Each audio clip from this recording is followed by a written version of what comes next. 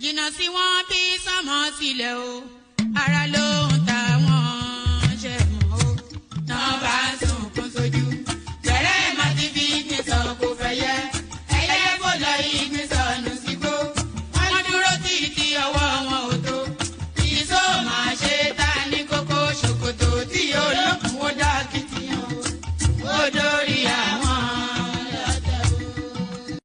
àwọn lọ́tẹ̀ o.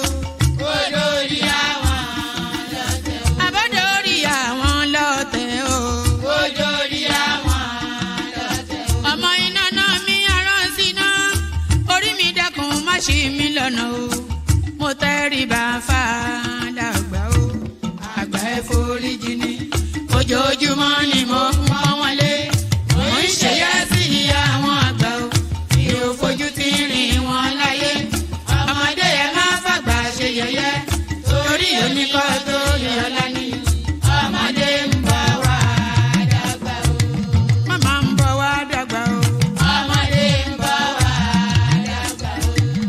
Máa ń bọ̀ wá dàgbà o. Ọmọdé ń bọ̀ wá dàgbà. Ọmọdé ń bọ̀ wá dàgbà o. Ọmọdé ń bọ̀ wá dàgbà. Bọ́lájú kòkòrò bá pẹran nígbó tó bá fúnra ẹ̀pín ló dára jù o. Kọ̀wé mi á jẹ́ tàgbà o. Èyí mo rí màrò ẹ̀ka gbogbo náà ní ilé ayé. Sùúrù ní ṣẹ́gun ohun gbogbo. Ẹ má ṣèké mo ní ẹ má dalẹ̀. Forí orí kìlọ̀ ló jẹ́ ẹni forí wọ́rí yìí yóò ṣàbàmọ́ àwa ò ní ṣàbàmọ́ láyé o nílé ayé o àwa ò ní ṣàbàmọ́ láyé àwa ò ní ṣàbàmọ́ láyé àwa ò ní ṣàbàmọ́ láyé dẹ́bìtọ̀ rẹ̀ àtàrà ilé o àwa ò ní ṣàbàmọ́ láyé àwa ò ní ṣàbàmọ́ láyé àwa ò ní ṣàbàmọ́.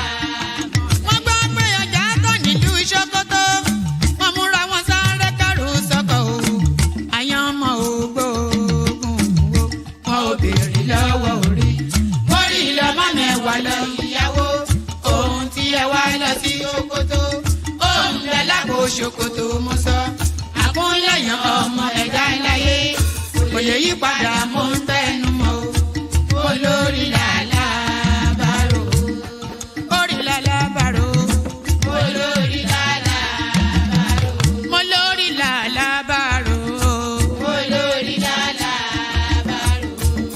orí mi gbé mi níjà o olórí làlá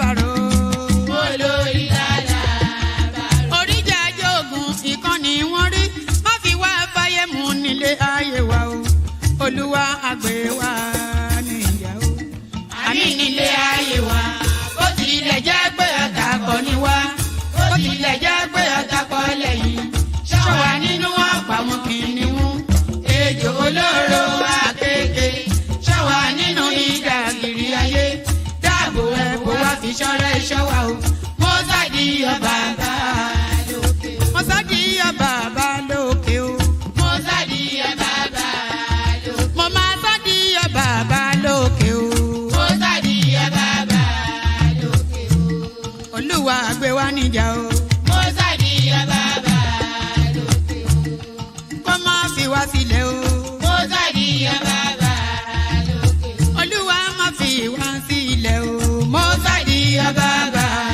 lókè o àwọn ọ̀tá tí wọ́n rè rajọ. Into the aqua of what Papa Jeremiah, chief of Bafemi Awolowo, the Kenyan philosopher, said when he described Nigeria as a mere geographical expression. 50 years after independence, we're still talking about zoning. Is reflective of the fact that Nigeria still wallows in a state of medicinal statism, cankerous tribalism, ethnocentric chauvinism, syphilitic parochialism, epileptic nepotism, catalyptic barakboism, and state brigandage of the bluest dye. Is reflective of the fact that Nigeria still wallows in a state of medicinal statism, cankerous tribalism, ethnocentric chauvinism, syphilitic parochialism, epileptic nepotism, catalytic parabolism.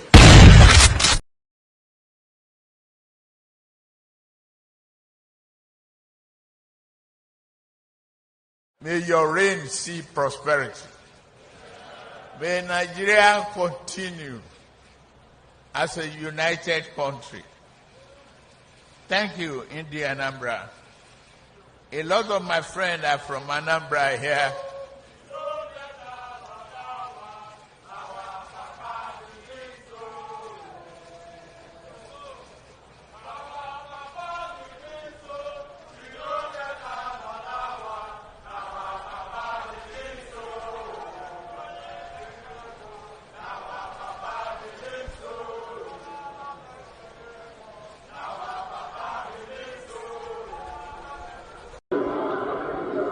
tí ò bá sí àwa èmi tí ń dúró wájú yìí tí ń lérí ogun tí ní òkè Buhari nìṣó ká máa bá lọ.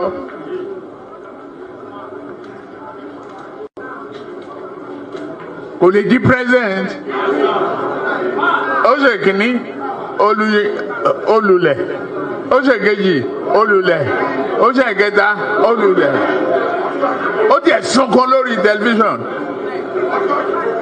pé láyé òun ò tún rán mọ́. Mo dẹ̀ lọ bá Kaduna wà rán ọ̀rọ̀ ẹkún kọ́ lélẹ̀ àdúró tiẹ̀ wà á dẹ̀ wọlé. Nǹkan kan ní pé o ò ní fọ̀rọ̀ orílẹ̀-èdè Yorùbá ṣeré. Ó dẹ̀ gbà. Àtijọ́ tó yẹ ti débẹ̀ mi ò gba mínísítà, mi ò gba contract, mi ì tọrọ ọbẹ̀, mi ì tọrọ gàrí, mi ì tọrọ fúra lọ́wọ́ ẹ̀, mi ì dẹ̀ yàwó ń bẹ̀. Mo wá ní lọ́tẹ̀ yìí o, Yorùbá ló kàn.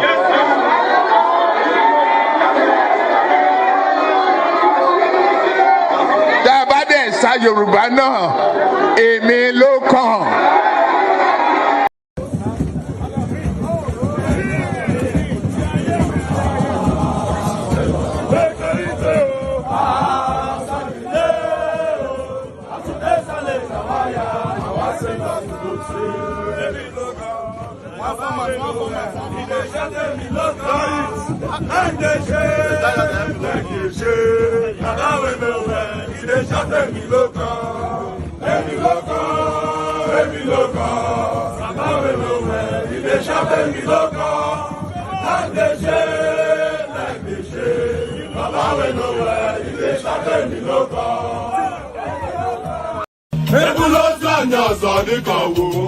Okay now.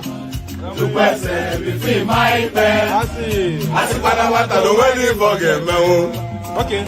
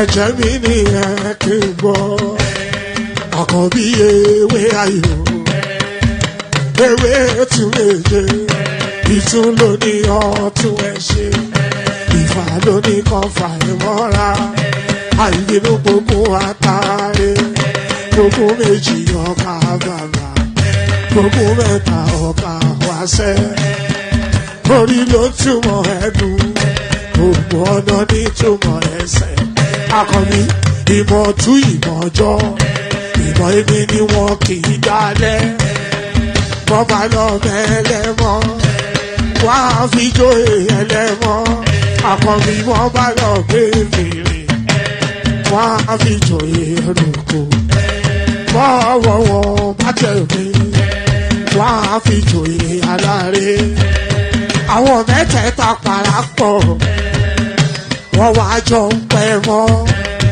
ẹ̀ẹ́mọ́ olóko jẹ wọ́n pa Akíntọ́lá ọmọ Ògún wọ́n pàdé ìyọ̀dà ọmọ àtàlàbọ̀bà àkọ́bí wọ́n pàdé ṣàtàdàdẹ ọmọ ọba Ìjẹ̀bú mèrè aṣíwájú odògbòlùkẹrẹ ajagun lólòdì ọ̀run tó bá ṣe pé tìyẹ tó bá ṣe pé tìyẹ lọ bá ń darí jọ wí àpérò ní kún gbọ́wọ́ ọ̀gọ́ ti ṣìgìdì bá gbé àgẹ́tì ló máa ń gbé àyàn tí ìlàyàn ewúrẹ́ ọlọ́run dákun má padà lẹ́yìn ẹ kó má gbàgbé ọ̀rọ̀ tẹ́ aṣíwájú ọlọ́run dákun má padà lẹ́yìn ẹ kó má gbàgbé ọ̀rọ̀ tẹ́ àkọ́bí ọlọ́run dákun má padà lẹ́yìn ẹ kó má gbàgbé. And there it is right there. So, pardon me. There it is right there. Ọlọ́run má padà lẹ́yìn ẹ, may God never depart from you. Amen, of course. We always say amen to that. Ọlọ́run má padà lẹ́yìn ẹ. Everybody should know what that prayer means by now.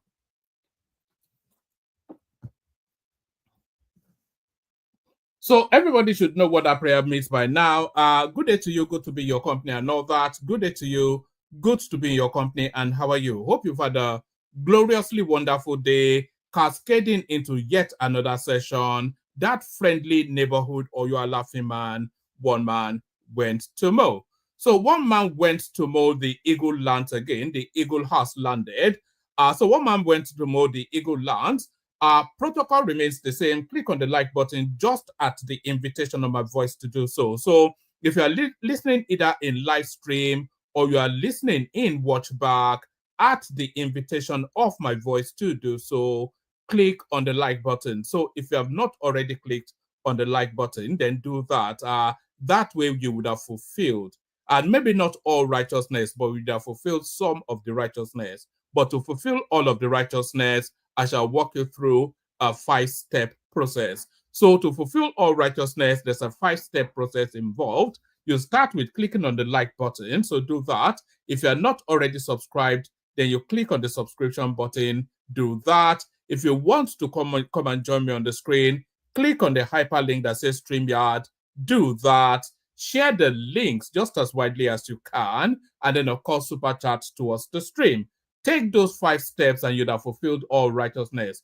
Either in a live stream or in watchback, the protocol always remains the same. So that's the protocol. So good day to you and all that. A late session, but the sessions are late, often instances now. So that's the phase we're in at the moment. So that's the phase we're in at the moment. Maybe at some point in the future, we'll start to establish a bit more consistency, but that is the phase we are at the moment. So yes, click on like, click on subscribe and all that. Say hello in the comment section so I can say hello back. As you're coming in, acknowledge, make your presence known so that I can acknowledge it. So do that.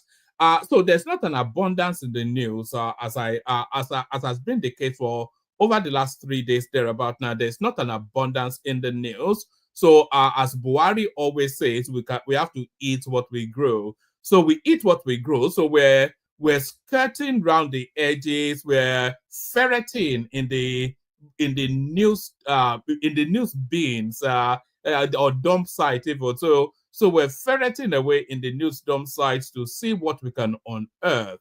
And what we have unearthed is this narrative of the Jamb'S something. So the Jamb'S debacle, that's still very much in the cycle. So we'll certainly be talking about that. And we'll be seeing what we pick along as well to wrap conversations around. Hopefully when the panel does turn up, if the panel does turn up, then they'll be coming bearing gifts. So there's not that much in the news cycle. So, and you would know that there's not that much in the news cycle as we kick it off with this first storyline. So, like I said, we are scraping the bottom of the barrel, and at the bottom of the barrel, always Dino Melaye and Charlie Boy. So, I'm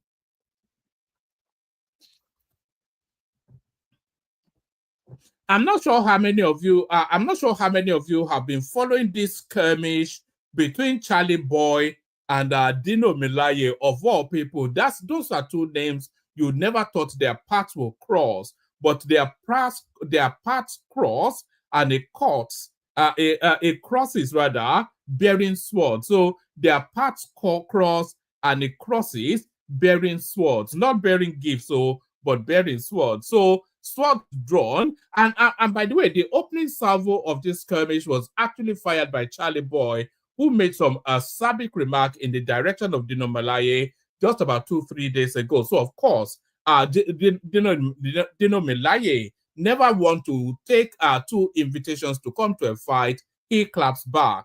Show of wealth. When did you become Dean of Moral Instruction?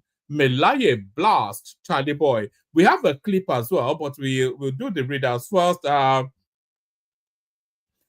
think Charlie Boy actually tweeted that Dino Melaye, maybe he said he was suffering from depression or whatever it is, or all the gear, no idea. You know Dino Melaye, he has this garish sort of presentation of wealth. So it will present his wealth, but it's in the most garish, most vulgar, most unappealing. It's a bit like an Igbo man, actually. That's why I see Dino Melaye. I see him a little bit like an Igbo man who will have like $10 billion in the bank, but he will turn up dressing a blue shirt, yellow trousers, and red shoes. So all the gear, no idea. So that's somewhat the sort of acerbic remark that Charlie Boy threw in the direction of Dino Melaye.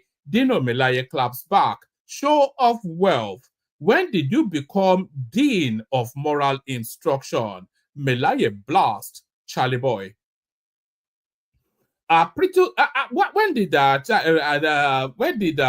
Melaye become a chieftain? They are describing him as the PDP chieftain. You know, very much we still think of Dino Melaye as a young boy, but it must be in his early 50s by now. Actually, let me check. It must be in his early 50s by now. How old is Dino Melaye? So how old is Dino Melaye? It must be 51. So yes, it's not as young as people imagine him to be. I've always thought that. So back to it then.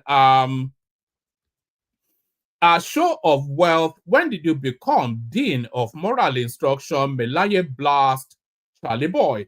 People's Democratic Party PDP chieftain Charlie Boy. No. I think this is miswritten. Charlie Boy is not a People's Democratic Party chieftain. It's not a People's Democratic Party anything. That is what they have written. This is the poor level of journalism that we, hold on. This is the sort of poor level of journalism that we're experiencing in Nigeria at the moment. So I'm highlighting it just so you know that I'm not misreading it. This is actually a page journalist that's not even, I don't know what the editor, or we didn't proofread his own piece before he puts it out. People's Democratic Party, PDP chieftain Charlie Boy, that should be Dino Melaye, of course. So let me read it how it should be written. People's Democratic Party chieftain Dino Melaye has slammed veteran Nigerian entertainer Charles Okuta, better known as Charlie Boy, for taunting him over his show of wealth on social media. Correspondents report that Charlie Boy, in a post on his handle on Tuesday, May the 12th, trolled Dino Melaye for showing off his wealth on social media. So Dino Melaye does have that habit, actually. He would be walking around his cars and walking with some swagger stick. He actually walks with a cane, which he doesn't know the distinction between a cane and a swagger stick. I don't imagine that somebody or from the backwaters like Dino Melaye would know the distinction between a cane, a walking stick, a walking cane, and a swagger stick. So it's all of those spaces that that Charlie Boy is criticizing. Show of wealth. When did you become Dean of Moral Instruction? Melaye blast Charlie Boy. People's Democratic Party PDP chieftain Dino Melaye has slammed veteran Nigerian entertainer Charles Okuta, better known as Charlie Boy, for taunting him over his show of wealth on social media. Correspondents report that Charlie Boy, in a post on his X handle on Tuesday, May the 12th, trolled Melaye for showing off his wealth on social media. Charlie Boy reposted a video of Melaye, which shows him walking with a luxurious traveling box whilst rocking some designer outfits. Charlie Boy, who found the video offensive, suggested that the politician might be depressed amidst his wealth, stressing that not all mental illnesses are noticeable. So if there was anybody actually suffering from mental ailment, you certainly want to point in the direction of Charlie Boy, maybe Dino Melaye too, but certainly Charlie Boy as well. It presents as somebody that is not it presents as somebody that's not in full possession of his being. He wrote, this shows that even in the midst of luxury and / obscene affluence, it is possible to be clinically depressed. Not all forms of mental illness are discernible. So that was the acerbic remark that Charlie Boy threw in the direction of Dino Melaye. Right to reply, Dino responds. In response, Dino, in a post via his X handle on Thursday, May the 15th, 2025, argued that Charlie Boy has no moral standing to mock him for showing off online. The former senator described Charlie Boy as an envious man who has punctured his body into chaos and curated a lifestyle that dances on the precipice of moral anarchy. He wrote, "It is truly fascinating how some individuals whose own existence is a performance of rebellion against moral conventions suddenly acquire the audacity to prescribe the psychological diagnosis from the confines of their own eccentricity." So I cannot imagine that Dino wrote this. I don't think he quite has that level of grasp of language to be able to curate this sort of a sentence. It is really fascinating how some individuals whose own existence is a performance of rebellion against moral conventions suddenly acquire the audacity to prescribe psychological diagnosis from the confines of their own eccentricity. The irony is almost poetic, coming from a man who has quite literally punctured his own body into a canvas of chaos and curated a lifestyle that dances on the precipice of moral anarchy, the unsolicited commentary on Dino's outfit reeks not of concern, but of a calculated provocation wrapped in envy. When did Charlie Boy become the dean of moral instruction? What credentials does he hold in the clinic of human emotion to diagnose depression with the lens of fashion? Yellow, my dear sir, is the color of vibrance, of royalty in some cultures, not a symptom. Let us not feign intellectualism whilst parading in the garment of hypocrisy. Before you weaponize your flamboyance to belittle another man's style, perhaps consult the archives of your own history. So that's Dino then. All of that, not Dino's words. I cannot imagine that they are, because I'm not sure that it's equipped, but we have him in video form as well. So let's play you this clip. Most distinguished. You don't hear say Charlie Boy they talk about you. Which Charlie Boy? Hey! Who be Charlie Boy? Is it the name of a noun, animal, place, or thing? Which kind Charlie Boy? I saw the way you're giddy. Ẹ pé èèyàn ní wèrè, ẹ tún sọ pé ó ń ranjú, ta ni ò bá ranjú? Bí ò bá ṣe wèrè, kí wèrè má ṣe bọ̀ mí lọ́wọ́. Charlie Boy, kí wèrè má ṣe bọ̀ mí lọ́wọ́. Charlie Boy wey be say, I hear say him roof dey leak, he no fit fix am, he no get money to fix am. Me and him who be like wèrè. Yeah, Charlie Boy, ODD machine. Now he put for front of his house like a ray, like statue machine. Front of the house. That one no be show off. Now me want take shine because they don't put in destiny inside freezer. He want use me popular. He want use me take come chop market. I bet leave me alone no. And when you're new way, I know they travel. I carry yellow bag, yellow shoe, yellow top. That's all though. With the jubelo, I'm very jealous.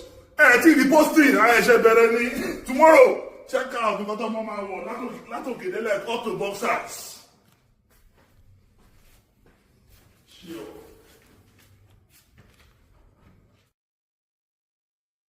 Right, so there it is right there. That's the little skirmish then between Charlie Boy and Dino Melaye. I think it was a mistake, by the way, for Charlie Boy to, because Dino now, he will milk it for all of its worth. So he will just go on and on about that, wouldn't he? So that's that little aside going on in society. Ohanaeze rejects Jamb'S Resit. Ohanaeze rejects Jamb'S Resit exam, demands 300 scores for Southeast candidates. So as ever, always with everything, it's ethnicized as it always is. That's just if there's one bane that restricts the Nigerian progression, it is ethnicism. Any and everything ethnicized within the Nigerian paradigm. Ohanaeze rejects Jamb'S Resit exam, demands 300 scores for Southeast students. So why 300 scores for Southeast students as opposed to, I think there were students in Lagos are caught in this fiasco as well. So why Southeast students as opposed to the students affected? But then of course, Ohanaeze, at least they conform to their remit, they champion their region, unlike the Afenifere group in Yoruba land, who have suddenly become a Southeast outpost. Right, the youth wing of the Apex Igbo Social Cultural Organization Ohanaeze Ndigbo Youth Council Worldwide has described as unacceptable the decision by the Joint Administration and Matriculation Board JAMB to fix a fresh examination for those affected by what it called errors in recently released results. JAMB Registrar Professor Ishaq Oloyode had on Wednesday admitted that errors led to the low scores of candidates in 5 Southeast states and Lagos. So why especially the Southeastern states, though? That's just the thing. But then, of course, the person in charge of the IT system within JAMB is a Southeasterner. So maybe they'll bring that into play if it gets too ethnic. The board then said arrangements had commenced to reschedule the exam for the affected candidates. But in a statement made available to journalists on Thursday, the national president of Ohanaeze Ndigbo Youth Council Worldwide, Mazi, everybody is a Mazi in Igbo land, isn't it? Mazi Oku Ndubike said the arrangement was totally unacceptable. The Oku said it was a disservice for JAMB to subject the candidates to another round of mental torture, stress, and risk for no fault of their own. We want to state unequivocally that our people will not accept any fresh examination having already been subjected to mental torture by Jambs. The candidates are not in the right frame of mind to undergo, and by the way, these are legitimate arguments, so I concur with because it's not just you say they are already prepared, so why can't they sit it again? It takes a whole lift for you to sit an exam. You know, the stress, the crammings, the endless studies, the logistics, you know, all of these things. They are then asking them, and then once you've regurged it at the exam hall, and then that relief, and then you then packing all of the things that you had to write in the exam to go about a more fun life. So I agree with everything that is being said here, but it's just the ethnic tonality which the Southeast is notorious for. But in a statement made available to journalists on Thursday, the national president of Ohanaeze Indigo Youth Council Worldwide, Mazi, whatever his name is, Mazi Undubuike, said the arrangement was totally unacceptable. Undubuike said it was a disservice for Jambs to subject the candidates to another round of mental torture, stress, and risk for no fault of their own. We want to state unequivocally that our people will not accept any fresh examination, having already been subjected to mental torture by Jambs. The candidates are not in the right frame of mind to undergo another examination, having been faced with mental torture ever since the fake results were announced. So I agree with the broad strokes of what's being said here. Besides, who is going to bear the cost? The same parents who are facing severe financial challenges. What of the risk of moving the examination locations in a country ravaged with insecurity? Oku queried. He declared that, having said this, we demand that Jambs should allocate 300 scores to all Southeast candidates affected by its own error, not that of the candidate. Igbos are very brilliant people and could have made 300 and above. It was a deliberate design to punish the people of the Southeast, clearly to deny them education opportunities. Should Jambs fail to heed our request, we shall not hesitate to drag them to court. No form of crocodile tears by the registrar will save the board. So that's the Southeast then coming out into that space then to ethnicize what was and by the way, it is rare but not unknown. We've seen it happen in America, we've seen it happen everywhere, but then of course they always ethnicize everything. They always ethnicize hold on, let me just do something quickly. Yes, they always ethnicize everything within the Nigerian space, especially our Southeastern brothers. Everything is ethnic jingoism to those people. Let me just give me 1 second. I just need to do something. Hold on. Who sang that song? If you know who sang that song, type it in the comment section. Hold on. I'm coming. Hold on. Was that Diana Ross? I think it's Diana Ross. Yeah, so that's that. So yes, of course, the Southeasterners always ethnicize everything, and as usual, all their champions come into play whenever there's an opportunity to ethnicize anything. And very quickly, of course, figures like Ohanaeze Kwesele, they move very quickly to leap on any ethnic train going on within the Nigerian space. So I'm just trying to bring up Obi's commentaries because she's always, of course, quick to leap to aha. So here it is right there. Is the Kwesele Jambs yet to provide evidence of how Southeast was most affected by glitch.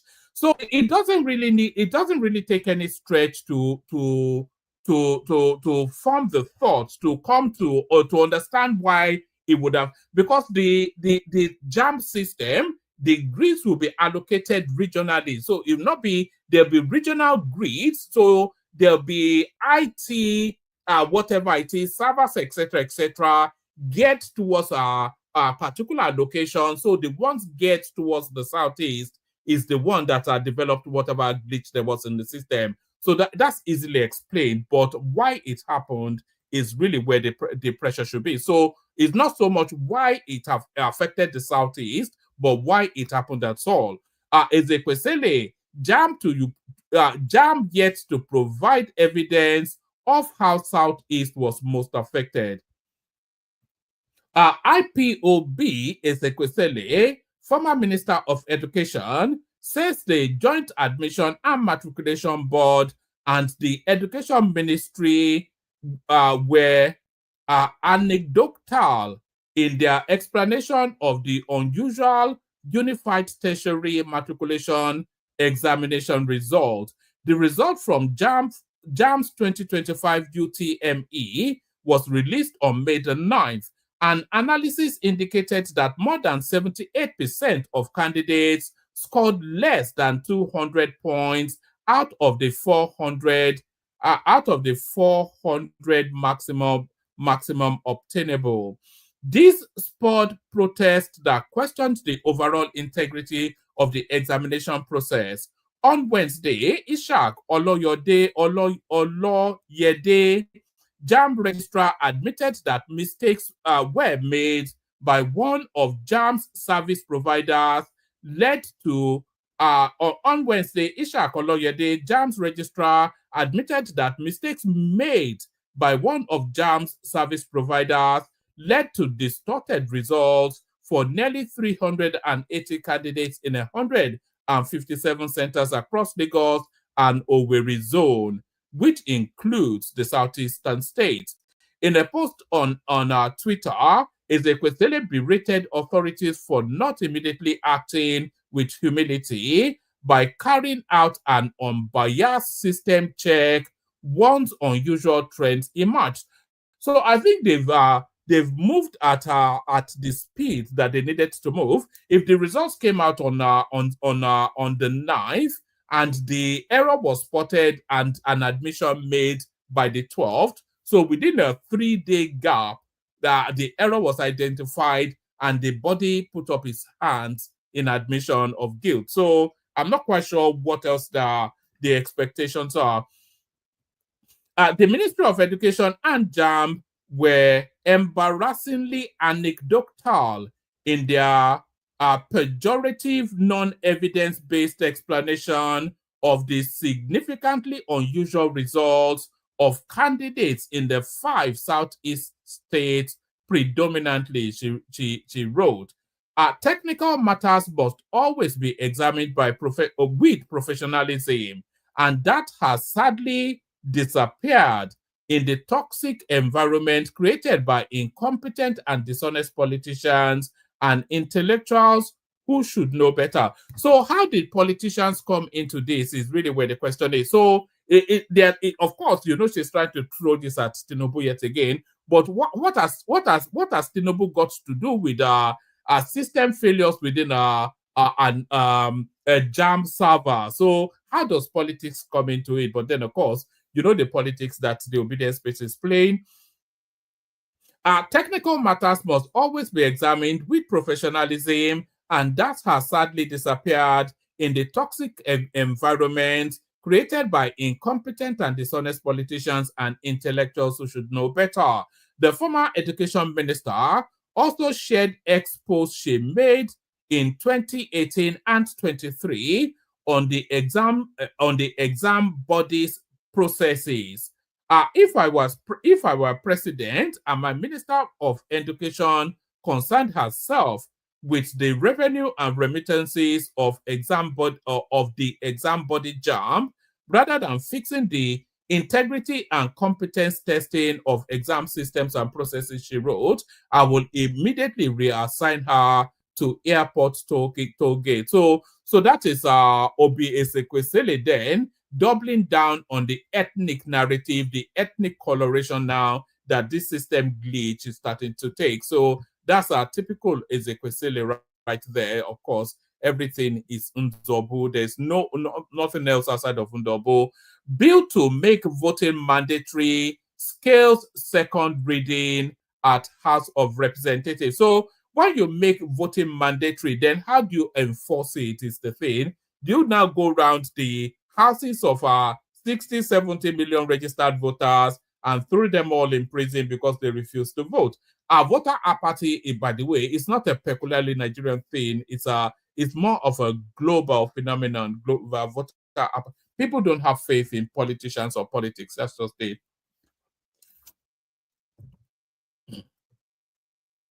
Right, people have no faith in politicians or politics, but yet, you know that politics comes from Greece. You know that, and you know the word idiot. Yeah, it's actually a Greek word as well. From memory, the word idiot is actually a Greek word as well.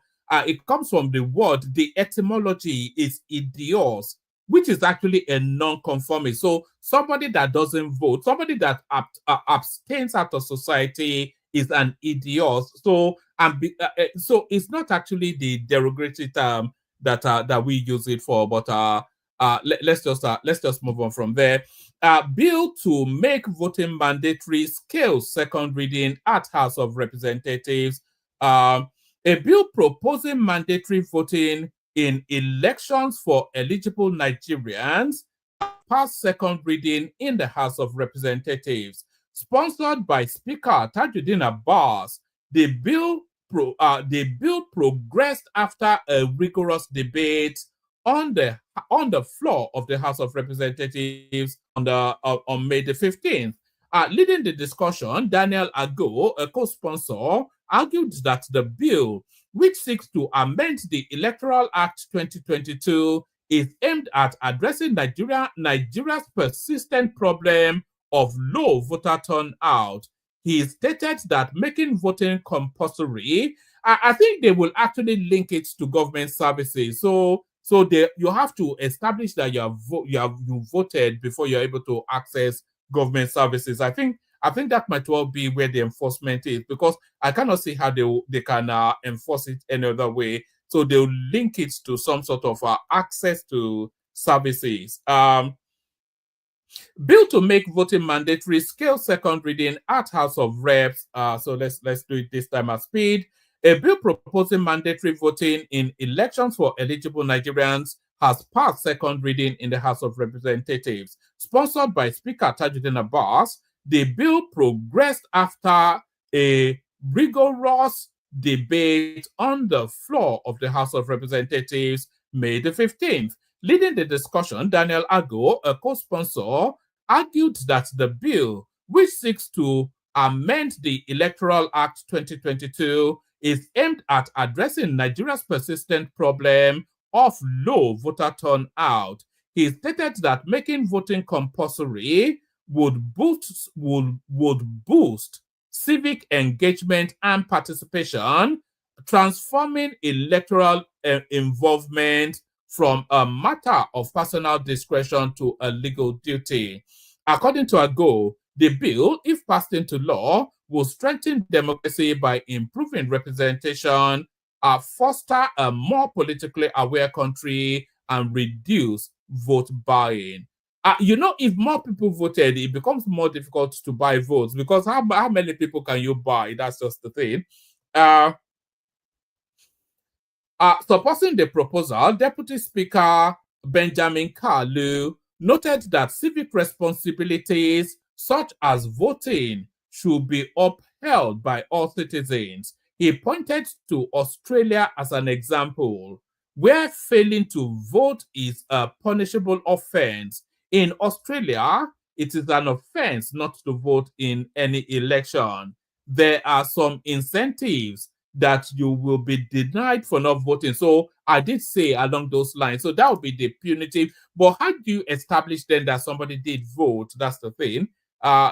Maybe there are card registers that they participated in some electronic form, and then they have to present those cards to access services. Supporting the proposal, Deputy Speaker Benjamin Kalu noted that civic responsibilities such as voting should be upheld by all citizens. He pointed to Australia as an example, where failing to vote is a punishable offense. In Australia, it is an offense not to vote in any election. there are some incentives that you will be denied for not voting, Kalu said, adding that compulsory voting has contributed to stable and inclusive governance in that country. Kalu further emphasized the need for Nigerians to take part in shaping the nation's political direction, stating that participation in election should not be optional. However, several lawmakers expressed reservation about the bill. Abiante, a member of the People's Democratic Party PDP from Rivers State, questions the fairness and feasibility of the proposal. Yes, it's not so much the fairness, but the feasibility is near on unenforceable. However, several lawmakers expressed reservations about the bill. Abiante, a member of the People's Democratic Party PDP from Rivers State, questions the fairness and feasibility of the proposal. What are the incentives that will be denied to say, yes, what does Nigeria even give to the citizens that they will be denied? Nobody access. There's no government service in Nigeria. So what is the punitive end of enforcement of that? What are the incentives that will be denied to citizens? He asked, referring Kalu's argument. Voting should be free, he added. Abiante also voiced concerns about the integrity of Nigeria's voter register. It is not clean, he said, and posed a logical question. Who will provide the logistics for Nigerians abroad to come home and vote?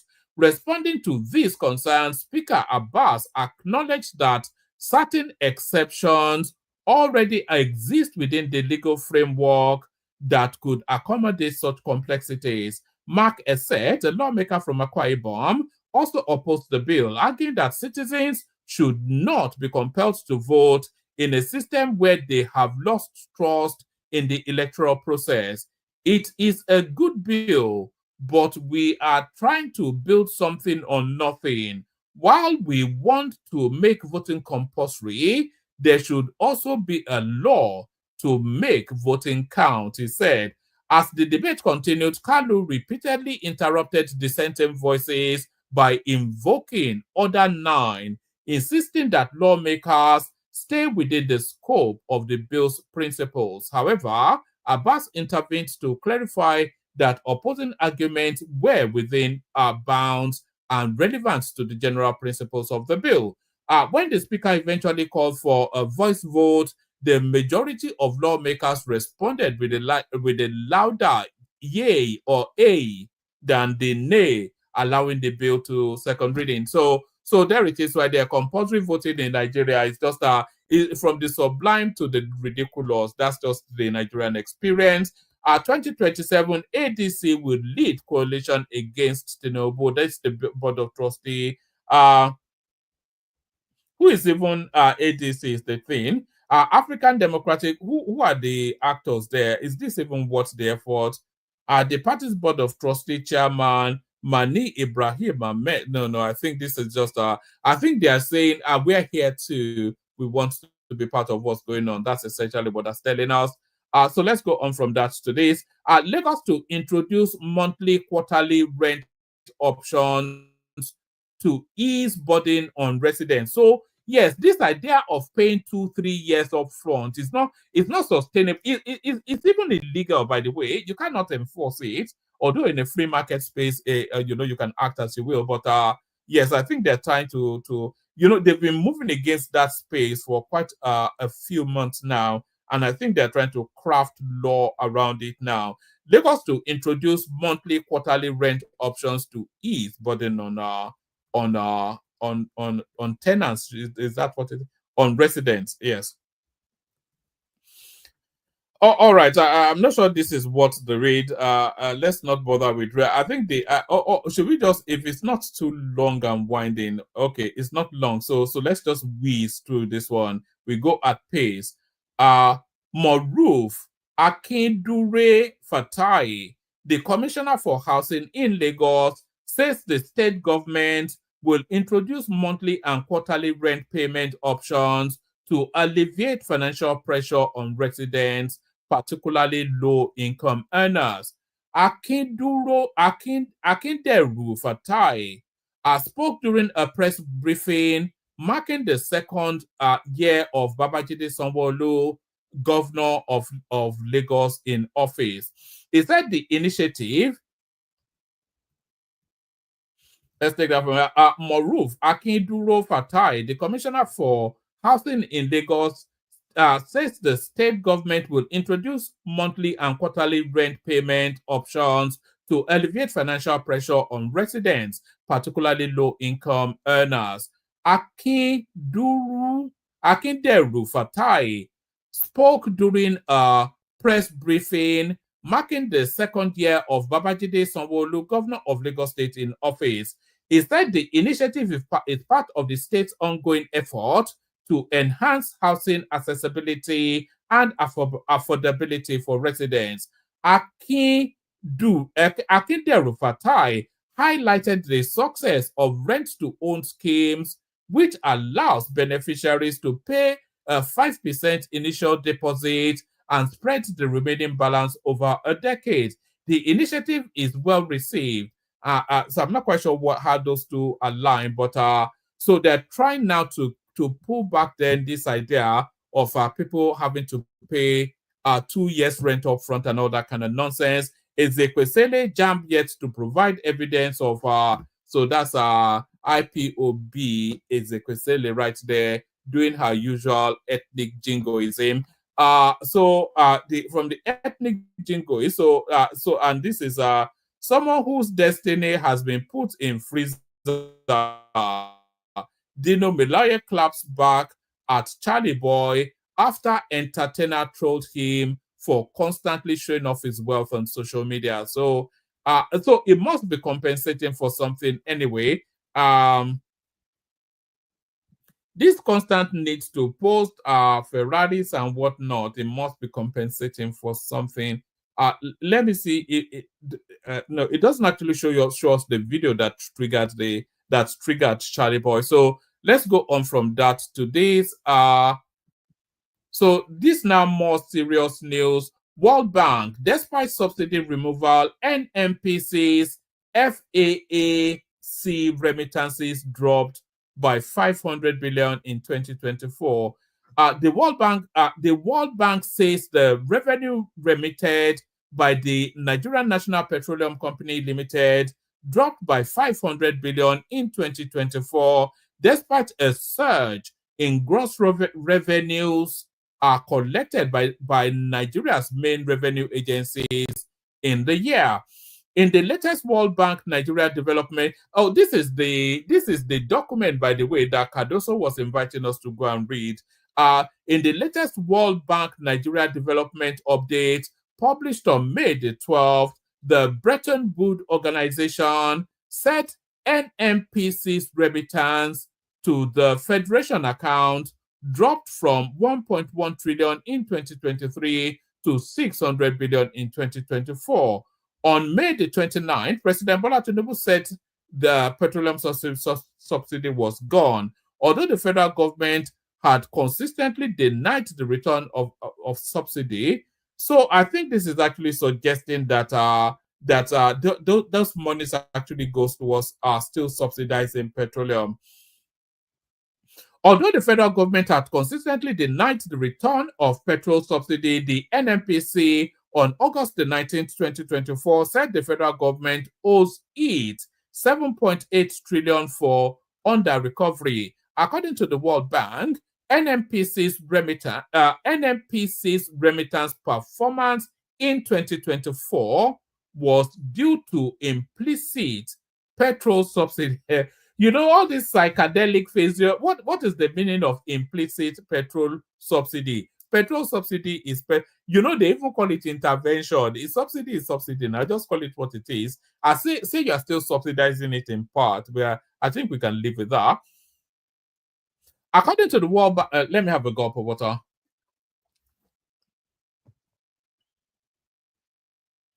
According to the World Bank, NNPC's remittance performance in 2024 was due to implicit petrol subsidy, which was in place till September 2024. gross revenue collected by Nigeria's main revenue agencies surged in 2024 despite minimal remittances from NNPCL, the lender said. FAAC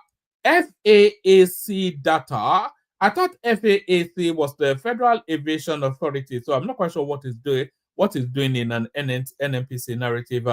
FAAC data show that gross revenue collected by the main revenue agencies, FIRS, NCS, NMPCL, and NUPRC, rose significantly from 16.5 trillion, 7% of GDP in 2023 to 29.5 trillion, 10%, 10.6% of GDP 2024. World Bank said the largest revenue increase came from foreign exchange denominated sources that benefited from the removal of FX subsidy, including oil revenue, royalties, taxes, signature bonuses, customs revenue, and the foreign trade related component of value added tax. However, NNPCL was the only laggard. Was a laggard, LAGGARD. However, NNPCL was the only laggard, remitting just 0.6 trillion to FAAC in 2024, down from. So I think this is a narrative of some sort of embedded subsidy still going, or that was. I think the subsidy now totally gone. But what that tells us then is that in that phase, subsidy was still being paid to NNPC. Of course, Peter Obi leaps very quickly into the Jamb'S narrative. Obi, Jamb'S error in 2025 UTME exposes fragility of Nigeria's institutions. So it's a campaign of calumny, isn't it? But tugging at emotions wouldn't really be enough for 2027. Peter Obi says Nigeria must not allow technical failure in public institution systems to become a national crisis. The Labour Party presidential candidate, in a statement on Thursday, addressed the technical error that compromised results from the 2025 Unified Tertiary Matriculation Examination, UTME. The results from Jamb'S 2025 UTME were released on May the 9th. An analysis indicated that more than 70% of candidates scored less than 200 points out of the 400 maximum points obtainable. This part, so we've done all that. The Joint Admission and Matriculation Board undertook a review and uncovered a major technical error that compromised 400,000 approximate results across 157 exam centers. So let's just, we know the backdrop, so let's go to what Obi has to say. Reacting, Obi said the Jamb'S registrar Ishak Oloyede's honesty and remorse are commendable. He, however, raised larger concerns about the reliability of Nigeria's public institutions. The former Anambra State governor said the incident exposed the fragility of systems meant to serve the public. Obi questioned how many more failures the country could afford. Let's not make glitches become a national crisis, his statement reads in part. Whilst Jamb'S swift response and willingness to own up to its shortcomings are worthy of recognition, the incident has brought light to a far more troubling reality: the persistent fragility of our institutional systems. It raises a very concerning issue on glitches and the grave havoc it is causing in our country, even in critical institutions like Jamb'S. Obi said the incident has a real human cost beyond data loss. He called on Jamb'S and similar agencies to implement stronger controls and oversight measures. JAMB and similar critical bodies must adopt comprehensive quality assurance frameworks. This includes rigorous testing. Okay, so he's just, typically what he would say, typically he is saying, trying to indicate that this is yet another evidence of endemic failure within the Nigerian governance space. Breaking, Atiku announces coalition involving APC, PDP, Labour Party, others to unseat Tinubu ahead of 2027. So Atiku still wobbling his big belly all over the place. Former Vice President Atiku Abubakar has revealed that the ruling of Progressive Congress APC, People's Democratic Party PDP, Labour Party, and other political parties are in a coalition aimed at unseating President Bola Ahmed Tinubu. Atiku disclosed this on Wednesday, May the 14th, in Abuja during a visit by stakeholders from Kogi East Senatorial District, led by former Kogi State Deputy Governor Simon Achuba.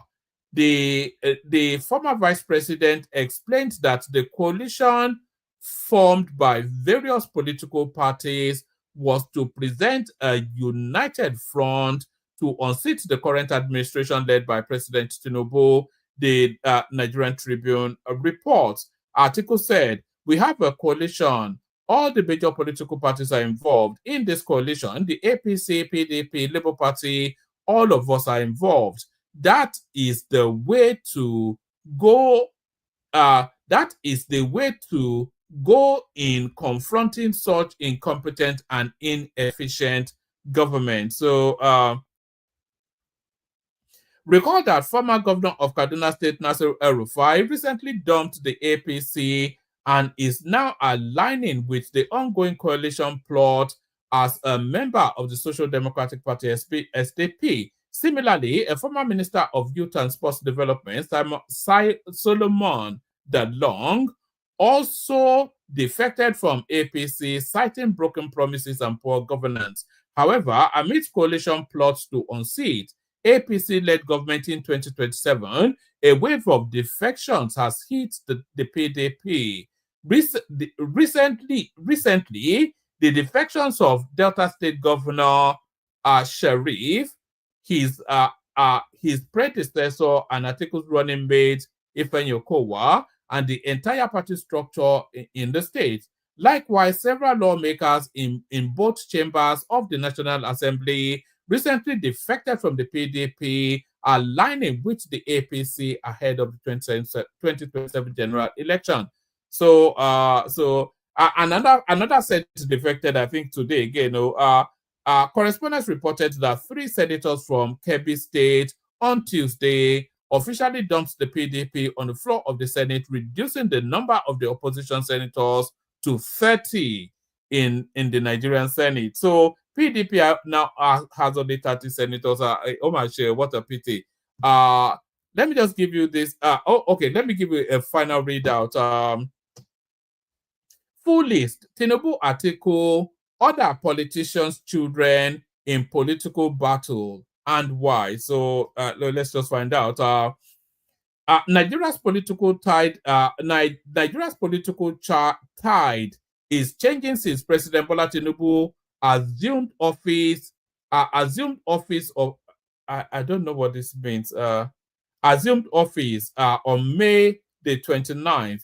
His children and that of other politicians have been vocal in defending the policies of their fathers, even when they have media aides. Aside from President Tinubu's children making the comment about their father, other politicians' children have started making the same move, including governors, former governors, and ministers.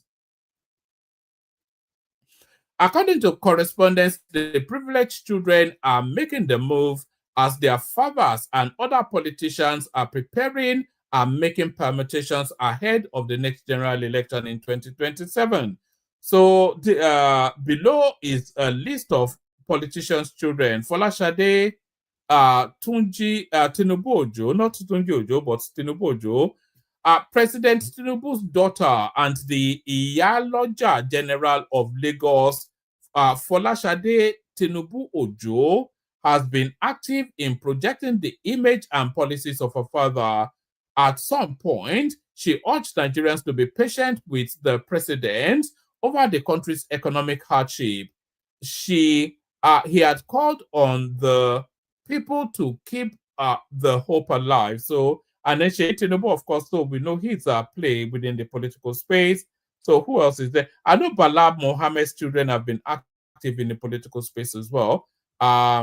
So yeah, Bashir and Bello El Rufai. I think one of the El Rufai boys are in. It's in the House of Rep, isn't it?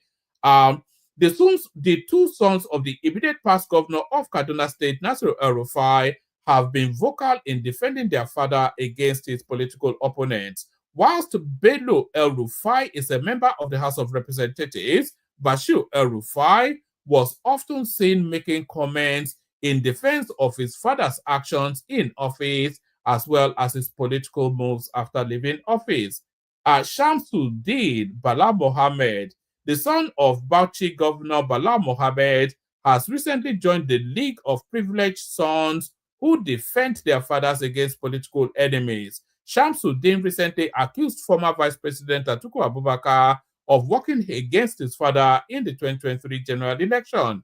He had also shared the so there's that Mohammed Atiku, the son of the former Vice President, was the one who responded to Shamsuddin. And then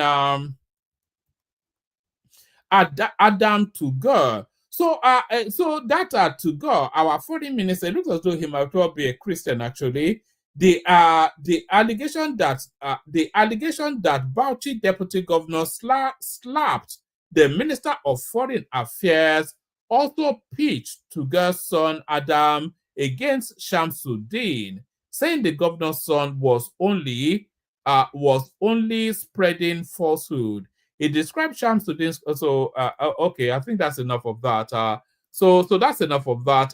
Let me send the link if anybody wants to come in.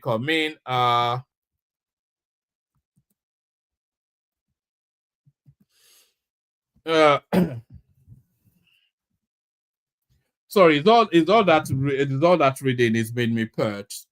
Let me send the link if anybody wants to come in. So where is the link? Right, so that's the link right there. If anybody wants to come in. So let's play the clips that we have, and then we'll see what happens after that.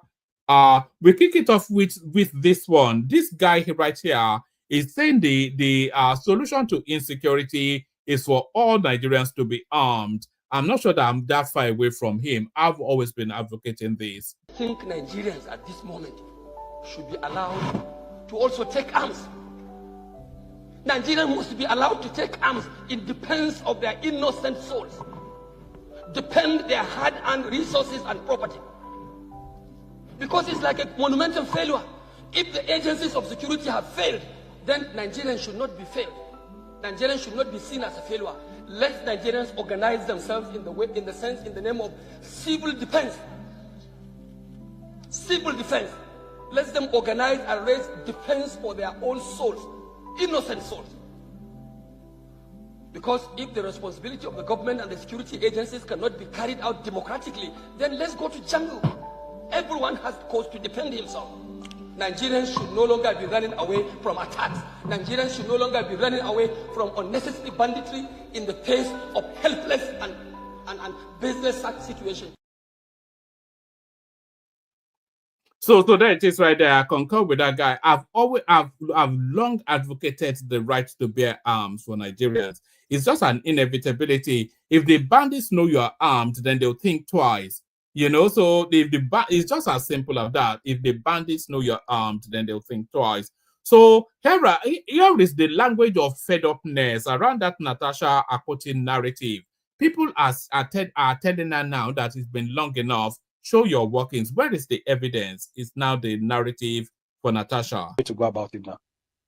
If you're not satisfied with the committee you're in, not every senator is the chairman of the committee. You can resign chairmanship of that committee and let somebody else take it up. It's not hard. So please, let's be clear on this issue. What we are saying here is very simple. Let Senator Natasha provide evidence, or forever. When President Mbeki was going to accuse Senator Natasha of plotting to drag down the Senate president, she provided evidence. There were voice recordings, and we all listened to those. And funny enough, Nigerians listened to those voice recordings, and they were still insulting President Mbeki, but they believe Senator Natasha, who they've not listened to any evidence from. What kind of a people are we? You might not like the APC, you might not like the Senate president. That's okay. But don't nail a man to the cross for accusations that would later hurt all of us in the future. Don't do that. If this case is proven to be false, which I 100% believe would be, it sets back the fight against sexual harassment more than 10, 20 years. If somebody at that caliber can weaponize sexual harassment falsely, then it sets back the fight against sexual harassment 20 years. That's the damage that this has caused. But we just don't realize it yet because we're being emotional. So yes, I have to say I agree with that guy. When it's not even if, because clearly she has no proof of anything, and clearly she's just making it all up, and the stories get wilder and wilder. So when this thing runs out of steam and she's publicly exposed them for the lies, it sets back the cause of women. It sets it back for about 20 years. So here we are advocating for more women in parliament, more women involved in politics, more women involved in decision making. And this girl right here, Natasha Akpoti, she's now reverted she's now reverted women back to nothing more than being objectified as just sexual being. So she's just reverted the objectification of women with this silly move that she's made, but people are now asking her for proof. So that's Natasha Akpoti. The next one is the language of fed upness still, but this is now pointing in the direction of very dark man. Watch this. Anybody who identifies as Ratel needs to check into a psychiatric hospital, at least for 6 months, to chill out. I don't know who you guys think you are, that you would order somebody to remove another person from his show just because you are a supporter of his enemy. You are deluded. You have a mental problem. You are a mental health patient. Yes, you are a mental health patient and you need help. I hear a lot of you praising VDM. VDM did this, VDM did that. VDM is helping a lot of people. And you are not thinking about how many people VDM is destroying their businesses. You are not thinking about how many people VDM is pulling down their businesses. You only remember the few individuals he helped to recover few millions. What about the people he is destroying their careers and their businesses? You don't care about them. You don't care about these people.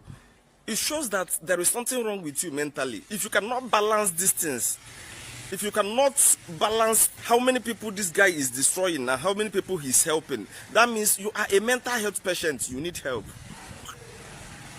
One major sign of delusion is when you identify as Ratel. Once anybody identifies as Ratel, that means that person thinks he has the powers that he does not have. Nobody has the right to talk about you, but you have the right to talk about everybody. Nobody has the right to criticize you, but you have the right to criticize everybody. You are destroying people's businesses. You are taking people out of their jobs, and you don't have any problem with that. Once you love VDM and you are blinded to the wrong things he's doing, you are a mental health patient. You need to check into a psychiatric home and help yourself.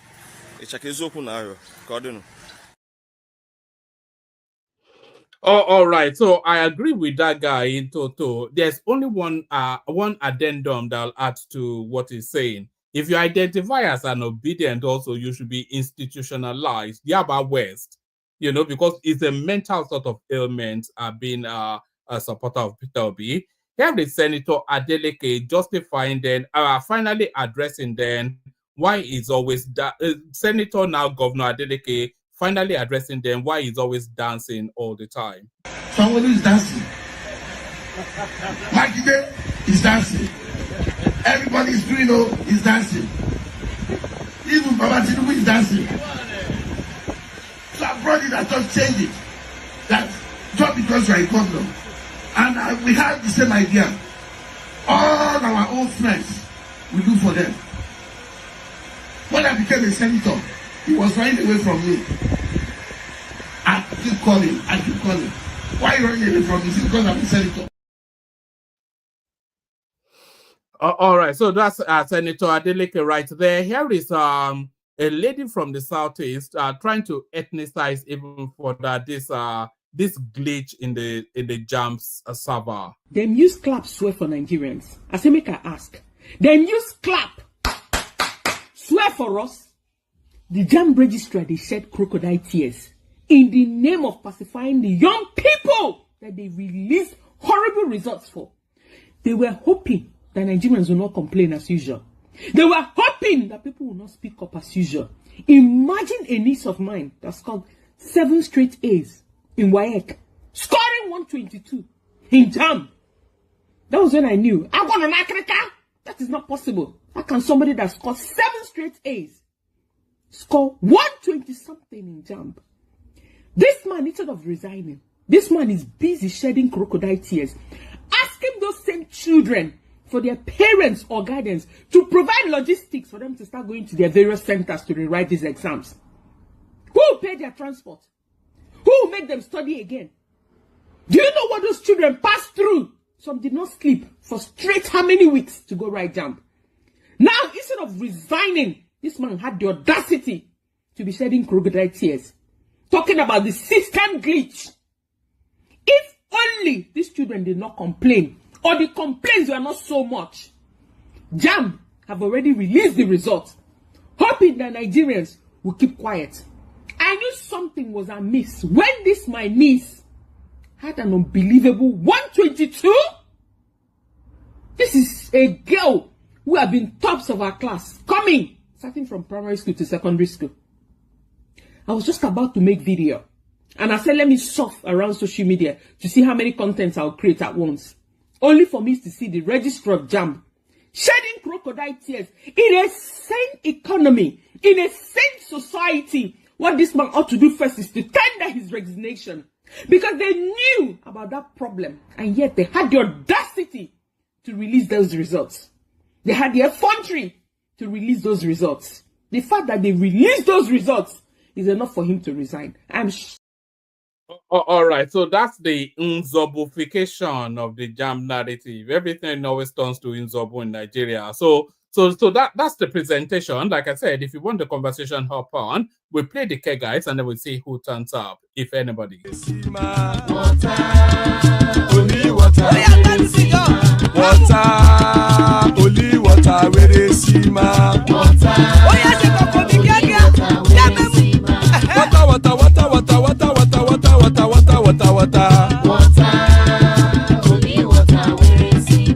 Hapa o naido.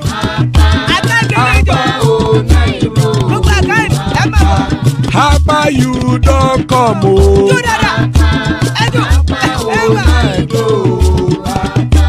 Hapa o naido.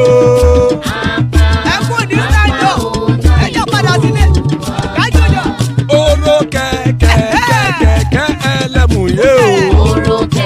Ibe sodi akẹkẹrẹ ẹlẹ́mù rẹ o.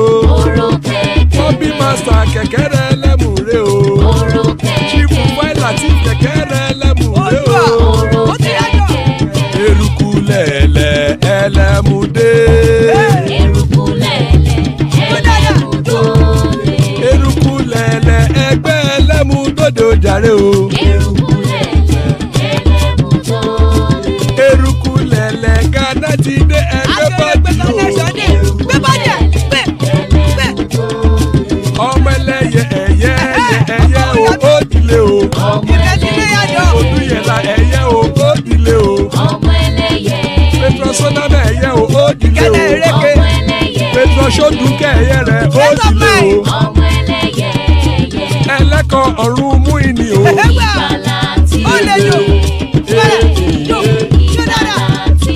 Àkùkọ ọ̀run mẹ́kọ.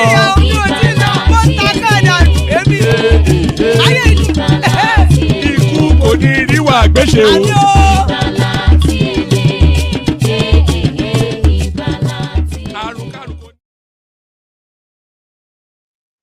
And there it is right there. Ikoko ni rewa Agbeshemi, death have nothing to do with us. So amen to that on behalf of myself and you, my friends. Amen to that. Joining us, Thomas. So that's Thomas right there.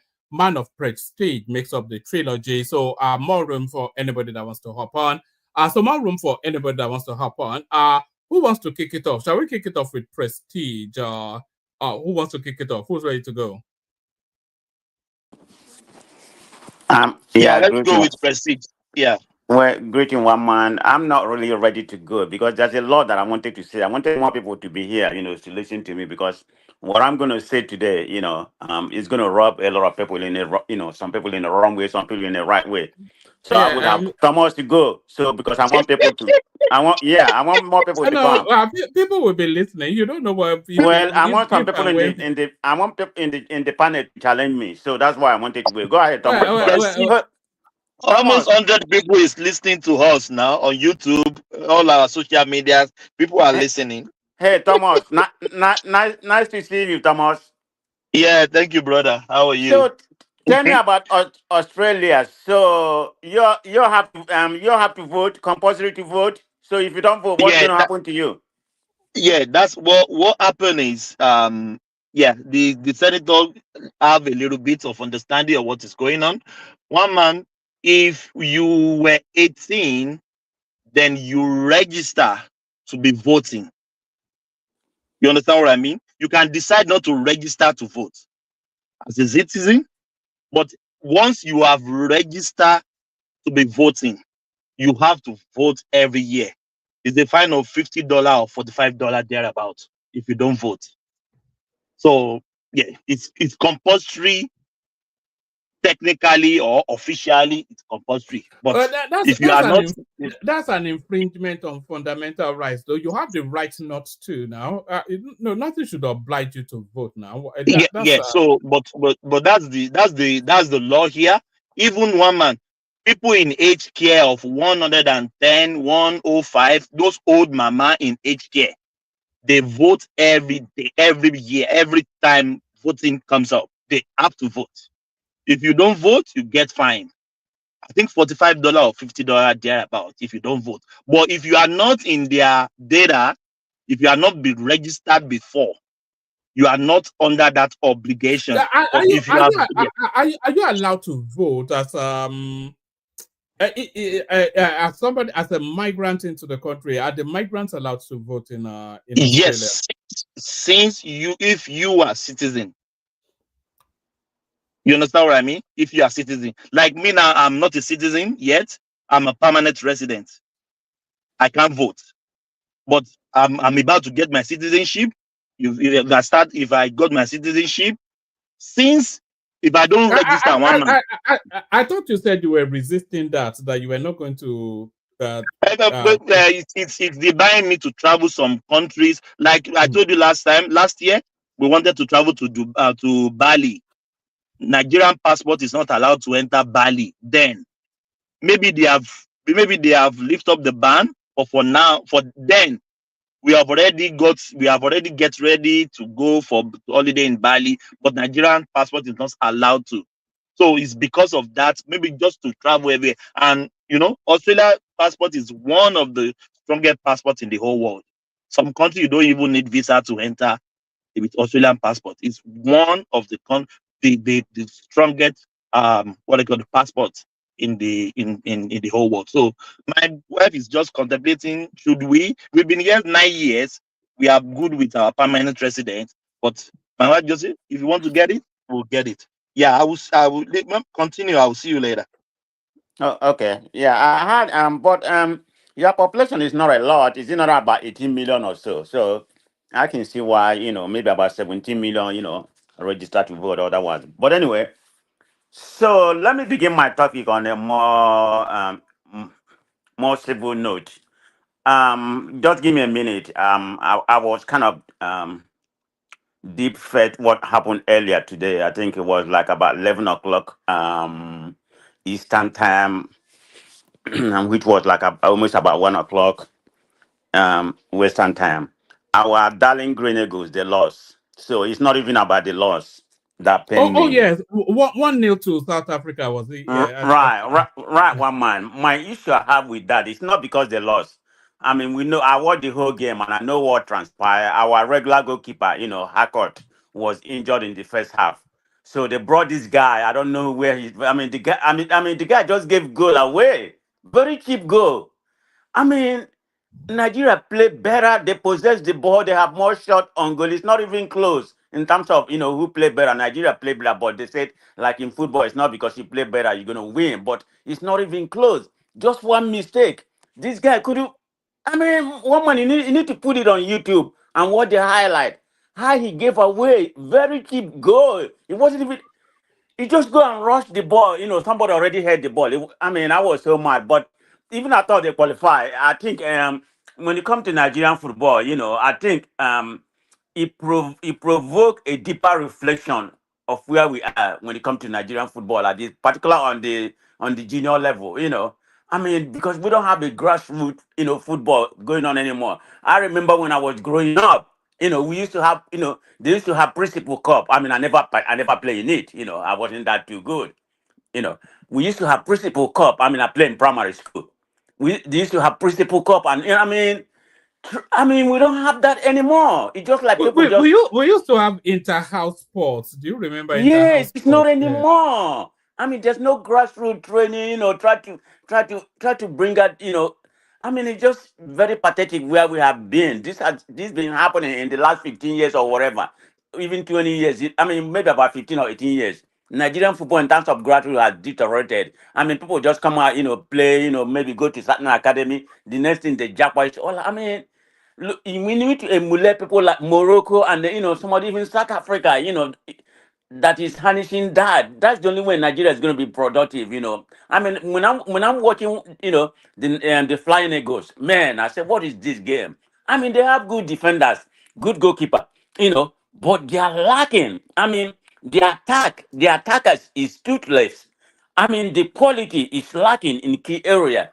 I mean, do you know throughout this tournament, one man, Nigerian team scored only 3 goals. Can you believe it? The lowest 3 goals for the whole matches they play.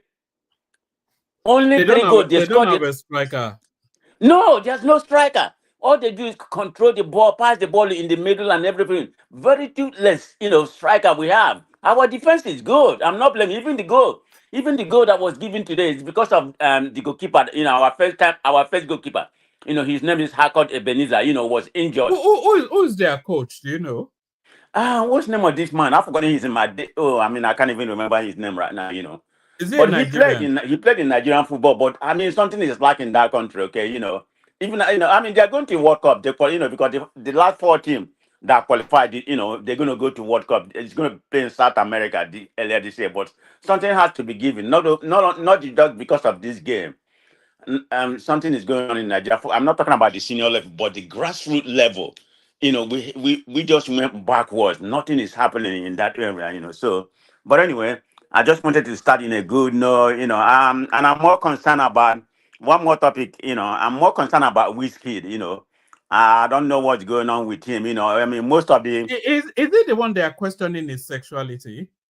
No, Wizkid, the musician. What do you mean? Wizkid is not. No, there's one of those musicians that they are questioning his sexuality. Don't you know who Wizkid?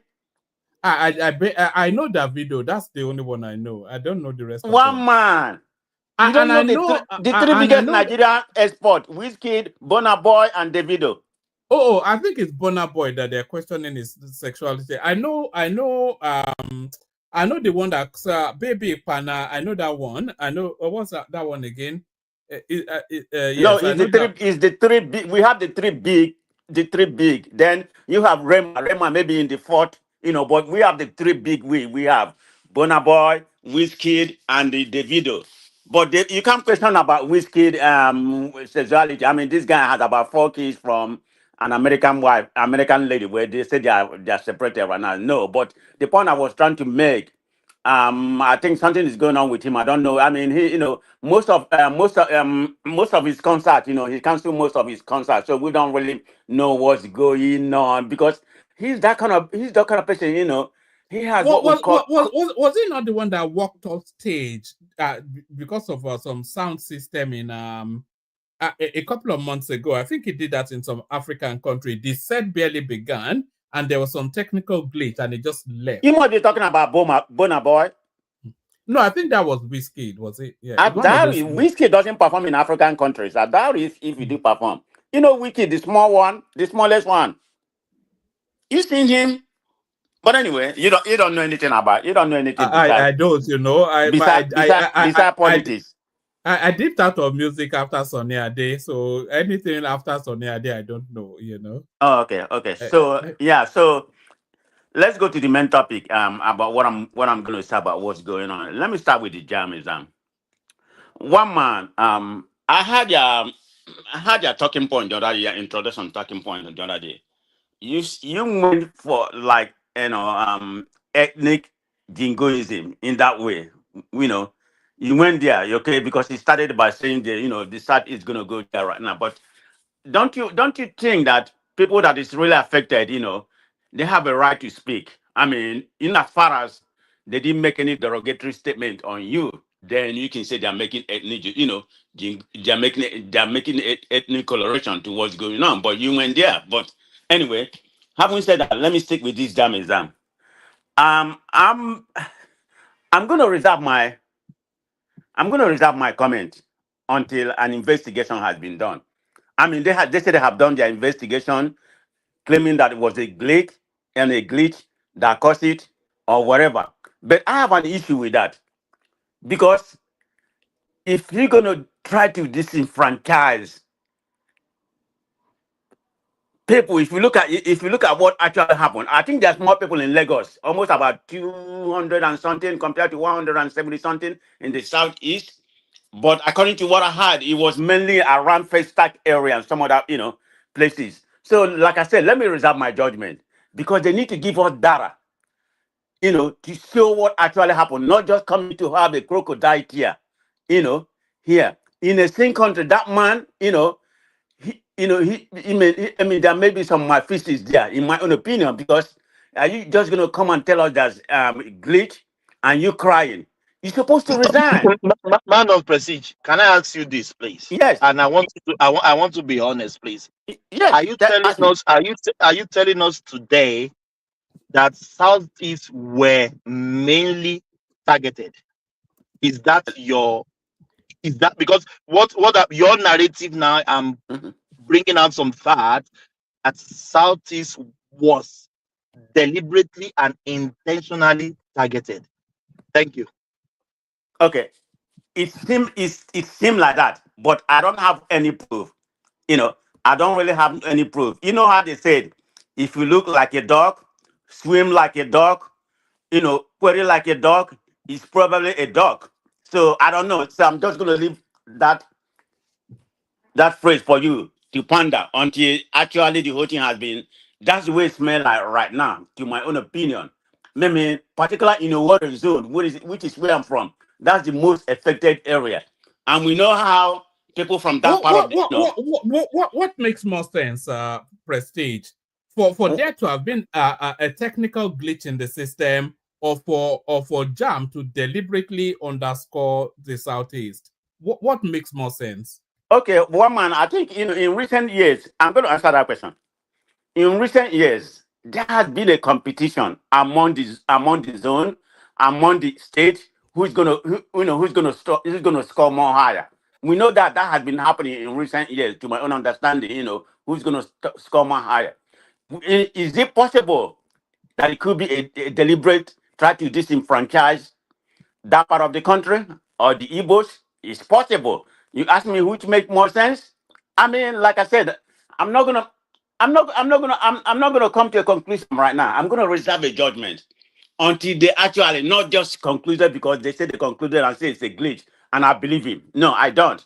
They have to prove they have the technical know-how to bring out the data for us to see. Say this is exactly. I mean, to bring out the software for us to see this is exactly why the glitch was pretty much targeted, to that area. Then I believe them. But for now, if you ask me which make more sense, like I said, I'm not going to answer that right now. So I'm going to reserve my judgment but they need to prove. They say the House of Rep or the Senate. Do you know that the head of the IT department of JAMB is an Igbo man?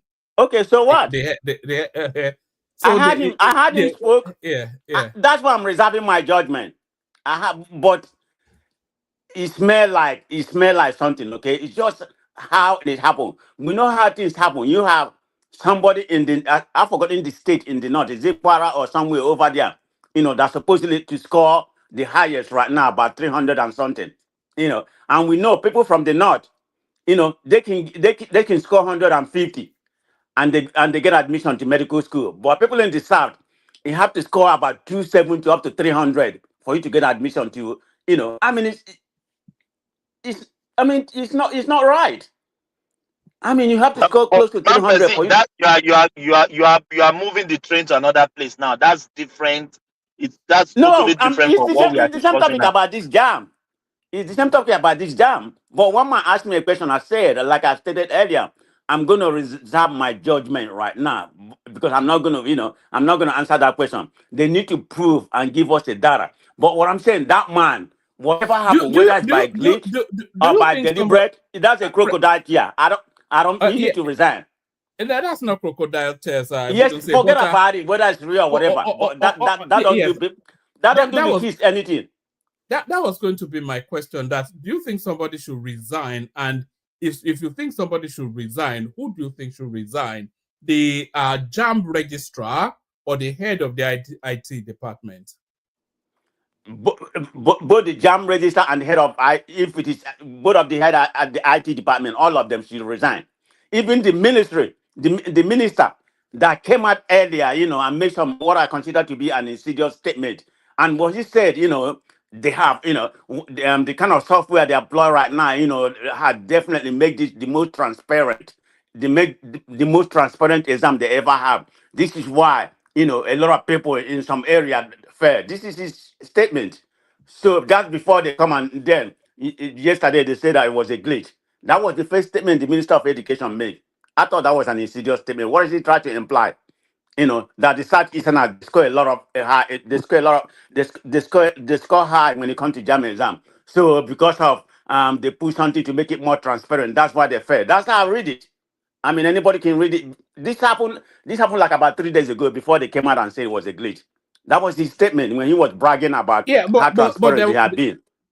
Yeah, but there's a history of these miracle centers in places like Anambra State now. Are you talking about Miss Yoma? Don't go there. I was going to go there because that guy, the lady may have been vindicated because I believe she probably was forced to come, to make that statement that she made. I'm saying it right now. She probably was caused to make that statement because if it is a glitch, the guy may have, actually scored that or what they gave to her, and they're here accusing her. How is that supposed? Tell me what happened. Why are you saying that about Anambra? I'm not from Anambra, but there's a history of something they call miracle centers in places like Anambra. It was in Anambra. It was rife, especially under Peter Obi. There you go. Is that why the government deleted his record? You see the bias. They deleted the record Obi had when he was Anambra State government. They was number one. Do you know what happened when Obiano took over Anambra State? And what happened? He shut down nearly 300 of these exam centers that were set up to do fake exams for Anambradians. It was actually the WAEC system that made them shut it down. I'm not aware of that. I'm not aware of that. I mean, but the whole thing smell, the whole thing smell like it smells something. Okay, I'm gonna call it what it is. A man of prayer, sorry for I guess no, you're good. Yeah. I'm still asking you this: if they did something intentionally, they have an aim and ambition to deprive the Southeasterner. Do you think they will still come out again and tell Nigerian that it is a glitch? Why do I ask this? I'm an engineer. I know what can happen. They said there's a glitch, and all these things they did They always contract it to someone on the server, and they always do it region by region. So the glitch they said, it makes sense more than what the Igbos are saying now, that they want to deprive the Igbos of education. The glitch makes more sense because it makes sense, my brother. If an engineer or if an IT person, you will know it happens. It happens everywhere. It happens in Australia. It can happen I don't have to everywhere. be an engineer. Okay, thank you, Thomas. I mean, that's your opinion, which I respect. I don't have to be an engineer or IT, for me to form or partially form my conclusion. And I'm gonna tell you why. Because when this first started, when the result first came out and the minister was bragging about it, how transparent this has been, the most transparent, or because of the software they develop and everything. Okay, everybody took it, but it didn't start. They didn't come out and say it was a glitch until people from UNN, and people from Anambra, started protesting. Saying no, it can be. The professors over there said no, that need a review. It's because of people outcry. Then they came out and said it's a glitch. They never say it was a glitch until the Southeastern, and particularly the professors at UNN, because the professors at UNN and some other university over there started complaining. This is the only why they came out and say and say it was a glitch. So that's how that came to be. It's not like the other way suddenly. What type of glitch are they even talking? That is nonsense. It's around nonsense. They should just shut up. Honestly, they should be shameful and shut up. So it means that they don't really have a backup. They don't really have some kind of they don't even have the kind of redundancy that can help the situation. They should just shut up. To me, I never fancy Jam from the beginning. So I think, I've been an advocate of people should just scrap Jam. It's just another way of just siphoning money from the public. So so they actually said that as well, that Jam should be scrapped and otherwise. But if you scrap it, then what system do you replace it with? No, see, the 6334 we designed before, we should have focused more on making this thing work. There was a time that you have standard 6 that could go back and teach and become a good teacher, even than many graduates today. So what happened to our education over time? No. Hold on. The question was, if you scrap Jam, how do you access tertiary institutions? So you have all this wave of students coming out of the secondary school space. There are limited spaces in the tertiary. And so how do you access from secondary school into university if you scrap Jam? Hand that over to the university to decide. There was a time we used to use A-level. You understand? We used to use A-level credits and all those stuff. So all of a sudden, someone just woke up overnight and just crap up those stuff. To me personally, being a person that believe that, okay, university is not for everybody. Even I can, from all my judgment, I'll tell you that we don't need more than 1/15 of those people that attend Nigerian universities. Because why do we go to that university? You are taking it in a different direction. We're talking about. I know. The thing is this, I would say let universities. But how let do you university decide. Yes. Let university decide. In what form would that take? Use SSCE and let every university decide how to, because they used to do it before now, that University of Ife, then the University of Ife, UI, they used to have their own matriculation exams. So you apply to as many schools as you want. Whether you want to apply to this and go and write the exam, whether it is essay they want you to write, whether they want you to do some kind of objective or subjective questions, whatever they want to do, let those universities decide instead of one centralized. Now, to me, if they really want to make these jams and say that it's not another way of taking money from the public, let them make jam free. Let them make it free. So to me, it's just like overloading the students. You understand? Teach them whatever they need to know up to secondary school. When they want to go to universities, let them go and face the university exams. Okay, you still do jam now. I will still go to your school again and go and do post-jam entrance exam. What nonsense is that? You understand? If you know you are going to take post-jam entrance exam, then why jam to start with? Why not concentrate on that post-jam to be the standard? Ola, sorry for cutting you off. I just want to ask this question.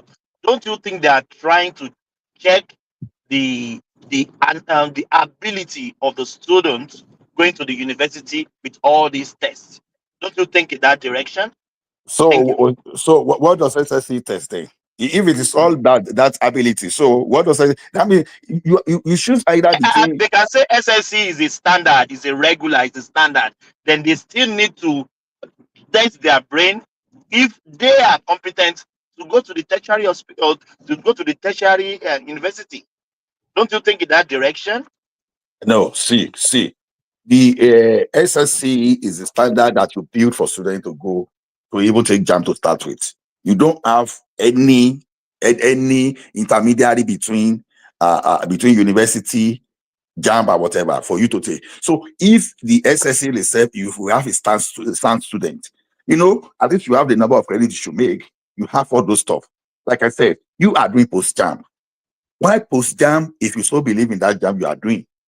Then hand over this thing to the university to make the decision. I don't know if I don't know if the private school are using jam. I don't know. But the thing is, I want to believe that they have the standard. Let everybody have the standard. Don't stop all this. No, they are using jam. Private school are using jam, but so that's why I say I don't know. But to me, I thought they pay more attention to SST. You know, even the private school. I mean, they look at your score. You know, when you're in secondary school. See, one thing I've discovered about jam is this. You understand? There are so many people that when we grew up together, this guy, they finished secondary school, they were teaching their mates. They never made the true jam. You understand? Imagine someone that was able to score A1 in mathematics, was able to score A1 in chemistry and physics. I was still failing jam. How do you reconcile?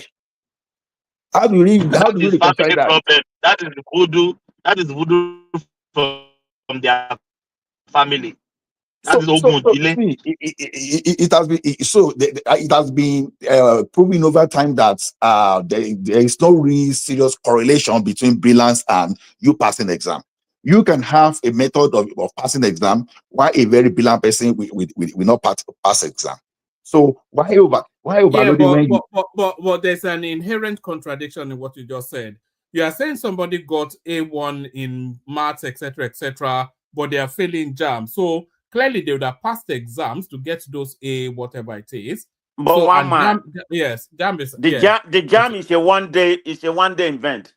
I mean, the SSC is an accumulation of how your brain functions when you're in secondary school. Theory, objectives, and a lot. Yeah. Yeah, but they sit an exam to get they sit WAEC now, do they not? No, Woma, let me tell you what jam does to you. You understand? You go there and write No, I'm talking about the correlation between your example. You are saying somebody got an A1 in maths, chemistry, etc. So the only place they get it is to sit a WAEC exam.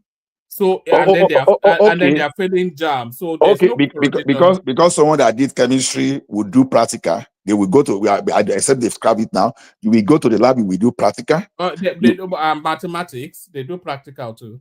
No, in mathematics, you calculate, you write calculation, you do the normal theory, you do objective. Right. So there are different components, but mostly jam, except the thing has changed, is objectives.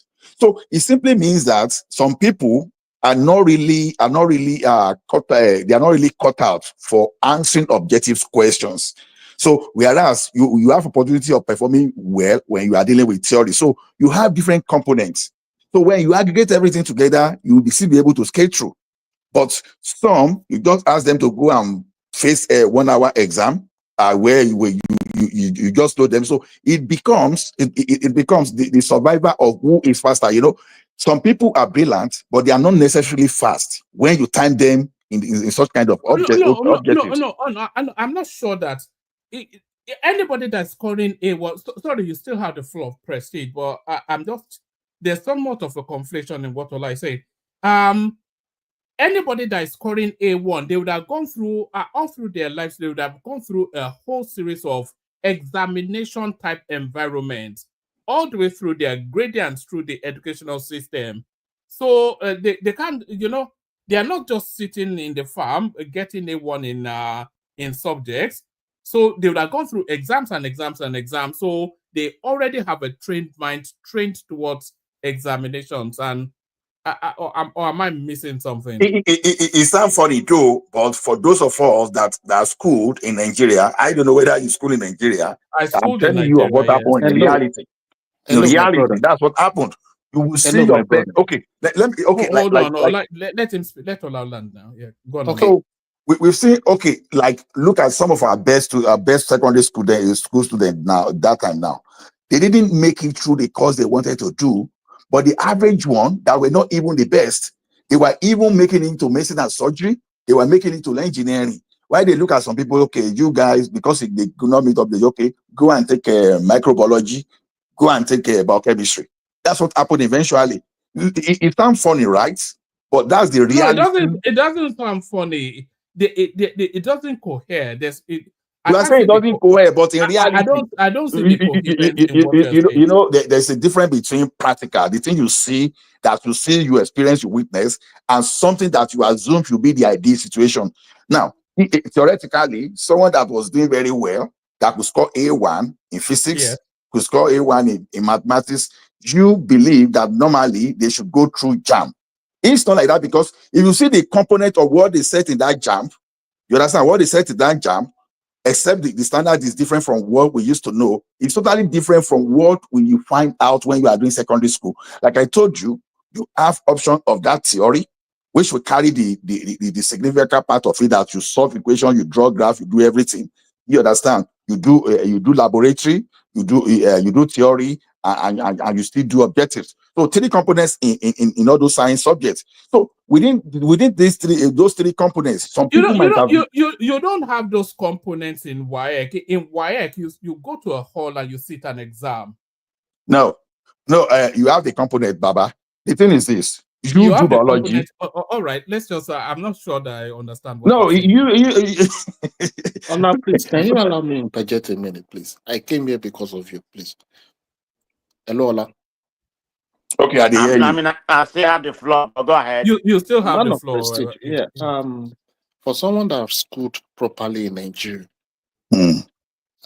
it's quite sad to listen that you said JAMB should be scrapped. Yes, I said it.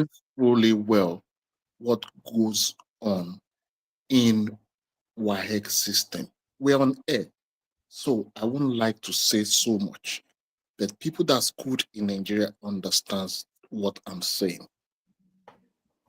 How those people that have A1, it's not practically possible for you to study mathematics in Nigeria, have A1 without any assistance in WAEC, and you struggle so much with JAMB. Most of these things, they got assistance, not in this era of special center all over. JAMB is the clearest reflection of those students' ability. And they want to remove that last filter. And they're looking for all kinds of ways to get in. Guy, who is speaking, if I may know who is speaking? This is the prime dots. Now, Guy, I schooled in Nigeria just like you, and I did JAMB 4 times. So when I told you, even those people that were better than myself, they did JAMB 4 or 5 times. Some of us you think they are better than you? Wait you. Some of us ended up going to start from Polytechnic, not just because we wanted to go, right? So the thing is this: it will be funny to you. You understand the way you said it, that without any assistance. As I speak to you, my schoolmate is even right here in the forum as we speak. Okay. There was a guy then. That guy was so brilliant that he was teaching everybody. He was teaching everybody there. Maybe if the guy has gone to State University then, that used to have cut-off mark like 180, 190, maybe he would have gone, because this guy actually he was targeting Unilag and UI. This guy tried JAMB more than 3 times. This guy didn't make it. The worst on that guy's record was A3 in English. So this thing we are saying, when we speak here, we are high school in Ekiti. I'm speaking from what I experienced. So you see, some guys are very good when it comes to writing all those. You know how you know how Jamb it is when we are talking of Jamb. You don't compare Jamb and objective of WAEC. You know for sure. Now, tell me, if you are not super fast, how many people can finish that mathematics you see in that Jamb within that time limit? Okay, how many? My brother, I studied engineering. Sorry. I don't want to get too bogged down on it. Make that last Yeah, point. let me reclaim my time. Yeah. So let the prime make that last point, and then we move on. The thing is this: if we want to build a functioning country, there should be standard. If you don't meet up with that standard, prepare. Instructions are part of examinations. So the fact that we all have sad stories about Jamb, you end up discovering that after your first year in the university, how much you performed on your own in Jamb reflects in your first year results, except you are being helped. I would drop that comment, and that was why I really just came in like, hey, Jamb should not be dropped. There are so many shenanigans going on in WAEC, Special Center, all over. So that Jamb should remain. I think it's a close reflection of people's ability. That's not true anyway. That's your opinion, and I respect it and I respect your opinion. But there's a way we can embed something sometimes and can start on fallacy. You understand? I don't know whether you're in America or Canada or somewhere. Look at how they factor the education is really reflecting on how they develop. Wait, you will see those countries that have active education that the way they do it, they focus on making students learn and making students apply rather than making students to cram and go and dump in the exam. That is difference. So you wonder why we are not as innovative and why we are not moving forward.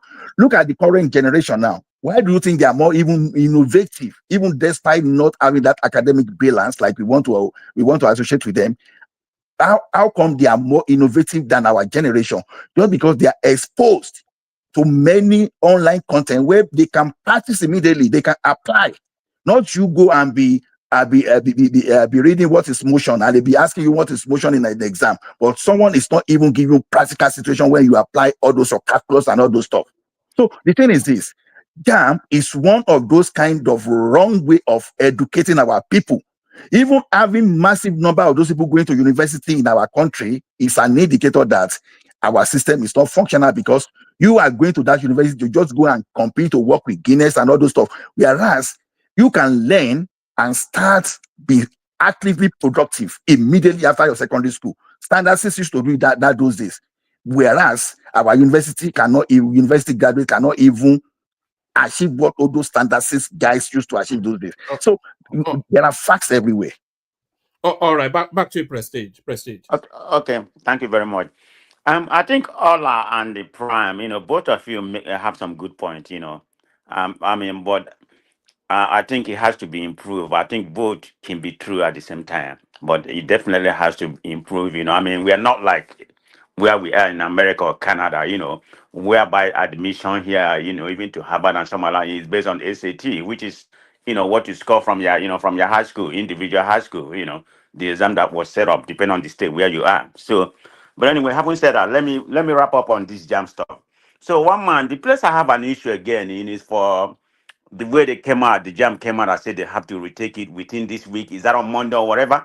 Look at this. Thursday. I think they said on Thursday. Right. It doesn't make sense.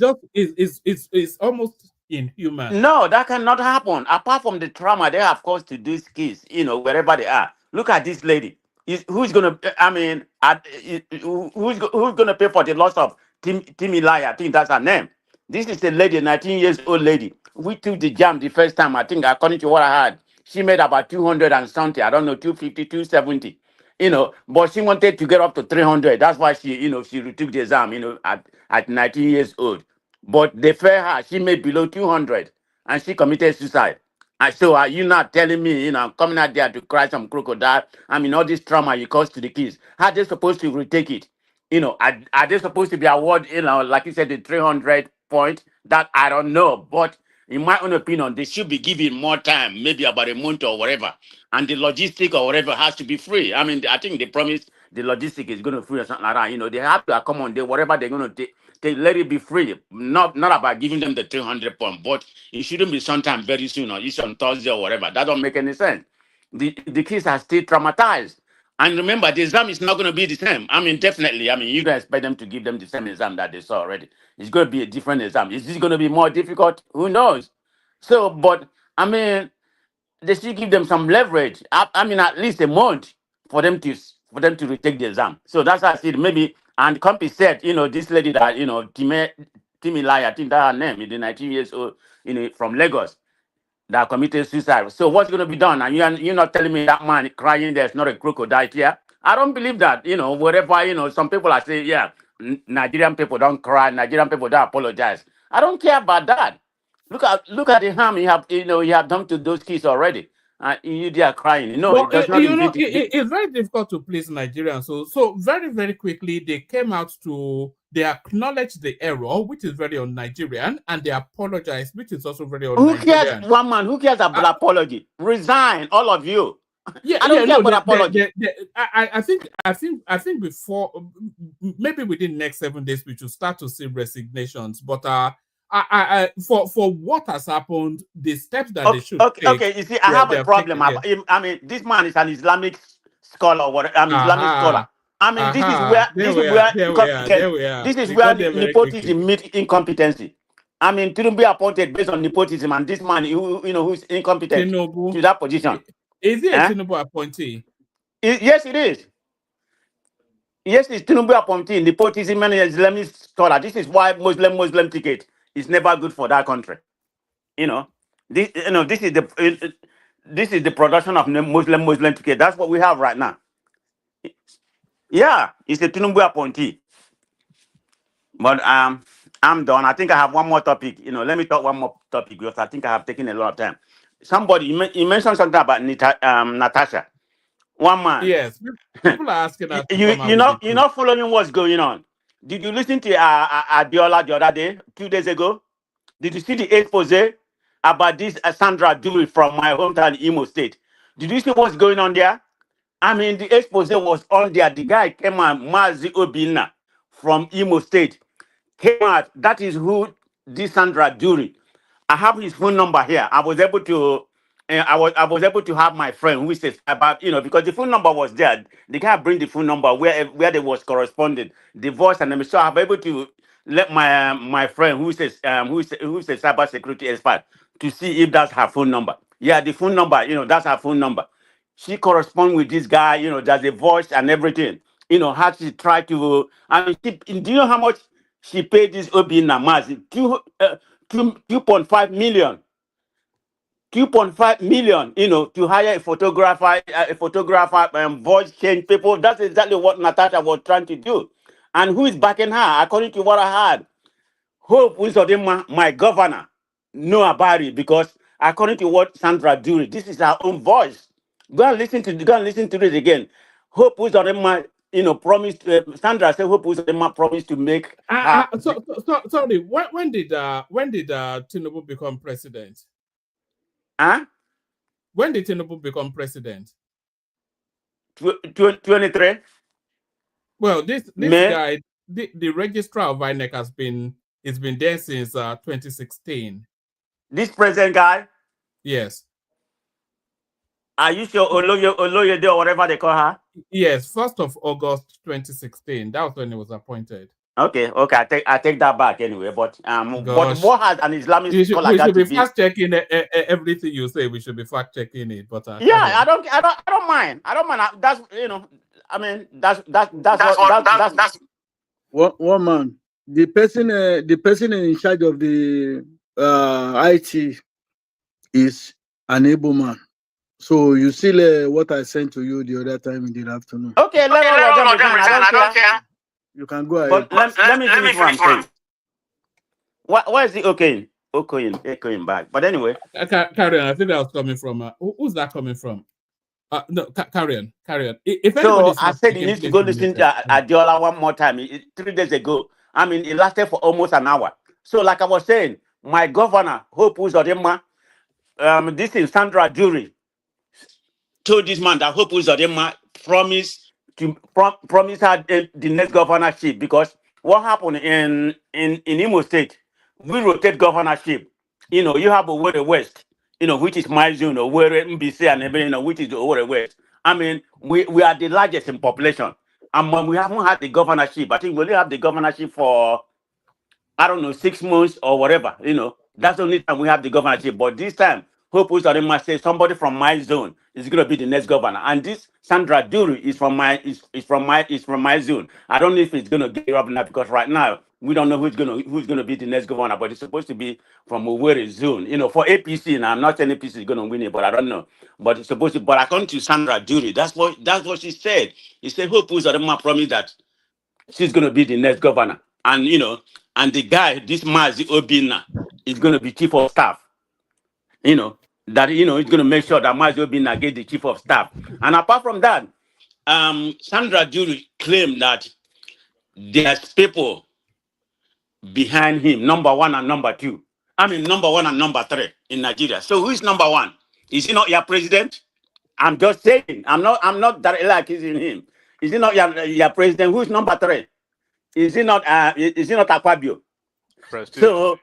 So go figure that out. This is what exactly Sandra Duru said. Go listen to that tape again. You know, it was 3 days ago that was played. So there's something going on. What? I'm here. I think Enigmatic wants to interject. Yeah, just a second. I just a pointed question to you, one man. As we speak now, right? As Natasha provided any evidence, She's a lawyer. She don't have to provide evidence to the public. Hold on. Just a second. Because I'm just asking one man. As so far so good, as she provided a scintilla of evidence so far, one man. It'll be very difficult for her too, seeing that she made up the story. So it's very difficult to. How do you know she made it up? She's in court. Number 2, one man. She's a moving target now. Do you know how many? She doesn't have to vindicate herself in a public. She told us they went to shoot up her house. She told us there was a plot between Ododo, Yahaya Bello, and Akpabio to kill her. Every day there's further outlandish, totally ridiculous. You know, it's just you can. She's a pathological liar. Just want attention. Yeah. Can you hear me, one man? Yes. Okay, number 2. Number 2 is has she had any previous experience or a pattern of lying, blackmailing, and eventually even this same similar sexual harassment claim about somebody that came out to be false, and she had to pay money to settle the case out of court? Yes or no? That's our history now. The famous one being Redon Mockery, who has again come out to say, yes, this was what she did. You know. Number 3, right? Now, how is it that some people say they want a new Nigeria, but you want me to believe somebody like that over 4 months or 3 months? She has gone all over the world. She hasn't presented a scintilla of evidence, but you want me to believe she's telling the truth as against somebody who you believe we should believe that he did it or he didn't do it, right? I could answer that, but I've got a better answer. I need you to pay attention to this. Have you noticed that thinking for yourself is now considered elitist? That being educated is suspicious? That checking facts is somehow censorship? Congrats, you're living through the collapse of intellectualism. It didn't happen overnight. This was methodical, and here's how it works. Step 1, rebrand ignorance as common sense. If a fact makes them uncomfortable, it's fake news. If history proves them wrong, it never happened. If a scientist explains something, he's part of the agenda. Step 2, attack expertise. Doctors must be lying for profit. Professors indoctrinating your kids. Journalists, secret agents of the deep state.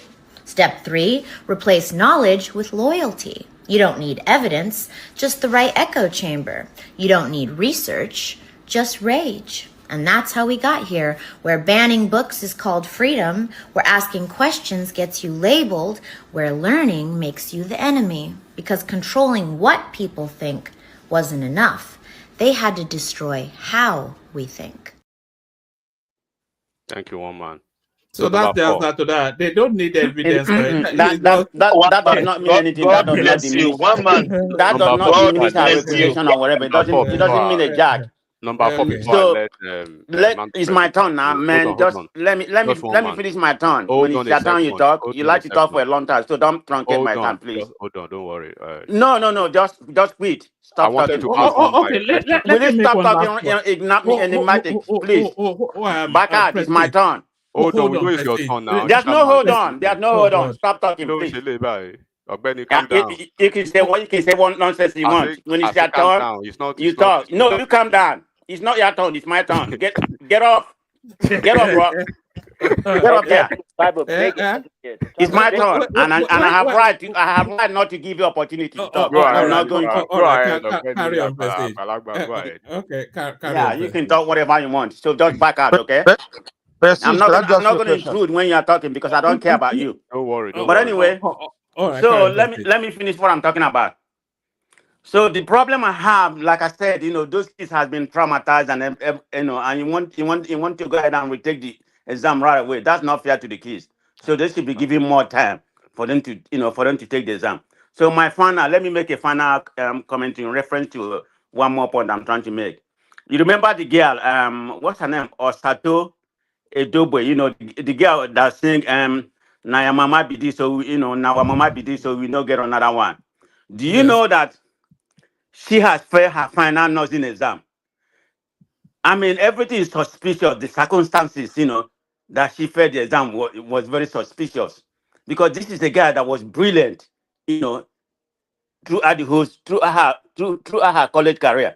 All of a sudden, she just failed this exam.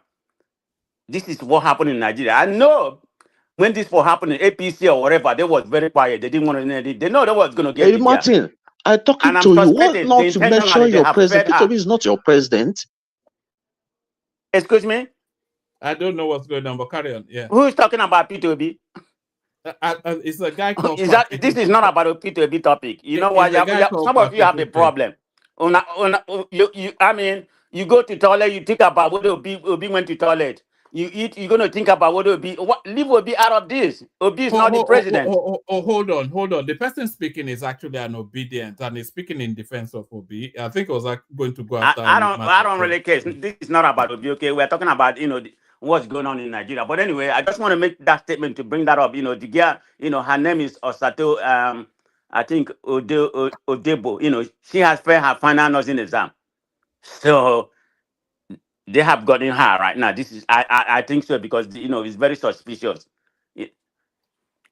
Okay, so if you're anti-Tinubu, then you cannot fail an exam, or I'm not sure what. Well, I have no respect for Tinubu, because the man is incompetent at this present time. He hasn't performed. So, I mean, why would I respect an incompetent president who spent most of the time sleeping in the Aso Rock? So, I don't know. You expect me? I wouldn't do that until he started performing. Okay, I mean, all of you are here, claiming that our GDP has paid up 3.4 billion, that was borrowed. Yeah, but what did they do with the money that was borrowed? It's not about borrowing. After all, we are not even in the top 10 countries. People that borrow. Egypt is the highest. Even Ghana is like a number 4 or 5. In terms of an African country, people that borrow money, but it's about what you do. Nigeria is not even in the top 10. Are people that borrow money from IMF or from World Bank. But what are we doing with the money? Because you can't even account for the money that was borrowed. Just because you paid it off doesn't mean anything. Where's the money, that was given to you during the COVID time? You alleviate for different kind of, the economic, the healthcare and everything. Up to right now, it has not been accounted for, but it's paid for. Yeah, I'm glad it's paid for, but that's not even the issue.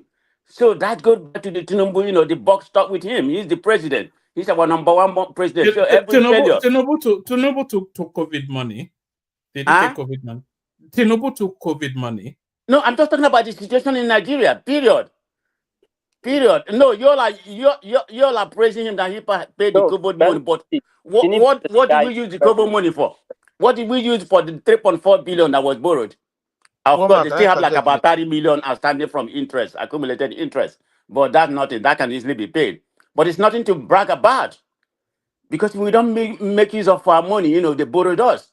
That's the bottom line. I mean, look at insecurity ravaging the whole country. And now you're gonna send how many people are you gonna hire in Nigeria as a forest guide? What part of the country or these people you're gonna hire to go secure the country? Maybe in the south, it can help. Are you gonna send all these people to the north?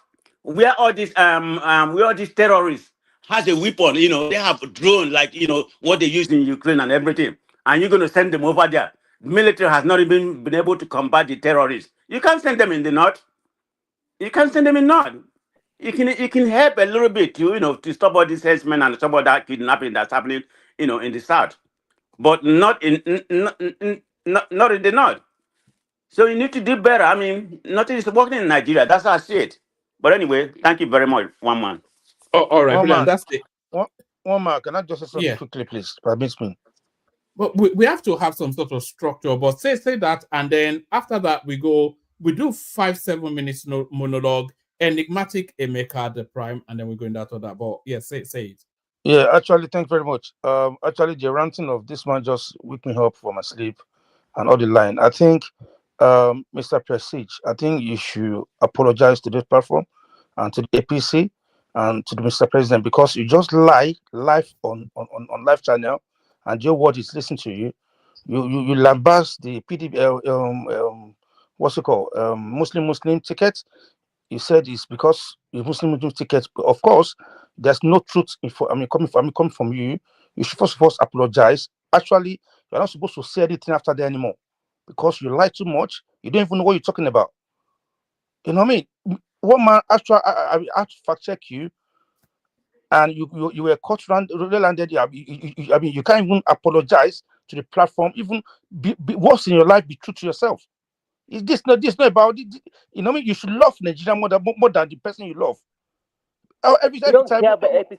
Please let me just give you. I only have 1 minute. I only have 1 minute. When you come and when the first second will tell you, it's my opinion. You don't need to be saying that. Love a nation above the person you love. You know what I mean?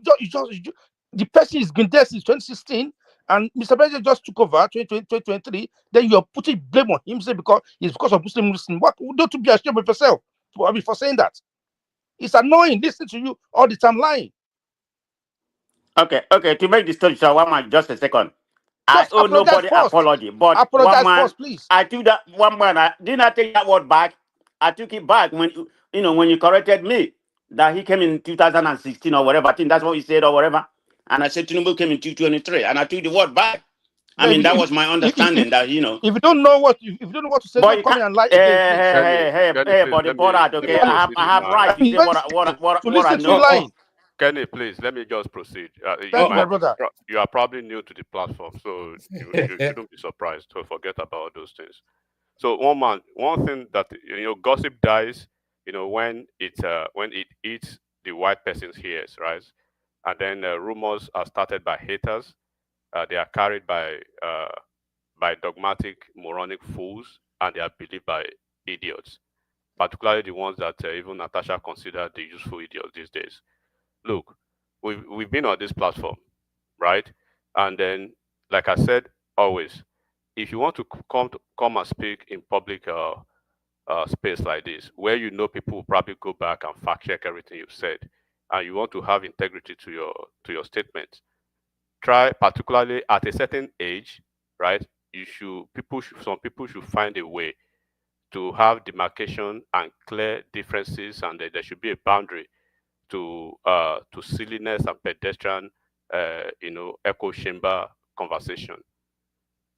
There are things that we know.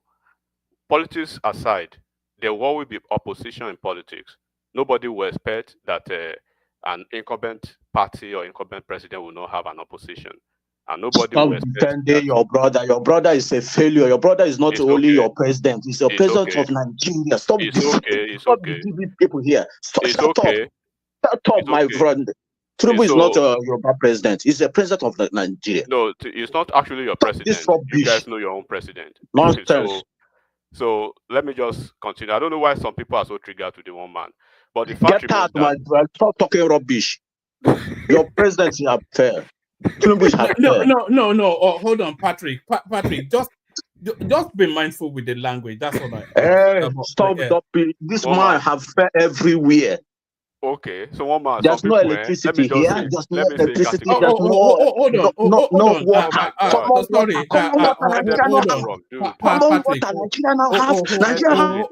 Hold on. One man, if he doesn't listen to you, kick him out. Kick him out. Can anybody hear me? Everybody, hold on. Patrick, can you don't unmute yourself. Patrick, we are not market squaring it here. You had Prestige. Now Prestige was quite forceful in his criticism of the government, and nobody, but you fact check him. But we'd like to have it in a civilized manner and a structured manner. So we're not doing market square, all right? So let Enigmatic have it say, and we get to you soon enough. Enigmatic, back to you. Yeah, thank you, one man. Like I said again, politics is meant for people who can discern, and who can critically think that even if you are the sitting president or if you are the sitting government or the sitting political party, it is very incumbent upon you to have opposition, and you do not expect to be so politically naive that opposition will just want you to be there. They want to be there as well. So you wouldn't expect them to take everything hook, line, and sinker, even if you've turned a certain situation to an Eldorado state of affair. You should still expect that they wouldn't see anything good in that. People who can have such a high functional level of that intellectual thinking politically will not be agitated or triggered. It's just politics, and it's just the way it is played, right? But when we are playing this politics, if we are resorting to the realm of propaganda, we know, okay, of course, propaganda for propaganda. But when you want to speak in a certain platform, and you know that people who are there will probably have the consciousness of the mind to understand what you are speaking about and see where the lies are actually being peddled, it takes the credit and the integrity out of the equation of such a person peddling that. First of all, I think people have spoken much about this Jam thing. I won't really go there. Prof. Oloyede, he has done his best as when he came. Do not forget, he succeeded Prof. Do you think somebody should resign, and do you think that person should be him? Well, the way I see it is that when I said the other day, this is just a technical and more or less like a normal operational IT vulnerabilities and then procedures that actually failed, which is normal in every situation. But at this level, of course, there should be some consequences. First of all, do not forget that they do have a third-party vendor, right, who provide most of these services to Jamb. And when people want to drive ethnic and tribal, sentiments into it, they should go and look at that third-party vendor, where he comes from, who he is, and they should go and check his credential as well. So, are we going to say that an Igbo man conspired against his Igbo people to shortchange his Igbo people in the southeast, particularly when he's situated or probably located this is a company in the southeast, particularly? And this is not just about southeast. I think there are just only 2 states involved, 2 regions, if I have to say, right? Imo State specifically, and Lagos State, and the numbers are higher in Lagos State. But the fact of the matter is, the guy who is the security manager or probably the IT manager within the agency, where does he come from? It's an Igbo guy. The third-party vendor management team or the contractor who is subcontracted to actually manage the critical security infrastructure for for Jam to handle this this particular task with these flawed deliverables. It's equally an able man, I think from Imo State, thereabout, Shife. He has even had contracts with APC government in the past. If really they really want to talk about APC, he was the one that had the contract that used to print the Nigeria passport. He was one of those 3 individuals before it wasn't actually renewed. The contract wasn't renewed under Buhari. So when you want to go through the political angle of it, you will see where the card falls apart. But of course, we've had a man who has actually accepted responsibility as it should be, because take it or leave it, is the boss, is the leader of the organization. So the boss stops, at his desk, regardless of who are those your subcontractors or probably the subordinates who drop the ball at one point or the other, or which part of the agency or anyone within the agency that you can actually trace that negligence to. You are still the boss, so you are taking the position to take the high road to say yes, I take responsibility. Unfortunately, may we not, let me use the usual Nigerian parlance now, may we not serve right into the hands of our enemy. Unfortunately, Prof. Ojeri, they serve into the hands of the people that has never forgiven him since that Mesoma saga. They've always been looking out for ways to actually take him down. So if I were the president, the guy has done a lot within Jamb. He has made a lot of reforms in Jamb. He has made revenues for the country. He has come to apologize for forgiveness. And if there should be heads rolling, it should roll from top to bottom. The entire director level and all those things, get everybody fired. Get Ojeri Day if you want him to get it fired. Then get somebody that is equally competent to do the job, if that is the point. But that is not the point now. But I'm just speaking to people who want to drive the ethnic card out of it.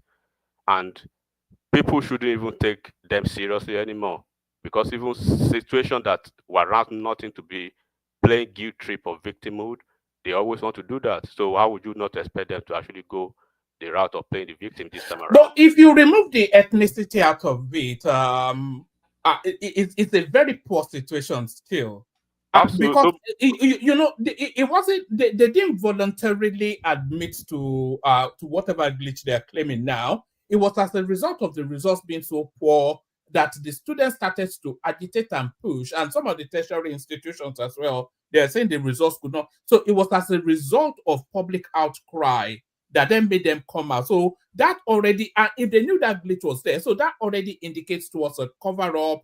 And then that cover-up, then look, we're talking about what? Close to, well in excess of 250,000 students. We're talking about 17, 16-year-old, no older than 18, 19. The emotional trauma, and then making them travel all over, doing exams at ungodly hours in a completely insecure, it's just a badly managed process all the way through. Somebody should pay a heavy price for this. This is not the first time. Listen, Woman, this is not the first time that Jamb has been conducting exams. The situation we have these days is that we have Nigerians are so entitled to a lot of silliness these days. Almost everybody wrote Jamb now. Did you get to your Jamb place at 8 o'clock in the morning? You got to I know the time I got to my Jamb place. I didn't get there an hour before the exam started, or 2 minutes or 30 minutes. But when parents actually want to babysit, when we know the situation these days, Woman, except maybe in some public schools in Nigeria now as I speak, except in some public schools, all those private schools that you see all over the place, right? They do expo for them during their WAEC, NECO, and Jamb. So yes, there's no gainsaying the fact that there are no vulnerabilities in this situation. And that was the reason I told you, when you are dealing with technology and when you take the technology out of it, when you take the processes out of it, you have to deal with the human element, right? Which is the third leg of it. And when you factor in the CIA triad, you understand that in human factor, there's always going to be, so you cannot have 100% calibrated, critical security architecture around your environment. There will be some glitches. There will be some vulnerabilities. But what is the percentage at this level is too high, right? It's too high. But they do have an IT department that actually dropped the ball. They do have a third-party management vendor who dropped the ball. But at the end of the day, somebody must answer. Did they come out? Did they come out to volunteer that they dropped the ball? That they I don't. And then how many times has this happened in the past? Is the next question. Because they didn't volunteer this information, it was beaten out of them. If regardless of how the information came out, right, beaten out of them or otherwise, the fact remains that an agency mismanaged an examination now, and they've had it they've had it in the past. But things are very different now because of this narrative that everybody wants to play. But like I said again, the number is unacceptable. If this happens under my watch, right, as maybe the person who is spearheading the IT department or stuff like that, there are what are the risk valuation analysis? How are they being able to do that? Do they have even backend proof to secure or backup proof to secure all these their vulnerabilities? How do they actually arrive at this level? And also, glitch is such an ambiguous word. So we don't actually know what the nature of it is. What exactly happened? Because that is where glitch is glitch now. It doesn't describe anything. So what exactly happened? Glitch is glitch, right? But when glitches happen in cybersecurity, you have to run a proper vulnerability scan for you to even arrive at what is the root cause. You must have a root cause analysis. But we are not going into the tech, jargon. Enigmatic. We are looking at what actually happened. Has there been any issues? Yeah, who is this? The Prime. I just want to pose some questions to you. Okay. What is the nature of JAMB exam now? Is it online or that paper one we used to write back in the days? Honestly, I don't even know anything about it. I think it's online. I think they do it behind the. I'm talking about JAMB now because of I don't even want to talk about it in the first instance because one man. Please, I want to ask the second question. Yeah. When maybe almost 2 million people are trying to access a server almost at the same time, is there possibility of system error? That's not a legitimate argument that you're presenting because they know the volume of people coming, so their system should be robust enough to. The answer is yes. Okay, but the possibility of it having the thing that I'm concerned about, right, is the volume. There's no way like I said, there's no way you have 100% security-proof environment, but you have to look at the value of it. So the value to me, which is the percentage, is too high to be accepted. One man, sorry, the last question, please. One man, if you have someone that is IT savvy here, can he explain that idea? Like Enigmatic is an IT expert. Okay, if Enigmatic, I thought it was a lawyer. It was. It's a man of many hearts. Okay. Do you think even because in the West, I've seen this situation where when too many people are logged onto a system, it tends to have issues. Well, what will happen? It would have shut down, right? And there will be a backup process. That was the reason I was talking about. What are the risk value analysis of the entire process because you are going into a certain environment where you have much of a bulk flock almost at the same time making access to that environment at the same time. So the situation of the possibility of it shutting down, because from what I heard, and that's why I don't even want to speak to that yet. From what I heard is that the third-party vendor, right, actually dropped the ball completely. So in the situation that when these kids finish the exam, the third-party vendor they didn't shut down completely at the other back end at their own end. So they just left it. I don't know if you have anybody who has written ASVAB exam in the US here, the military exam. right? It is taken like this, I think, like Jam. So, and you see a lot of people writing the exam at the same time nationwide in the US. You could have maybe almost the people are writing the exam in Dallas, they are writing in Austin, they are writing in Houston at the same time, but they do not have this type of silliness that we have. So the silliness that you are seeing now, you can be traced to just two individuals, the IT department, right, and the third-party vendor who is managing, who they outsource that their management of this exam to.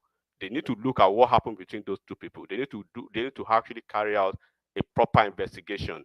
And for you to actually do that, they must, of course, vulnerability scanning will be involved, and they will have to look at the root cause analysis of who dropped the ball between these two individuals. Of course, the third-party agent, right, which is those people who handle the exam on their behalf, and then those individuals, which is the major IT person within the agency, they did a lot of damage to the reputation of the agency. But when you are trying to go through the technology part of it, where the vulnerability stuff comes in or wherever, when you are looking at the vulnerability that incapacitated this situation, you can't actually pin it to the CIA, trilogy of it. You pin it to the human error, and human error, you cannot actually quantify that until you actually go into the root cause analysis of what actually happened. So for you, because they are not doing it for the first time, from what I heard, they even conduct exam for the doctors, right? For the national exam for doctors, they conduct exam in some other West African countries. But when it has been actually mapped out that it happened in two regions, particularly in two major states, Imo State and Lagos State, right? Then something somewhere happened, and until they get to that part of what happened, why did it actually happen within these two Imo State and Lagos State? It's an isolated situation that somebody did something within the system. So that is what is happening now. But of course, Oyedele or whatever his name, he has come ahead to say, okay, this is under my watch, right? I've taken the responsibility. If it happened maybe 5 states, 7 states, or the entire Southeast state, or the entire Southwest versus, and then plus the entire Southeast state, then you could have seen probably a complete meltdown of the security architecture of the environment.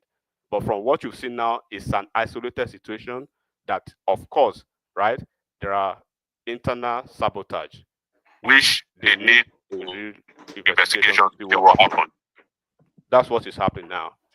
So you cannot really pin it down until you actually until they actually go into the system and do a thorough root cause analysis, and they'll be able to fashion out the situation, because you can't lie about it. You will see the IP address, you will see everything, you will see who is trying to manipulate the system from within, or probably who is trying to actually.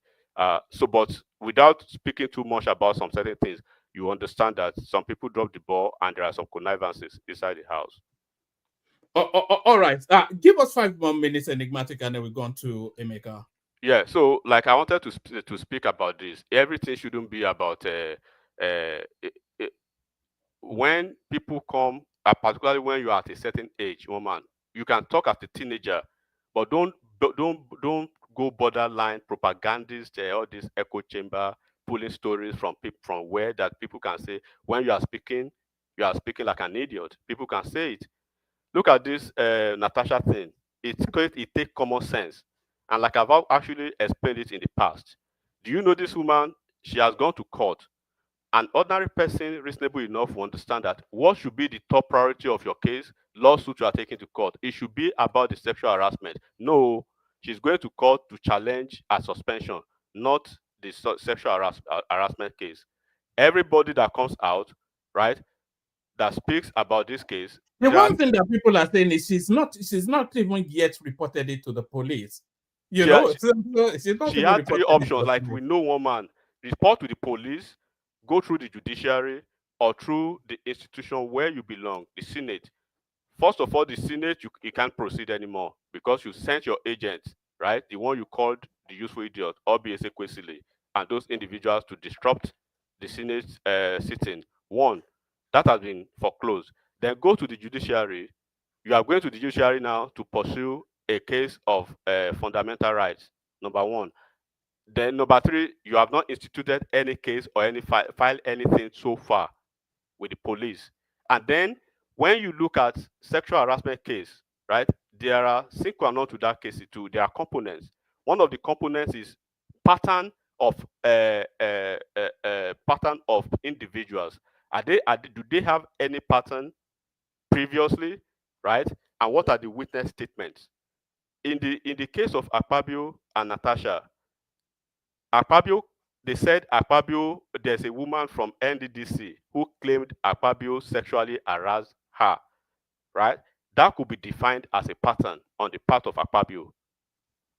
Nigerians want to believe that, right? And reasonable people should believe that until the case is clearly adjudicated, because Akpabio has taken that woman to court now. Akpabio has actually instituted a lawsuit against that woman, because when the situation happened that time, they begged Akpabio to forgive that woman and forget the case. Akpabio said no problem.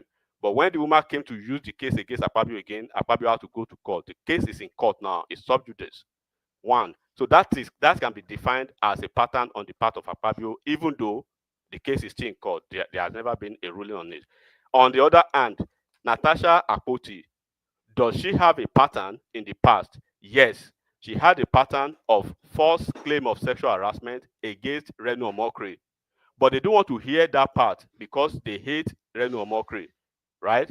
1, how do you want a good Nigeria where you are being where you are playing a game of who you like or who you don't like? You don't look at the law, because pattern means a lot in sexual harassment issues.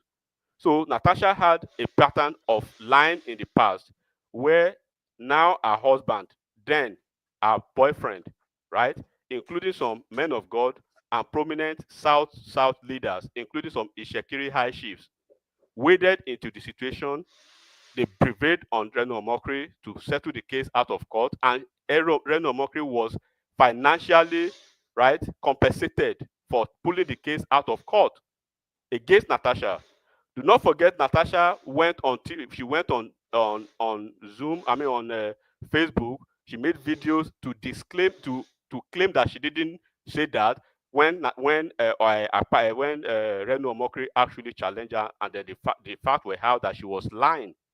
So how do you want to convince reasonable people who are not as stupid as you, right, to believe that this Natasha, all of a sudden she's an angel? We should believe everything that comes out of her mouth, hook, line, and sinker, just because you don't like Akpabio or you don't like the political party that he belongs. Where is your own sense of justice in this? So Natasha had, you say, forget her, but Natasha she has been to the US, she has gone to the UK, she has gone to Arise many times. From the Natasha that we know, one man, there's no way Natasha will have an evidence that she wouldn't have embarrassed Akpabio with the fact of the evidence now. And you know, sexual harassment case, right, is solidly built around evidence. Audit, paper trail, social media trail, WhatsApp, text messages, show us things. And on the witness statement, do you know that obviously Kwesli that went to the National Assembly to stand in as a witness, where was she a witness? Was she in Akwa Ibom State, where Natasha claimed that this situation happened? She wasn't. So she's a meddlesome interloper. What was she doing in the National Assembly if she was not a useful idiot? Number 2, they had like 32 senators who were witnesses to this case, right? Those are those people will make their statement that Natasha and Akpabio, we did not see the two of them in a compromising position. We did not do this, we did not do this.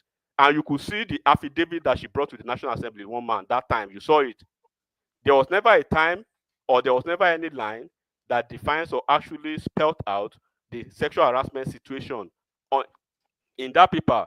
So far so good. For the past 5 months that she's been going everywhere, that now Adeola Fayeon that has been doing TV thing for her. You know, Adeola Fayeon, she's equally one of the obedient. And you know what game they are playing. The game is, Natasha, where is your evidence? Show us the evidence. And people who supported her before. You cannot you can't have a history of doing this thing in the past, blackmailing our men, and then at the end of the day, they caught you red-handed, you are trying to do it again. How do you want us to take your words for a fact when you are not providing anything?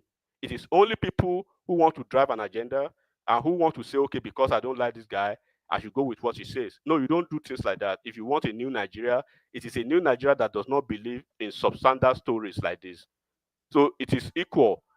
Show us the evidence and let's know where we are going. You are in court now. You did not take the sexual harassment case to the court. You are taking the court of human rights, suspension to court. So these are the situation, one man. Enigmatic, can you hear me? But many times, it's very difficult to prove a sexual harassment case. It's not. I'm not saying that female don't lie. I've saw many cases here. People have been sentenced to jail, and later on they discover the lady lied against the man. So it's very difficult to prove it sometimes. Yeah, go on. Thank you. That's why it is called a. It is defined under the realm of that it is called a weighty allegation that deserves, and then they expect you to come clean with irrefutable evidence. There's a reason why they use that evidence. Sorry, Batik, I was actually going to tell you to ask you to round up, but what Thomas is actually saying is that in a case like sexual harassment, it's very, very difficult to prove because in most instances, they're only the two parties. It's only the two parties present whenever that thing takes place. It depends on the dynamics of your story, one man. It's all down to believability, isn't it? Yeah, it depends on the it's not done. It's not done in open. It's not done in open. No, one man. Listen, sexual harassment. Listen, it depends on Natasha. She's a lawyer. You look at the storyline, right? For you to, of course, it's very hard to prove sexual harassment. But first of all, the first order of event is they will look at the story you've provided to them. That story, right, will be their GPS to trace how to navigate the process of litigating the matter. In Natasha's case, she said in Akpabio's home country in Akwa Ibom State, listen to the storyline that Akpabio maybe held her hand or whatever in Akwa Ibom State during his birthday. But they had 32 senators. That was the reason I was telling you. Part of the components that they consider is the witness statement and the pattern of events. Number one, there are 32 senators in Akwa Ibom State. Natasha's husband was there present, right? A lot of church members were there present in Akpabio's home. And the senators were telling you that they've released videos. They said even Natasha did not at any point in time had a one-on-one, right, standing or conversation with Akpabio. There was never a time that Natasha had a one-on-one event or a one-on-one situation with Akpabio. That Natasha was always staying at the back with her husband. So 32 senators, those are the witness state. And then if Natasha has her own witnesses too, her husband and whoever that will make the statement on her behalf to say, okay, oh, yes, this actually happened. Then it will be they will have to aggregate those words. I mean those stories. And then number two, when she knew where the stuff was going, then she changed the course of event. Do not forget, she didn't start with sexual harassment. She started with they changed my seat to sexual harassment, then to they wanted to kill me, then to another to organ harvesting. Look at the sequence of the dynamics of the stories she has actually put out in how many months, and she has had the privilege and the opportunity to provide this evidence. Once again, one man, you can go and check it. When you are treating sexual harassment case, right, it is very, very important to look at the pattern of the individuals involved. If you've had even a single pattern, right, of having to have lied in the past or falsely accusing somebody of the thing you are of the same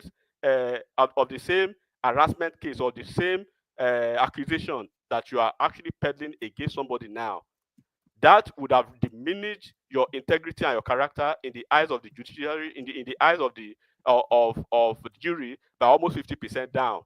Does Natasha have that? Yes. Very, very, yes, because Reno Omokri is still alive and the case is still alive and people, how she paid and everything is still there. So those are the pattern. And they say, well, what do they look at? Let me see your WhatsApp messages. Let me see your text messages. Let me see your videos. Let me see your social media footprint. So 24 hours after Natasha went to Akwa Ibom State, listen to this, where she's claimed that this thing happened. 24 hours after that, she went on a tangent of a social media epistle praising this same Akpabio, right? In flattery words, she was eulogizing and embellishing Akpabio in so many flowery words. 24 hours after that on her social media. So that was the same man, and within the course of the period before you now came after make an afterthought harassment case, you've traveled almost 7 times with the same Akpabio, right, to several places around the world, and you did not include any of those situations or any of those travel scenarios as one of those cases of his sexual harassment issue. And within that period too, right, you've made yourself, you've won your case, you've come to the National Assembly, you've become a National Assembly member, he has put you ahead of everybody else in 0.1% of one of the most juicy committee in the House before things went sour. At what point did things get sour between the two of you? At what point did you now recall that this guy sexually harassed me? And to any married woman in the house, if you are sexually harassed and you are married and your husband was present at the place where you've been sexually harassed, as a faithful woman, or quote unquote, as a virtuous woman that you want to claim yourself to be, as a fighter for women, as what you want to claim to be, would you not tell your husband that, can you imagine that naughty guy spanking my ass, touching my hands appropriately, doing something? You didn't say anything at all. And when the matter came out, just 2 years when you started your drama in the National Assembly, your husband asked you, you came to the national TV that no, you didn't tell your husband. So you did not tell your husband what happened immediately. You didn't tell anybody among the 3 ladies in the house. You didn't. So those are the things that they will look at. Even now that I'm telling you, just look at the events so far, one man, from shifting or share to sexual harassment to organ harvesting to murder charges, murder claim, and then you've gone everywhere. You've never provided any evidence, and you are supposed to be a lawyer. And you want people to believe that, then you don't want people to believe Akpabio. Was Akpabio not born by a woman? Are you a different person than Akpabio? And then we have a certified, validated case of falsifying information, misrepresenting fact, and falsely accusing somebody who is still alive. And people who were involved in the settlement are still alive, and the figures and the amount that you actually paid out, well, they know the figure. So you can see the inconsistency. All right, bring it home, Enigmatic. So at the end of the day, one man, like I always say, anybody, this is not your personal platform. So anybody, Sorry, who is here, just like I will tell everybody else, look, if you are here, right, like myself, that you love Tinubu and you support him. Since the morning you are talking. Guy, I told you already. Don't try and market square up the platform. We are not doing that. All right, bring it to Enigmatic. Yeah, you don't have any reason. Just like the other guy was saying, man of Prestige should apologize. Man of Prestige does not have any reason whatsoever to apologize for his opinion. He has every right to make his opinion. Just like you too, make your opinion. You don't have to make people happy for supporting who you support. At the end of the day, it is politics. There will be opposition. If you expect that they will like what you say, you are fooling yourself. Just say what you have to say and move on. 2027 is here. They will cry again on the 2027. They will promote their cries to 2031 to 2039, and they will continue to cry. That's the way it is. That is politics. If you win, you win. If you lose, you go home. Period. Thank you, one man. All right. All right, brilliant. So that's Enigmatic on day, of course, the inimitable. So a man of no equal measure as well. Emeka joins us. So King and Mekos, hopefully you have not fallen asleep on us. Mekos in the house. Mekos in the house, please. I've been enjoying Enigmatis. Did you get your dictionary out? Anytime Enigmatic is on, I always have a dictionary ready. It's always a delight. It's always a delight listening to him. He goes through his narrative with a procedural approach. Hold on. Who's that already? Hold on now. Do you want to hear Enigmatic's twin brother before you pick it up after this? No. Emeka, this is for you, Enigmatic's twin brother. Okay. Into the aqua of what Papa Jeremiah, chief of Bafemia Awolowo, the Kenyan philosopher, said when he described Nigeria as a mere geographical expression. 50 years after independence, we're talking about zoning. Is reflective of the fact that Nigeria still wallows in a state of medicinal statism, cankerous tribalism, ethnocentric chauvinism, syphilitic parochialism, epileptic nepotism, catalyptic barakboism, and state brigandage of the bluest dye. Is reflective of the fact that Nigeria still wallows in a state of medicinal statism, cankerous tribalism, ethnocentric chauvinism, syphilitic parochialism, epileptic nepotism, catalyptic barakboism. Imagine a debate between Enigmatic and that guy. We might get exhausted. But Enigmatic, makes sense with his choice of words. This Patrick on his own, you just get lost. I miss him, I miss that senator, that rep guy. He added something to Grandma don't win politics for Nigeria. Grandma don't win politics. Anyway, yeah, it's my greetings to the panelists and viewers at home, as well as those in the comment section. It's a delight to be here again, back to back. I never knew I would be able to have some time to come back again, back to back with so much workload. Anyway, let's go straight into the conversation of the day. So let me start from our report card is coming out, or will I say Tinubu's report card is coming out. Currently, I think they are planning to go to London to go and show their report card, the ministers, right? I think that was yesterday news. Skipped my mind. Yes, I saw that in the news cycle, Yeah. and I wondered why. Why are they going to London to go and do? They want to show their report card to the owners of Nigeria now. The Ogas, Yeah, the owners and custodians of Nigeria, the true owners of Nigeria. So, when they've given you work, you are the stewards. When the owners of Nigeria has told the stewards to go and do something, the stewards would come back to show their report card of stewardship to the owners of Nigeria. That is why they are traveling to London. And we, the masses, are insignificant with the affairs of things that happen in Nigeria. They don't know us. They will not show us the report card. They will go and show it to the real owners of Nigeria. Anyway, I wish them all the best. Whatever they are showing, apparently I don't know what type of scorecard they want to use.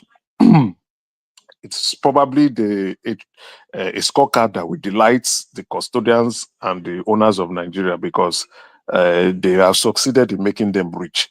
And pivoting into that conversation is that our inflationary report card is out. Sort of a good news, not so exciting, but inflation dropped to 0.52% for this quarter. That's for second quarter, actually, I beg your pardon. Anyway, the beautiful thing is it came out really fast. I think that's a very good approach that the National Bureau of Statistics should be doing now. We are in May, so the second quarter report is already out, which is good. No, I beg your pardon. It's not second quarter. The first quarter of 2025 is out for April, so which is very good. Those reports should be coming out as quick as possible, so we can make good information, make good use of the information, and assess how we are progressing along the timelines. Already, we know the key drivers of inflation, right? So there's no need to repeat those key drivers. But there's something that I picked out that I think I'm quite not satisfied with. Food inflation dropped from 40% to 21%, right? And the NBC said they changed their methodology. It is as a result of change of methodology, and likewise a reduction in staple foods such as maize, beans, yam flour, and wheat flour. Fair enough, but that change in methodology is a concern because they did not really express what methodology. So it's a sleight of hand, as you are suggesting, abracadabra. Exactly. I feel, in my view, let's be very factual, right?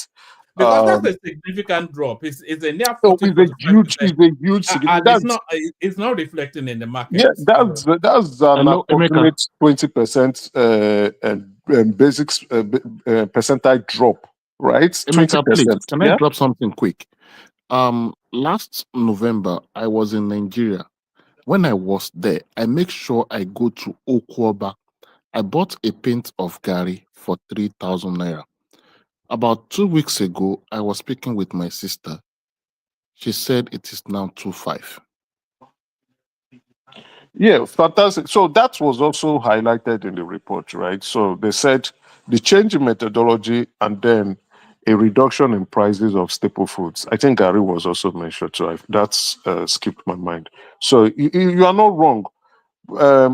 Low demand for these products, this food items, has made the suppliers to drop their price down. So of course, it's going to reflect in lower price because when prices are so high, people cannot afford, and these farmers or those who are making these sales will not be able to sell. So they have to lower down the prices. Either it's eating into their margin or whatever way they are doing that. So it's fine. But that change in methodology is my concern. I think they are trying to manage information, if you ask me. Maybe let's see if they can really explain properly what methodology were they using in the past and what did they change it to now.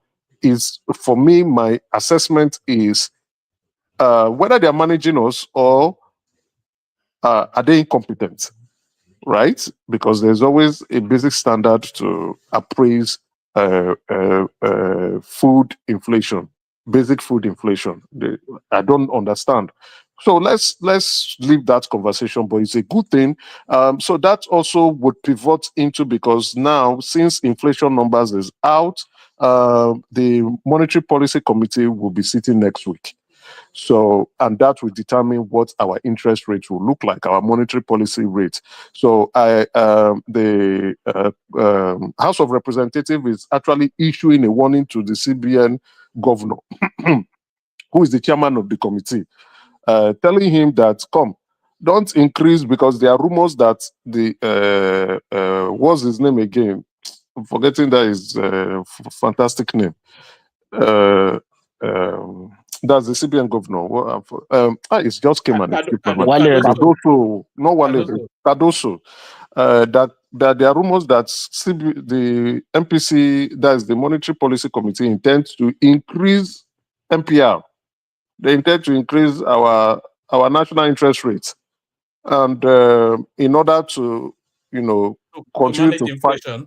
Correct. So, but then now that inflation it didn't drop significantly because it's just 0.52%. It didn't drop significantly, but it's still a drop. So, which means the general prices of items in Nigeria is not going up like it was in the past. It was just shooting left, right, and center. So, but now it appears like it's being properly managed, and now we are seeing some form of decline. So, there are rumors. Then they are now issuing a warning: come, don't increase the MPR rate, which is currently 27.5%.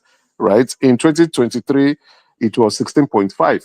So don't increase it any further because it's impacting on unemployment, right? So there are rumors, but my prediction is that they may continue to hold it at 27.5 because for the last time they sat, they didn't increase, they didn't reduce, they left it at 27.5. So now that they are seeing the effect of inflation coming down, I think they may still leave it at 27.5, except they want to take a drastic measure, or maybe the custodians and the owners of Nigeria are mounting pressure for them to get excessive returns from their foreign portfolio investments, which will be due very soon in June. So maybe they want an increment in their interest income for buying short-term investment portfolio in Nigeria. If they do that, that is the reason why. If they don't do that, the reason is that inflation is properly being managed, and we are seeing some good signs. So, with that respect, that's a good report card. Another report card again is the National Development or Nigerian Development Update from the World Bank, which they do twice a year. So they do it in May and they do it in October of every year. So I was thinking I'll be able to read through quickly so that I can make a quick run through on the session, but work didn't permit me to get to do that. But there was one item on that space. There was one item on that space in that report. The World Bank was saying that NNPC's remittance. That is where I want to come to. All right. That's the key note there. They are making that the gains from the removal of fuel subsidy, right? Fuel subsidy was removed, and NNPC only started making payments, remittance in January of 2025. No, January of 2024, I beg your pardon. And they were only making 50% and claiming they are making payment for backlogs, right? So they are making remittance. That's those savings from fuel subsidies that typically would have gone to the oil marketers, right? NNPCs would have, if we had fuel subsidies, we are going to pay those oil marketers that fund. But since fuel subsidy is out, NNPC is only making 50% remittance of that fuel subsidy savings and claiming that the remaining 50% is for backlog payments. Okay, and then they didn't start remitting. They did not remit from October 2023, November 2023, December 2023. They started in January 2024. So, and we've heard rumors of fund mismanagement in NNPC and diversion of funds. I don't think that was what the World Bank was indicating at. I think their report, this World Bank update was up to 2024, and what they were indicating was that that shortfall, that sharp drop, was still somewhat some surreptitious stealth subsidy. They're still attributing that shortfall to subsidy, like some stealth subsidy to the petroleum space. No, this is the positive side, right? That is what they are saying is that our revenue has improved, and it improved because of certain factors, which also include fuel subsidy removal, right? And then as a result of FX revaluation and likewise foreign remittance coming in. There were some good positive stuff, but the one that I noticed there was that 50% remittance that is being done instead of NNPC moving funds. Okay, so moving all the funds of fuel subsidy savings that was achieved, and they're claiming backlogs. they're only giving 50%. So the advice was NNPC should quickly finalize these backlogs and now start making that remittance to the federal government. So they also said about our improvement in remittance, which has to do with it just skipped my mind, which has to do with anyway, I will try to remember. So they looked at states too. States is now getting more allocation than the federal government, right? Which is another good positive side. So, like I said, I didn't have the time to. I wanted to read it because it's a long document with so many advisories on things we need to improve on and things that we are trying to get right so that our economy can get much better. How we can tackle unemployment. I probably will try to find some time tomorrow or Saturday to read it up and then make a very quick summary about that. Then my other concern is this credit scheme that was recently initiated by the Tinubu administration. We are now currently hearing mismanagement of funds and diversion of funds. Something is really wrong with us as Nigerians. When we're hearing that with the NEL funds too, that chunks of money, 70 something billion, they are saying is you understand? So we that's corruption is now becoming a culture. Mismanagement of funds, diversion of funds, when government is trying to initiate progressive solutions or programs that can get people out of poverty, that can realign us into better economic position. We are now seeing civil servants and their operatives diverting funds that is meant for Nigeria. It is pure wickedness. I don't know what sort of greed is this. And, a scheme that is meant to help the poorest out of the poor so that they can get an education without, going through so much financial struggles and the rest. People are already stealing money from it. It's shameful to read this kind of news. It's very shameful. How do we continue like this in this country? And I think the EFCC is really doing a completely poor job in executing, convicting, charging, and sending these economic thieves to prison. They are doing a poor job. Look at Yaya Bello, still gallivanting and having a great time. So, what do you think the picture is going to look like as a governor? If Yaya Bello can outsmart the EFCC, then I'll continue to steal and then roll out the same template. So the price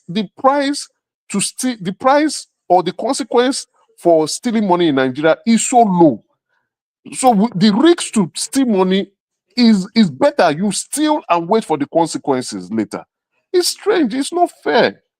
And we will continue to bleed this country dry till there's nothing left again for us to use. It's ridiculous. That news really broke my heart because it's not even 2 years old. It's not even, I think it's just a year. It's not even a year, I believe so. And then they're already stealing the money. Missing. Oh my goodness. Anyway, that's Nigeria for us. I don't want to talk about that woman called Natasha. I think it's very ridiculous. I don't know why it's on mainstream media. It's very ridiculous. Very ridiculous story. She seems to continuously foist herself onto it has nothing to do with the welfare of Nigeria. It has nothing to do with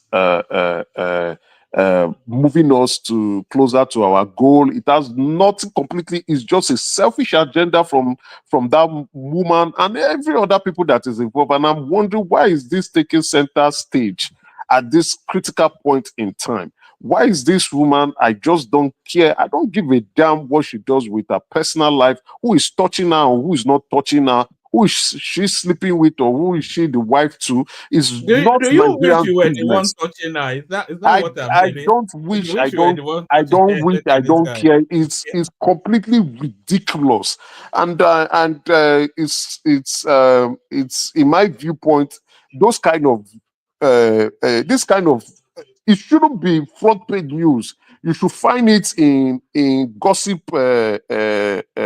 newspapers, or you could find it in storytelling section of the Punch. It shouldn't be front page. Whatever those senators are doing, I don't give it, which they do all anyway. Go to Abuja, they do it, all of them. So I don't care what's going on within your personal, private, or in your bedroom should not be a center focus for Nigeria. Nigeria should get busy discussing important, relevant information. How are we going to solve our problems? What is the president doing to solve our problems? How are we tackling those problems? And we should be seeing progressive report card from time to time. For each month, we should be seeing some level of positive improvement in things we say we want, or things the president said he wants to deliver. Yesterday we had a hot debate where I was saying that the president has actually failed in most of his electoral promises, and people were trying to, which we finally agreed to and come to the conclusion that the president has actually failed. And when we put a timeline or a cutoff timeline, the president is failing. So when we are not discussing irrelevant conversations and people are hungry, the World Bank is saying by 2027 more Nigerians will go into poverty. That is something that people should be looking at and saying, how do we solve this problem? And not Senator Natasha or Senator Akpabio touching or not touching or whatever they are doing. Husband is informed or husband is not informed. All right.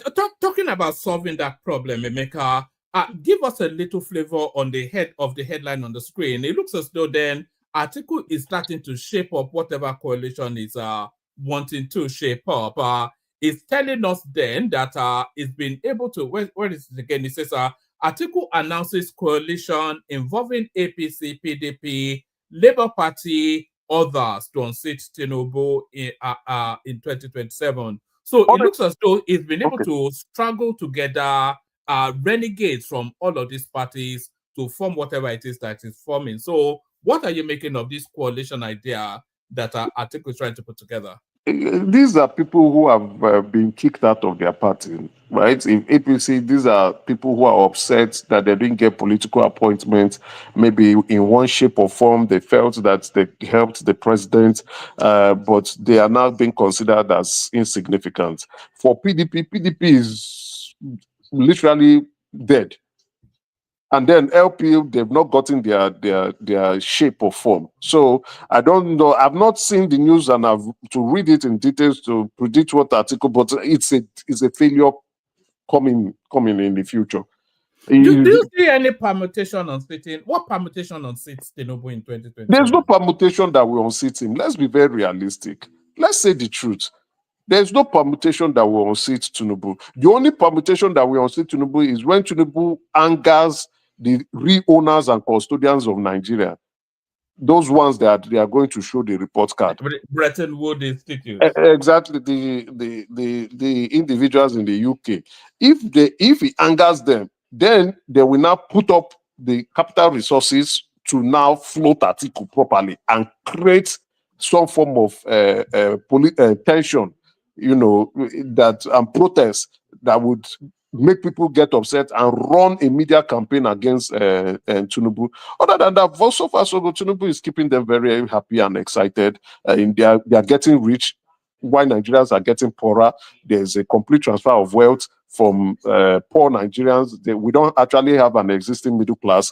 Poor Nigerians to the owners of Nigeria, only true owners and custodians of Nigeria. So they are excited. They are happy. When their FPI matures in June, you will see the praises coming from their talking heads, IMF and World Bank. They will talk more and say, things are looking brighter because investors are smiling while Nigerians are remaining poor. So, other than that, there's nobody, Atiku can't unseat the president. Yes. Do you think the one-party system Nigeria is tending towards can be a pathway to growth? We don't have a one-party system. We have a failure of opposition party members refusing to organize themselves. That's what we have. We don't have a one-party system. So what we have are opposition party individuals or party members who refuse to get themselves organized, put their house in order, and see how to oppose the APC. Right? So PDP, which is the major opposition party, is literally dead. Almost dead. You have governors decamping and moving over to the APC. You have those ones who are there currently they don't know what to do, and you also have them supporting the president. So they are not playing that opposition role properly. Yes. Yeah. Emeka? Yeah. Is that Larry, right? No, this is the prime. Okay, the prime. Look, Nigeria is too sophisticated, right? Politically and every other league, right? To have a one-party system to run it's not even possible. Remember when it's just the pedestrian nature and the childish nature of the way opposition that we have now are playing their. You can even see their surrogates all over the social media, how they are crying, you know, how they are, presenting their issues. Go and look at when APC was in opposition. So there's no way Nigeria will. Remember at the time in Nigeria after 2007 election, Emeka, I think you remember. After 2007 election, PDP controlled 31 states. They had 31 governors. Yeah. 31 governors, right? So this same Tinubu now was the only opposition governor in the entire Southwest. So true, that was true. He stayed, he never left. So when you have characters like Atiku, who is a serial defector, right? Who decamps at every AK market day, and you have Peter Obi too, at every single opportunity or every single his comrade. His comrade. They are decamping back and forth. How do you want to have serious opposition and you want to cry that Nigeria is running to a one-party system? It's never going to happen that Nigeria will complete a one-party system. Never. It's just that it just highlights lazy. again that the Nigerian system is not ideologically. It's not. This guy, only him get this platform. Since the morning he was talking. Cannot allow others talk, say something. Yes, I want to talk. I want to talk. He's allowing me to talk. Allow others to talk now. He's allowing me to talk. Allow others. I want to talk. I want to say something. Allow others to contribute. Say something. Nonsense. Say something. All right. You see, he ran away. Emeka. Okay. And Emeka, I want to ask you one question. If you look at the crops of nations that got independence in the 60s, the few ones that has gotten their democracy right and has really brought progress to those people are the Singaporeans. Yes. And the Indians. India. I think it is a bit insulting to put India in that class. India is an old democracy. Way even before, way before even the Western people. So let's give them some respect. But when we look at new nations, I think Singapore has done well. But there is one particular attribute I've noticed. There is this one, when a state is one party system, they tend to have a direction. When it comes to are you saying the CCP, like the CCP? I know when the word communism is going to trigger a lot of people. So I don't want to bring that in. That was why I went to the close example of Singapore. And if you look at Nigeria, the few states that has really maintained almost one single control unit happens to there's a kind of measurable progress. Lagos and Rivers, there's a kind of measurable progress. So if we can't have military and communism is a taboo, Don't you think the nation should start considering Eh, it? I sort of agree slightly. No, I agree a bit It's with you. difficult to But agree. if you add Abia State just changed recently to Labour. So Abia State has been PDP all this while, and it's been a miserable condition. Why do you have to bring an outline? So that's why I said I sort of agree with what you are saying. Stability is good. Stability is really good. It's when you are stable, you probably get to think much better, even in our own individual lives. So that's why I'm not trying to refute what you are trying your opinion, right? Lagos State has been in short. The epitome of that stability and progress. And River State can also come behind slightly, but for River State, I would kind of say maybe because of they've been able to make use of the federal allocation from the oil derivative funds that's been given to them. So they've done something good about using that fund because we have Delta states. Delta State has also largely been a PDP state, even though now they are trying to defect to APC. We've not seen any significant progress from Delta State. It's an oil producing state. We also have which other state again, if I could remember off the top of my head. So I would say stability, yes, but judicious use of funds and likewise good thinking leaders, right, within that stability space is something that can drive that progress that we are talking about. And if we look at some states are also not even viable enough. They are not viable. They are just sitting and waiting for allocations to come to them. They are not thinking, they are not working, they are not helping out. If state governors were putting in the shifts, right, I think Nigeria would have counted some good gains. I'm not saying we would have gotten it completely, or even probably like 70%, but we should be counting some good gains after 24 years of democracy.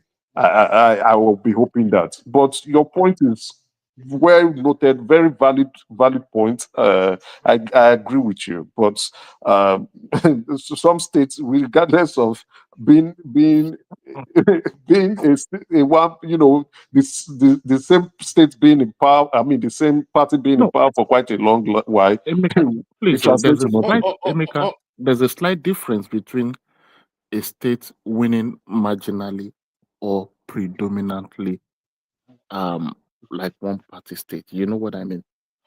Okay. So there's a difference between those two things. I understand the concept of stability you mentioned, in which it gives okay, this is what we're doing. You know why I said so?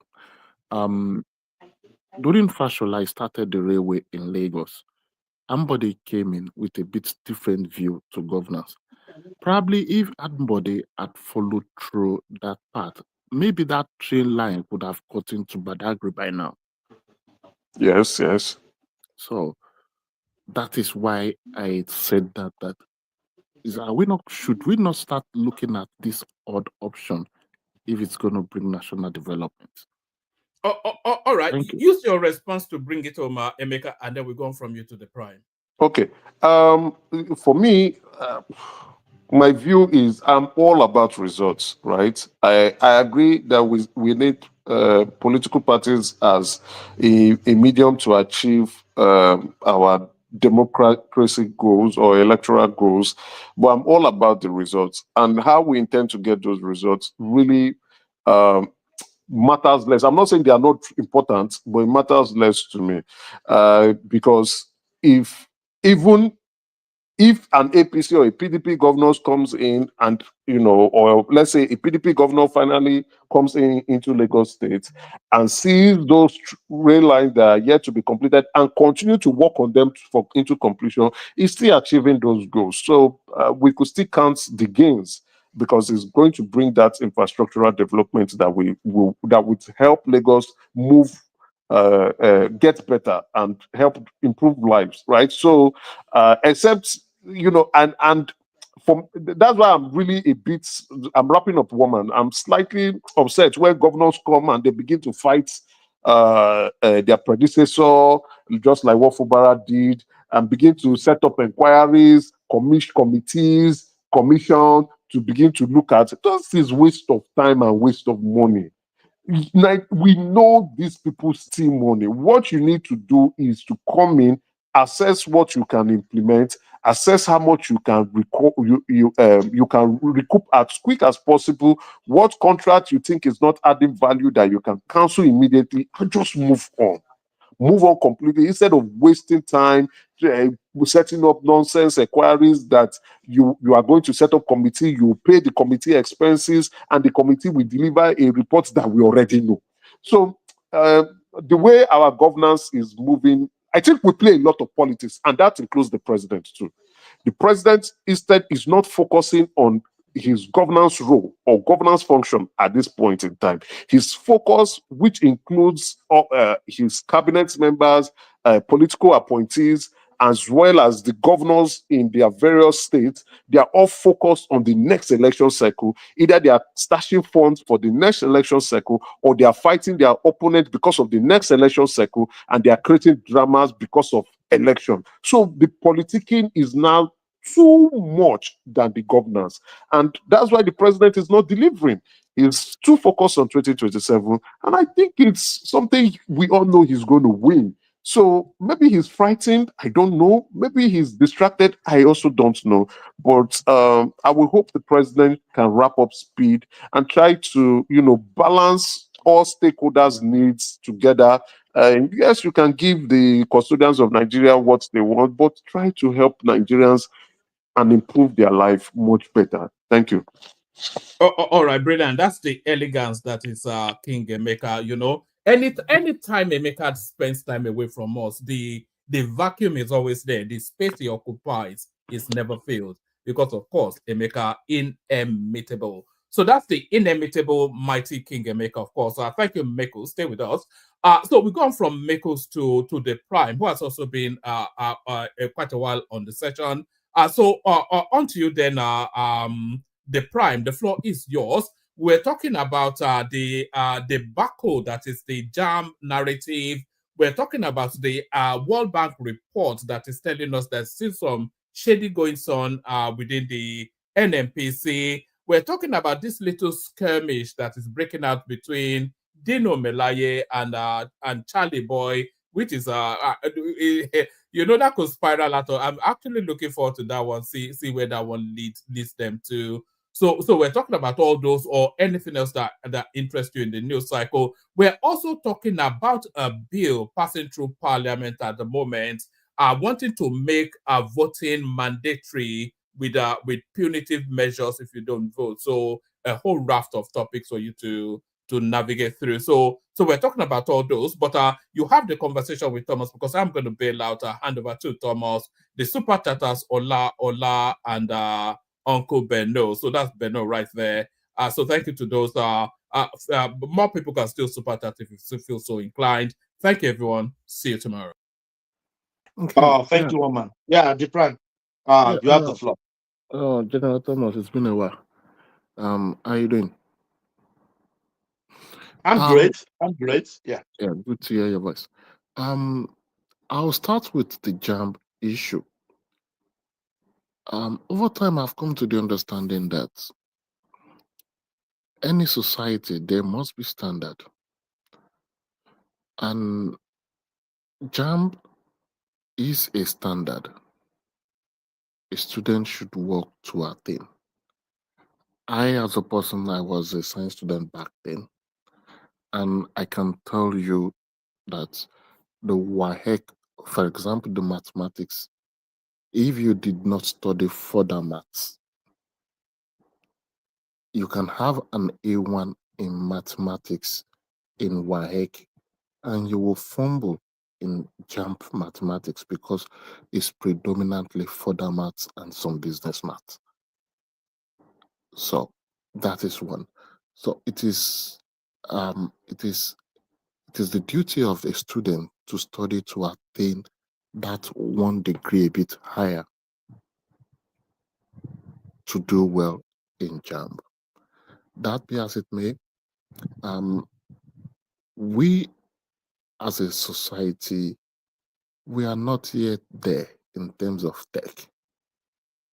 So from the discussion with Enigmatic, the vendors, and every other person, there was a human error.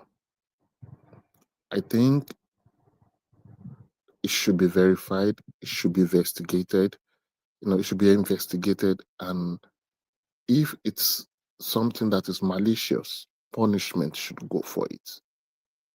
But if it's just a normal oversight, the students should be given enough time, probably another 2 months, and ask them to write it. For those suggesting JAMB should be scrapped, I think it's not fair. Because if you didn't, for example, I'll go back to the math stuff.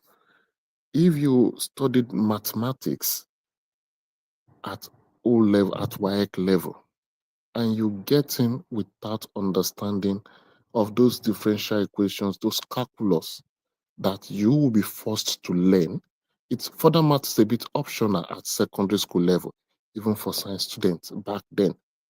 And you venture into an engineering program in a Nigerian university without those knowledge that only JAMB will expose you to, you will struggle in your first year.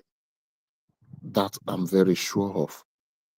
So it is a medium to tell people like you need to also know this before you get into the school. So removing it, you are not doing those students any favor. And for those parents protesting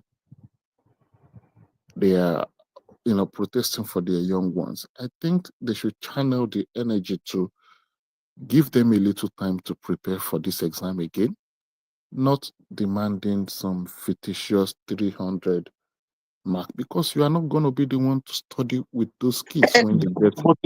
Is that not sound ridiculous to you to hammer 300 to students because of the glitch that happened? What is those people thinking about in their head? No, my brother, the problem is this. Madam Mayor, you are laughing. Go on, the prank. Yeah, the problem is this. Madam Back Mayor, you are then, a big god. You are a big god without your laugh.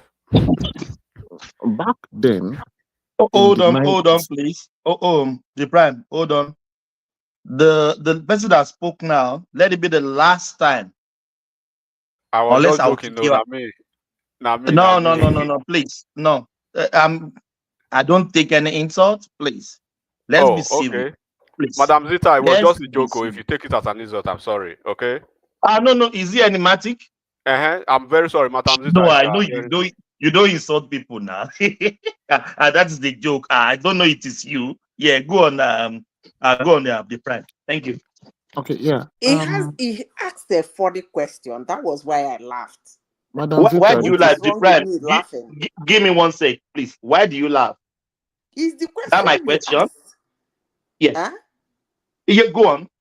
I said the question you asked is it not? It doesn't make sense right. It's to you. funny, and what they're demanding from the last speaker is also funny. Just as he said, ridiculous mark, and then you said, "Is he not?" So I laughed because it's laughable.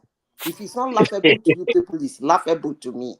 It's laughable, my sister. It's laughable. Yeah. Madam Go on, Zita, it's been a while. Yeah. Good morning or evening to you. It's been a while I've had your voice. Nice to hear from you. Yeah, back to what I was saying.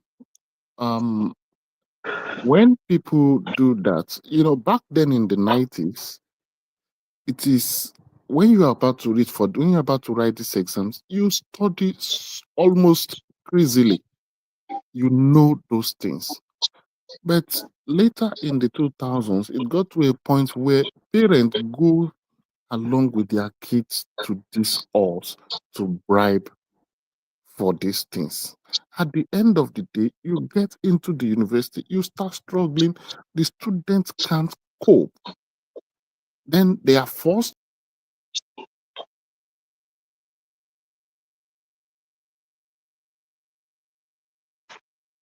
Hello? Oh, I think we lost him.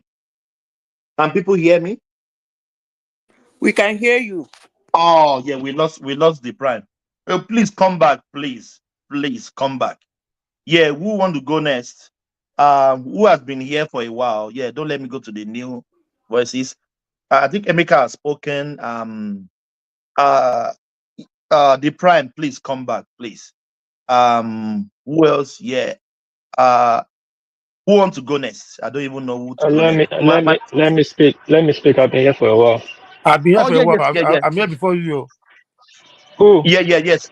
Let's One Piece. Let One Piece go there. We will go with it. But please, One Piece. If the prime come back, can you please give him that gesture back? Yeah. No problem. But I'm here Yeah, before One Piece. quickly. Yeah, Yeah, sorry. go on. Quickly on that jam thing. I think Nigerian government should do better. Yes, understand there's human error. There's error from any institution. Nothing is perfect, but at least whenever something like this happens, there should be a policy you put on ground so that it will not repeat itself or to deter for the next time. I learned that one young girl life herself. That is sad, you know. And I know a lot of people are making noise. Oh, they should give them, I don't know, 300 it's marks. called 300 marks and the Allocated rest. 300 marks to Yeah, them. yeah, yeah, yeah. Yeah, a lot of people will say whatever. It's what it is. If this thing didn't happen, people will not have the effrontery to be saying that. I know those that didn't do well will be the ones that will scream the most. But again, look at that young girl What that died. is the youth wing of Ohanaeze? Those they are the one that demanded for that. Yeah, but look at this. Even though you give them 300 marks, it won't bring that young girl life back again. But again, like the prime was saying, there should be a standard. We should not be doing whataboutism whenever such thing happen. I will try to say, oh, it's this. No, we should condemn in totality. Whoever is in charge, in short, the person that is in charge of Jam, the head of Jam, should take responsibility. If the government is the same government, people should also be getting fired by now. But what is they took the responsibility? That's why they came out and apologized. So is that not enough? Yeah, no, I understood they took responsibility after more pressure, after they first of all shift the responsibility before and the rest. After more pressure, they came out and said, oh, we are sorry. No, not like that. We'll be hearing people taking responsibility by resigning, but that is not in African term, not even Nigeria. Who will resign? You know, this is a really disappointing though. People messed up. We should not shift it to the IT department. We should put it, the problem rests in the desk of the number one man that's in charge of Jam. That's how I would say. So the government should put policy on ground so that such things will not repeat itself. That I know for that. What Sorry, is what piece? What piece? yeah. Let me Yes. speak. Go on. Just give me one. War Peace. Oh, sorry, It Zita. can Zita. always. Let me say I think something. let There's one Zita, important thing. Huh? Simba want to interject first. Then you go No, after let him. me just say something. There's something War Peace just said now. He said they Yeah. should put things in place so that it will not happen again. You are very right. They should put things in place so that it will not happen frequently. I think this is the first time they're having that challenge. But let me say this. As long as tech is concerned, it may happen again.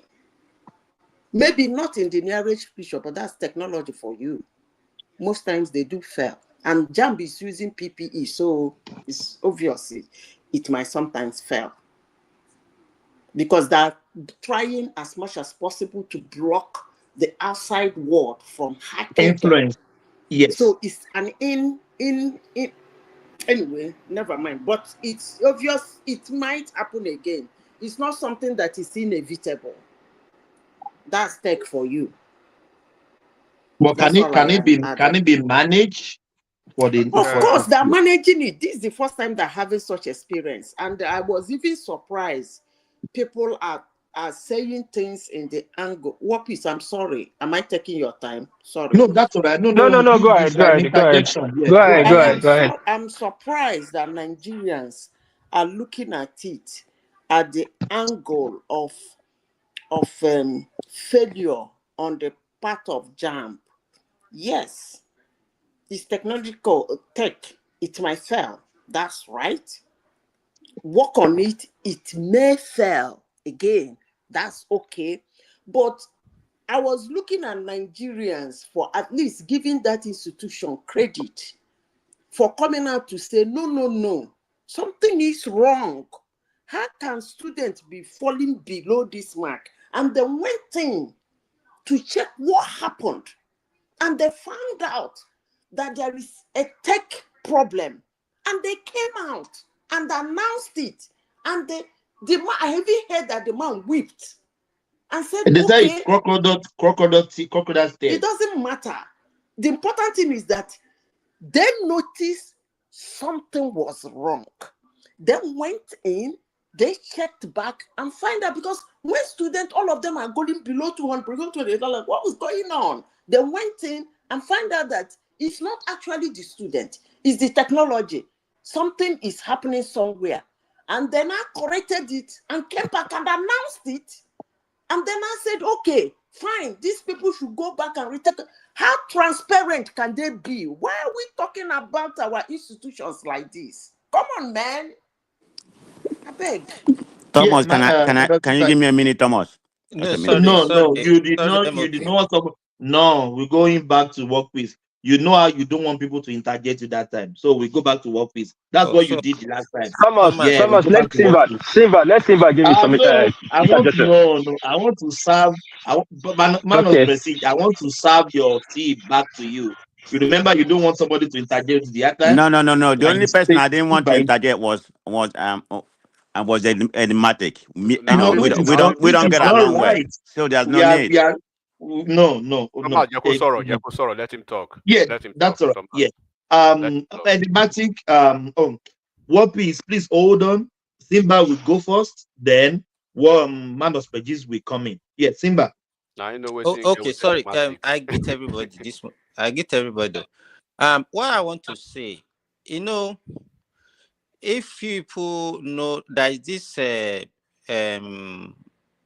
council in UK, they call it General Medical Council. They are the one in charge of registering doctors in the whole of United Kingdom. 2 years ago, they had an exam, and they have a glitch on the exam. The people that passed the exam were dropped to fail the exam, and the people that failed were given pass. 2 years after, they came out and said, okay, there was no reversal and there was no apology. Are you kidding me? Yes, and they did not even say, okay, they should resign. They should. I don't know where we develop this mob attitude. Yes, in Nigeria now. That every little thing. You remember this same Jamb'S 2023? Was it 2023? The case of Miss Soma or whatever. Before that, you can see the internet was a dog, and they were calling for scrapping of they've not forgotten this man since that. They've not forgiven him since that time. So it's like you understand. And before for them now. Yeah, before the whole thing leaked out, that the lady actually falsified that result. But did they even, the people that were calling for the heads of the man, did they even apologize? It's like we don't have shame in that country again. Everybody just behave anyhow. What is it? The guy has a glitch. And if you look at it, over 2 million people sat for this exam. The people that were affected, I think there are about 300,000. 96,000 of them are only from the southeast. Lagos State has the bulk of the candidates that were affected. They've started giving ethnic coloration, whatever. Already. You know that one was now. Targeted at Igbo. The last time I remember, Lagos State is not an Igbo state. and more than half of the people that are affected are from Lagos. So you know the situation now, Simba. Even on a very good day, they want to cry and whine. Now you give them a reason to cry and whine. You don't want them to cry and whine to claim marginalization and enigmatic and Simba. Even thinking in that direction, it's not even. It doesn't make sense. In Anambra or in Igbo land, it's not only Igbo living in Igbo land now. There will be Yoruba that fell on the same category. They are living in Igbo land. There will be Hausa living in Igbo land. Are you saying all those people that fell on this category, they are all Igbos? There will be Yoruba there. There will be Hausa. There will be many people. You understand? Do you understand what I'm saying? Speaking as if you don't know who those you are dealing with already. What is? You can take your time back. Thank you. Can I come in now? Yeah. Man of Prestige, you want to say something? Then we'll go back to War Peace. Man of Prestige. Yeah, thank you very much. I'm not really going to go in detail about how many people from the southeast or whatever, but to get things in context, I think it was Simba that spoke earlier. It was about 2,000 from Lagos and about 173. So it's not 93. The 93 you are talking about is specifically from Owerri zone. So it's about 173,000 from the southeast. Lagos is more. So don't bring that 90 something. You are wrong on that point. You need to fact check me. But anyway, having said that, the only reason why I wanted to interject was people coming here say that guy has apologized with all that crocodile tear. What does that mean? Apologize. Hold on, you have a lady. Let me clarify something. Hold on. It's my turn. You have a lady. It's not your time. You just started again. What is your? I thought Thomas gave me the time to talk. Go ahead now. You have a lady in Lagos, Timmy Lai or whatever they call her, 19 years old, that took the jam last year, and she scored more than 200. I think about 270. She decided to come back in order to make up. She wants to make about 300, and she died from this. And this man stayed there and crying, and people are clapping for him. This is the problem with Nigeria. We are like a blind tribe. If anybody if anybody had read that book about a blind tribe, people are just clapping for him because she the crocodile here, and you expect me to say, you expect me to come here and say he did the right thing for crying. What crying? The man should resign immediately, just because we are not a same country. What nonsense is that? He doesn't need to resign. That's my opinion. He needs to resign. Automatically, he doesn't even need to come there and start crying that nonsense. It's not even crying. It's just like Nigeria. People steal money and come and cry. I don't even know why he cried. He should just apologize. What apology? What apology does? Is the apology going to bring the girl that die? And who is encouraging a 19-year-old? Please, some of us are waiting to talk. She failed an exam. But anyway, I'm done. Thank you. I'm done. That a 19-year-old girl failed an exam and she should take her life. Who is encouraging that bullshit? Nobody should encourage that. Malasita, I wanted to say this before, but I thought maybe let me clear something.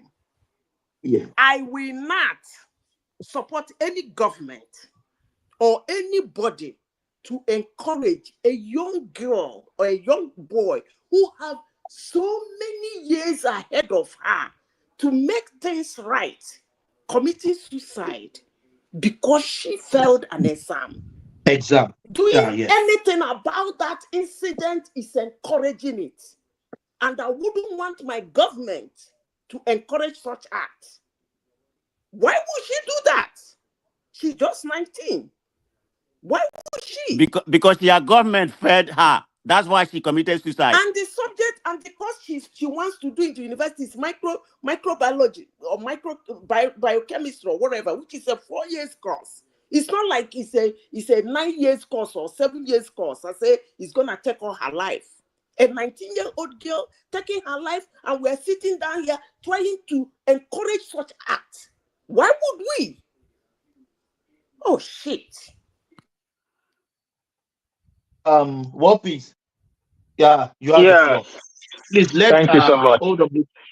Let's walk this flow a little bit before let's minimize the interjection. Yeah, you have the floor. Thank you. Yeah, that everybody has said their mind. Well, we all have our opinion. I hope Jam do better next. That young girl, may her soul rest in peace. We cannot determine or dictate how our young ones feel. The world is changing. The era is changing. The young ones these days tend to have their own set of mind. It takes a lot. It takes a community to raise a child. You must put eye down and watch our kids carefully. You know, that is for the Jam. I don't know why we're talking about Natasha and Akpabio. In as much I know, Akpabio does not have a good pedigree when it comes to uh, women issue. But Natasha is completely nothing to write home about. That lady, I don't know why we sit down and talk about that lady. I understand there's an accusation raised about sexual abuse, which is a serious offense. But does she have any reputation? Person that was picked from sorry, this airport, this airport in England, I try to remember, from there to Harrods, they bought her a bank a Becky's bank of £50 to there to the hotel room. That led her to the marriage she is today, which she was still married to another person. Whatever she's accusing Akpabio of is what two of them, the affairs of them had when Akpabio was NDC chairman. Yes, she and Akpabio was close when Akpabio was NDC chairman. People don't even know that Akpabio is the one that make the pass. Natasha was like a pass they were passing around among themselves now. Akpabio and Udaga are good friends. When Udaga was with Natasha, he was still married to Alaji. I don't know why we're talking about Natasha. These are people that have she has no substance. But there's a case now. Nigeria will not spend their time listening to Natasha case. They need a plastic bag. Of course, I understand I have daughters. I don't want to see to happen to my daughters, but not this kind of not this kind of people, no. And I don't need such people matter. They should get on with it and get over it on time so that we can face so that the nation can face more better things, you know. And as people should do more better and behave himself, kind of mind himself the way he pull himself around. He's the third man in Nigeria right now. You know, that's what I have to say about Natasha, because it's not really important to me. Do I have my best about her, but it's not really important to me.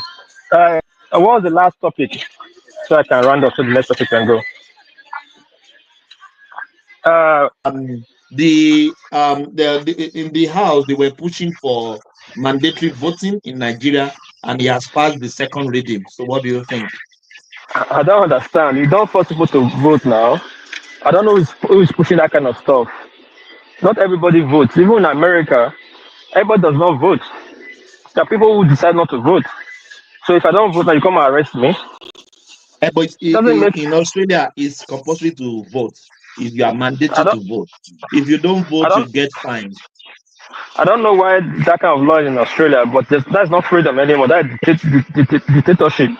That's dictating somebody's life. You don't mandate somebody to vote.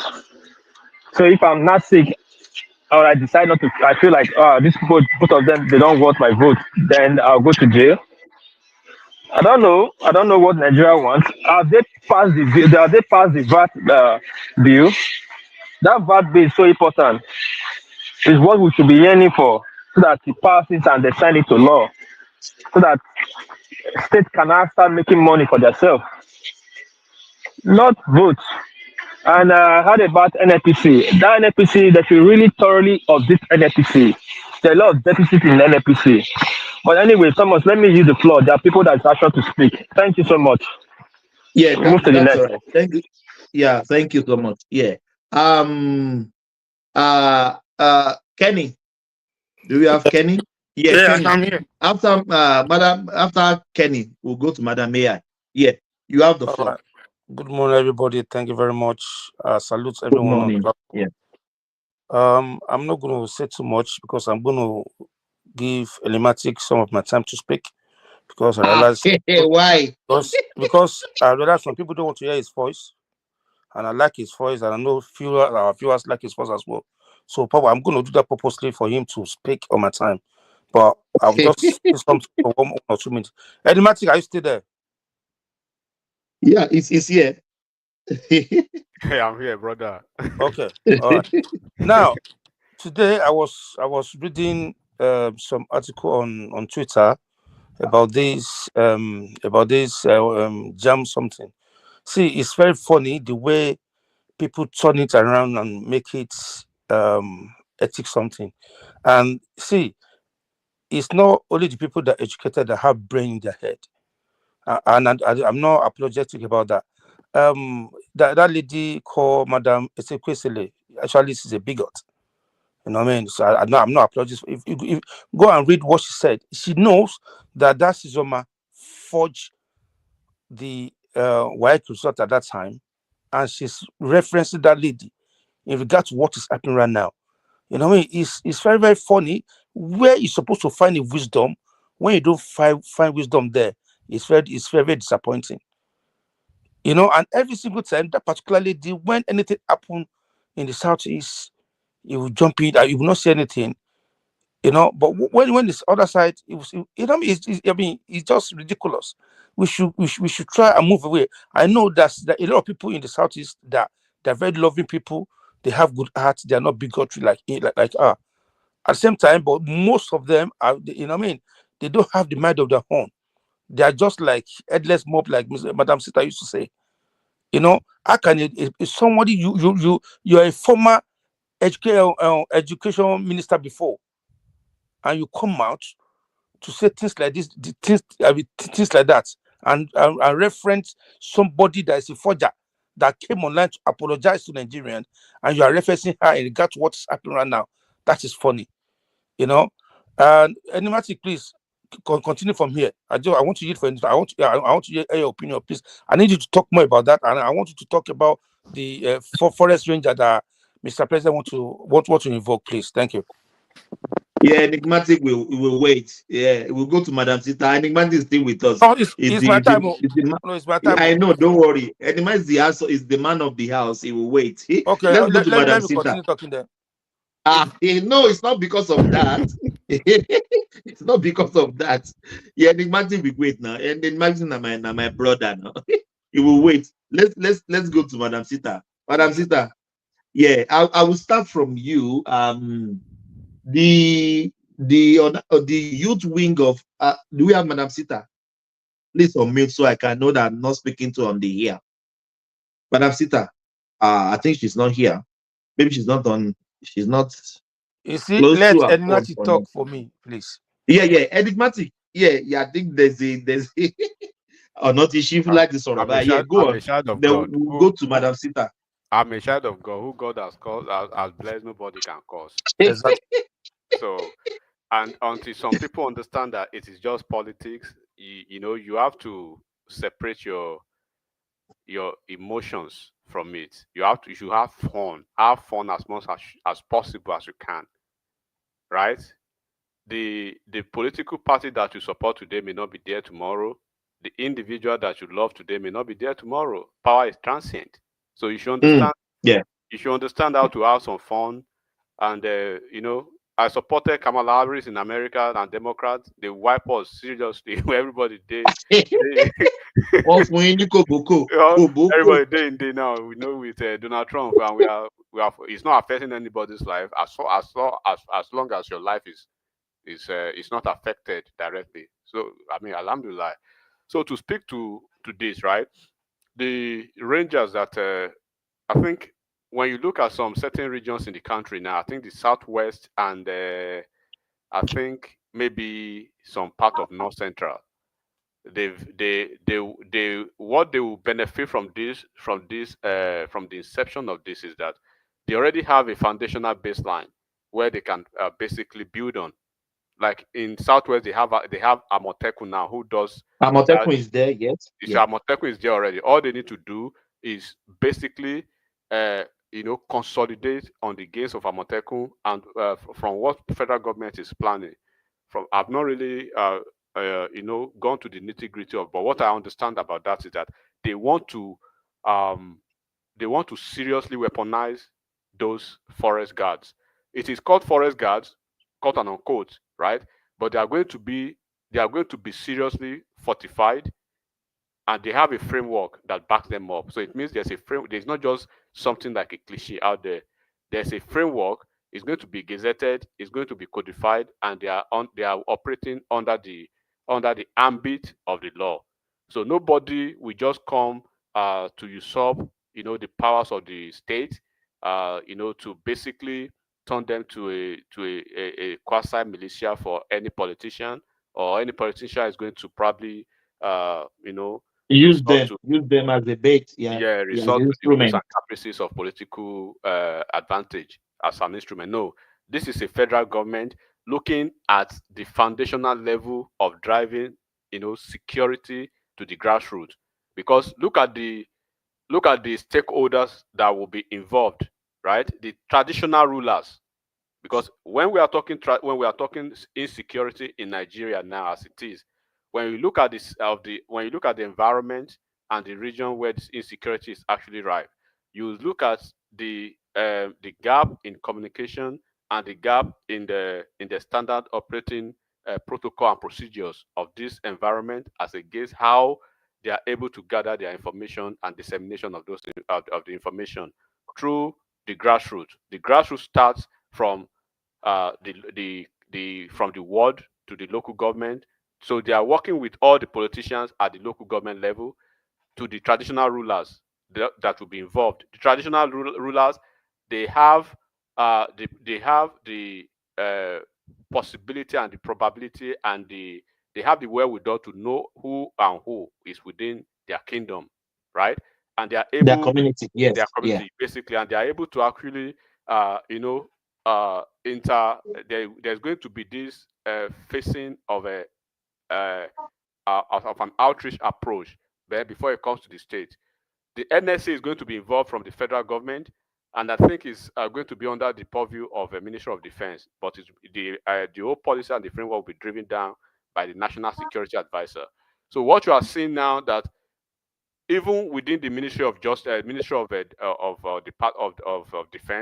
the COS, each leader of each of the security apparatus, like the defense, the air force, the naval, and all of them, right? What we are seeing now is that there's still a gap, and it is the gap that this thing is trying to bridge. When you look at Southwest again, go to Southwest, Amotekun, right?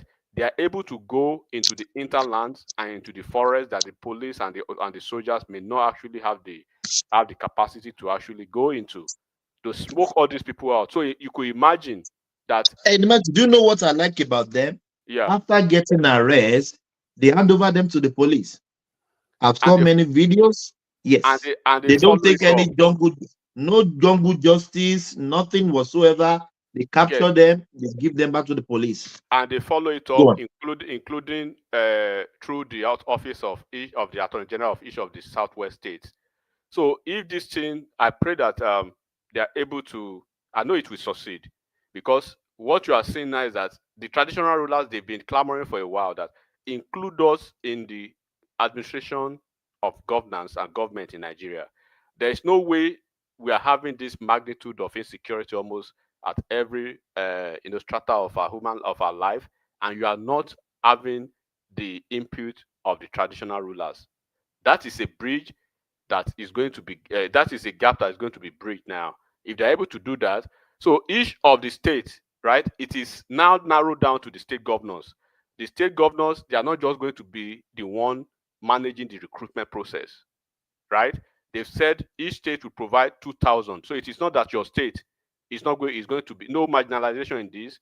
No state is going to be exempted.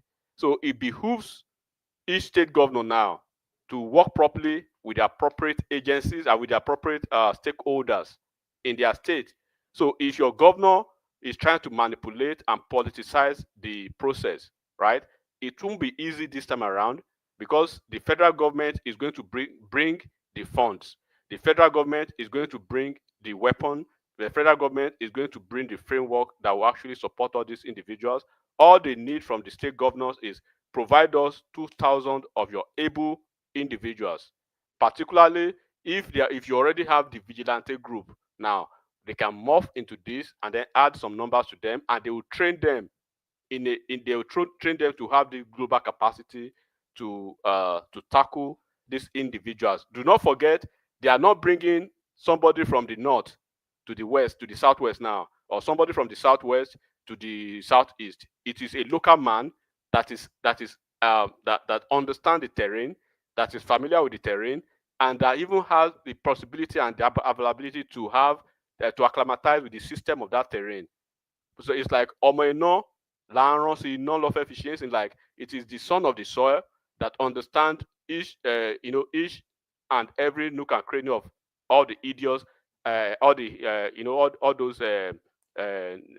those hidden places within their locality. So in those states, for instance, they will maybe push those states, they'll say we need 2,000 of them. So each local government chairman will be tasked with give me 100 each in your local government. There are 18 local governments, right? So let's assume 120 each from each local government, and they're able to have an aggregate of 2,000 of them. They will be well trained, not just trained like vigilante, that vigilante pedestrian or those domestic level now.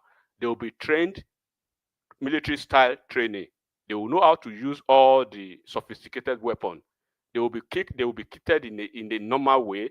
They will have all this. They will be exposed to the technology of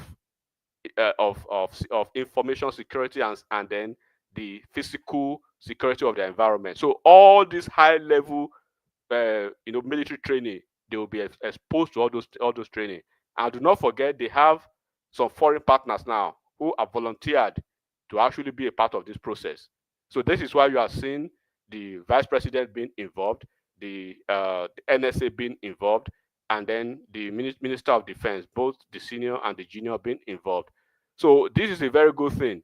You cannot tell me that in Ebonyi State that you won't get 2,000 of your vigilantes or your hunters who you can transform to this to this military like local government who can guide your forest, and they have the digital footprints of all the Nigeria forests. It's not in isolation now. They know that we have like a 1,900 forests nationwide. So they are going to man it, because when you look at all these individuals, all these kidnappers, all these bandits, they operate through the forest, and the forest has been so isolated for a long time. The forest has been given to all these individuals. So when you occupy this forest, now they will know that in your village, Thomas, in Aidade, right? They know that they have 10 people who No. You want to change my village? I'm just Kajola. It's Kajola local government. Okay, Kajola, right? They know that there are 10 people who should be in who should be manning a certain forest, right? So if there are lapses or if there's anything that goes wrong in that forest, they know who to call. That Thomas, Enigmatic, Simba are those people who should be manning this part of the forest. What went wrong? What happened? What went wrong? Yeah. So is there any sabotage? How did you go through? How tell me how? So you can. So it means if you escape Oyo State, you cannot escape the entire Oyo State before you walk into the next forest, into the next local government, right? They should have been able to nip that process. I mean that individual or that bandit in the bud. So but enigmatic, why people don't you think why people always scribble about government policy is that we have a bunch of failure on this kind of things before. So it's very difficult to trust government sometimes. You understand what I mean? Yeah, look, I'm not going to disagree with you, but the fact remains that every policy, right? Every policy, like I said again, some people may politicize some policy. Some people may look at every policy from a whimsical side of not to be cynical. Like, okay, I'm quite taking a midsection approach with this policy because previously it has failed. Let me give a modicum of doubt to this. benefit of doubt and see if this policy is going to work. Because regardless of what you think now, something is failing. So if there's a way that we can shift the narrative, let's see if that works. So, and if you have people from your locality and they are still sabotaging the process, and they are still frustrating the process, because people should think out of the box.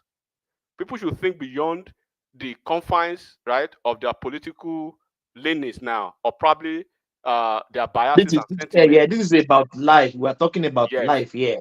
So imagine in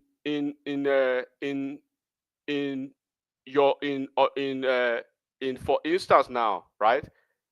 You are the governor of Enugu State, or you are the governor of Ondo State, or you are the governor of Osun State. They've equipped you, they've financed you, you've provided 2,000 men, local men who knows the terrain, They've been trained. So they've been trained, and then you know what to do. So you know that for a fact, if something happens in Ife, East local government, for instance, you are supposed to have 10 people in a certain forest. Look at how it works, because they are going to it's going to be like a midsection approach upward. If you can take me from the baseline, then the midsection, when we get to that level, there will be no, even where if you are seeing policemen sabotaging the processes, or the soldiers sabotaging the processes, or the security guys in their office, right? Politicians sabotaging the processes. Those guys at the local level, you are the man who you know that your wife, your kids, your family, they are part of that community. Would you want to sabotage yourself and work against yourself and work against your interest? Because this time around, it's not that somebody from Ondo State will be responsible for your security in Oyo State. It is you in Oyo State who should be responsible for your own security. So if you have issues in Oyo State that you cannot cry again that they've brought somebody who is not familiar with your terrain to man your local community now. So if the local community is well managed and they know that the traditional rulers are on ground effectively and efficiently, adequately, discharging their duties as highlighted with the policies, and they meet all the requirements. So you will see all those days where you will see Akoda, you see all these people reporting, and then you will even see people snitching now, not a snitch, but in America or probably in Australia too. When you see something, you say something, right?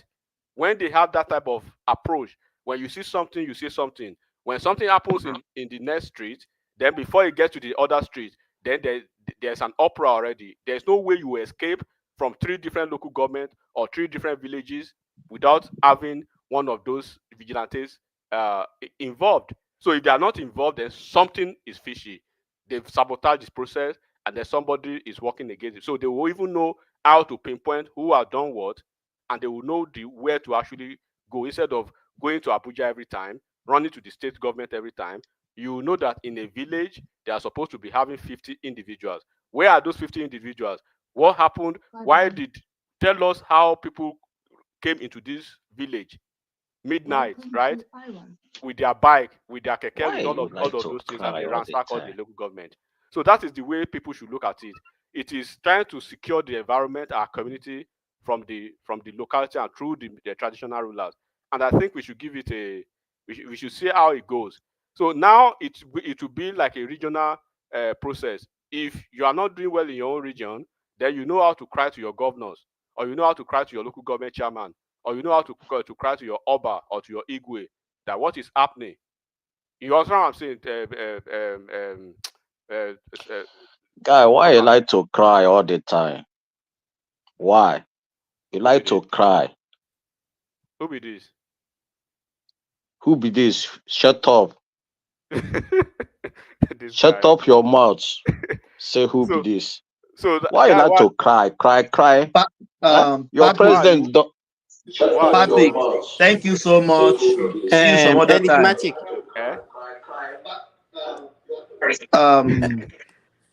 Sorry. I want to ask Enigmatic a question, Thomas. Yeah, there's a guy with crossing the road. Do you have to prompt him to look, or does he just kind of put his head down and go? This Okay. This last election, it will run some people mad in this country, and they will not even get over it until 2031 when Tinubu is out of office. But Some enigmatic. people are suffering from TDS. Tinubu traumatic syndrome. That thing will buy all of them. They are not careful. Bezita, we have been looking for you since now. I think Zita is the next person to talk now. Sita, you have the floor. You're supposed to be yours. I think But we've been calling you since. Enigmatic, sorry. Yeah, go This on. Yeah. thing, what will now happen to the so-called bill on the state police? Sorry, Simba. Edmati, thank you for that submission. I really appreciate that. Thank you. Yeah, thanks for even using your time. So at least, I mean, enigmatic. You know, for the way I see it is that you can shoot and walk at the same time, right? The state police wouldn't stop the activities of the local vigilantes, because when you look at the dynamics of the local vigilante, Are they going to be under state, or is the federal government that will finance it? The federal, it will be financed by the federal government. They will be equipped by the federal government, right? But they will, of course, you know, like I said, they involve the traditional rulers now. So there are tiers. There are tiers and phases to. They have line. It's like you have line managers now. So from the local government, so the state governor cannot unilaterally say, "This is what I want you to do." That's why it is under the enigmatic. Let me help you a little bit. Yeah, that's why it's under the NSA. Yeah, I think it's a joint something between the federal and the state. The state will provide the people to man their forests in the state, but it's being financed and controlled by the federal government. Simple. And what is that joint? What is joint? What is joint there? What is joint there? What I mean by joint are the people that are providing the fund and control is in the hand of the federal government. The state will have to provide the employee. Each state. There's nothing joint there now. They just employ the people. That is what they put. Is joint now. They're not the one. They are the one that is providing the fund and ammunition. It's not financing it. The problem. Okay, why are we agitating for state police? Is it not because we say, because the governor don't have control over the police? Remember, no, just wait, Remy. Just wait. We have. Why are we normally duplicating things in Nigeria? We have an outfit. I just want to clarify something before you go ahead. Before, there was a forest guard before. So they are going back to that and making it better. The forest guard that they had before, wait, Remy, is not under federal government. You are right. State. So that's what I'm saying. Why do we like duplicating things? We have civil defense. But there are no more forest guard. No more. Wait, now there are. Forget about it. One of my cousin is a forest guard in Osun State. So don't say that they are no longer in existence. Let's wait and let's see the modalities. The issue is if we claim that because the federal government are the one controlling this police, that's why the police are not effective. The governor doesn't have control over them. We are not creating another outfit that the state government still don't have control over. So how is it going to work? Okay, Simba, what we should say is this. Sorry, wait. We always, and you also claim that we don't have enough resources. Of what use are the civil defense that the federal government are paying salary every day, every month? What are they doing? What role does civil defense play in our society? According to what I read, the civil defense are in charge of providing securities for federal government assets like the electric pole, wiring, and the rest. That is their main job. But for now, about the forest guard, we to be frank with you, we have to wait and see the modalities and the guidelines when they bring it out later, maybe in the next 1 month or 2 months. Everything we are going to say here, we have not have the full grasp of how they are going to do it. But Remy, if the state but to me, it doesn't stop them from having their state police, because forest guard will have to be in the forest. They are not going to be coming to your door in the city to provide security there. So their main job is to man the forest. Excuse me, those forest guards, I'm just asking, no verse. I hope they are going to arm them to the teeth. That's exactly, they are going, that is why they say They are going to be under the National Security Advisor. So, okay, Yeah. let me say this. So, why don't we use some? Madam Sita, you will speak, please. I want to make some clarification, please. Patrick, this is my face. I'm not hiding. I don't know where you're coming from. Maybe other platform that you always visit. People insult, people call names. No, I kicked you out because you have been doing that, and I've warned you. One man said as well, this is not a marketplace. We don't talk in Barbara. Barbara talk in thousands. We don't do that here. We have everybody have their opinion, have what they want to say. You can counter them. I don't take insult. I don't take calling name. No, I kicked you out because of that. You are back in the background now. I'll bring you back. Please don't repeat that. Please, I beg you, don't repeat that. If you want to interject, interject. We are not here to curse each other or fight each other. No, we are here to hear our opinion, and your opinion could differ from mine. And your own opinion too. Yeah, and your own opinion too. Want to hear your opinion too. Not insult, not calling name. Please, I will bring you back. If you do that again, I'll kick you out again. I don't take nonsense. Please, I've said, please, I'm begging you. Please. Madam Sister, go on. I'll bring you back now. Thank you. To say something. Yeah, let Madam Sita finish, then you talk, please. Okay, what Thank I'm saying is that Madam Sita, go on. is there no way they can say, because I don't know whether they're going to give them gun. So if they're going to give them gun, that is going to be either a kind of branch of the army or branch of the police. Because you can't just Your government are already fair. There's no need. Mama Zita, You know? they are going to be well equipped, sophisticatedly equipped, right? And they're going to be operating through the office of the NSA, down the chain. Their only job is going to be in the forest. They are going to be inside the forest. The best thing, let Tinubu step down. You know, the best thing, let him step down.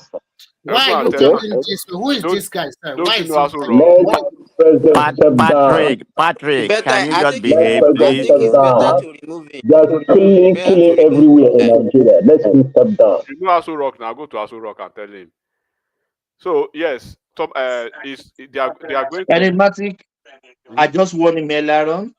So good night for tonight. Thank you. Yeah, go on, please. Yeah, they are going to. Let's hear people that have intelligence that can speak. Talk.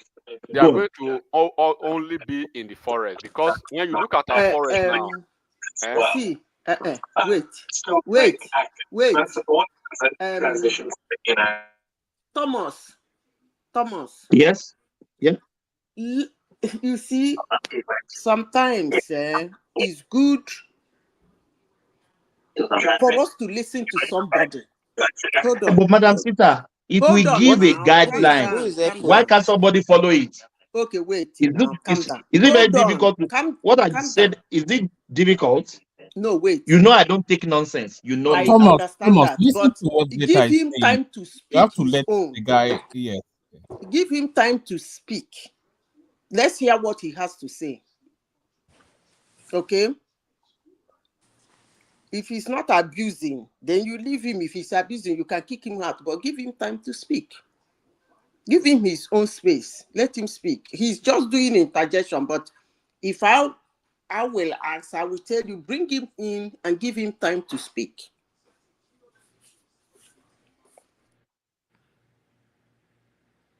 Thomas, honestly, I don't even mind this. I think it's just go on. Yeah, that's all right. Yeah. But the fact is that, you know, when you look at our forest now, okay, look at, for instance, let me give you a typical example of Ondo State, as is bordered by almost 19 different porous borders. Delta State, from the axis of Delta, from the axis of Edo State, from Ogun State, from Oyo State, from Osun State, right? So Ondo State is surrounded by so many porous borders. And those porous borders, you don't have. Do you have the policemen or the soldiers in the forest or in the woods? No. Even all these the state police, are they going to be operating in the woods? These people are going to be like wood and forest rangers. They will be trained like forest mercenaries. They will wake up and sleep in the woods, in the forest. So when there's a consciousness of that, because when there's a consciousness of that, where do you think the kidnappers will be operating? Because the kidnappers operate in the forest and in the woods in Nigeria now. So when they know that in every region of Nigeria where they turn to the north, there are people in the forest. They turn to the southeast, there are people in the forest. They turn to the southwest, people are in the forest. South, all the forests in Nigeria, right? There are people manning the forest. And then when you graduate to the state level, you have the police, then you have the soldiers. So at the end of the day, it makes the job easy for all these state parastatals, like the security architecture at those police and the soldiers, and it will relieve them of so many unnecessary and irrelevant duties that they subject these people through. And now Nigeria is having a partnership with some Russians who are going to train these people. They are going to have a very, very sophisticated military-like training, and they are going to be staying in the bush, in the woods. When you go to some military formations in the US, right, Thomas? When you go to some military formations in the US over here, there are some woods and some forests that you go to. You'll be shocked what you will see in the forest. You think you're probably going to hide something in the forest, but they have formations in all these forests, hidden. But these ones, look at the porous nature of, for instance, how it is easy, right, for these kidnappers to move between Kogi State and Edo State into Ondo State, Delta State. You will never trace them. Within 2 hours, they're already in like third state already, but because they don't understand the terrain. So when you set all these people in the forest with them, then they will know that even at the of course, we cannot say it will be eradicated 100%. It's just like we are talking about security and IT. You can't have a complete 100% security-proof incident, but you always have at least minimal approach to the insecurity that we are having now. And there will be no situation whereby in a local government 500 motorcycles will ride into a village. They will ransack the village for 5 hours. They will touch the villages, rape women, do a lot of silliness, and nobody will be able to raise a finger or a voice to say these are the people who did it. And we know some people did it. How? Because you can't explain how people on bikes came to a village, almost 200 of them, and they kidnapped kids, and they were in the village for 5 hours. Now nobody can even say anything. So that will be minimized. By the way, why don't the state and local government, through the local government, pay vigilante? Pay vigilante? Why don't, yes. But vigilante, listen, do you know why I'm saying this? I am kind of skeptical about the forest guard. You know why? Anything Nigeria government is managing is managed with laxity. As I said before, I am a full supporter of privatization. Nigerian government should not manage anything except the military and the electricity. That's the only thing they should manage. Madam If you use village vigilante, be paying them salary, and then arm them, not because in my town we have it and it's working for them for us. They know who comes into the village and who goes out of the village. They know our villagers, and they can keep watch. But saying you are doing forest guard, and then forest guard, you will bring somebody, let's assume I'm from Umudei, You now go and bring somebody from Umunyoma, like because he's from Uguta, to come and man Umudei. It doesn't really work that way. But let's Unless they're going to streamline it to the community. Let's look at it like this, right? Look at the region that already has like a semblance of this forest gas now. Look at for the southwest states, right? They have Amotekun operating already. And they're wiping them like sugar. Okay. Now, I asked a question. You have Amateku, and these people are bozozing southwest. In fact, they're acting strongly in southwest now. The place they wanted to enter, south, midwest, Edo State, what happened in Edo State is like it has given them break a little. They're ravaging southwest. So what are you talking about? man, this is what I'm talking about. We can give in to cynicism about everything, or we just hands off and say, okay, let everything be the way it is. So when we are trying to find solution to things, we can't always resort to this cavalier attitude of saying, okay, if it happens like this, it's not going to work. No, that's not what I'm saying. We are looking for solution. We are looking for solution. And I'm just saying that forest guard, unless I see the appropriation bill, it doesn't really sound right for me in Nigeria. Well, I understand, and like I said, think Nigeria already have forest guards. So I don't know. I don't think Nigeria. I don't think there are forest guards in Nigeria. I think in the past maybe unless they're not functioning.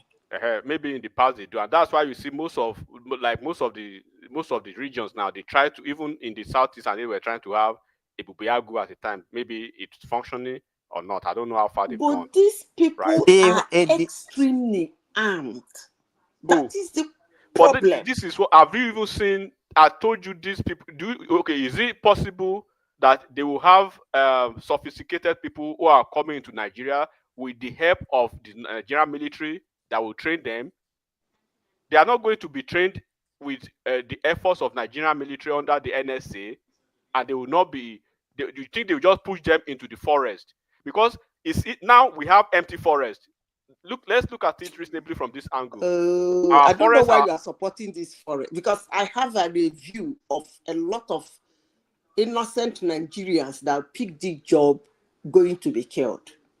That's actually where I have issues, because like I said, as it is now, we have nothing in the forest as we speak, right?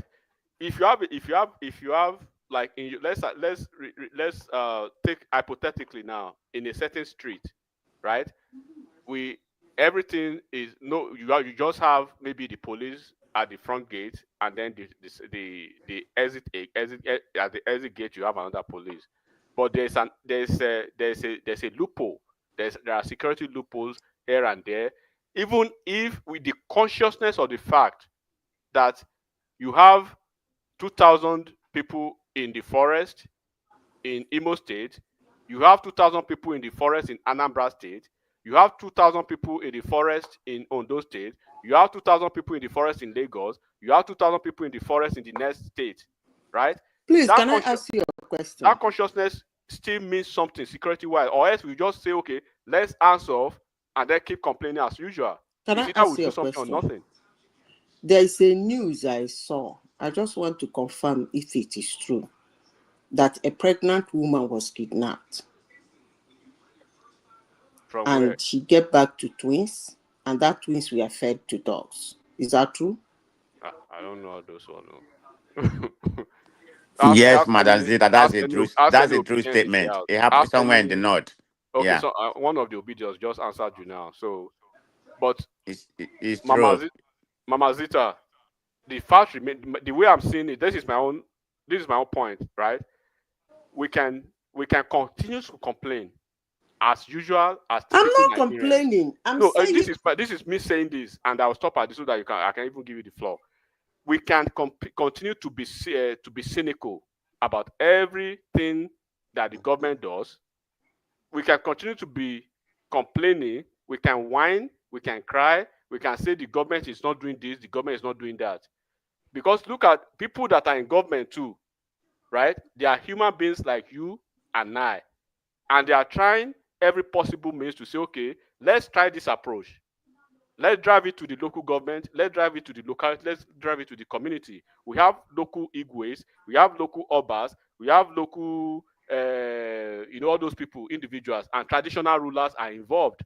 So when you see something, you say something. You are taking security back to the doorstep of each and every Nigerian with this approach.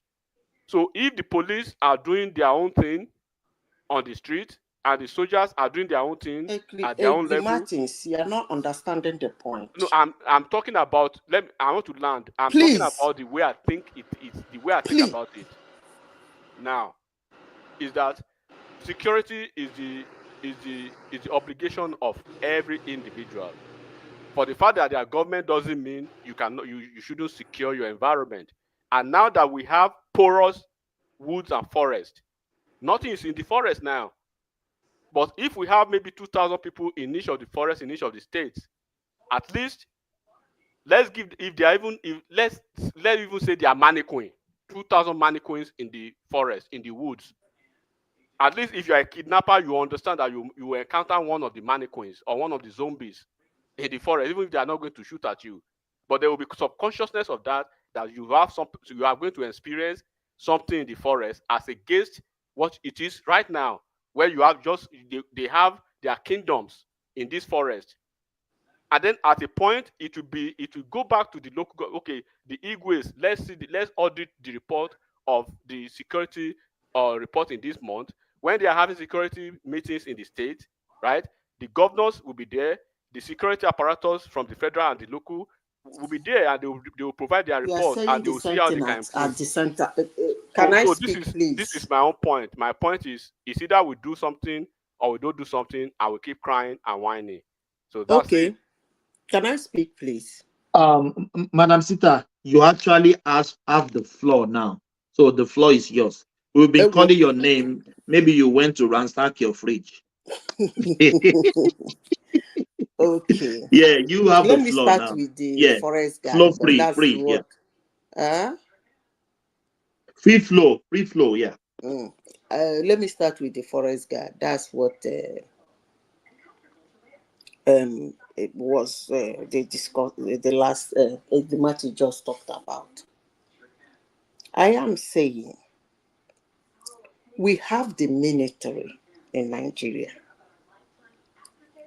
Our military is one of the best in Africa, one of the best. And I saw what happened in Southeast as military and IPOD. It was a slaughter of shame on both sides.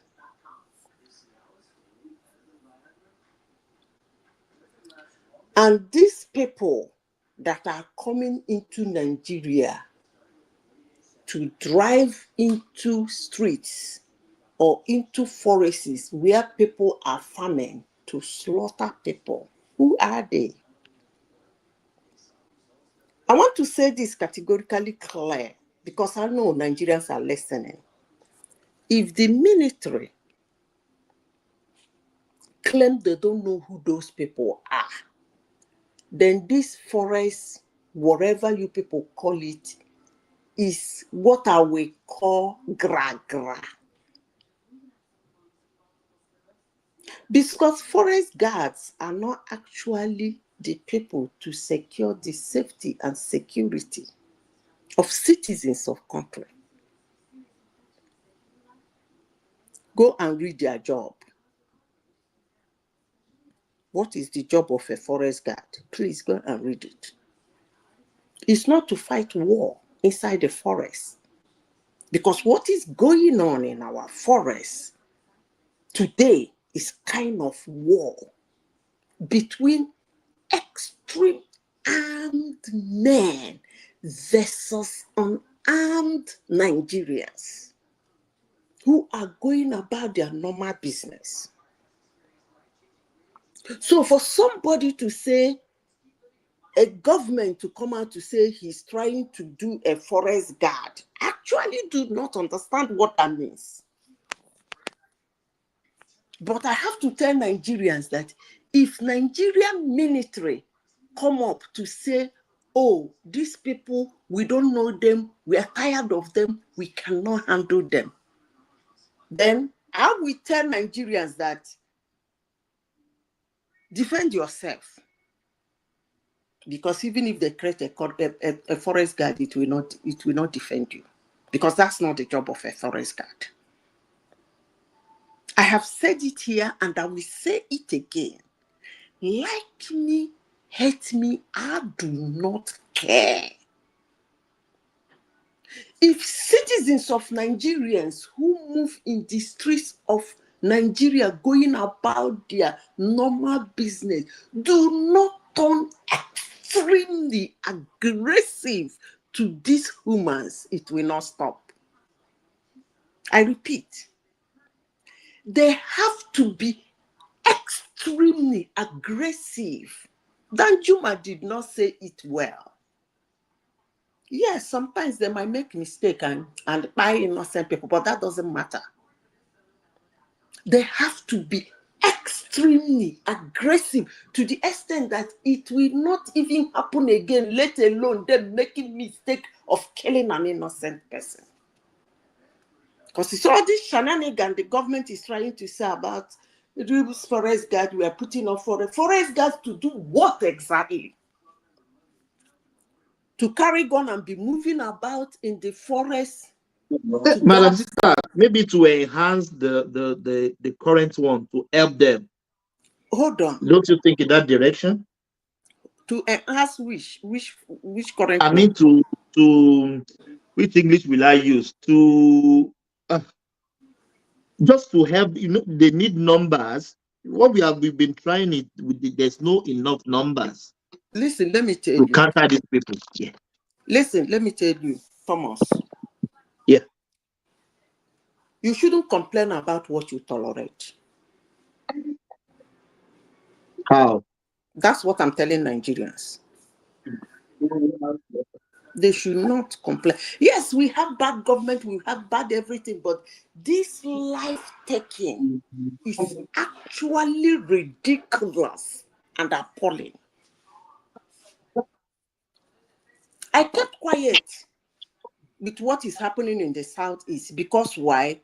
It was not actually a case of invasion. It was people who woke up one morning and said they are after something. And then they started behaving like mad people.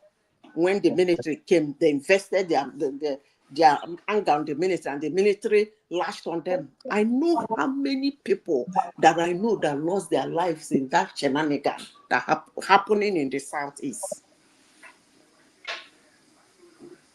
It's not too much in the Southeast because most people in the Southeast are already armed. That's why you see this thing that happened in Yoruba land. It's not common in the Southeast. Why? Because boys in the Southeast, I will say 40% of them are already armed because of the iPod. So why?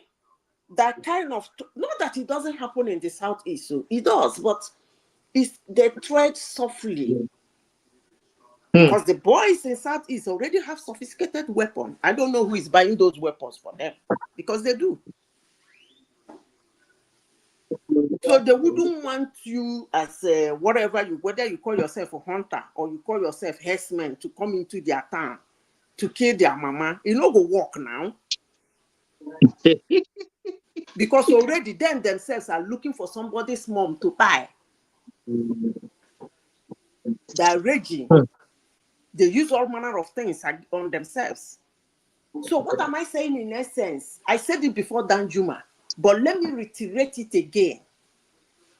Until Nigerians become extremely aggressive, when I mean extreme, to the extreme, to the extent that even if they make mistake, somebody like me will say, well, it is what it is.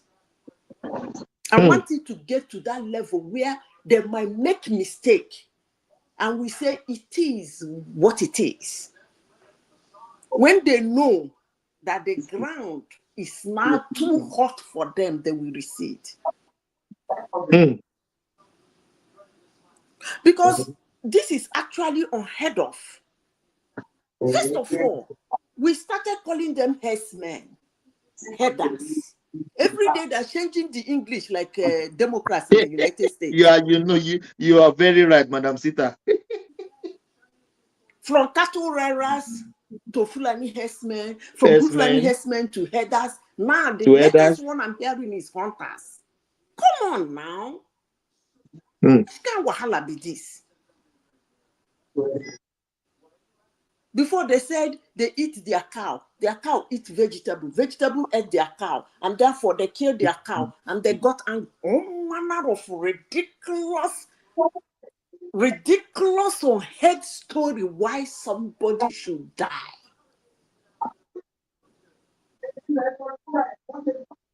Now they are no longer carrying cattle. No cattle. Madam Sita, I even heard the life of their cattle is even important than the life of human. Okay, that is the cattle story. When they were cattle rearers, when they changed name to Fulani herdsmen, when they changed name to headers. I'm talking about now that are hunters. Did anybody collect their gun? So what is more important to them, that they should buy humans in the south and in the north, because it's like they're raging everywhere. By the way, who are Madam they? Sita, it's not only in the south. They are even killing each other over there. I want Nigerian military to tell us who are those people.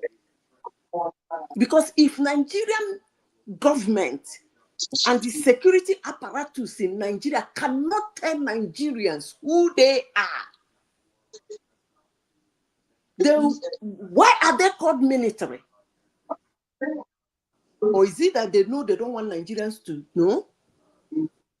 Because who are these people?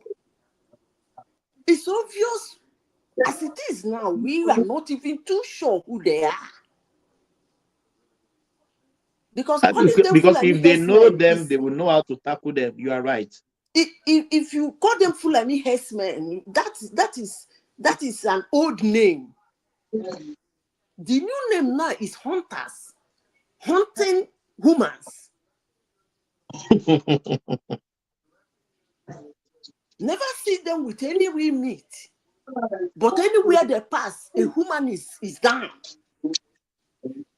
So who are they? Can we start by asking who are they before they do forest guard? Or are they setting up Nigerians to go and be pied by those people in the forest? Let me say this. For those who say we talk rubbish, we don't want, we keep being pessimistic and optimistic and blah, blah, blah about our government, and what is the excuse? The excuse is, what is this, what do we call it? What is the solution? I've given you people my solution. It's simple. Do not complain about what you tolerate. Because if you don't tolerate it, it's not going to be around you. It's as simple as ABC. That said, these people know our forests more than we do. So who are they? Hiring people to go into forests to face these people. The simple question I ask, can the government first of all tell us who are they before setting the remaining living Nigerians to go and face them in the forest? To go and find again.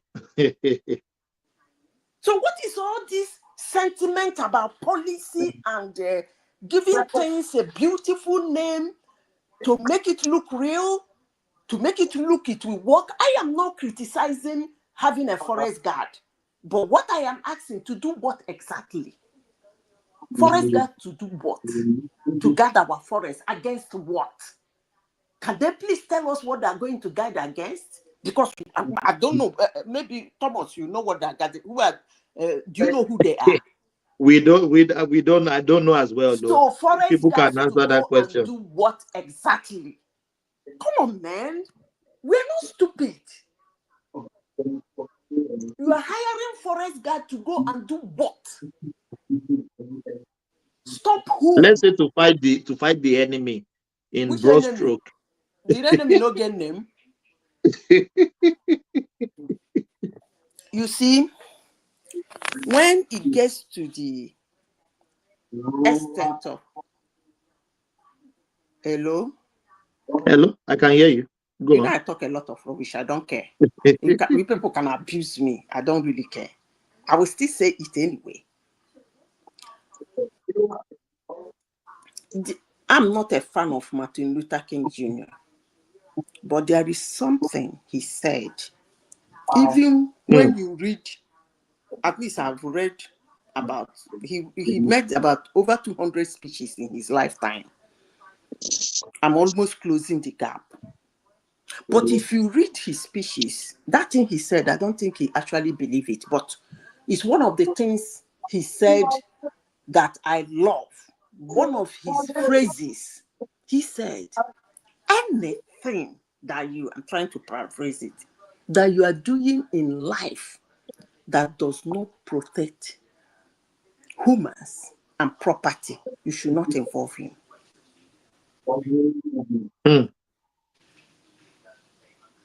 So, if the federal government said they're trying to do forest guard for what?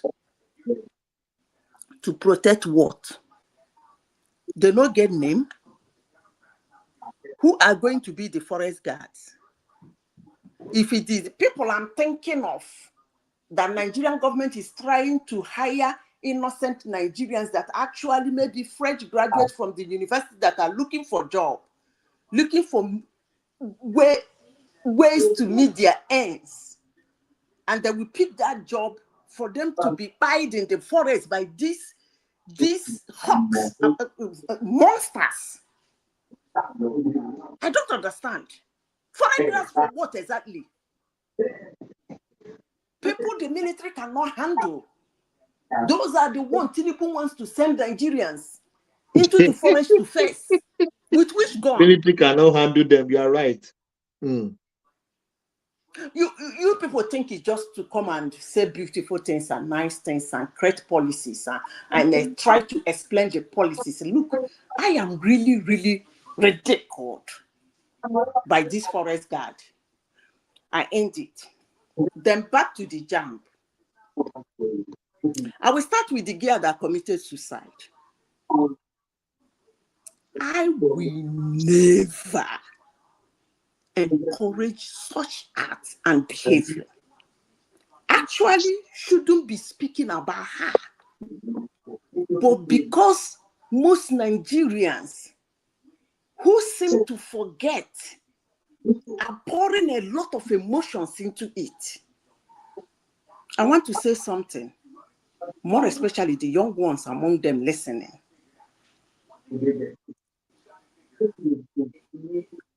I will say, let me not go too far, but let me say this. 50% of Nigerians that entered the university did not make Jamb at first sitting. Go and check the record. That doesn't mean they are brilliant, they are dumb. Or they are failure. Or they are failure. Most of them wrote down twice, 3 times. They came out from the university with first class. So for a 19-year-old girl to take her life because she failed an exam, not that she comes from a poor family, because if your parents are planning to send you to university to study, that means they have money to pay for your JAMB to go to university. You are right. Now somebody will say pressure, shame. Some people say Nigerian failed her. That's why he commits suicide. Let me say things to people listening. I have a lot of Gen Zs, very difficult group of humans too. I don't know why God created those people. And they gave them a very ridiculous generation name, Gen Z, last card checkup. These people misbehave a lot. I have a lot of them. I have about 7 of them. close to me, if I am finding it difficult to handle them with the kind of person I am, I wonder what somebody who is a little bit loose or doesn't have a third eye, I wonder how they can manage them. First of all, I want to speak to young Nigerians. If you have a friend who mocks you for your failure, does not motivate you, does not calm you down when you are down, does not hold your hands and say, look, yes, you failed, dust yourself and move on. You can make it. Do it. You can do it again. Yeah. You have no business having such a friend around you. It is not by force to have a friend. It's not by force. And if you are a young person and you start your life by competing with your peers, then you have a long struggle in life. Be you. Madam Sita, sorry. Madam Sita, what do you think could have been going in the mind of this lady? Does he think everything is end? She cannot do any jump anymore? There are two things that are involved. Thomas, I told you I have Gen Zs with me. Yeah. Boyfriend is involved. And then peer pressure. These are the two things that must have made her to commit suicide. I would not blame her, but I would blame her upbringing. Because that's what we usually blame. There is something my grandmother used to tell us. When we do something bad, she corrects us. We do it again, she corrects us. We do it to the third time, we correct us. We keep making the same mistake, and the old woman keep correcting you. At a point, you know what she's going to say? What? She will say, God punish that person that will say, Tofiakwa, who trained this gear? Let that person Tofiakwa. Because I'm trained. Because that is what we always go to. He lacked home training. Just yes, as I just said now.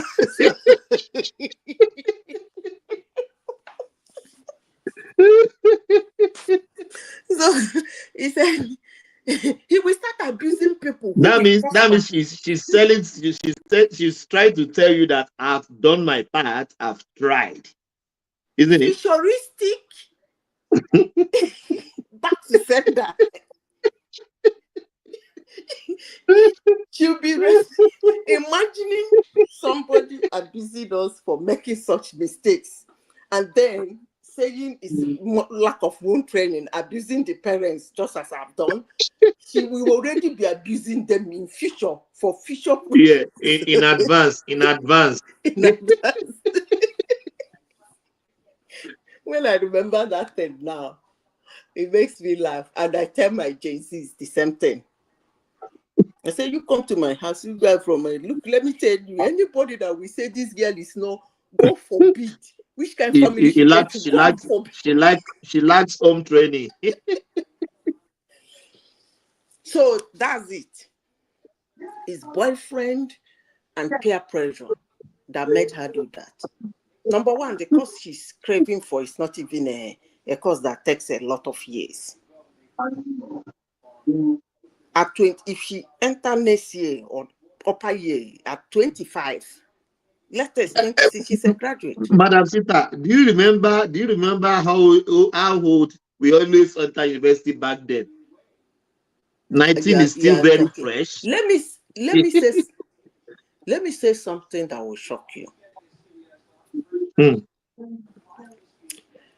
You people can go and do verification. We usually have in my family, most of us died of brain fag. Why? Because they are extremely intelligent. I'm talking about intelligent of A of 100. Go and ask. A, when we make our own A, it's not 90%, it's 100 over 100. Do you know I took Jamb'S twice?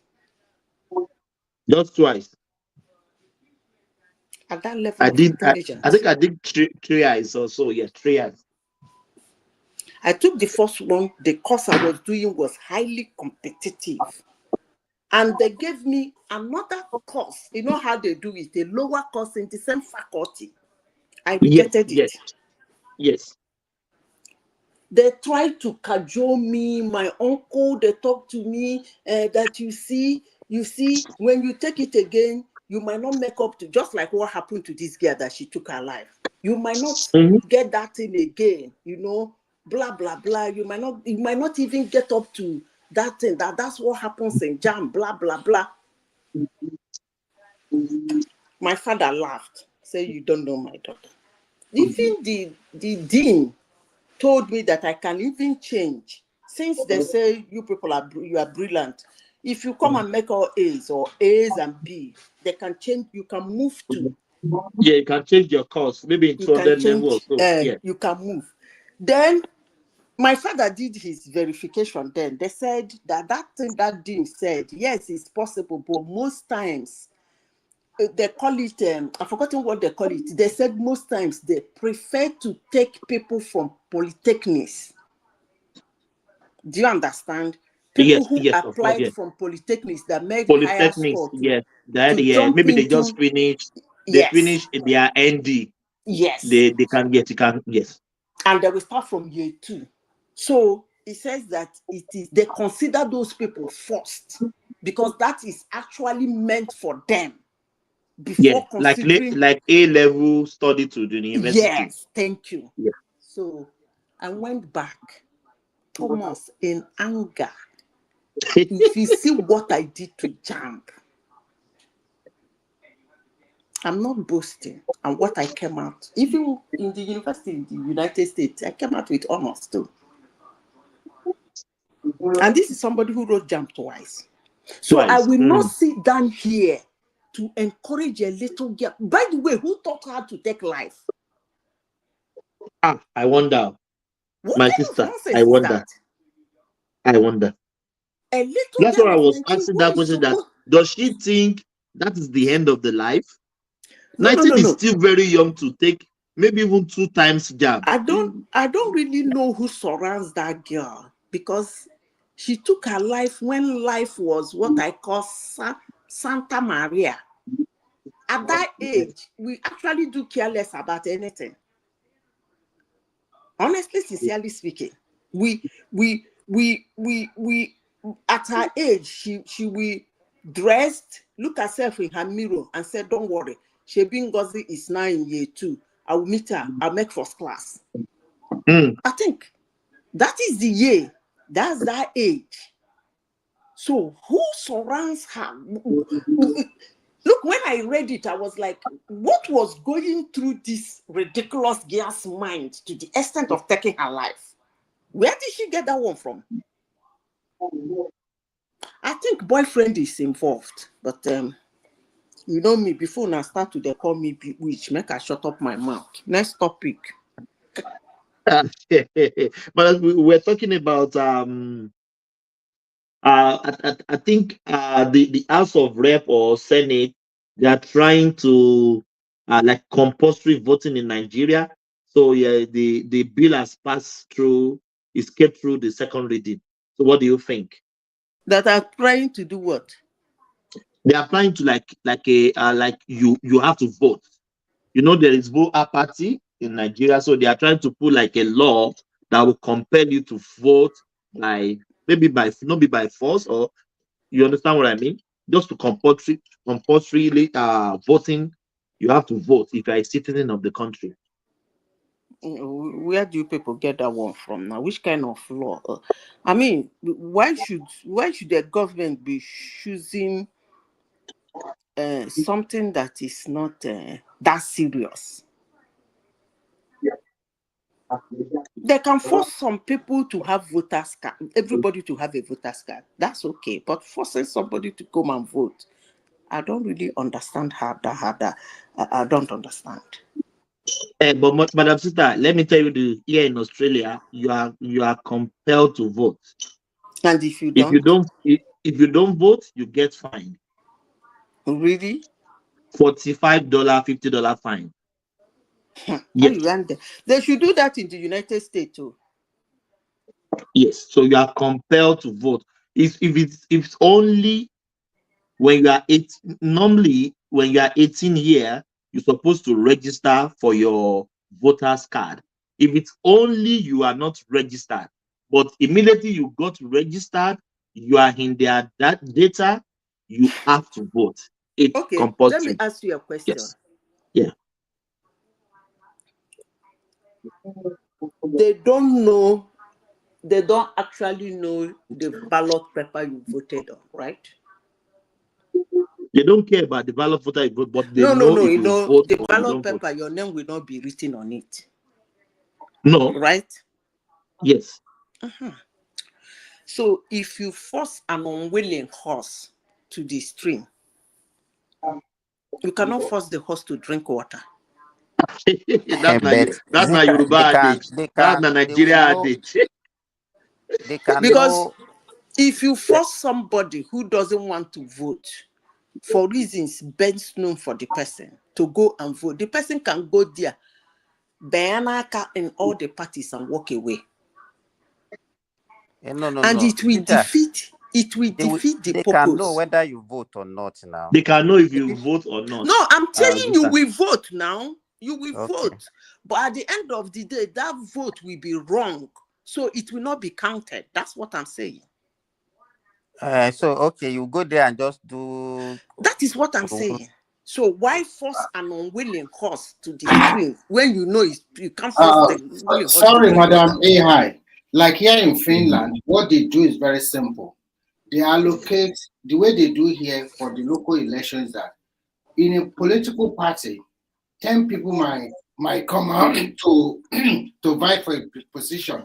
You number them 1 to 10. 10 people might come out from another political party, they number them 1 to 10. So once you go to the polling booth, you already know the party you want to vote for, and you already know the candidate you like. Their faces are not on the ballot paper, only their number. So if I'm voting for party AA and I like Thomas, I already know Thomas already put on his billboard everywhere as number 5. I will just mark number 5 for Thomas. So if at the end of the election, let's say AA is the party that won, they will not tabulate all the people in AA and try to find who has the highest number of votes in that people that vie under AA. From that 10 people, if Thomas is the highest winner, Thomas will not be the winner of that election. So it's very simple. They don't normally campaign all around. They just come and meet you one-to-one on the street, not a lot of big elaboration or whatever. So there is no way they will not know whether you vote on. Remy, what you are saying is different. We are not asking how they vote now. No, but here they don't force you to vote. Okay. Also, yes, that's the question now. But you get fined here if you don't vote. That's no, it. No, nothing like that. Yeah. Madam Sita, go on. But why should they follow that one, allow that bill, and then there is another bill on the rotational presidency, which they said they killed immediately. That one will be killed. That one will be killed. No. What the voting pattern? I'm not still. It doesn't go wrong with me. Listen, let me tell you. They voted on a electoral rotational presidency. Election is not done that way now. It's No, they democracy. didn't vote. The bill was not allowed. No. Let's discuss it anyway. Okay.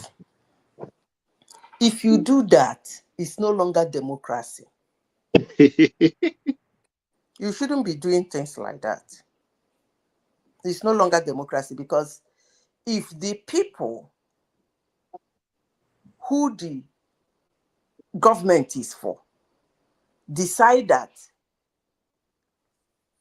Southwest brought somebody that is not qualified to them, they can decide to vote somebody in the Southeast. So you should not, because it's from South. You know, if I can interject real quickly, I don't mean to take you back, Madam Zita. I was Okay, going to go ask ahead. you. So that lady, that young girl, do you think she's an overachiever? Over what? Overachiever. Which girl? I don't The one that understand took what her you life. mean by The girl over. that Took her life. by himself, by Overachiever. herself. Hold on. Overachiever. Huh? Yes, yes. What Yeah. has Okay, she achieved? explain What what has you she mean done by in life? overachiever. You know, maybe she's a girl that's always gotten A's in Yeah, her that's what I'm. classes, Yeah, and She that's no what I beat was and me. thinking. Oh. Yeah. you know, some people they're It not used to failing. You know, she did, is you not know, okay the true. first time around. Hold on, Miss Simba, she did Daddy, good the this first Before. time lady, around. this same lady, Okay, wait, wait wait, wait. now. She's not an Simba. overachiever. Simba, Let wait. No, can because we let the story. Miss Daddy land? Let him land Wait it. now. We don't even get Miss Daddy explain. Then they will Explain, respond. please. Yeah, I was saying that, you know, she's always gotten A's in her classes, and some people, right? That's why they say, failure is the best teacher in life. Maybe she never failed before, and I can agree, maybe not to blame the parents. I would hate to want to blame the parents, but you know, when she had that, you know, that situation that she a second time around in Jam, she didn't do so well. Maybe a parent should have approached her, known that she may be an overachiever, or that she's used to getting good grades, that she may not be able to stand that pressure of having a bad grade in Jam or bad result in Jam.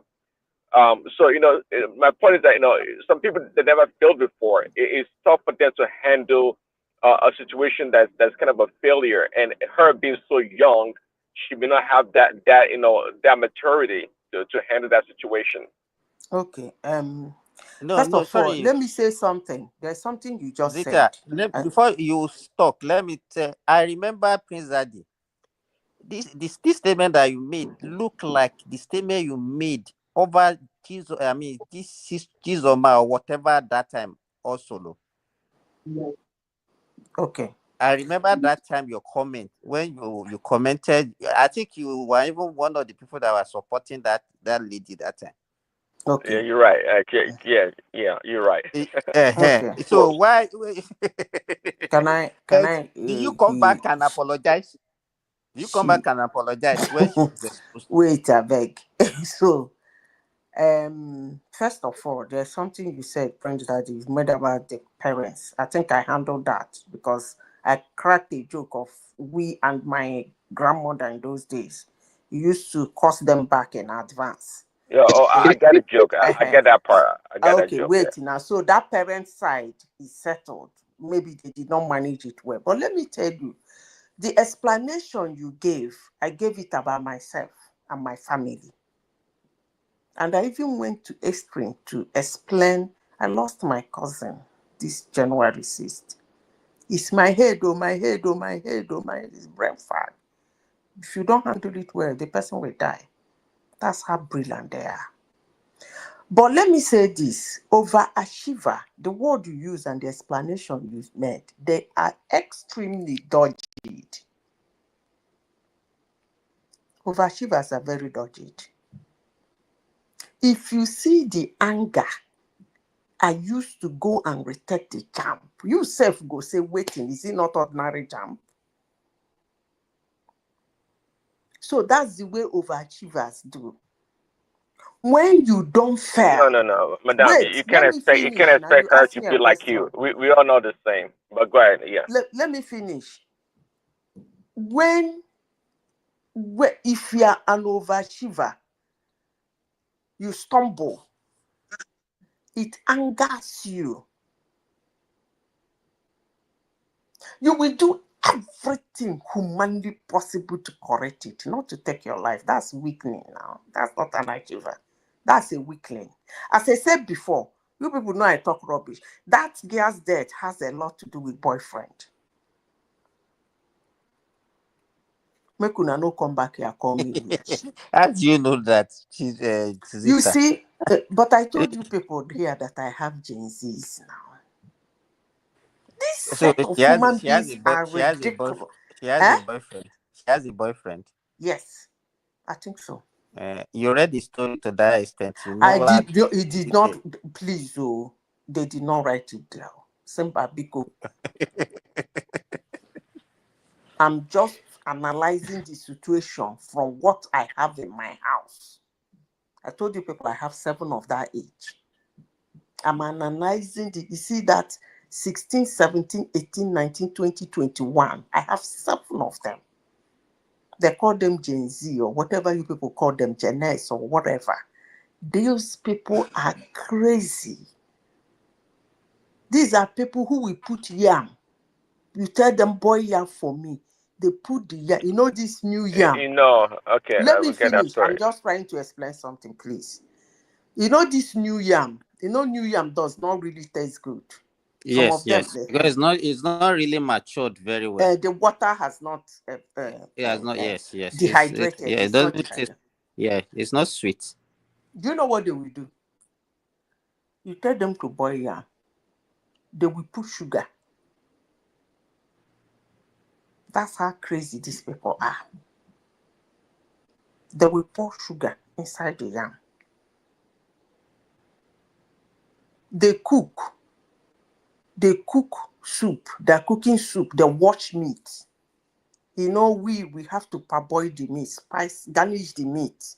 These people will be cooking soup. They will wash the meat and throw it inside the soup. I don't know who is teaching them. But as I said before, remove Ovashiba from this girl. I think it has a lot to do with boyfriend. You know, when this Mesoma started, I came in this platform. I was abused to nonsense. I made a comment. I said, "Is that girl that changed that?" Including this Prince Daddy, and he's he doing was it again all today. over that time talking. I said, they abused me that I'm an Igbo girl, I'm a But woman. I was I'm right. supposed to protect Mr. did not do anything wrong. She didn't hack the Jam server to change the result. All she did was what you call manipulating the public. But in terms of Jam, her result. She changed her results now. She did not change the result. No, She changed her result. She did not change the result. She printed a fake result. She never changed the result. It's impossible. That punishment No. they gave her, she's supposed to be She serving that defrauded the 3 years state. in She jail. defrauded the governor and other people in the community. She's what's her name again? She never changed a result. She never did. That's a big Yes, I agree. She didn't change, but the She result never she changed a presented result. to the public. What are you She talking presented about? a fake result. She presented a She never fake did. result to the public. Not to the no. See, logically, if you look at it, that story, she never once made a presentation of a result to any school in Nigeria. She never did. Excuse me, can I pull down her video? This means that you can defend anything. Thomas. Because you have to defend things logically. She only made a presentation to the governor. Thomas, how wish one man is listening to us. Let her pull out the video of the girl where she sat and opened her leg wide. And we I remember you talking about that. Came online, was defending everything. She was showing a result and said, "This is what she scored." And Jamb'S gave her so and so thing. And they are saying she changed the result. How can she change the result? That's what that girl was saying. She was wearing a white skirt, right? Is it a white skirt or a white gown? I can't remember vividly. No, a white top and a blue skirt. A white top and a blue skirt. I have when a she picture opened here. that leg, I said, this girl is... Everybody in this platform abused the hell out of me. And I told them she was the one that wrote that exam. They said somebody must have done it. I said, it's a lie. She did it herself. And I was abused in this platform. They call me all manner of names, call me Igbo haters, call me women haters, abused me at the end of the day. Let us even ask Madam Sister, maybe you are a witch. You said it that time that this is not a result. You understand what she did better now? I said this girl that took you are her, not talking again, eh? This girl that took her life has a lot to do with boyfriend. They were even abusing the Jamb'S registrar that time. They make it ethnic. They said that because it's an Igbo girl, that's why they were doing just this. jumping out. It is only that woman said, when did she become like that? I don't know. It's Weke Junior that came out and said that center is his center, that he has made verification that the girl should better start talking. It was Weke Junior that made the first comment that the center the girl wrote that exam was his own center.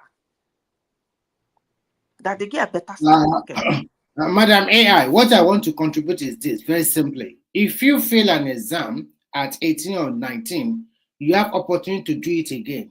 And if people are coming here because you are overachiever or you think you cannot fail, everybody fail. I don't even understand what has she achieved that she's an overachiever? I don't know, sir. So everybody will fail. Nobody here in this world will tell you that he is a perfect human. He has not failed. What did you call her? Achiever. Overachiever. Overachiever. What has she done in life? Achiever. What has she achieved? What are we even talking about? She has not failed before. Some are you people supposed to be failing your exams? I don't understand. Who's supposed to fail exam? If not students. At 19, you are supposed to be passing all your exams. If you are not doing that, you are a dumbass. So what has she achieved? She's passing all her exams. She has not failed before. Are you supposed to be stumbling and failing in your classes? Madam AI, she failed. She even failed. She scored less than 200 last one, no. And I don't know why should somebody attack somebody like that scored less than 200? Sorry, Simba. She's from Lagos State, right? I don't even know where she came from. What's her jam score this time around? When jam no get wahala. I think she scored less than she scored less than 200 or so. So why is she? I think taking your life, sometimes some people behind it. Let me tell you, I think it's parental failure. Yeah, it's parental failure. Because, at 19. I think Una don't start my grandmother own now. So Una don't they causing parents join. No, apart from failure. Because let me tell you, let me say this. A lot of parents are the one actually manipulating their children these days. They put a lot of pressure on those kids because they use them as a tool of pride. You understand? Yes, you are right. So, like me, what I used to tell my children, come, I would like if you can do it, but anytime they even underperform, I don't chastise them like that. I only explain to you.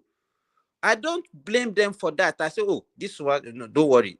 Next time, you have the ability to do it. That's all. But some parents, they will be using their friends as example. Why you can see Kennedy,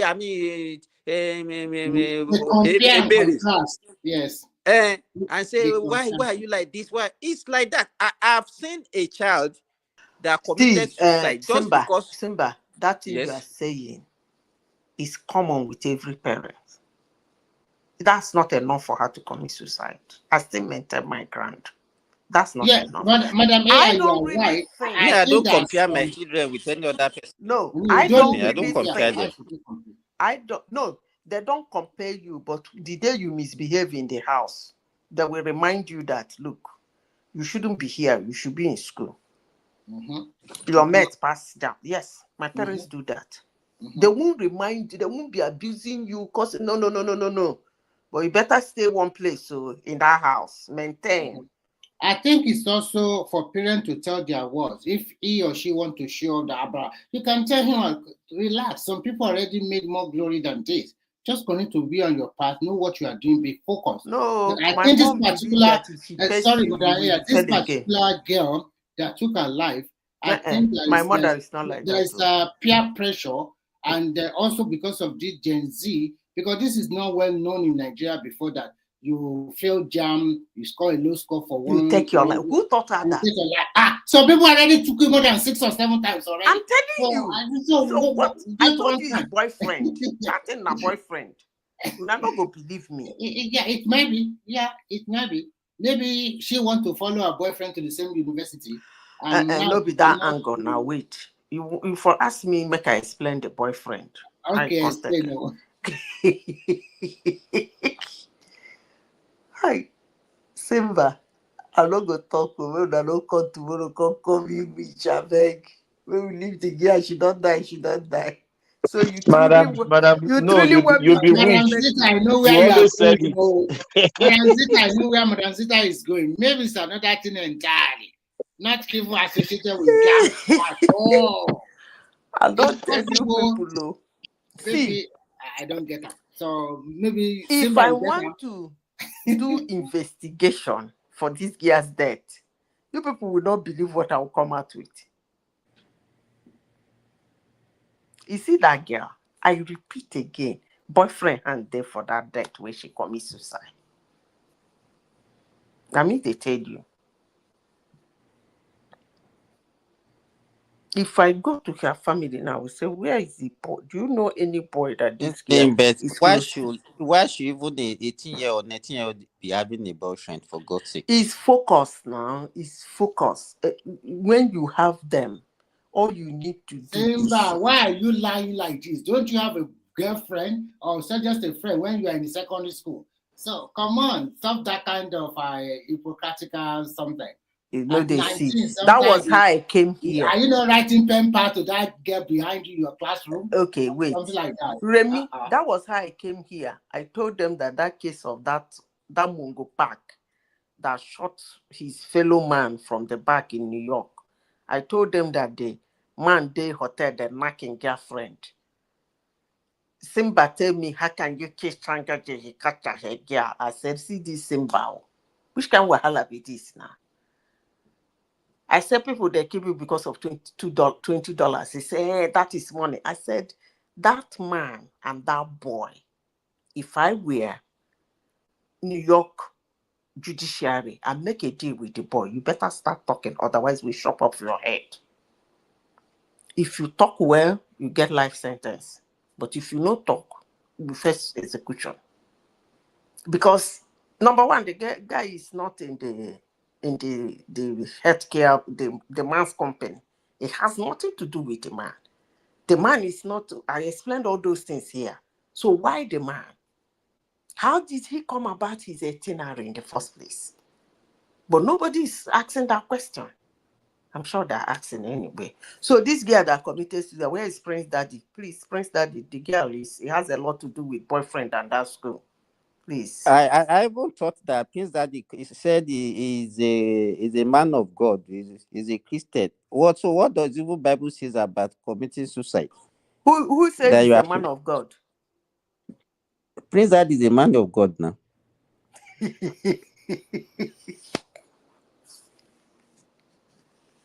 Prince Daddy. And then if you are a man of God, you are not supposed to be discussing suicide now. Suicide is extremely condemned in Christianity. Even God, in the eye of God, it's extremely condemned. Exactly. So why should we not be saying somebody we shouldn't even be. We should not even be tolerating. We should not even be encouraging. And you can see the whole society now blaming another person for that act, and said because you see, I don't even know where we are going. Jamb'S should not do anything about it. They shouldn't condone such act. It's unacceptable. It's unacceptable. Hey, but now if you now have somebody that are shifting the blame on another person, that is it. It's not even like this one now. In fact, I've spoken to my children. I said, well, see this one is like she has a mental issue, though. Because if she didn't have anything, nobody, no matter what happened to you, you don't have any right to take your life. When I know they listen to me, that thing is boyfriend and did that thing. I don't know. You people should.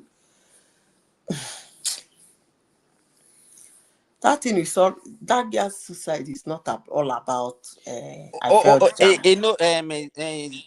Zita, there's another thing that is brewing now, and it's something related might also come out later. You know, the IPOP people, they declare that, is it May 30, that they are going to declare a showdown in the Southeast, that everything was shut down, and children, they have WAEC that they are going to write on that day. Nobody is saying anything now.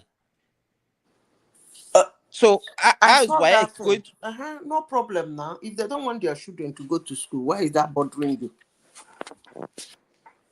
Haba. So now, WAEC should now shift, and then what will now happen to those if they miss? Because of what is going to happen in the Southeast, they are going to now cancel the exam on that day. Cancel what?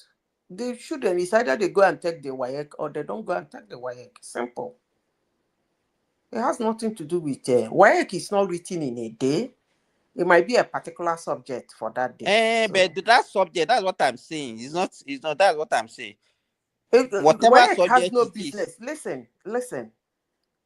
Whatever law that is put in Southeast, how do I put it? Southeast region is not a country of its own. It's not a state of its own. It's being ruled by Nigeria. So, and Jamb'S is WAEC is Nigeria.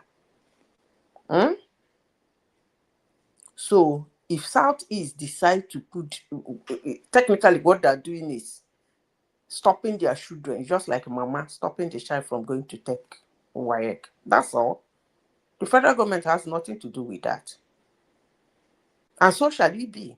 So we shouldn't be discussing it. The Southeast is not being ruled by federal government. It's not ruled by individual. It's not a country of its own. And the law in Nigeria is not like in the United States, whereby a state has the right to make their own laws. But what I'm saying, that why are people not speaking to that? Why are they not saying, okay, why should they that one? Why would they speak about it? Because they are, let me give you, for example, it's because this one is self-inflicting. But if it is federal government that does something or something happen, they will start blaming the federal government. But now they are not going to. No, even that Jamb'S is not. It has nothing to do with the federal government. This Jamb'S that failed has nothing to do with federal government. It's a normal tech problem. It happens. And that Jamb'S has been efficient since they started using tech. It happens. It's a normal thing. You can't stop it. I don't know why when Jamb'S now become a tool of, say, people from certain ethnic nationality will now start every year they must look at something that Simba, Madam Sita, do you know people say South was purposely targeted? Have you heard that? Oh, do you know the problem I have with Southeast? And it's coming from the Southeasterner. It's not coming from other. Yes. The problem I have with them is not because those things are being said. Most times the issue I have is the people that say it. That's the problem I have with my people. Like when that girl did that shenanigan she did with Jamb'S, people like Obio Nyakwesili came out like Okoba to talk. Without even knowing what the girl has, not even keeping quiet. That kind of a thing, when you hear it, you keep quiet. Monitor the situation. By the time everything has been investigated, settled, you find out that your girl is right. Then you jump out on her defense. You shouldn't take her word for it. That's wrong. So when I hear them, people who should know how things function, say things like that, I get worried. But if it's somebody like me talking rubbish, hey, Jamb'S has targeted the Southeast, I wouldn't, people should not bother. What come out of Southeast, Nigerians quink at it because of the level of, the caliber of people that say those things. Actually, that's what is the problem. If it's market people, street people, students, or just lumbering about, I don't think Nigerians should be You remember Peter Obitu was siding the lady? You remember? Obionya. It's only Weke Jr. who came out and said that that center is his. He finished doing his investigation and said, that center is mine. That guy should better start talking. That's what he said. Go back and read it. That he doesn't know what the girl is talking about. And he doesn't know what the girl is talking about. And that same girl caused all that chaos. And at the end of the day, those same people came out, they're giving her scholarship. She will go to London. She will go to England. She will go to US. Like, we will sponsor her. We will sponsor her. You want to sponsor her for misbehaving. And you forget that those places you are sending her, if she go there and do that shenanigan, it's either she'll be in jail or she'll be thrown out of that country. They didn't tell her that. And that's the kind of society that we are promoting now. Miss Someone now, she's maybe probably is somewhere in Nigeria now, enjoy her life. She will not. I don't think she has you still remember her name. I've already forgotten her name. I can't forget her name. It's the name of my late cousin. Zita, you know what I noticed? Even when Nigerians, when they go on that their outreach and started blaming the sea, and then immediately they discovered that okay, it was their fault. Everybody will just keep quiet. They will not talk about it again, and that one is gone. Another one will come. They will still behave the same way. Nobody will come out apologize and say we apologize. We are wrong, bro. Exactly. We are wrong, bro. Never. But I don't know. They will be claiming apology. They will be demanding apology from another person, but they cannot apologize for their own mistakes. 2 million people writing exam the same day for the same system to mark it.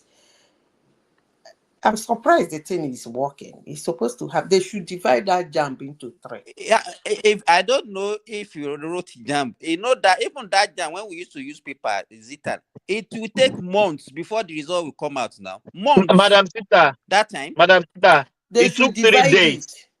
No, it took 3 days. They didn't do it once. Some did in Thursday. Some did in Friday and Saturday, if I'm right. Yes. And even in a day, Listen, let me tell you. they have like 3 or 4 sections. They have 3 or 4 sections in a day. Let me explain what I mean. What I mean that Jamb'S should be like an institution, because the way they did it now is like a license for you to enter the university. Okay? And then the university will be the one to accept you with particular cutoff. So why don't they do it like an everyday thing?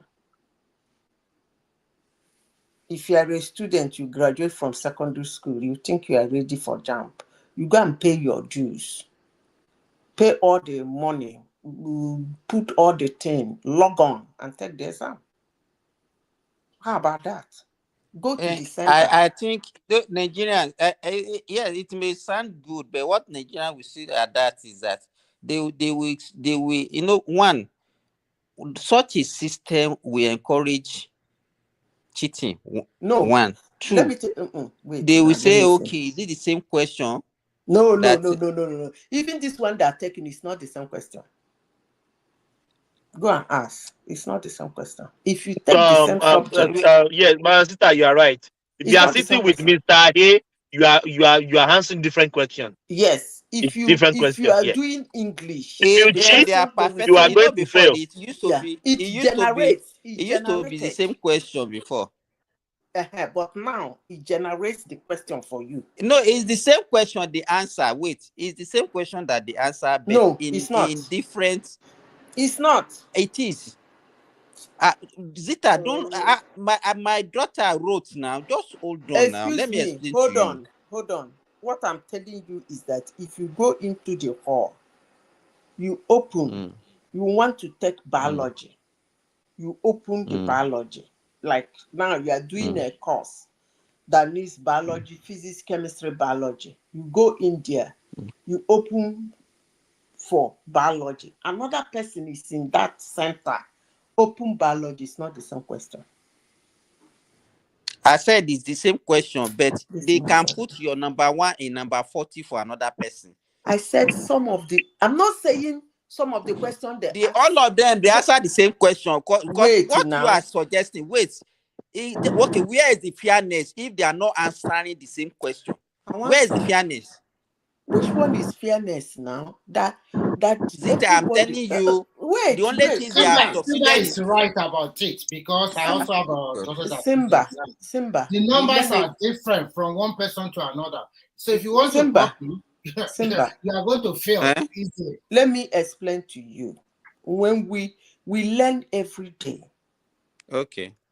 When 2 of my siblings sat the exam last year, one of them is in this Tinubu scholarship. They did the same subjects, and they came out. They were discussing. They told me, Auntie, look at. It's not that in the process you cannot get a question they ask this person. I quickly understood what they were talking about because I schooled overseas. Look at how it works. For that course, they push it. It's objective now. Some of them are, I think it's objective, right?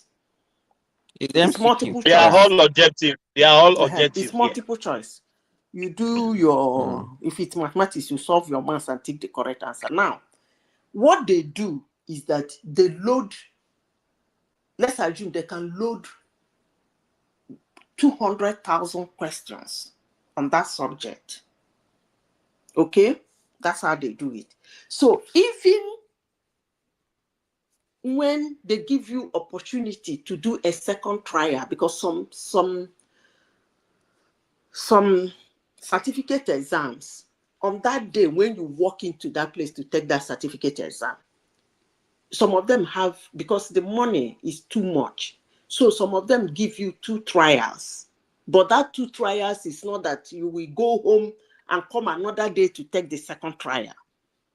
The 2 trials is that you will take it instantly. That is, you took the first one, you didn't make it, you can go for the second trial. But the difference is that, or you did it, you passed, but you didn't like your grade, you can go for a second trial. And that second trial, the system, whichever is the highest, that's what the system takes. Now, how does it work? They load those questions. It's not that there is a cheating. It's the same like biology, that area they gave you to study. That is the area the question will come from. But the question will be, some of them might be just changing of the sentence or changing of the phrase. So they reload it again. The moment you click, you want to do the second trial, you think is that question they asked you before. No. The thing will regenerate another question all over again. If it's 50 questions, it will regenerate another 50 questions for you. And then you will start again. So when they go to that hall, Simba, you are taking biology. This person is taking biology. This person is taking biology. It's different questions. But not anything outside of the curriculum they gave them. If they say you should read about crayfish, about bougainville, about goat, about pig in the curriculum, those questions are going to come from those areas. Okay, Zita. So that is your own understanding of what they are doing. Okay, let me tell you my own understanding. And it's not even a matter of understanding. Let me tell you. I was a lecturer before I left Nigeria. So I have that one and background of your. I have children. I have at least 2 of my daughters have written Jump. What you say, yes, there is a system like that. I agree with you. But presently, the way they do Jump in Nigeria, everybody answer the same question on a subject. But what they normally do is that your question number 1 can be number 70 of another person. Yeah, they will interchange the question around. Listen to me. There will not be room for cheating. Listen to me. Listen carefully. I'm not saying the other person cannot see some of the questions that they ask you, but there are some questions. No. The same at the end of the day, they just wait. At the end of the day, everybody will see the same question, but in different numbers. It's not as if, let me tell you what you are suggesting. With all these people that you see, they will say they can even deliberately give tough questions and make sure that the one they will be generating in certain region is be the tough, to be tougher No, than no, certain region. no. Listen, Simba, one thing let me tell you, whatever you are thinking, but I'm telling you, I can't. In fact, I can say I'm authoritatively you don't know, and I'm telling you this. Just agree. That is the way they do it. It's not that one that you are thinking. They also take into cognizance subject combination when they are sitting each them by side. So I know that everybody will do English and maths, but the rest combination of your subject might be different. Maybe I'm taking like economics, accounting, English and maths. Maybe the person sitting beside me taking physics, chemistry, biology, and they do. Simba, that's what you are not understanding my explanation. I am not saying that the next person cannot see some of the questions in a different number. It's not about some, Zita. Wait, it's not about some. You have spoken. Everybody now. Can I speak? Answer the same question in the same way. It's only don't just hold spin on. it or change it. There are some questions that is not in the other person's sheet. What will I say? Let me tell you, whoever is your cousin that is telling you that, how did they know that? Okay, this question came out in my own and it didn't come out I in think your I own. said something They about my can family. memorize all the questions. I think I said something about my family, but I know you people don't believe me about anything. I used to agree with you, but this never one mind. now. But let me say this one. this. Yeah. Simba, one thing I will tell you people on this platform is that all these things they speak about Igbos, when it comes to education, we the shatter. We are extremely brilliant people. I agree, yeah. Go anywhere, put an Igbo person, we go hammer you. Forget about all this political no and blah blah blah. We talk anyhow. If you come to book, it is written and ascertained. You know the near. You know go near. We are extremely brilliant generation. So I'm not. Generation or group of people. Is it a generation? Igbos is ethnic group. Is Igbo generation? Are you a generation? Ethnic group. Yes, you are right. We are ethnic group. So Simba, waiting now. You won't put Madam Sita in the corner. They don't mind him. See, I was actually. No, me. I used. When me. Most of the times we have had a encounter several times that will remain only me and Zita now, and I will quietly will be giving it to each one another. So just let us continue. I know.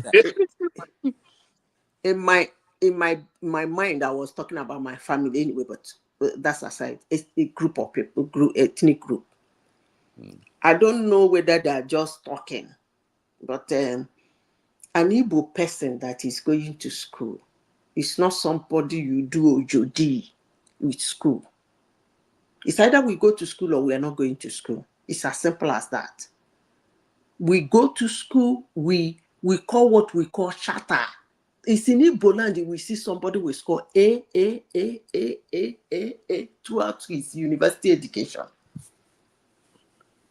But Zita, I quite agree with you that the Igbos are brilliant. But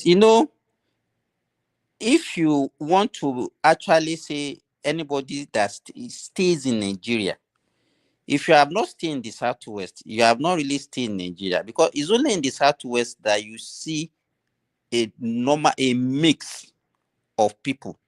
You see Igbo, you see. If I tell you that when I was in medical school, I graduated from University of Ilorin. Imagine University of Ilorin, and in my class we are like, initially when we were on the level, we are like 150. Could you imagine that we have close to like 40 Igbos among my classmates in a university in Ilorin? You understand? So you cannot be telling me about Igbos Do you I'm sure understand? they beat you in that class well. It's a lie. Forget about that. Forget about it. It's a lie. It's a lie. So that's where I'm going. You can praise and praise everybody. In fact, could you believe that even the person that was even leading us in the class was a Fulani person? You understand? So I can't say that they are not brilliant. Forget it. On average, you can say yes. But all this one that you are saying they will beat everybody, that's not true. They are everywhere. They are not the one leading the class. Listen, So let me don't tell you. just Let me tell you. push this thing Okay, too let far. me tell you this. Go Don't and do push your it too far, research. please. Hold on. Go and do your research. Anywhere you hear best in academics, 70% are Igbos. So what will you say of that tribe? You go to the United Kingdom, you say, this person wrote, the one now that is making me dance is the girl that wrote Speak English, Pass English People. You heard about her. She's 16 in the United Kingdom. Nobody has scored like that before. Those are the stories you hear about Igbo people. You know, I don't, all these things that we are seeing now. I will fault our founding fathers. They are the ones that started using education like a political tool, and that's why we now have this kind of rivalry. Oh, because I could remember even then they will be putting in the newspaper. Oh, one Igbo man just graduated from UK, is now has a degree in this. They'll be putting all those things in the newspaper. What all these things that we are seeing, where have we gone with it? What has it done? What have we done with it? All these that you didn't do anything about, that you do anything with it doesn't overrule the fact that you are brilliant. So why are you asking that kind of question? It's really funny. What kind of funny question? We're talking about what have we have we are to talking show for about it? people being brilliant and excelling in their academic work. We are talking about what they have done. There are two different things. Yeah, but so why are you going around and round about? If you are greetings. Let me greet the people that are on the panel first. Greetings, everyone, and then the chat and the viewers. But this thing about individuals being brilliant, I'm not so convinced. We may be individually clever, but as a group, we are not very, very clever people, and we have to learn how to assess intelligence, and that part we know you get based on the conversation. We don't even necessarily understand it. There's a lot of things we don't understand, and we really need to start be upping our game, because how is it that even a small Filipino can outpace us if we are so brilliant? So something is off. Brilliant is different from being intelligent, but when you combine the two, when you so you combine can the separate two, brilliance and intelligence. What do you mean by that? Okay, you don't say I can talk rubbish. Go and check the two meaning. I think the two of them can be seen. You can't. If you are unintelligent, you can't be brilliant now. And if you look at the two of them go hands in hand, so you can't separate them. To show you which one makes more impact, if you look at the country that we live in now, the brilliant ones, yes, maybe on paper there you hear that, oh, this person is announced as has done well here and there. It's funny because how it's always the majority, some of the big groups, when the minorities actually outnumber the big groups, it means that something else is going on. And if you look at the governance of the country, though, the people that have governed the country often come from the minority group the most. And that should tell you something too, because that's where the largest group of people belong. And this thing where we say, oh, Igbo, Yoruba, is just not actually real if you look at the data that is on the ground. Some of the people that have governed the country, even Babangida, Abacha, some of the most renowned names, go on. They are not from the major groups, and they are from the But minority. You can't use military now. Those ones, are they? Is it because they are billions or They are still no? It's part of it now, because you see, this is the thing. There are different types of intelligence, and this is why the way we are assessing intelligence, academic. To be fair to Madam, she was saying academic intelligence, so she's talking about the ones you get from the classroom and the way they are numbered and all that stuff. So, but still, if you look at look at Nobel Prize in the I say make critical una areas. go check the meaning of the two. But the critical areas in Nobel Prize, how many Nigerians have won any Nobel Prize in any sciences at all? Not even close. In any other area, even adjacent to science, it's only literature. Another woman's language is the one we know. So I don't know where this brilliance is coming literature is not a language, so don't come and tell us that. is that not the word they will take a word for? What they literature is don't say it's another person's language. Yeah, but literature the writing was done in another man's language. That's my point. I think the writing that gave Wole Soyinka that award of a Nobel Prize was written in another man's language. That doesn't mean that literature is English. Yeah, it's not exactly English, but it's promoting English language. That's what it's there for. It's not promoting it. Literature does not promote any language. Don't come and be telling us. Actually, the language is written in. It doesn't. It doesn't. Even if you look at that, you don't just say literature. Sinbad and Zita, you guys will let me talk. That comes to Nigeria. You give him the floor. Simba and Zita won't let me talk.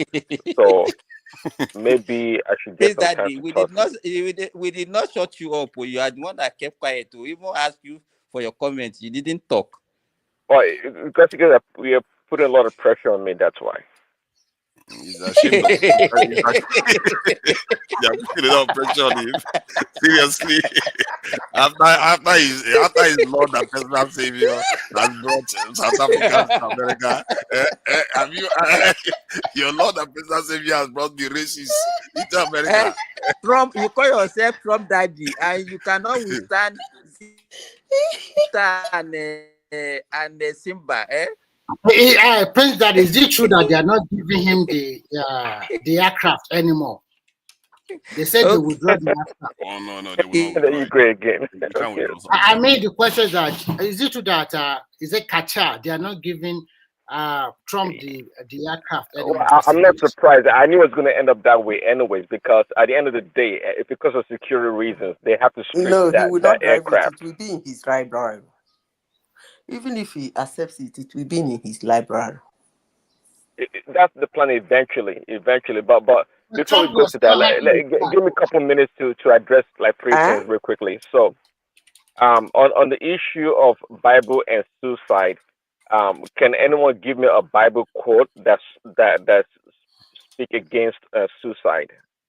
Simba and Zita, I think I heard you two earlier about talking about that. Anyone Bible quotes that speaks against suicide? I'm sure there is. But I don't know it. But I'm sure. Well, I guess the closest one is "Thou shalt not kill," but you say you shouldn't kill yourself. So,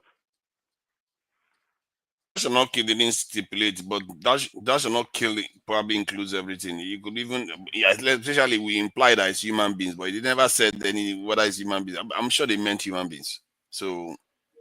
And a human being is including yourself. So I'm sure there must be somewhere that the Bible stated because. Well, I was just kidding on that part. But on the issue, see, I'm really when it comes to suicide, usually people are like, well off, we heard about movie stars that pie themselves, for whatever reason, right? So when it comes to suicide, especially when we talk about a young person, regardless, Simba, you're a doctor. Sometimes in the hospital, you can tell that somebody has a suicidal tendencies, right? The way they're behaving, or their psychological state of mind and whatnot, or they have this terminal disease that it makes them think in such an irrational way. They have, you can tell they exhibit some symptoms about being suicidal. But a young person, for example, this little young girl we're talking about here.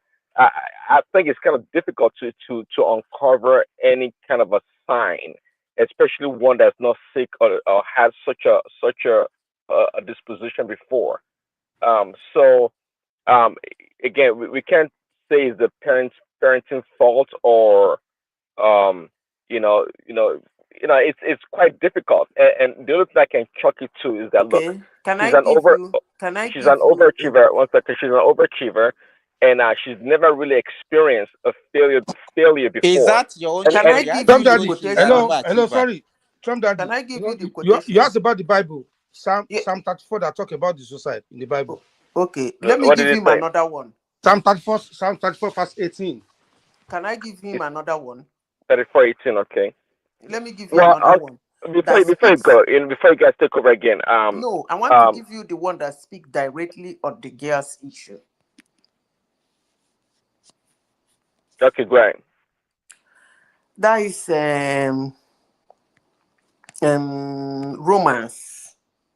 Romans 5:3-5. It says, "We rejoice in our suffering, knowing that suffering produces endurance, and endurance produces character, and character produces hope." Oh yeah, I love that.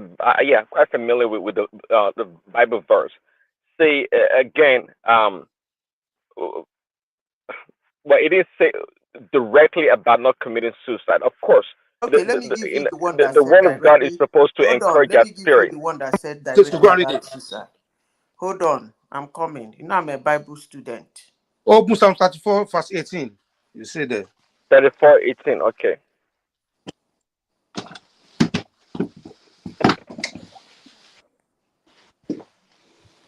Are you there? Yeah, I'm here.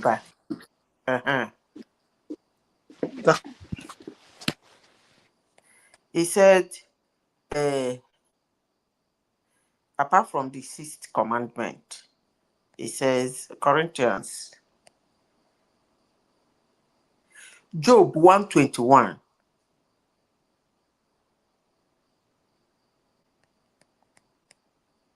Then you read Corinthians, 1 Corinthians 8:6-19-20. It told you there that you are not your own. So how dare you take it if it is not your own? 1 Corinthians 6. Okay. So now you know. You shouldn't take your life because it's not your own. Bible never said anything about suicide. You are just trying to interpret. There's no verse of Bible that explicitly. You see, that's why you people fail exams. It's not about failing exam. It's not about failing Honestly, exam. sincerely speaking, that's how you fail exam. Bible You are looking for where they wrote suicide. Even when it is explained, you will Madam not Sister, know until they Madam wrote the word Sister, suicide. Madam Sister, say that again. Say that again. I want you to enter my brain.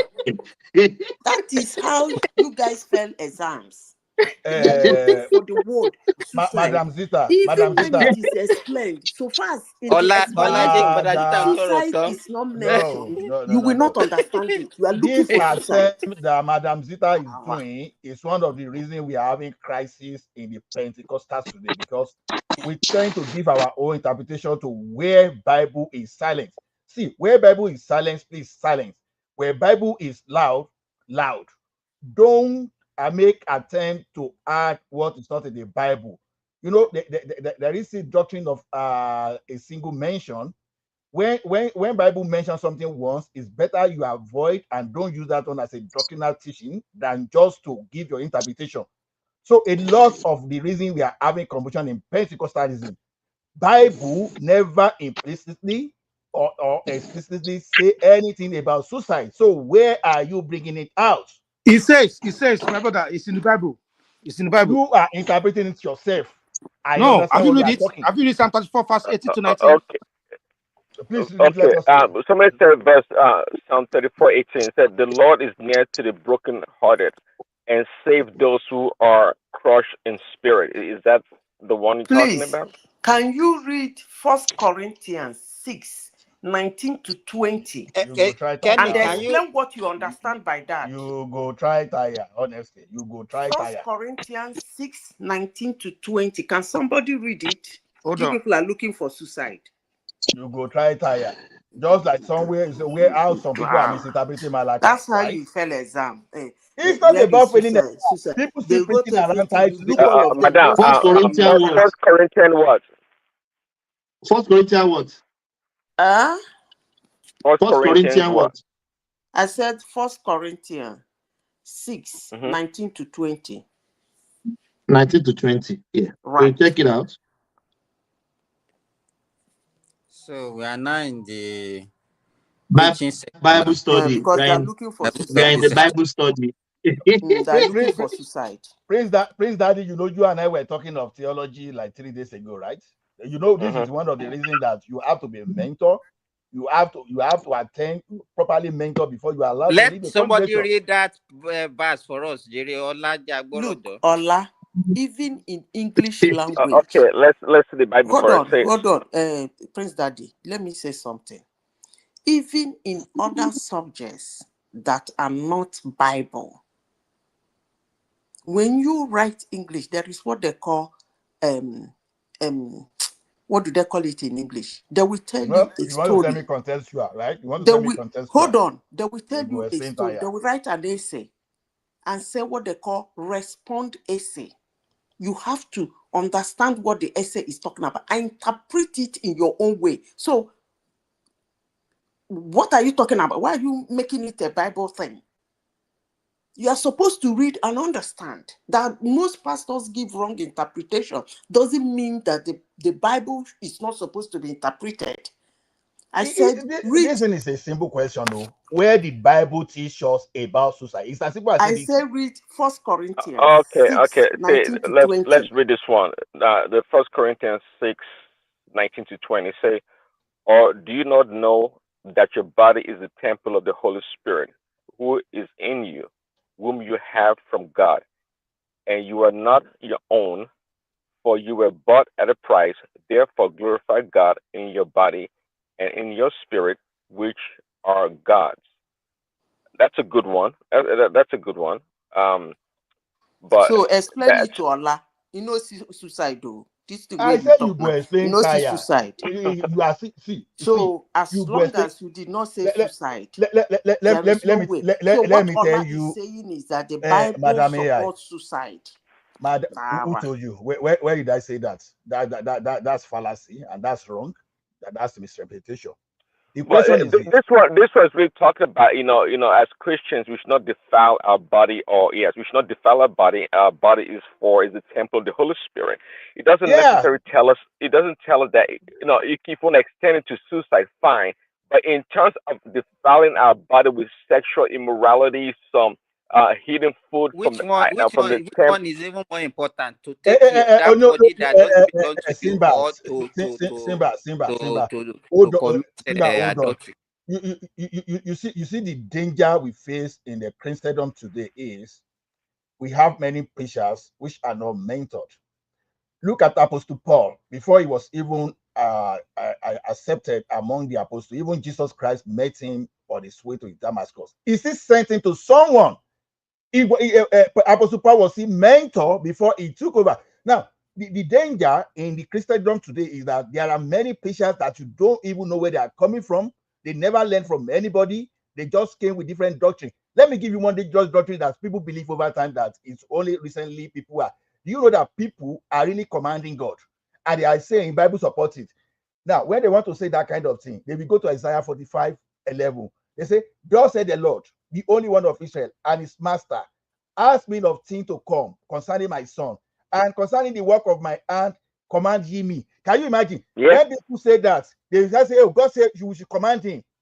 Meanwhile, if you go and read that thing from the beginning to that point, it's like a rebook. Or you not, it's just like you wake up now, you start commanding your father at home, say, "Oh, Dad, go and sweep that door for me. Go and do this for me." That is exactly some people. And people will put that in prayer and they will be banging their hand, they will be banging their head, they will be praying, "Yeah, God, you ask us to command you." See, a lot of misinterpretation. Before you even try to interpret Bible is not one vast thing. You read from the beginning and you go over and over whether there are some places in the Bible that the particular thing you are reading is established. You understand? We all know that suicide is not good, right? Whether Bible mention it or not.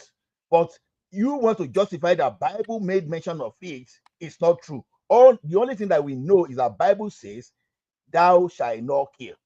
You understand? Everybody knows that murdering murdering people is a sin. You don't need to tell you like that. Even If you don't tell, even the law is there So to tell you murdering that. people, even is murder. Can you? You are not supposed to murder another person, but you can murder yourself. Is that what You cannot Bible murder yourself because see. Let me tell you one thing. See, if you are caught when you are trying to commit suicide, and why do you not it's a say Bible? jailable You offense. just say that. Guy, no, there's a difference between you attaching it to the Bible and you want to prove yourself that the Bible has said it. The Bible says thou shalt not kill. So why should you kill yourself? Guy. Let me tell you one thing. It's the same way people misinterpret. Bible said, woe to the man that wears something that belongs to the woman. Now, at the point, people started attaching trousers. Ola, let me ask you, what is your own understanding? Bible says thou shalt not kill. So is it only for you not to kill another person, or your own interpretation? You are not allowed to take any life. That is it. I agree with that, but you are so why now are you not saying that Bible does not say anything about? Is there everything that listen? I'm a Christian, and I know how they bastardized doctrine in Christianity, and it's a big problem. Hey, but this one that we are saying, is it bastardization that we are talking about now? Wait, is this Simba, one you not don't clear need enough? Bible. Simba, you don't even need Bible to know that suicide is not good. But now going to the Bible and trying to but we have a man of God there that is promoting it now. Which man of God is promoting it? Praise Daddy. Don't just say that. Simba, may God forgive you, Simba. May God forgive you, Simba. Stop that. Of course, I'm not promoting it. Stop that. Prince Daddy, Simba want to rope you. I know. Simba, I beg. I never promote. Come on. I was trying to understand how a young girl can commit suicide. No. Don't say that, please. Yeah, it's really, when somebody commits And suicide, I told you it has it's a lot to do with boyfriend. You're not a good no, madam, we don't know about that. I've not read that. Maybe so. Maybe you're right. I don't know. But uniquely talking about this lady here, a young girl that has not exhibited any form of suicide, it's kind of tough to detect and know where a rationale is coming from. And I just said it. My position is, look, maybe she's an overachiever, and a lot of people, even adults, when they're not used to failing and they still want, it's tough for them to want to recover. It's tough for them to recover or have the skills or the ability or the support to recover. It is true. I don't know about some people. I mean, we all can speak for ourselves, but if you haven't experienced something before and it happens to you once, if you're not well guarded or well supported as an individual, like have a strong family support or friendship or friend support around you, if you don't have to handle that situation, you're more likely to do something that you're not supposed to do. And it doesn't have to really be suicide. Some people may start taking drugs or drinking, to cope with that situation. It's not always the case. It has to be suicide. And this girl here, I mean, she's fairly pure, if you ask me. So I wouldn't blame her at all, nor her parents, because again, she's young. I don't think she's been in that situation before. And if anything, maybe her parents, knowing her being an overachiever, assuming she was, then they should have been more careful and pay attention to her. That, hey, my daughter here, she hasn't been in this kind of situation before. Now that she's had this bad grade, it may affect her emotionally. I think she doesn't have a psychological problem, more so like an emotional problem that she couldn't cope with, and that's how she did what she did. Please, Daddy, do you know failure is part of life?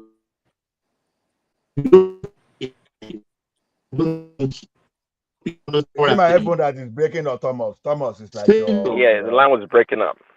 You have problem with your network. Oh yes, can you hear me? Can you hear me now? Yeah. Yes, go ahead. Hello. Yes. I said, do you know failure is part of life?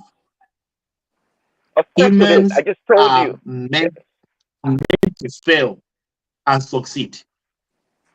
So once taking life because of failure, it's not even good for human being not to be used to failure now. It's not good. Well, in my submission earlier, I said, we learn more from our failure than anything else. I mean, if you want to learn in life, you have to fail to learn.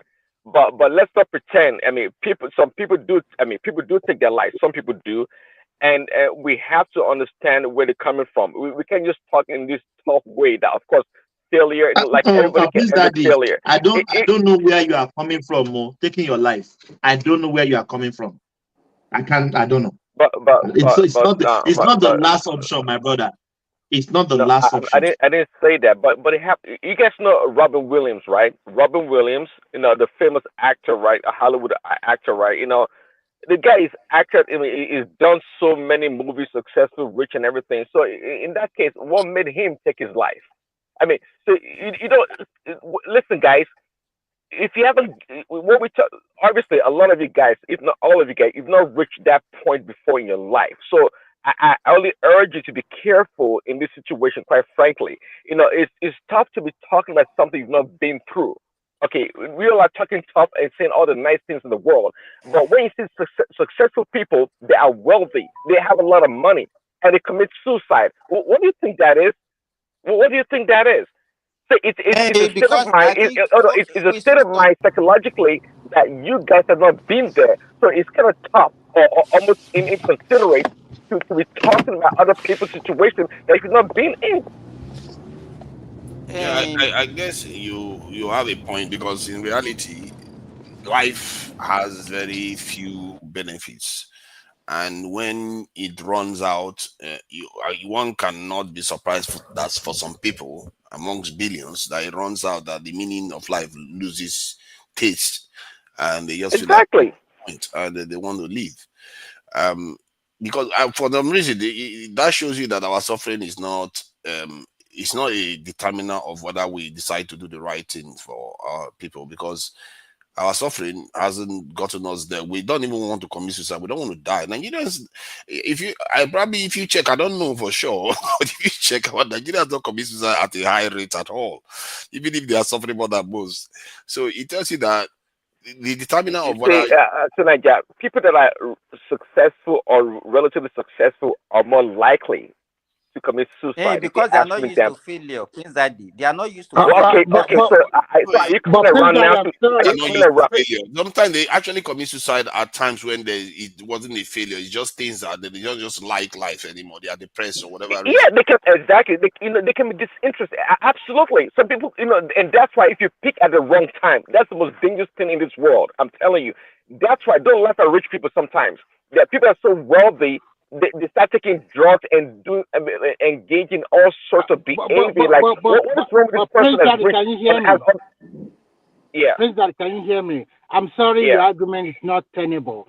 What about other successful people like Bill Gates, Elon Musk, and so many rich people all over the world? Remy, I did not speak I'm in. just giving you Hold on. your argument. I did not speak in absolute terms. No, don't. That's almost. Okay, then you can say maybe few, or so you said cannot some just even people. not up to.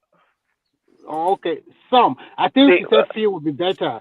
Some is Okay. also yeah. Why are you structuring the grammar and I say some, whether some of you? But that's not the argument. I mean, few would be better instead of. Forget about you. You Nigerians say correctness too much. Correctness too much. Someone says some. No. See, correct. The notion that you want to compare Bill Gates and Elon Musk because they both have money, it to me it's not a real rational comparison. Quite frankly, you don't know the state of mind of. Also, tomorrow, if Elon Musk by himself, what would you say? What would you say? You think it's beyond by himself? Prince Daddy, I think the problem here is people buying themselves committing suicide. I think it's more of a mental illness. From my own understanding, this dopamine that that's just a reward ahead. Dr. Simba, I'm trespassing. Dr. Simba, so please put me in order whenever I step out because this is your feet. When people are short of this hormone, or is it hormone that signal reward like dopamine, that you seem to lose interest in everything. Sometimes what you don't struggle with, you start struggling, and things seems not to be working. Not necessarily whether you have money. You can have money, and there are some things to cherish that is no longer working for you. So maybe you feel that you are hated by the people, and that's why I keep telling people that please know how to talk to some people. Sometimes don't bully anyone because you don't know what is going on to that person.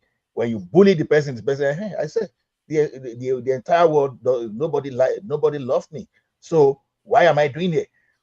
what am I doing here? So a lot of things, a lot of things just contribute to that. So it's not, you know, like I keep saying, some of us, we went through some kind of mental stress as a kid, and I said it here, and uncountable time, religion was part of what Ola, contributed to mine then. Ola, Yes, sir. that is a constellation of so many factors. Yes. You understand? Environment, people around you, and in fact, Emotional can even be imbalance. yes. So there are so many factors that can be contributed to it. So it's not only one factor. You And understand? And sometimes that is even the timing, one that you are timing, saying, timing. the dopaminergic effect that you are saying. That is actually how they manufacture the antidepressant drugs, because they know that in the dopamine pathway. But there is also the aspect Let of us speak. I'm enjoying medical class. oh, look There. at that, look at that. Go and George, go to please, hospital or I'm begging, medical school, I'm and begging. instead of we're having a conversation. I'm This is not begging. a No, medical I'm begging. class. No, you can carry on. I'm not going to go long. I'm not going to go We long. shifted to Nigeria. We started from Bible class. Yes, we did the medical one. Drifting all over the place Don't aimlessly. worry. We'll go to another. We have another session on another thing. So, but So what I I'm saying, just wanted to add that maybe just ideology may also count, because all those people that commit suicide in churches or for whatever reason, kamikaze, name it, ideology also influences not just depression or anything. The way you and that's perceive why the I world. use the environment now tonight. That's when I mentioned the environment. In fact, Environment is even not perception. some groups that you belong to can be a problem to that. Not You the one understand? that will go and marry 77 virgin. No. Don't come to that. Oh yeah, let us hear medical terminology. I was enjoying your medical analysis. Those are the indoctrination now. You understand? That one is indoctrination. You said how they manufacture antidepressant is from dopaminology. Let's continue from that. I want to hear you. Yes. So that is it. So that is how they now discover that some of them, they are lacking dopamine, because we have so many of these hormones and secretions that we have. Among them is dopamine. Among them is GABA. We have serotonin. In fact, the serotonin one are the one that normally contribute to mental illness, like all this schizophrenia that people used to have. So there's a lot of research on that. You understand? But some people have this innate ability to actually develop this kind of mental problems. But if they now subjected to the environment or conditions that can easily tilt them, that is the difference between one person and the other. Some people have the innate ability, but if the environment is not suitable, they will not manifest it. But once they are exposed to the environment that will initiate it, easily they will teach. So the propensity to develop it varies from one individual to the other. That is very correct. Now you're talking. So So when a strong young woman like Madame Zita in a younger days, we can't compare her with this young lady we're talking about, because she had that ability and the inner strength and emotional balance to handle a situation in a failure. Doesn't mean this girl could have. It's a bad comparison. When you look down on people, see, in society, in life, we tend to compare ourselves with others, assuming that all things are equal, and that's not the case. Especially things of psychological or emotional things, they're not always the same. I mean, but somebody, a poor child can be living under the bridge, and this child would never contemplate suicide. And there comes another child that lives in a nice, beautiful home. He or she is thinking about suicide. How do you reconcile both? How do you reconcile both situations? The way you reconcile it, let me tell you, I will tell you the way you can reconcile both. That is why you have to put. You look at the most vulnerable person, and that is the same way. That is the way you're supposed to nurture and relate to everybody. You understand? You will not look at the one that has the least propensity. I mean, the one that has the highest propensity. That is the way you should treat everybody, and that is why even to our children, we should not put a lot of pressure on them. Because I'm very sure that if the parent of this so-called girl did not put a lot of pressure on her, she will not be thinking that way now. If she has a lot of support from her family, I disagree. she wouldn't have taken You such can't. a decision. No. I disagree. No, I disagree. As far as we may know, the parents or pressure from the parents about our academics may not even be in the picture here. So I'm not going to go that way. Again, let's individualize the situation. Sometimes it's all that person's, own doing, quite frankly, has nothing to do with the parents. Well, you can blame the parent for not being observant about what is going on with their child. Fine. But come on, which parent is perfect? I don't know. Maybe you guys know one, or maybe you are. But no parent is perfect. Okay, we can always try our best. But in this situation, the problem, Prince Daddy. Most of us, the only thing that we understand these days that you care for our children is just to go and get money. You have to study your children. You different talents and different challenges that each and every one of them have, and you don't treat them the same way. You treat them differently. You understand? Let me give you, for example, my first daughter and my second daughter. The second one is far brilliant than the second one. I mean, the second one is far brilliant than the first one, and they were almost, and but deliberately I didn't allow them to go to the same school. In fact, deliberately, I made sure that there is 1 year gap between one of, because they wrote common entrance together. They want to enter secondary school there. I said, no, you stay. Let your senior sister go, because I don't want on that rivalry between them, and I don't want a kind of the eldest one will be thinking that she's somehow not privileged like a sister. So I identified that and I dealt with it. Yeah, but most parents will not identify such things.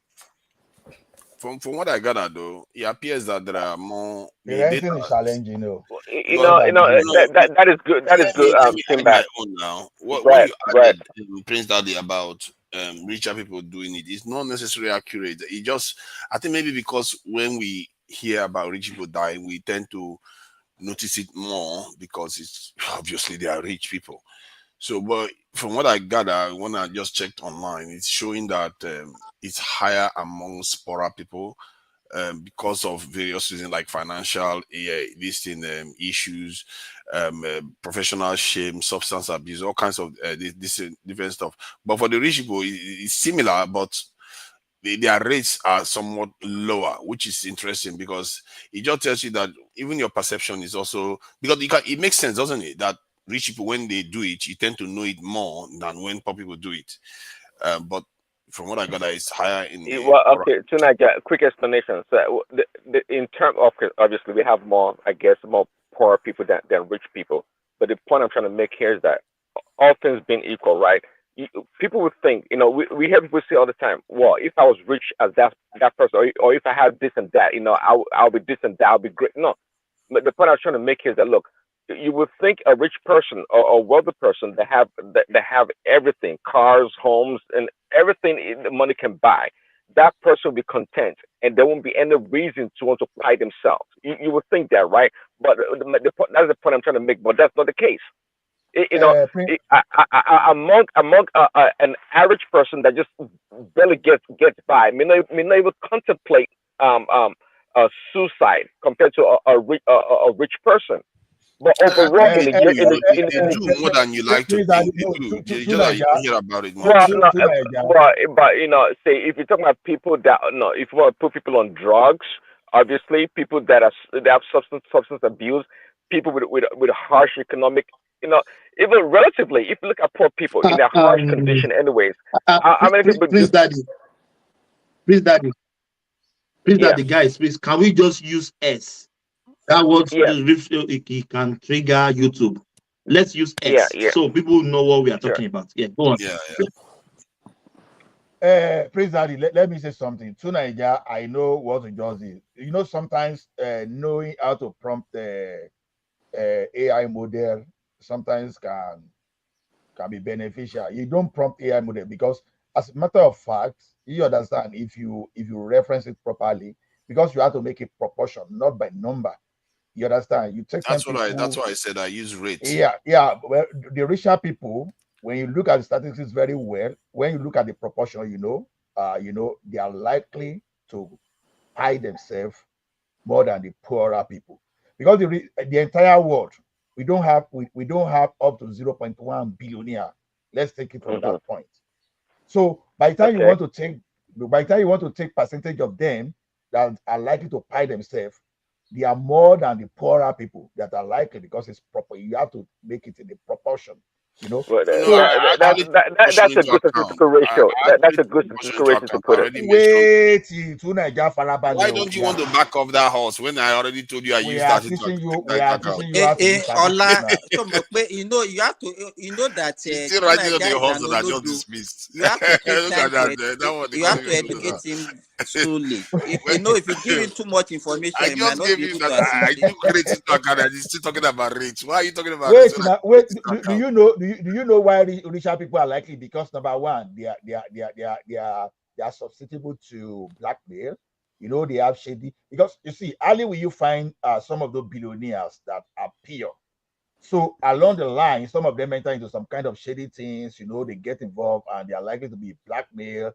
A lot of things. So before you know, the people that are richer are more likely to become victim of depression than even the normal person that live their life that they don't know what is going to happen tomorrow. So Which is that is why some people a big factor in paying yourself is depression. That's a big factor. Let me ask you, Prince Janola and Tunaija, between the rich and the poor, who do you think has more pressure? The rich now. The poor has more pressure in terms of. It's not true. It's not true. It's the rich has more pressure. They don't. I don't know why you just. It depends on how you perceive pressure. The Let me tell you. The poor have company. The poor have company. They are happy. But the rich, they are just on the top. That's a lonely at the top. So when you're at the top, you are as good as lonely. If you are rich, or if you are rich, you want to be there, and the pressure to remain there is there. You are already on the ground as a poor person. There's no pressure on you. You understand? Actually, there is pressure because the pressure of starvation is always there with you. The pressure of You're talking about extreme. Okay, tonight, hold on. See, you're talking about an extreme situation. What about if we're not talking about it? If you have like 2 or 3 meals a day, if you have that opportunity, just leave that out of the equation. Don't talk about extreme people at the verge of life. Okay, those will not count. Let's talk about people that have normal stuff. Normal stuff. They can have food. They can have shelter and have clothes on their back.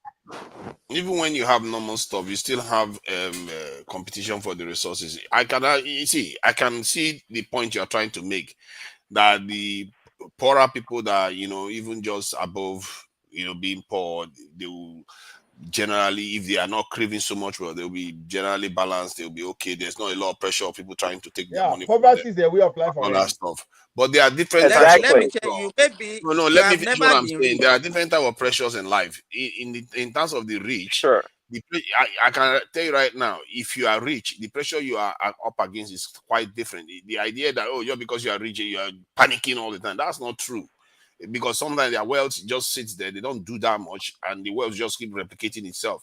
So the pressure is not, they are quite secure.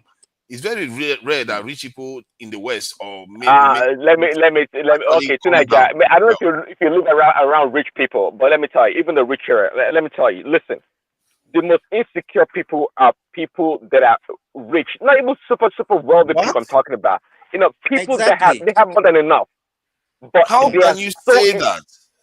Because I know what I'm talking about. That's why.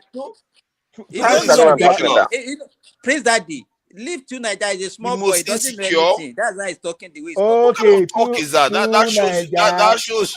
You know what? Let Go me and be give you poor an then. If example. you think Let me that's give the you way an to go. example. Let me give you an example. Let's assume you get you have one good relationship with a girl on your street now. You understand? If you don't get anything and the girl don't get anything, he no fee go frame you up, say, to Nigeria harass me. But if you get money, I say, oh boy, you know if you spend that your money alone, no, you must give me. If you don't give me, I go do this. And even if it is a word against you, but let me tell you, that thing alone can give you high blood Even pressure the attention that the instantly. public be giving to The you is a attention you are not pressure. You are poor. You barely everybody even are get looking that for a woman way at to all. collect you. See, there are hierarchies of needs To or Nigeria, hierarchy. you don't There are don't know the hierarchies. psyche Absolutely. of rich people. You They go don't know maestro that. now. This man they You go don't know. maestro. I You are think too on theoretical. balance, human beings generally experience similar emotions, whether they are rich or poor. I agree with you, but I agree absolutely. But you can't To just say Nigeria, rich people's lives are more take pressured than Lagos poor for people's lives. example You can now. wake up. Listen. To You can Nigeria, wake up in Nigeria, you get beaten by a snake because Take you are living in a Lagos for terrible area, example. To and Nigeria, to you don't get Nigeria, poor come on, man. people You and rich guys, people they exhibit the same human nature or whatever you want to call it. They have the same, but to a different degree. The psyche of a rich person or a wealthy person, okay, is totally different from a poor person. It is. I won't And say let me tell you, totally. among Depending on how them, you look at it. there's more competition, and they are more likely to be to exhibit low self-esteem. Actually, believe it or not, Wow. among the Some of this you are yeah. saying, you see, what you are saying, it doesn't add up. See, if you I are know saying it's beyond your comprehension. I understand that. I don't blame you. I'm not blaming you. It doesn't You add up got it. because It's beyond his. I It's know rich beyond him. people, It's so beyond him. don't even go there. I know people that are rich, and you are here apologizing for them. You know, they know full well that they have enough. They know full well they are living in privilege. They know full well they have a lot of advantages over ordinary people. And to you are Nigeria, crying for them. let me test your psychology. Ridiculous. If you let's assume you won 200 million lottery today now, and you dey live for where all those regular guy dey, will you still get that 200 million and stay amidst those people? Will you still stay there? Sorry, I didn't catch that this first part of the question. You won 200 million lottery today, 200 million pound sterling cash. Yeah. Now you used to stay where maybe the maximum mortgage you they pay, maybe not 250,000 pounds in the entire life. You understand? You now want $200 million. Will you stay in that community? No, you won't now. So why won't you stay in that community? Because the people around that area don't earn that kind of money. You are insecure. Just simply say you are insecure. You understand? That's why we say the rich people are insecure. Of course, in so many you'll be insecure now because you are more likely to be robbed if you have a lot of resources. But that doesn't mean. Wait now. The same way, in time of mind. Hold on. I think this you are taking sideways. no, Let me it's finish my point. figurative. Just hear what you want to hear. Then you It's interrupt me. figurative. Let me land in. You see that? You don't want me to speak fully. You understand? The same way, even both your mind and everything, before you can even do that, your mind and everything about you is already configured to that state of security. You understand? So the same way a rich man doesn't want to become a poor person because there are prices to pay when people become. Have you seen rich people that become poor people? Have you read how they eventually ended? Have you? So you need to see. Let me tell you this thing. It's not that straightforward. It's not that theoretical like that. Just take samples of rich people that you know that become bankrupt. Poor man know they go bankrupt now. Have you ever heard of a poor man that goes bankrupt before? Because He's you don't already have on the anything. ground now, so it's not falling to You are anywhere. not even out of bankruptcy before. You understand? Bankruptcy is even higher than you already. You understand? So poor man know they go bankrupt. It's only a rich man that All right, goes bankrupt. okay. So no, is it not true? Bankruptcy is above a poor man now because poor man doesn't understand what they call bankruptcy. You understand? In a local community, you can wake up and go to the next house and eat. You go and spend with your friends. The rich people, they don't behave that way. You understand? They don't have that mentality. Poverty is not the way of life. But the common poor people, poverty is a way of life. They are born into it. In fact, they are immune They are immune to it. So everything that's supposed to finish human being, they already have it as way of life. So nothing they finish them. But when it's become rich person, oh my goodness, even someone that is working that is even earning 500,000, 1,000, 1 million a month, the day the person lost that job, oh my goodness, start monitoring the blood pressure. You understand? Start monitoring the blood pressure. Meanwhile, a normal poor man, you go measure the blood pressure, you go dey camping. But you, where they earn 1 million a month, they go measure your own. In fact, if you know even quick, say some people they don't even reach It's Remy, are you there? Keep quiet me. Well, some lady wants to hear Remy's voice. They Talk are once he asking hears me to talk. I don't even know why. I don't know that Remy have to answer like that. Uncle So Remy, if I talk now, if I talk.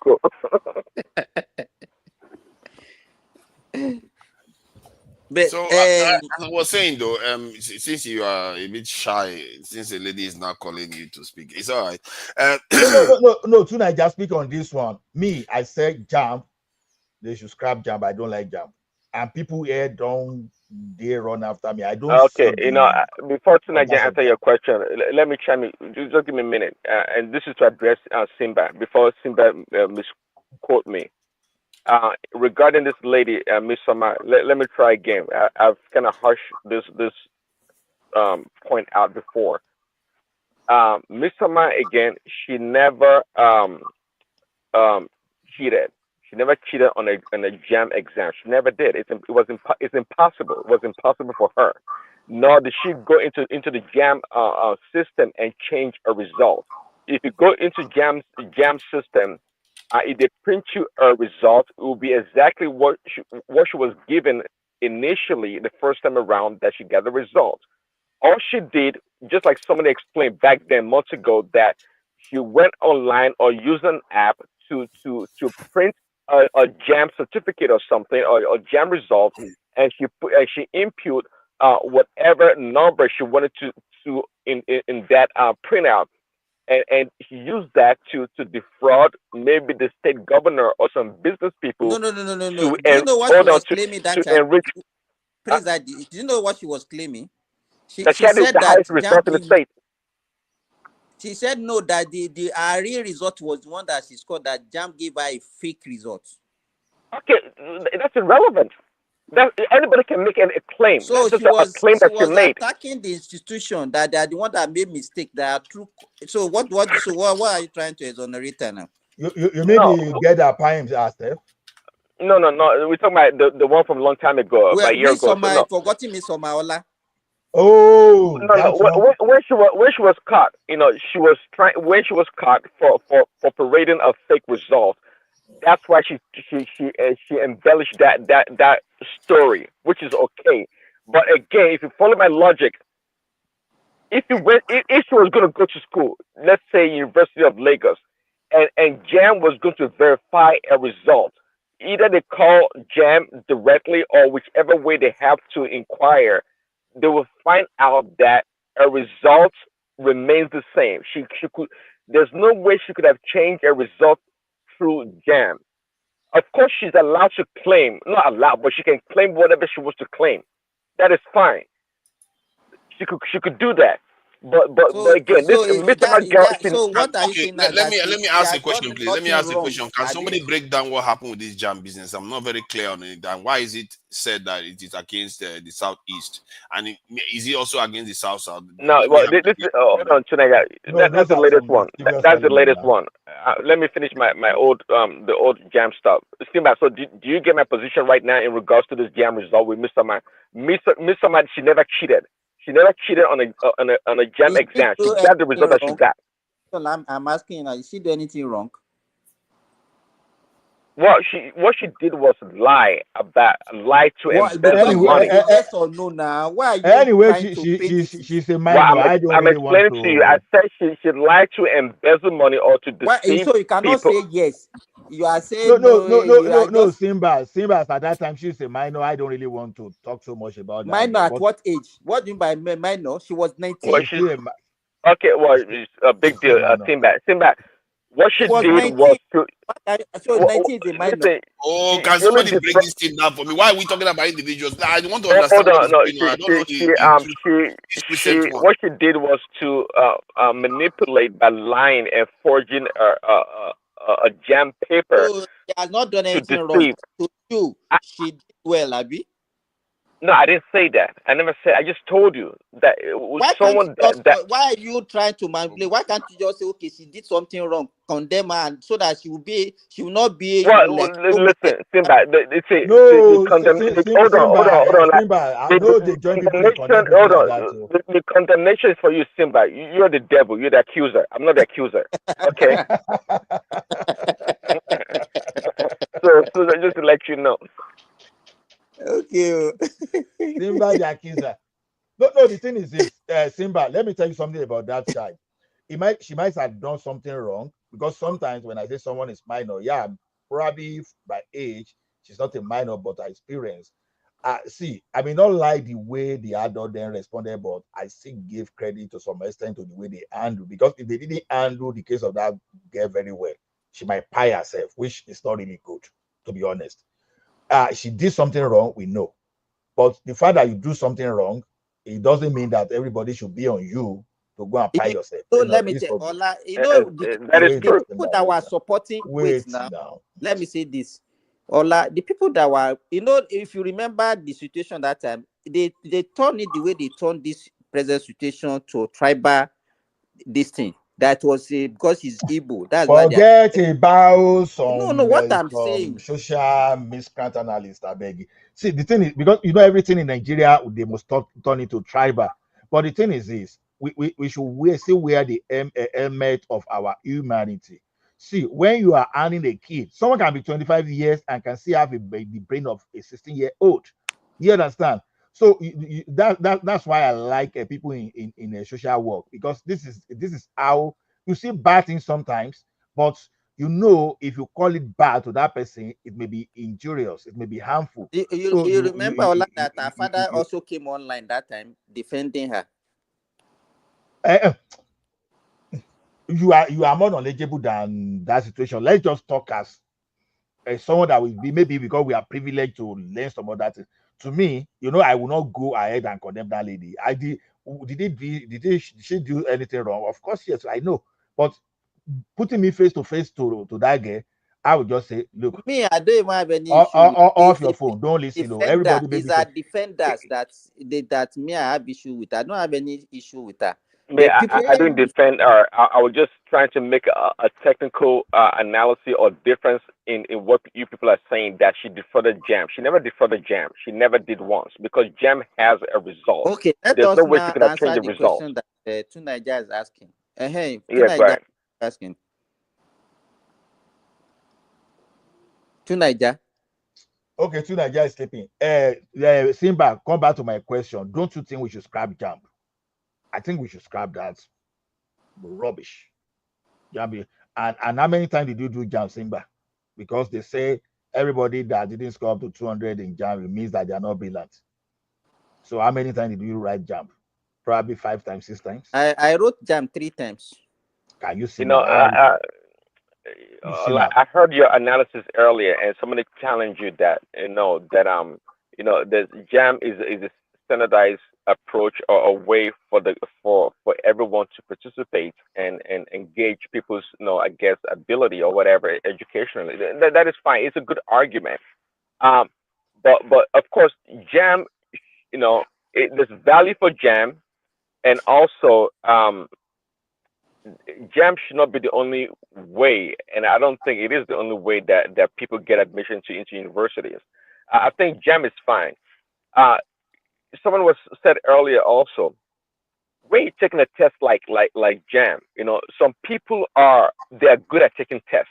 Put it that way, they're good at it. That's it. Beyond being good at it, some people, when they find themselves in a situation as such, they tend to be somewhat discombobulated, or that environment is not conducive for them. Some people like to express themselves more in a theoretical way, just like you said it earlier also. So a lot of things come into play. Okay, so Prince Daddy. Sorry, let me say this. In an environment that we have, that we know that that is the only hope that the poor people, children, can have a chance to enter an institution. In a situation whereby you say scrap it, everybody should just use their WAEC and then you go and lobby. You just apply to institution and they will take you. People will just use influence and all those things. This one is the only hope whereby if you have your kids as a poor person, you are not influential in the society. That's a good argument. So, so do you buy that point of view? Actually, that's a good one. I school in Nigeria now. Waiting, you want to tell me? I school in Nigeria. What are you talking? Let me tell you something, Uncle Siba. See, that hope you are Don't talking call about. me Uncle Joe. Oh, they know my own. Okay, that's what I will call you anyway. If you like, don't take it. So the thing is this, people like us, we came from, by standard. I did for Jamb'S. I did for Jamb'S. Let me tell you. Prince Daddy, you know what we used to say that time? That if you do fail jam, we say jam you. No, not even me now. Not even about me now. See, like I said, I attended the best school in my town. Anyway, in my town, it was the best school in my town. One of the best in those states I attended. Now, one thing I noticed is this: some of our top students then they ended up. Although I said not passing jam sometimes doesn't mean they didn't score 200. I have to be frank with you. I beat the cut-off mark of UNAT also then.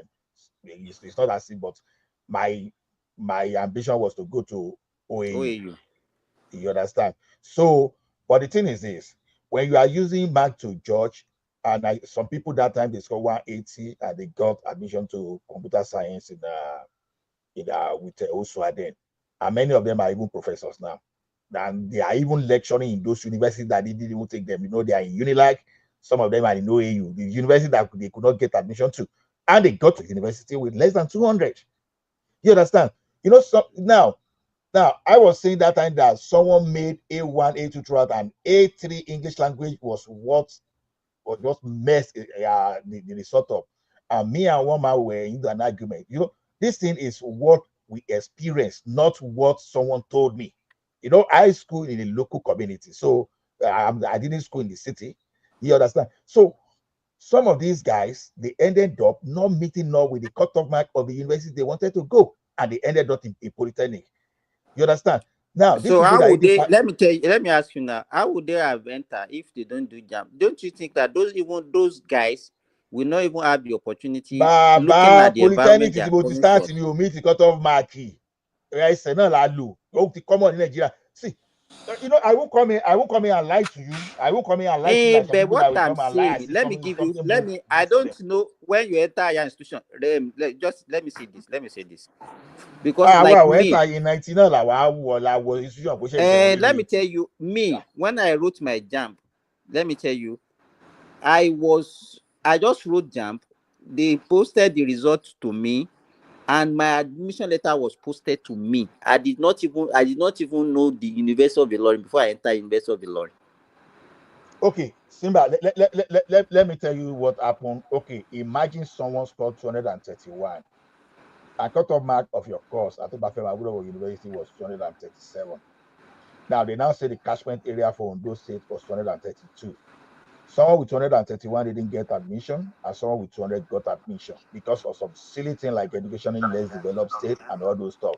You understand? So I'm telling sorry, somebody wants you to clarify. You say you schooled in your local community, meaning you schooled in the village. You schooled in the village. Is that what you meant? Let's say it's village. Let's say it's village. Let's say the village. So the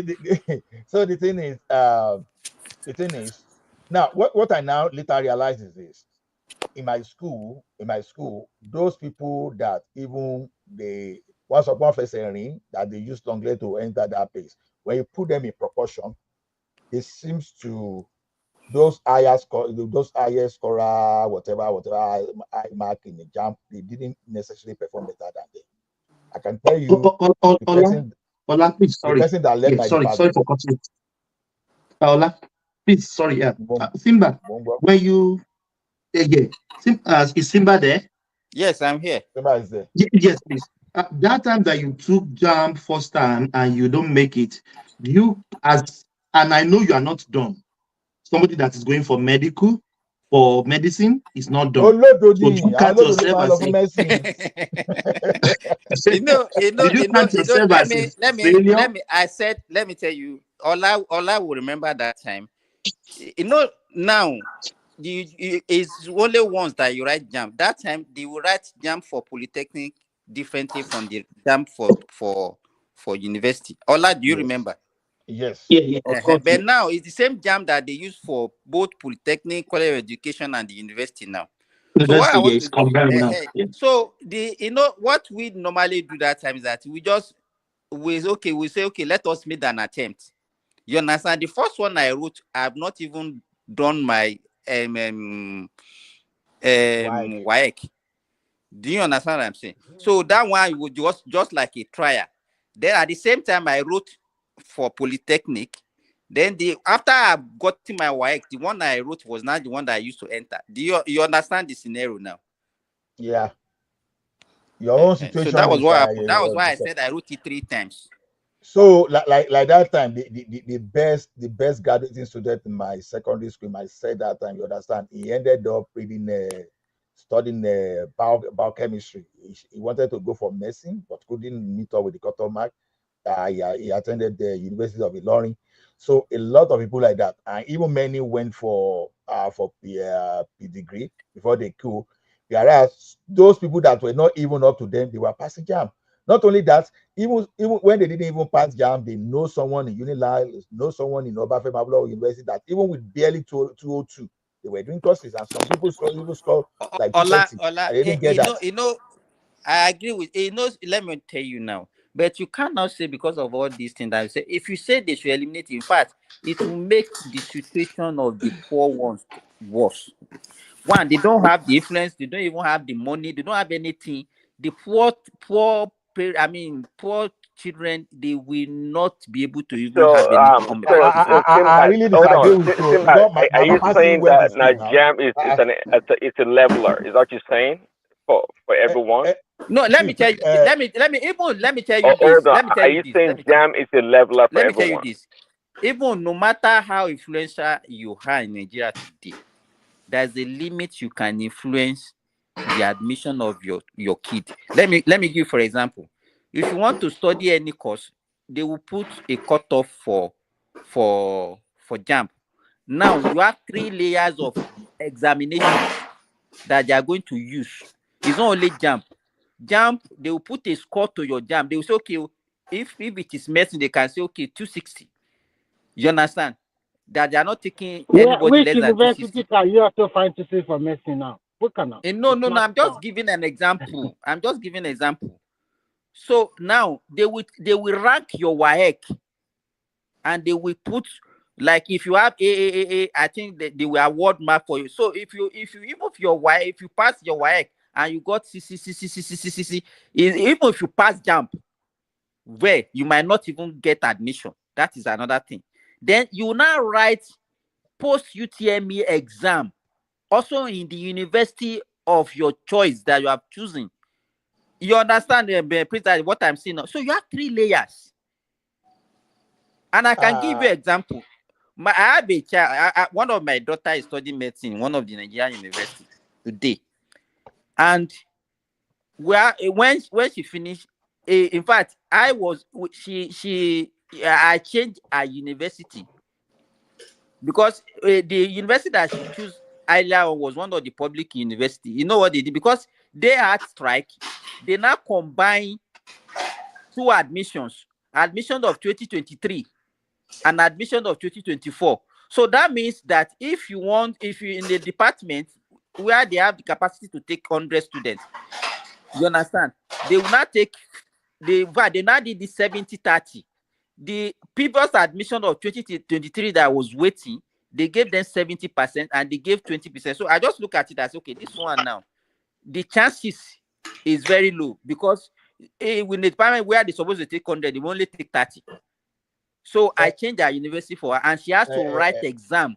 You understand? So to me, it's still the best. If you say they should eliminate it and people just be obtaining form, so it's not, in fact, it's not a good thing at all. It will just rubbish everything. Jam is just a money-making machine. You say children of poor people cannot attend. My papa go to university. So don't tell me all those stories. I know they give for those when stories. Your papa did not write Jam when he went to university. When did they introduce Jam? That time, let me tell you, you cannot wait. Use that. What happened? My papa did each university exam. You understand? Each university had their exam. Now wait, that was the time they used to use A level too. Now the thing is this is the caveat. If you are doing post Jam, why doing Jam? You understand? Allow every. God bless you, Jerry. These institutions are not stupid. These institutions are not stupid. You allow them to set the exam, go to that place and compete fairly. So all these Jam they are saying, if Nigeria really want to play level ground, then make Jam free. Let federal government show its own sincerity. Okay, because I want this thing to standardize, so they make Jam free. You make someone pay for SSC exam, and you just want it. See, to me, but they use everything now. They use SSC. Wait. Like I told you, when I was saying this thing here the other time, people were laughing. How can you be brilliant in secondary school and you fail Jam? You understand? I have a live example. Even one guy was even here. Oh, sorry. But this Jam and business. Tunaja, just give me 30 seconds to round up. Where are you, Tunaja? We have called you. I was telling the information now because I was asking for the information. Nobody was sharing it, so I had to look. In fact, there was this guy that time. That guy did not even score 200 when he entered Futa. The guy went to Futa. Oh my goodness. We were just looking at it. But this guy now our mate, you understand? He just brutalized the entire faculty, just led the faculty. That became a lecturer with University of Lagos. From there, finished master within a year. Once he finished his master, any form of exam cannot be a true test of knowledge of anybody. So even if you are saying that each university should be writing the exam, do you know one thing? Let me shock you. I may still go and write 30 seconds. Move on. Even hold on. At my age, I may still You've go. had your 30 seconds. No. Let me just make this statement. Why is it? No, hold on. Now you've had your time. Stop trying to. I'm begging. Just one statement. You had your 30 seconds. You said 30 seconds. I gave you away, and you don't want to. You've been talking. Let it go. I'm going the next 10 minutes. No, you're not going anywhere. No, I'm going. I'm serious. I need to. There's nothing you're going to say that is going to transform. If I go to write that Jam now, you may be shocked. I will not even pass that Jam. Why is it that this stuff, whenever it happens, it always like hits the southeast and other areas? Why is it that this type of stuff keep happening like this? In this country, I feel like what is going on in this country, because of tribalism, they are completely maligning a lot of groups in Nigeria because they just, I don't know what is wrong with Nigeria. Why can't they just run a system without bringing tribalism into everything? Oh, no. Why are you shouting? You are the only one. It's annoying. It's really annoying. Like, it's like it's really annoying. What is annoying? What did you say? Tell us. Calm down. Let me wait now, Tunaja, wait. You can't just start your discussion by shouting. You said you okay. What did you read? What did you read? What did you tell us? What you read? And tell us your own understanding of what I found out was that it was mostly the southeastern states that were marked down. And how did you know that we are marked down? Lagos State is the major. See what he was. He didn't even let me finish. When I said mostly the southeast states, then they highlighted Lagos as one of the states that was also flagged out. But it still begs the question: why is it that there are some states that often get caught up in all this negative stuff constantly? Even when let me finish what I'm saying. Let me finish what I'm saying, please. Wait, come on. Before this one. Tell us when the Southeast was targeted. Tell us. You forgot that the girl that was accused of that one is calm now. That one. Hold on. From what she was saying, somebody played the video of what she was saying. Then she was saying she doesn't have the capacity to do something like that. She doesn't know how it happened, and maybe this issue has always existed. You don't even know. They said it goes back 10 years. So I don't know what you are saying it's not possible. This system has gone back there. The reason why it's more highlighted. Go back what? Go back to when? It goes back 10 years, I just said. When did they That start what? writing? That Did it you has been know? happening Did you to know the that? Did southeast. you know that? Did you know that only 15%? When did they start writing online Can you jam? just let That I me said finish going what back I'm to no, saying? no, no, You're not don't finish. listening. See how Don't they are trying finish. to block it? When did you Because start? this is When did they start they are the writing one online benefiting jam? from the That you say went nonsense back 10 that's years. going on in that country. You don't want to talk about it Yeah, because you man, know let's your group is correct you now. benefiting Don't from put the one nonsense like that's there. going on in that country. When did So online can you jam let me start? finish talking? Can you let me When finish did talking? online jam start? No, Before you give Patoki, us wrong. let him even run. Let him Let me finish his finish what I'm ranting and saying let because us. they Oh, said yeah. I went to the news because I was asking people didn't give me the information. I went to the news and they said this stuff system goes back 10 years and this stuff has been happening. And the reason why this one came out is because many parents came together and said this is not right, something is wrong. And otherwise it wouldn't have come out. I think they just owned up to it. People came out and complained about that this is getting a little bit ridiculous. So some people say it's because they made the system more computerized and all that. I don't buy that. Whether it's computerized or not, it still shouldn't be that distorted. Also, did you know that out of the people that write exams, JAM exams, only 15% make up to 200 marks in Nigeria? I didn't know that. That is terrible results. Even if some people score very, very highly. And why is it that it tends to hit all this negative stuff that tends to happen in the country tends to hit people either from the southeast or from minorities constantly? Why be like that? Why how did you draw that conclusion? You are buying into No. How did you arrive at that conclusion? Okay, let me give you my reasoning.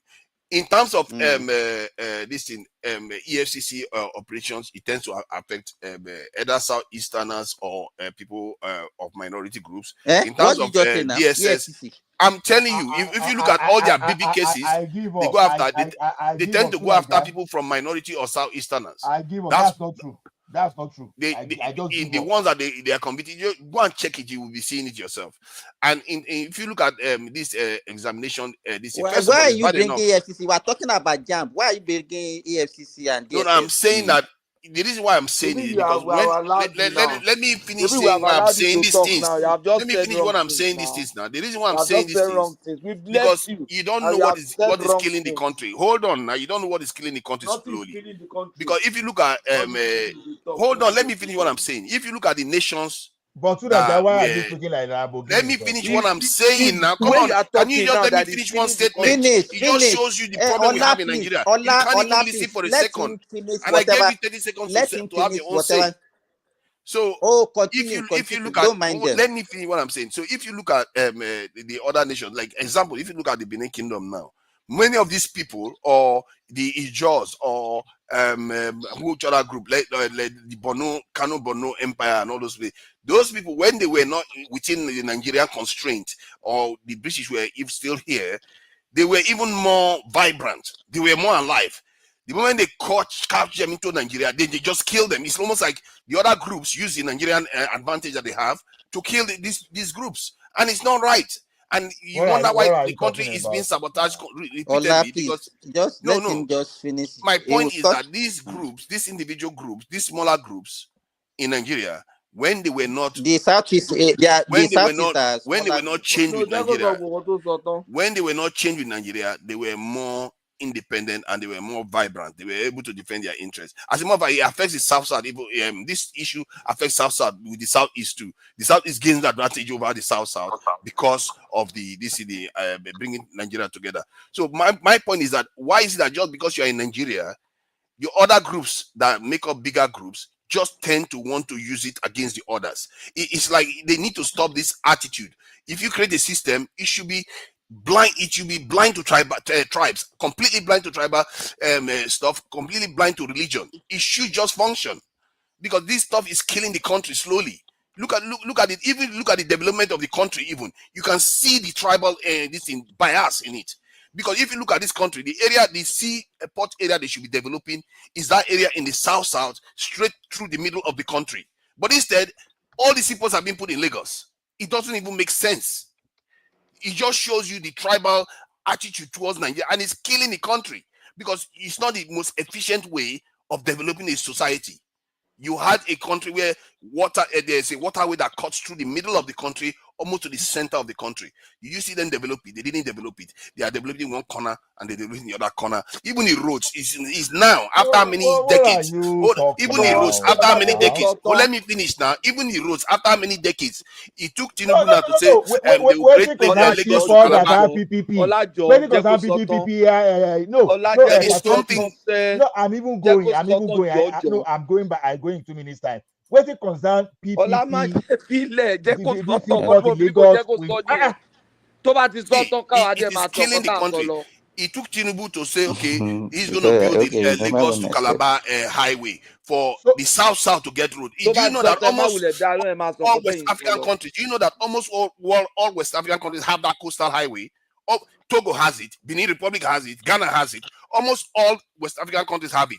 It's only in Nigeria. I've always wondered, why is it that the South doesn't have roads? Why is it that we don't tap into all our coastal regions and all the rest? To Nigeria. Tribalism that goes on in Nigeria. If you run a venture capital, A is coming from. No, I mean,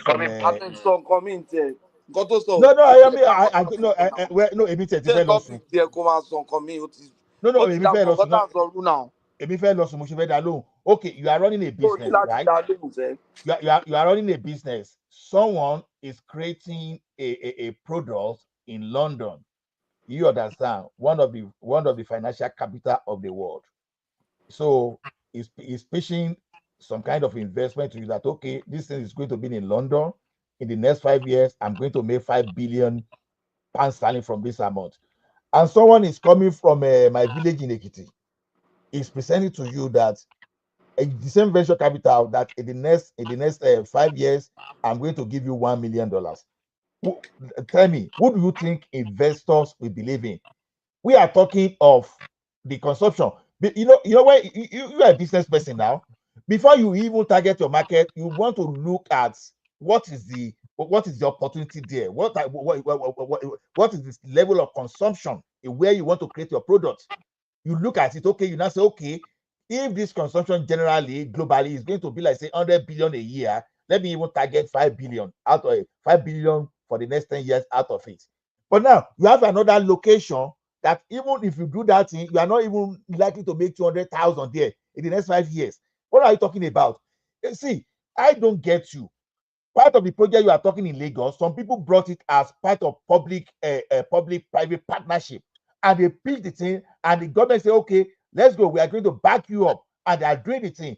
But you are now saying that, okay, you now want to talk of all those private people that now trying to bring that initiative that, okay, they should go to the east. Are you saying they are stupid? Like those people that funded that Lekki deep sea. Those people, they see opportunity now to make their money, and they now collaborate with the government. Are you saying, as a private person, they should go and say, okay, Port Harcourt is where they want to put it? Sometimes when we argue, we don't even look at the details. If you are not talking of regular general hospital now, okay, maybe federal government now or university. Maybe federal government now is establishing university in Lagos. It's not putting in the east. We understand. But look at everything that is normal, regular public infrastructure. They are distributed across. Even when they are creating region. I'm not so sure they are distributed across. Actually, they are very distorted. Even this government came into office and moved. Even CBN that was moved to Abuja, they moved it back to Lagos. Everything they have to be somewhere in the southwest. It's just not right. We can't keep behaving like this. Even in the UK, where they have a lot of inequality. No. It's a reflection. From the southeast are beginning to say they are being targeted again. Does tribe have anything to do with no. Let me tell you, Nigeria. To Nigeria, the person that moved that central bank. No. The thing is this: there are two things they did for FAN and for CBN. The person that moved some operation from FAN back to Lagos is from South, right? Now that one from that Lagos you said about. Now someone said that, okay, you are spending several billion of naira every year to travel from Abuja, outstation allowance, to come and supervise the headquarters of bank in Lagos. Meanwhile, that thing was in Lagos. Someone moved it to Abuja, and the thing now was start costing the country unnecessary billions of naira every year. And now someone now got to that place that this is not good, because some people created that loophole for them to make money for themselves. They now return the thing back to Lagos to save Nigeria several billions of naira on recurrent. And you are now saying this thing. Are headquarters of banks in Abuja or in Lagos? Head bank of the banks you want to work, they are in Lagos. The same thing when they move farm back too. When Kiamo complained that okay, this thing in Abuja is a loophole for people to make money. Why will you even move that office from where it was before? They return it back to where it was before. Ask yourself, those people that move it to start with, why did they move it? To make money for themselves. It's just like some people were using our dollars to make money. The forest we were earning to make money. And people I don't know what you are talking about, man. I think this is a very simple matter. This is a very, very simple matter. I think you are using too many words to address something that's very simple. You know full well. I don't know why we pretend as if we don't know what is happening. We know what is going on in that country. People always want to put things in their own backyard. And I understand the impulses to do that, but it's not helping us. We know a lot of Southeasterners now are saying that this is another attack on them again. And if this has been going on before in a more subtle way, they will not even notice it. Tonight, why are you talking this way? What attack? I'm saying it because listen. The majority of people that Jamb'S thing affect were in Lagos. They're not even considering the Southeast. It's not the majority. Why are you talking this way? It's not the majority. Sometimes it's too shallow. You are more than this. It's not majority. It's the Southeastern states. And you also mentioned why everything goes to Southwest. Why are you talking like why? And even Lagos is made up of different. To me, you are talking out of context totally. No, I gave you various examples. I keep saying I'm talking out of context. I gave you various examples. I didn't just give you only this. It's not only one thing. It's not only one thing. I gave you the examples of all the other great people that have been suppressed because of Nigeria. You are correct. Come on, so don't keep making it look like I'm making it. I went back even all to the way to the Benin Kingdom you are correct. when they were an empire compared to how they are now.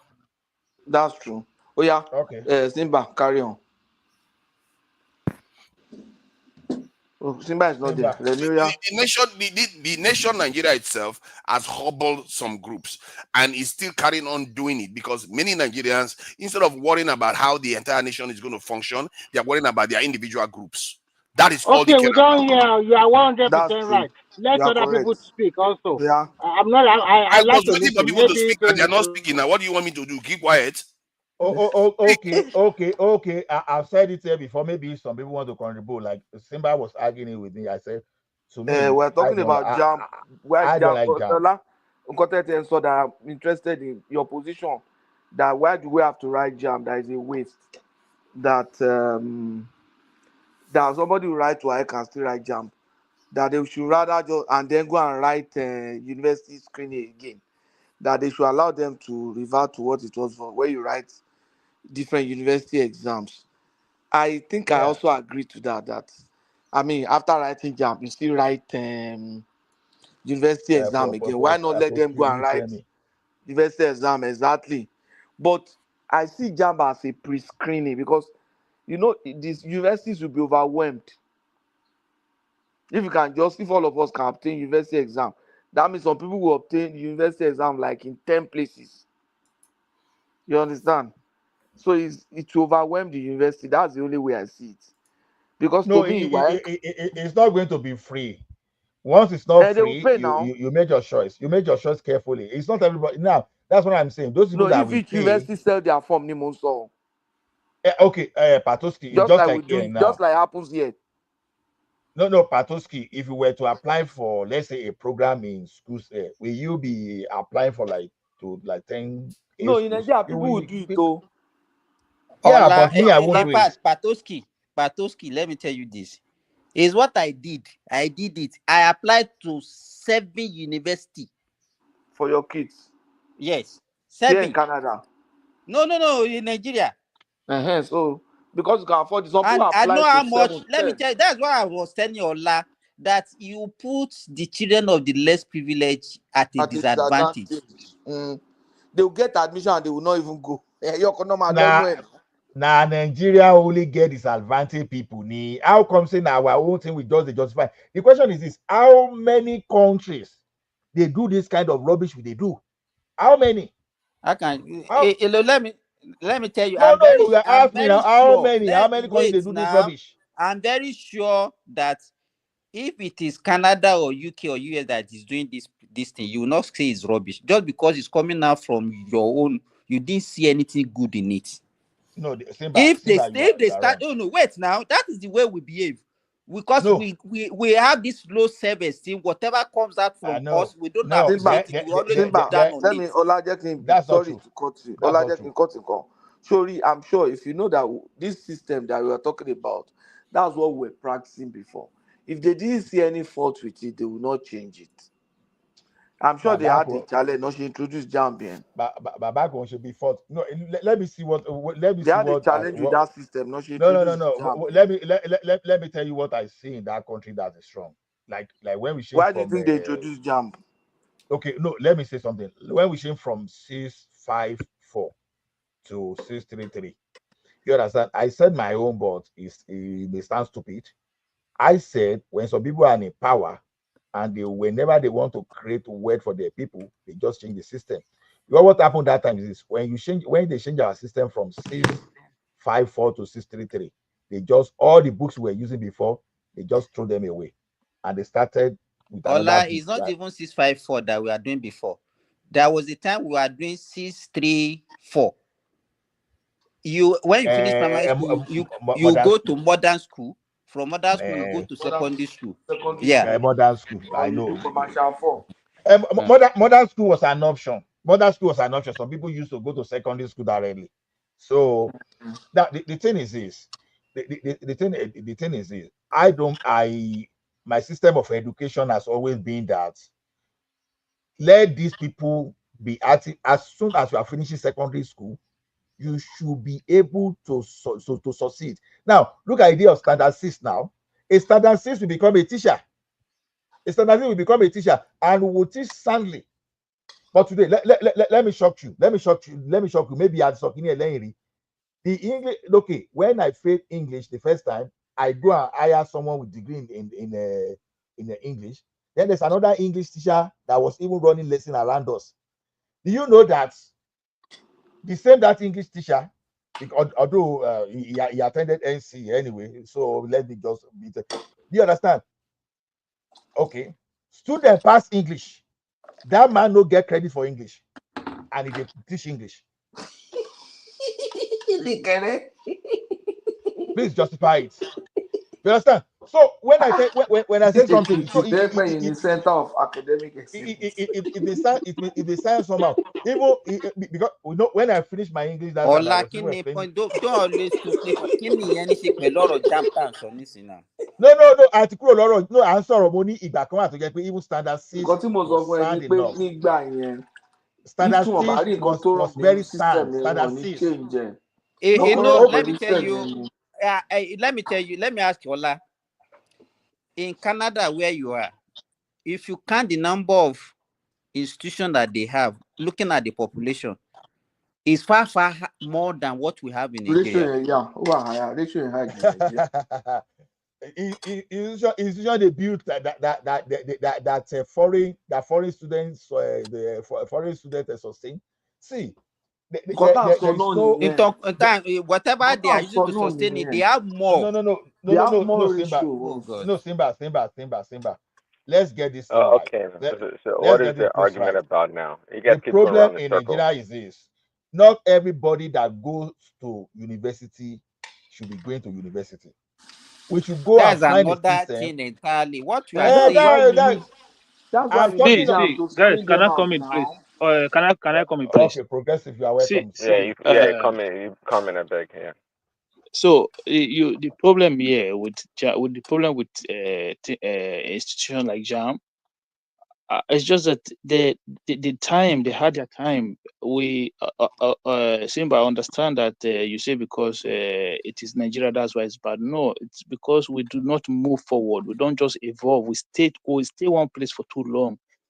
There's no need for Jam again. Jam, NYSC, and those things, they should be scrapped. There's absolutely no. It's a waste of resources for the government. We need NYSC more now. No, I don't think Jam should be scrapped.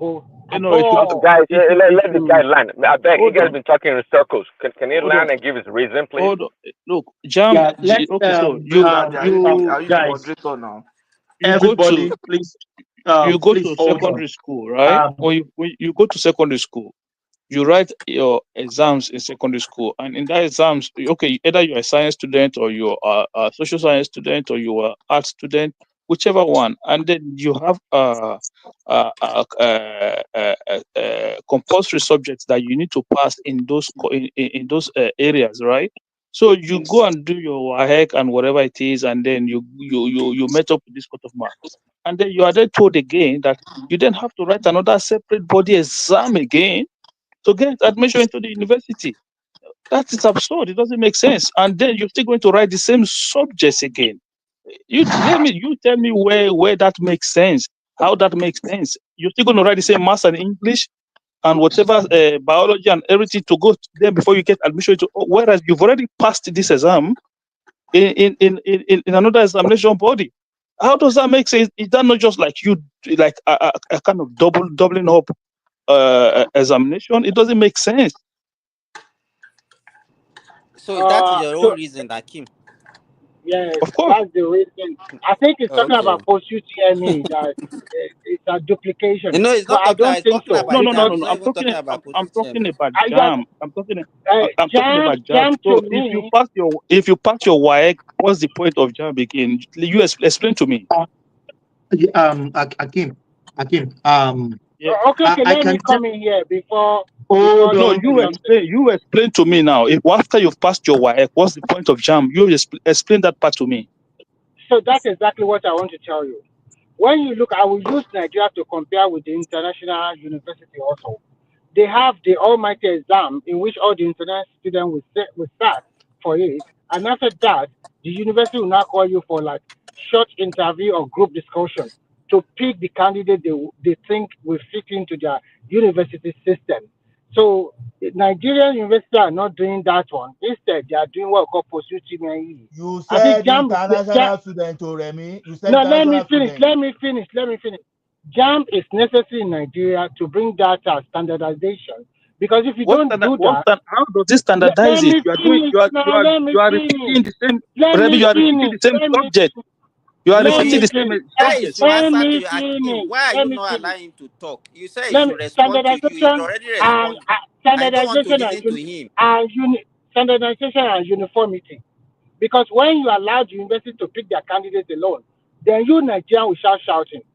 The University of Ibadan will not pick anybody from Maiduguri or from Southeast or maybe from South because they have enough candidates in Southwest to put into this university. So if you not if JAM is no more necessary, that uniformity of Nigeria will not be there, and they will not be able to pick candidates from any part of Nigeria. Are you telling me that's not true? That's not true. They were doing it before. So Remy, it's not about standard. It's about having people spread across the country. Is that the whole point? People will be able to choose universities. That is one of the points. And another point is that when they didn't introduce JAM, people were studying all over the country. Yoruba, they go to ABU. Well, you cannot say they come to University of they should remain. When you get your they should remain static. You cannot say things are changing. I don't like what you are doing. If you don't know history, then you should not be talking like this. What are you talking about? One of the reasons, major reason why they even introduced JAM is to eliminate all this nepotism, tribalism in admission. Yes, and that nepotism doesn't exist now, Abi. The nepotism doesn't exist now. So you cannot be taken out back. If we are doing Simba, I'm going to say something now. I'm going to say something quickly. You see, when you finish primary school, going into secondary school, right? You write your primary 6 exam, okay? And you will pick the secondary school. This is how we did it during our time. You will pick 3 choices of secondary school that you would like to go to.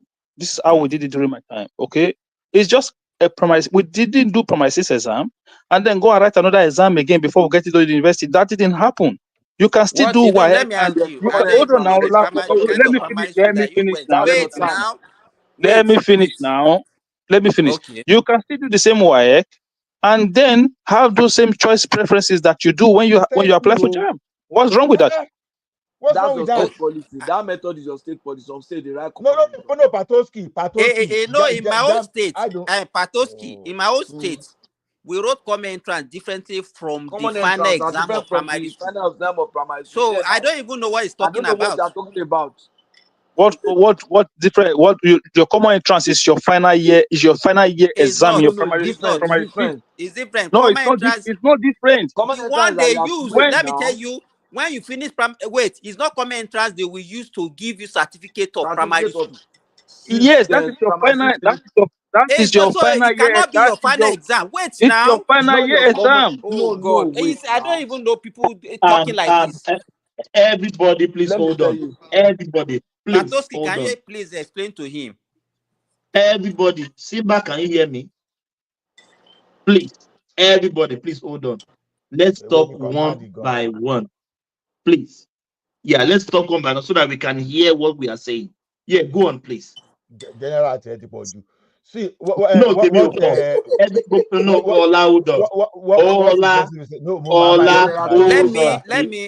Ola, give me this. Let me explain to Hakim. Hakim, I don't know. I don't know.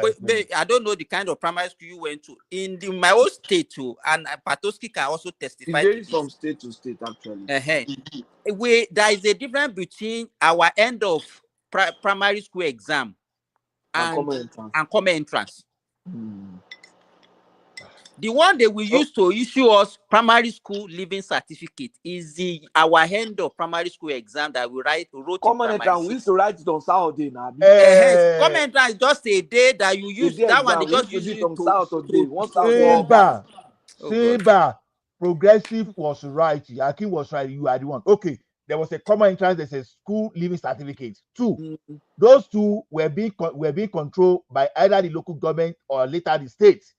So you will write that thing. So across it's the body of government. control that is your issue now, Abi. It's the body that controls it that is your issue. Now, Uncle Eduro, because we have the zonal education office there, the ZOE, the zonal education office that control that thing. You will write the thing across the local government. Across the local government, we had common entrance, then primary school leaving certificate. So maybe you finish school maybe in the mid-70s. Your own, we understand.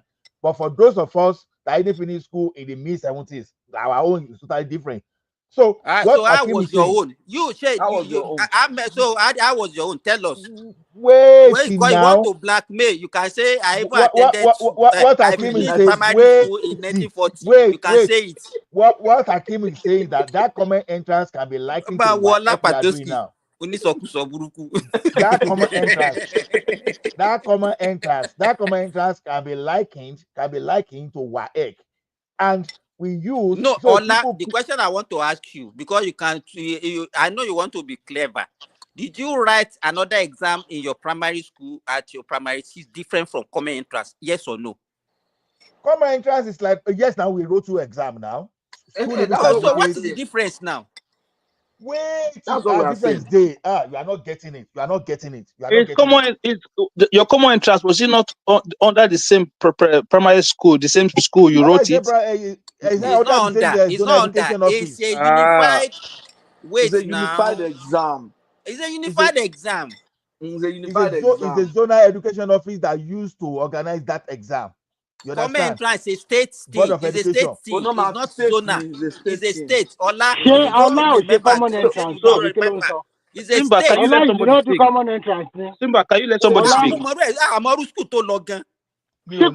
Common entrance. Nigeria. Simba, can I tell you something? So you see, when you are doing when you're writing your exam, right, in primary school, was it your school that was setting the exam, or the exam was coming from the Ministry of Education? Depends on the exam. Two things. I mean, your first term, second term. Let's explain. Let me explain to you. No, it's a question now. Let me explain. No. Progressive. If you ask the question, let the person answer. Let's pick one by one, please. Patoski respond. You see, you write normal exam, first term, second term. There's one exam they call primary school's leaving certificate exam. That's an exam that shows. I'm talking about primary 1, primary 2 now. That's primary your 1, normal primary 2, school. primary 3, primary That's 4. your normal school exam. But when you get to primary 6, you write a primary 6 leaving certificate. The certificate that shows that you are leaving the primary And school. you do all subjects. And then you in that one you do all subjects. In commenters, only English and mathematics. They pick one Saturday. Because we don't even use today, we pick one Saturday to write common entrance. And it is that common entrance is a unified one across all the states. But you see, primary school leaving certificate is organized by local government education authority. Exactly. But the secondary school common entrance is a unified one by the state. So you can even pick a secondary school that is outside your local government. You pick. So it is the scores now they will use to rank you guys that chose that school. In some cases, if you don't meet up, they will now place you in any school they like. Exactly. So you just said one word now, that you can pick a school that is outside your local government. You can pick anywhere. So go and write the common entrance exam. No, you write that common entrance exam, but you select the school in your town. Just like Jamb'S. That they say It's not like this is something. It's not like Jamb'S. Jamb'S is totally external body. You see, it's a completely external body. The challenge you have is the body that Patoski, during our time, you don't pick any school outside your local government. You don't pick any school outside your local government. Any school in the state. Maybe we have any any school in the state. No, it's any school in the state. You can pick any school in the state. So you would think that local government is your universe. Ọlọ́run ló liberate ọlá yìí. Ó yẹ àbúrò àgbẹ̀ kan ní bá àgbẹ̀ oko ní bá máa dá ní village wọn. Simba tí ọba ti ro oko náà tí ọba ti ro oko jù ó ti ro Take it by kan. Sorry, on the lighter to make una laugh. I was listening to one interview. One Ekiti guy that was a spokesperson to Wiki. They were asking about Dele Momodu. You know, Dele Momodu had gone to. Ṣẹ̀wọ́ni. Mo Ṣẹ̀wọ́ni. What is it? It was funny. The guy now said. Photo book. After he said Dele Momodu. They said he was a renowned journalist and stuff like that. And this guy was a journalist. He now said that no, I don't consider Dele Momodu as a journalist. He said you forgot to say that he went to Ife to study Yoruba. He said when you study Yoruba, you study some aspect of Ifa. He said when you study Yoruba, what do you become? You become a teacher. Or you become a babalawo. He said what it's supposed to be? He said it's supposed to be a babalawo now. You know, I listened to that more than 5 times. No, that guy, he really finished Momodu and Arufai. No. Anyway, Simba. OAP. That guy was Simba and Patoski. Larry. His name is Larry something. I want you to give me equivalent of Jamb'S in West African countries, in Ghana, in Zambia. Just give me the equivalent. Where can you be comparing us with? Forget about comparing. I said you are doing something.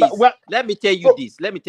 No. Wait. So you think that we cannot have something? I don't understand. We cannot have something that is unique to us. Are you saying there's no standard price? There's no best practice? So why can't we compare ourselves? So why what's the essence of best practice? Let me give you this. Ask them what is the point of Jamb'S? What is the point of Jamb'S? No, wait, I don't like Jamb'S. Let me just said in Finland is considered as one of the best country with an education in the whole world. Finland is where go and check. How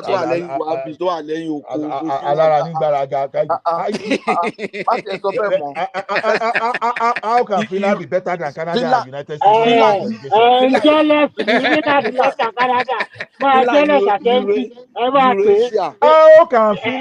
than Canada and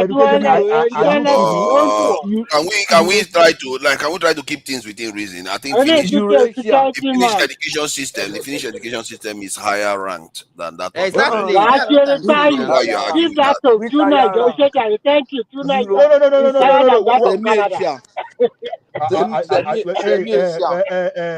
No. Well, Patoski, are you joking? Are you joking? Are you kidding? Thank you, Daddy. Wait. No, it's not a fallacy. Now I know, and that was why I said it. It's not as if the Remy put it in my mouth. Yeah, the Finland education is superior than Canada. Okay, It's Canada education. How many research? How many innovation has come out of Finland? Is it by what? Well, okay, see now, okay, hold on, guys. Let me talk. You guys, you can make a distinction. I've always said it. There's a difference between a formal education standard and innovation and creativity, and that's why it's quite interesting actually to see the correlation actually and the inverse of the result. America in the past 2 decades, right, compared to China and the rest of the Finland and Norway, the education in America has been regressing actually compared to their counterparts. But guess what? In the past 2-3 decades, all of the innovation, almost over 90% of the innovation in the world has come from America. So it's quite interesting, actually. It's quite a correlation. No. Please, Daddy, you are trying to hide some things there.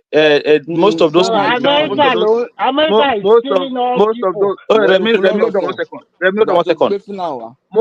Most of those innovation, were are pioneered by foreigners who came to America to either study or to live. That's a lazy argument. That's a lazy argument. How come they didn't do that? How come they didn't do that damn country? How come they didn't do that damn country? Well, see, I've always told you guys, see, education, hold on, let me line. Education is not just the individual. Your environment is essential to your productivity and your success in education, right? The environment is key. In most cases, actually, your environment is more important than the individual. Because if that was the case, why do all these damn foreigners come to America to be suddenly creative? become geniuses? Exactly. Yes. Why can't they see their damn country and develop their country and be creative over there? Exactly. Let me give you guys what Finland has accomplished in the last 60 years. Compare that with hold on now. Compare that with Nigeria. Let's How start can you listening them. compare Finland and Nigeria? It's a tiny country, you know. Hold on now. Can you people just I don't compare Finland and Nigeria, I beg you. Hold on.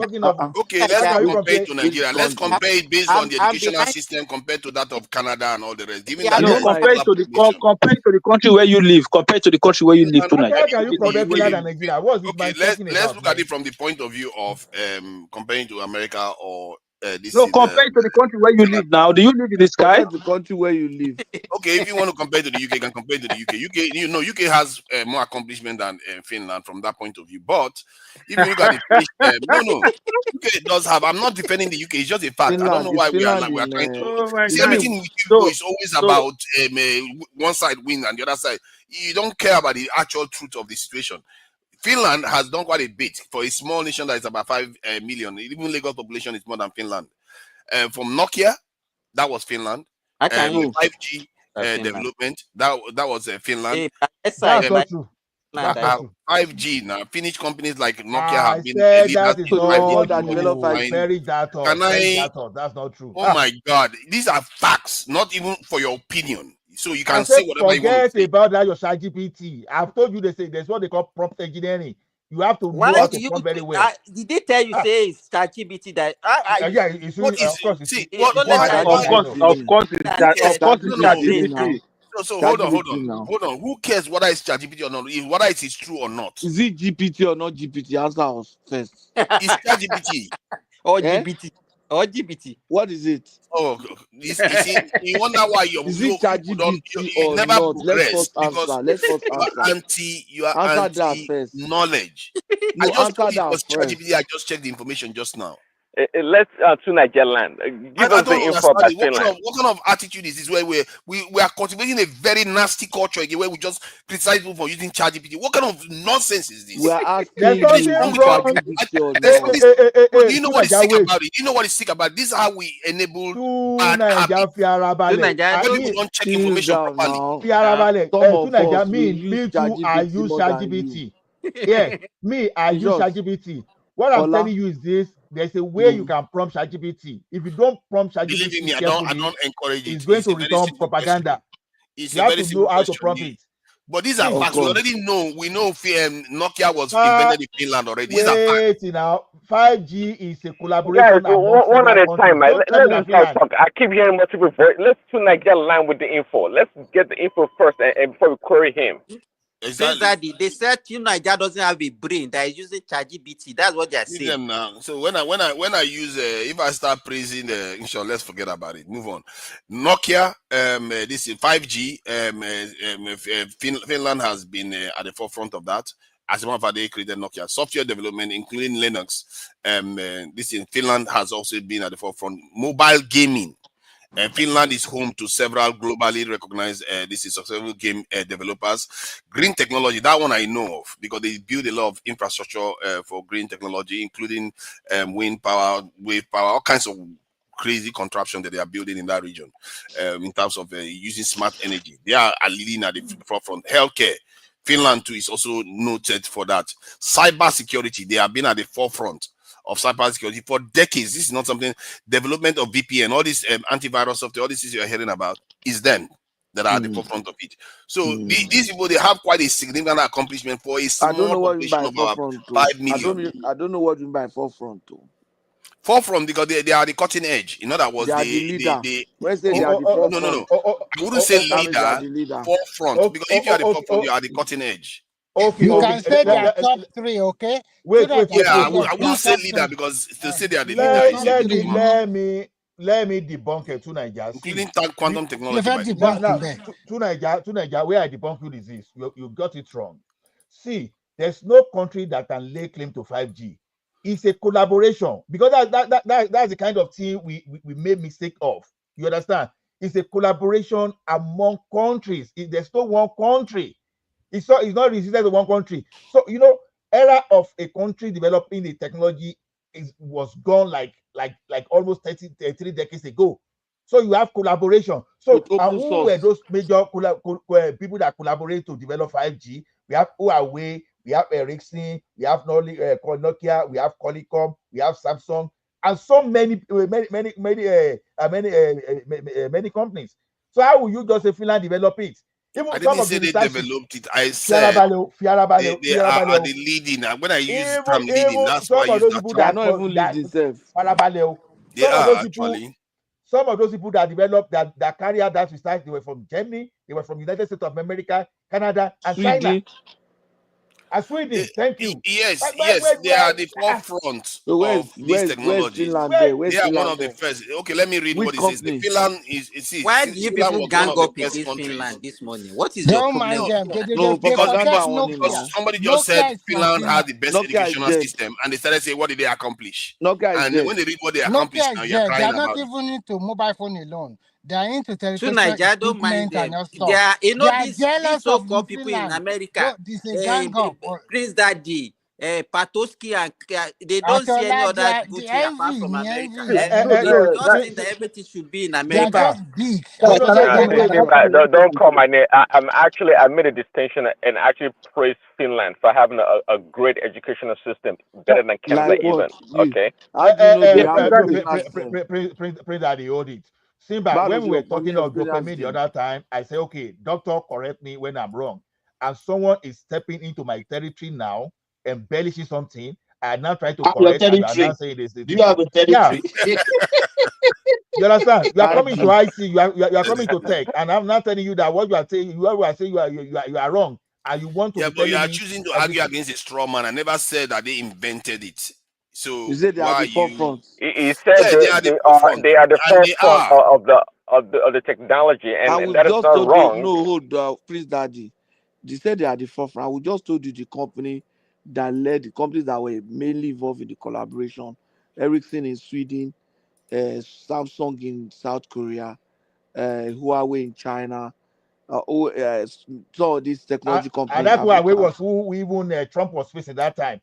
You see how Trump was taking things against Huawei. That he was serious about it. I saw this company in America. So tell me which company in Finland? Look at what they say. Finland companies like Nokia have been leaders in 5G technology. So now that's the term. That's why I say forefront. Leaders are one of the leaders in 5G. They didn't say it's only the one. one of the leaders in Does 5G. Nokia still exist? Yeah. And they are still doing something. Nokia is still there now. No, they are No, still you can't deny that Finland or Nokia has been at the forefront of mobile technology for a very, very long time. But where are frankly, they now? For decades. Those ones that don't have touch screen. Those ones that don't have touch screen. That's what you should make. Just be very clear about it. You see all these bad belly people. That You are talking about the one that don't have touch screen. There was a time it was the best in the world. What are you going on about? Padoski, let me make this comment. Remy, give me 1 minute. Let me give you, as you guys are saying that there's no country that is an island. They don't know it all. A Lamborghini had an accident. My brothers and sisters listening to us, do you know how many companies they source their part from? They saw Audi, they saw Toyota, like 3 big companies they source their part from. The gear was Audi, the engine was Audi, and there is Ferrari, there is Lamborghini at the logo. So there is no part of the country that is island. They just come together to bring things together. Go and check ownership of Lamborghini first before you start making this thing, this comment that you made now. Go and check the combination of the ownership of Lamborghini. Yeah, I didn't know that. That's what I just saw. I know that. It could be collaboration of many companies, but on the you cannot put it. Did you see any Ferrari parts there? No, there's no Ferrari parts there. Exactly. I saw Audi.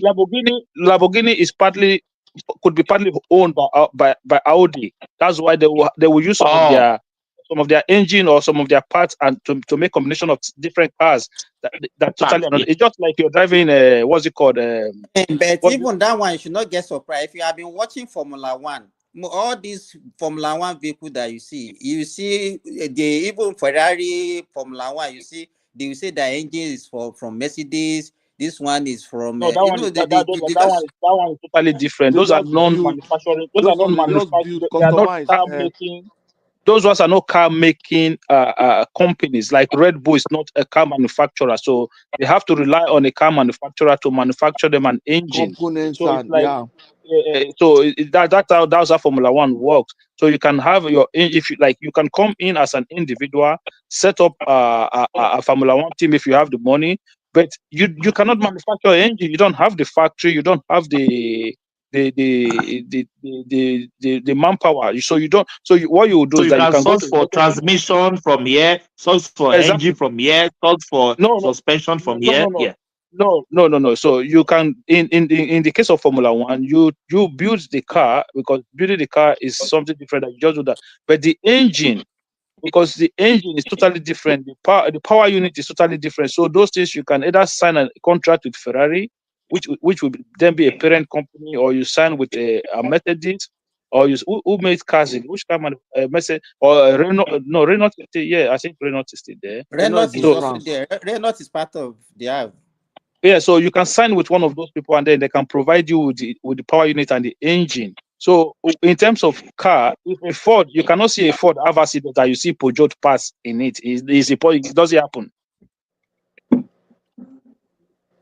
Okay, but some companies also they source some components from other companies. No, look, if I want to build, if I have a car company now, if I have a car company now, right? There's a high chance that I'm not going to build every boat I'm not in that car myself. So I will source all of these things out. But those companies that I'm sourcing it out to are not going to be like companies that make cars. They will just be companies that make parts. Components. So the part, those parts that they're going to make for me will be designed for my own. For you. So customer will be customized for me. You can get your tire from Pirelli. Yeah, Simba, that is exactly what Innocent is doing. They are getting their chassis from Great Wall of Beijing in China. Right, That's where they're where getting are their you going chassis to, from. Innocent? Yeah. You better not see going to Hawana. That's why they're getting their guys, before I go to sleep, who know how to read among you? Can you read top university? We don't know. We don't know how to. We don't know how to read. We don't go to school. We don't go out to. We don't know how to read. Finland, Where is Finland? Where is Finland? Because I can see US, I can see US, I can see UK, I can see Switzerland, I can see Singapore, I can see Canada. So I can see Nigeria. I can see Nigeria. Were you planning against Finland before? See, Ọlọ́run fẹ́ràn èèyàn fóòtọ́ But it's not Remi, it's me that made the statement now. No, Remi. Emini. It's me. I was the one that raised it. The statement is true. And when they said education does not mean university is low. Yes, they are starting from kindergarten, primary, and high school. To buy increases the top 20 gan o ní rí Finland bẹ́ẹ̀. Top 50 nìyẹn náà, top 50 ni mo ṣú yẹn kò sí Finland. Kò sí wọn ní top. Kò sí university wa, oṣù kò sí university wọn bẹ̀. No, kò sí Finland ní top 100. Kò sí Finland ní top 100. That is not the point. I think you guys are getting this whole education thing wrong. We are talking about the education from zero. So when you go to university. So what will you now use to rank now? Give us the criteria. Let's use university. You're not because you are talking about you are talking about nation. Yeah. No, Akim, let me tell you something. People, okay, my son high school here, they learn auto mechanic.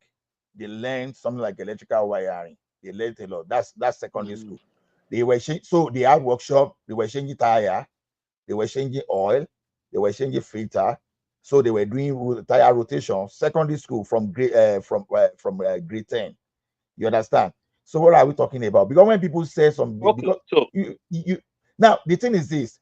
So you want to tell, is that one peculiar to only Canada? What are you talking about? No, wait now. No, that's why that you see kids there. You will see their vehicle. You will see they'll be riding the other Accord, but you will be hearing the sound of engine they put. All those secondary school guys, when they go buy a car for 1,000, they go and buy big engine.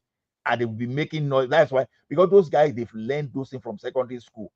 So at age 18, age 19, by the time they leave that school, they can repair automobile on their own.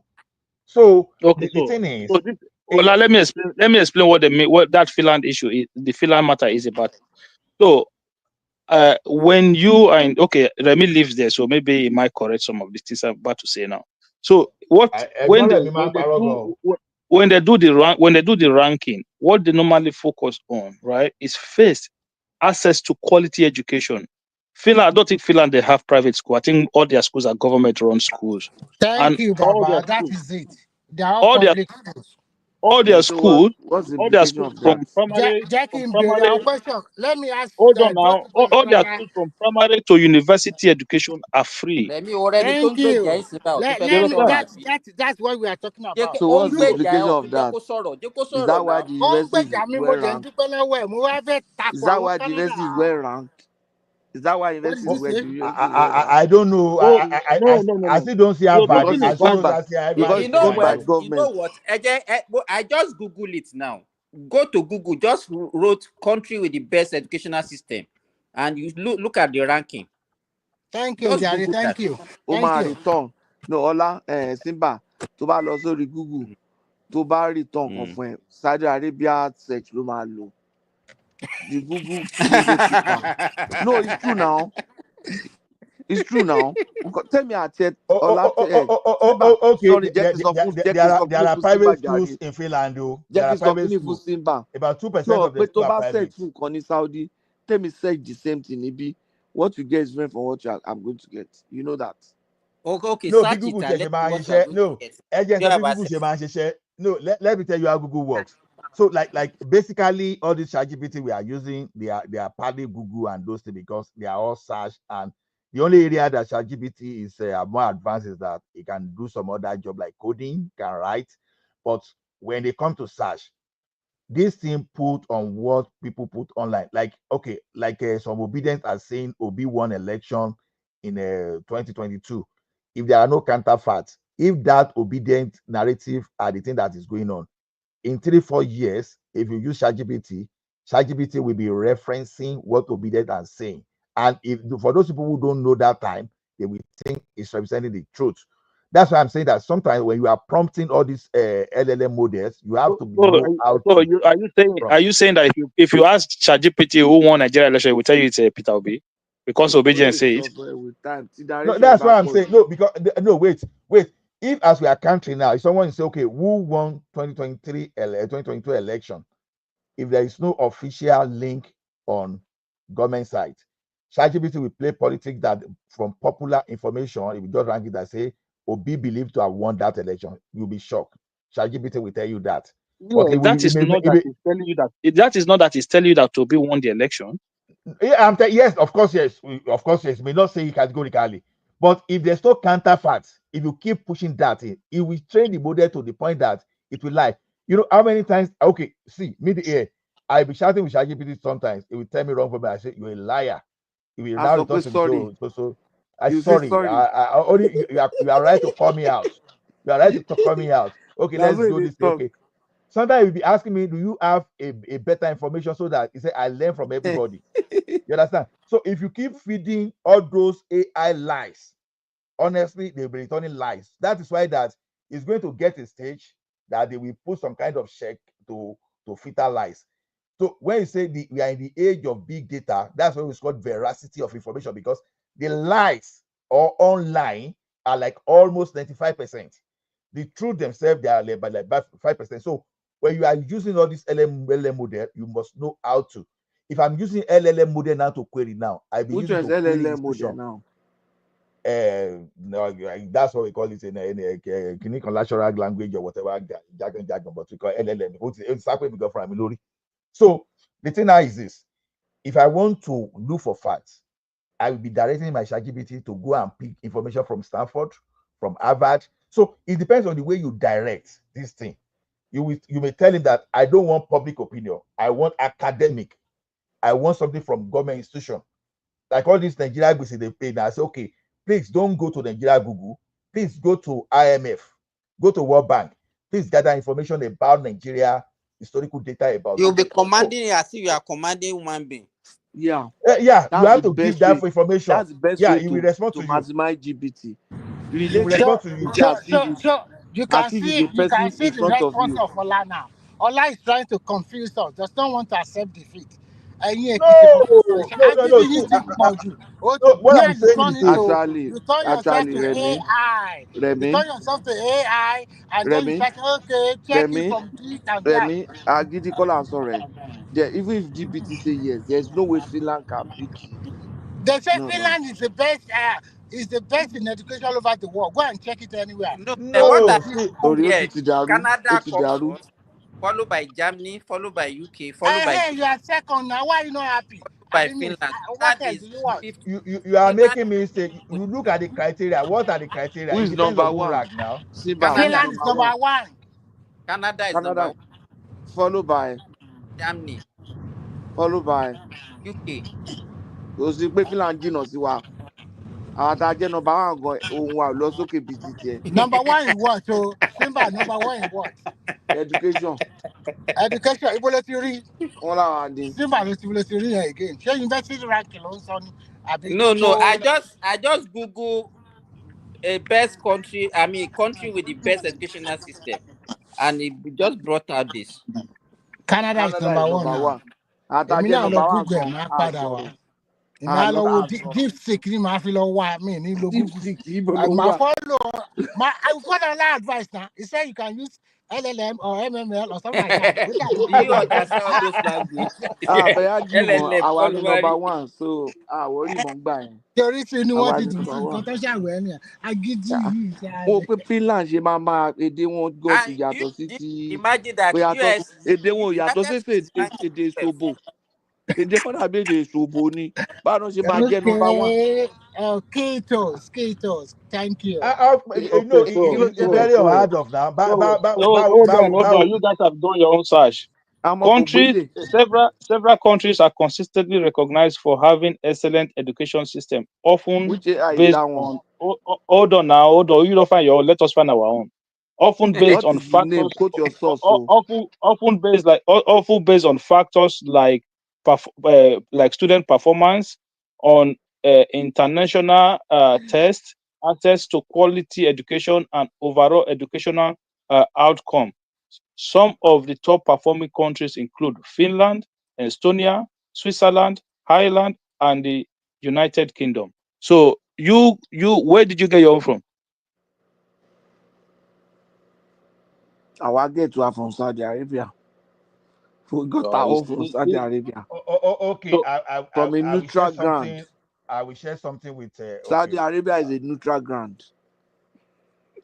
I don't know whether I can share this screen because Let somebody from Australia search. Okay, I from asked now. Australia search. I said, why is Canada considered better than Finland in education? Here the response. He said Canada is not strictly better than Finland in education, but it excels in area where Finland is weaker or less diverse. You see now, that's how to query, because if you just query straight away, it's going to be giving you what you want to hear. You have directed it to that question is unfair. That question is an biased. unfair question. No. Okay, put it that. Why is Finland considered better than Canada? Because it is going to give the strength of Finland and going to give with the weakness of Finland. Exactly, that's what I'm saying. I want him to now give me the strength of Canada. The other way. No, why is Finland considered better? Wait now. I know that there's no country No, that can have look, it all. they will break it down here. They break it down. Look, they say Finland, right? Consistently ranks high on international education tests, particularly in maths and sciences. Even Estonia, a leading European country in PISA science scores.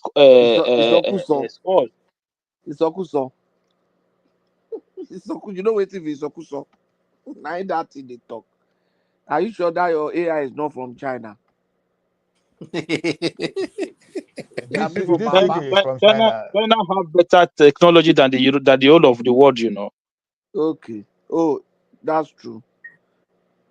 Abi, Remy, your second country. So when you saw this LLM, large language model, now, because it is referencing a lot of things. It's faster in search than also. It would have compared like several millions of information. How did they put it together? How did they find everything? And it will bring everything there. Now, when you look at why Canada is better than Finland in education, funny thing though, it's not even talking of the academic thing. They say diversity and global. Twist the question, you reverse it. Why is Nigeria I'm teaching you how to use.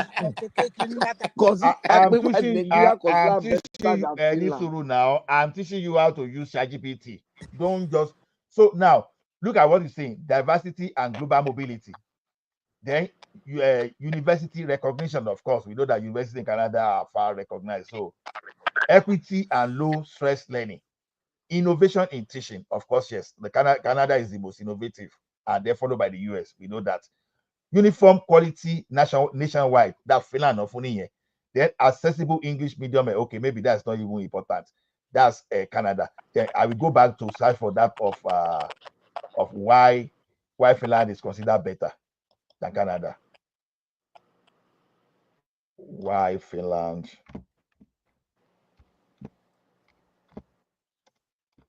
is better than Canada in education. Let's see what it's going to bring.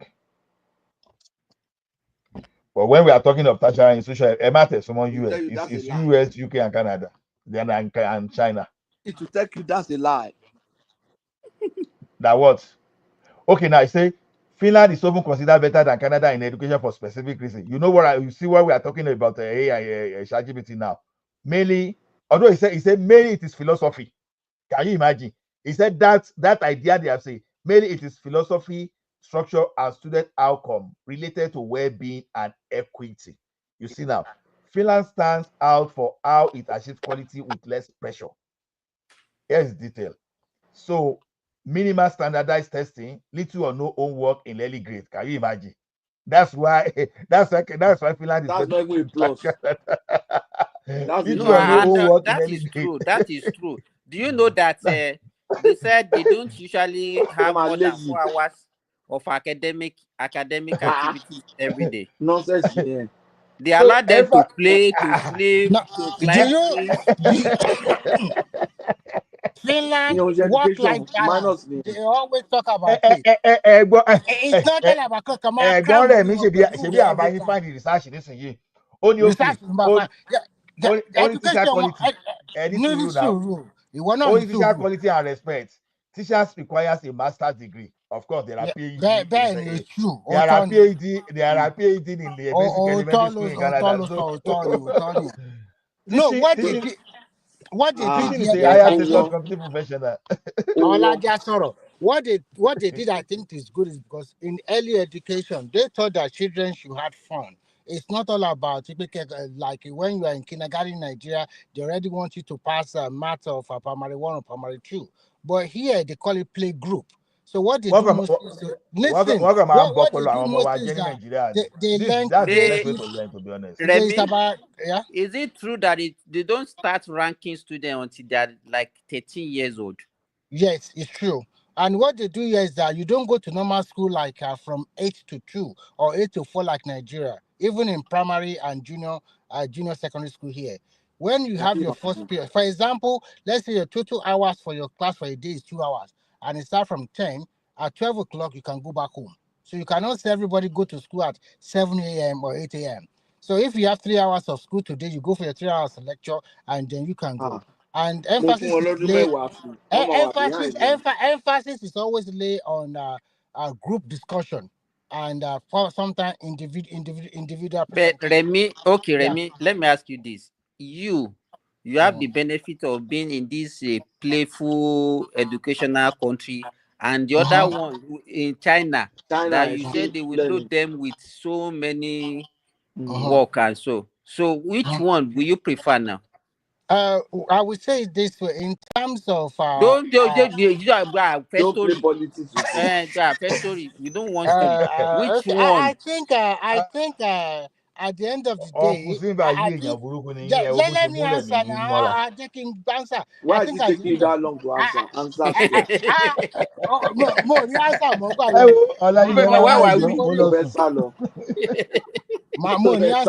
I think at the end, because of innovation and creativity, I will go for the Chinese one because it has shown. I've seen practical results. I've seen practical results. That is Finland.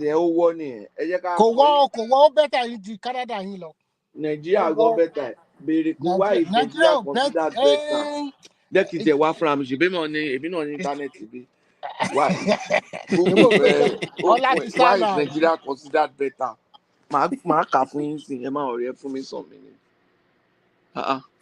Nonsense. Why? No.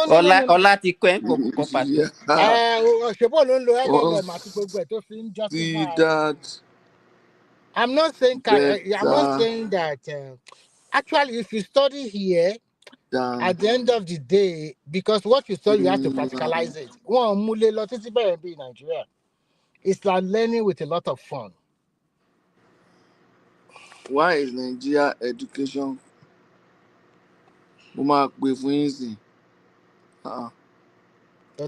considered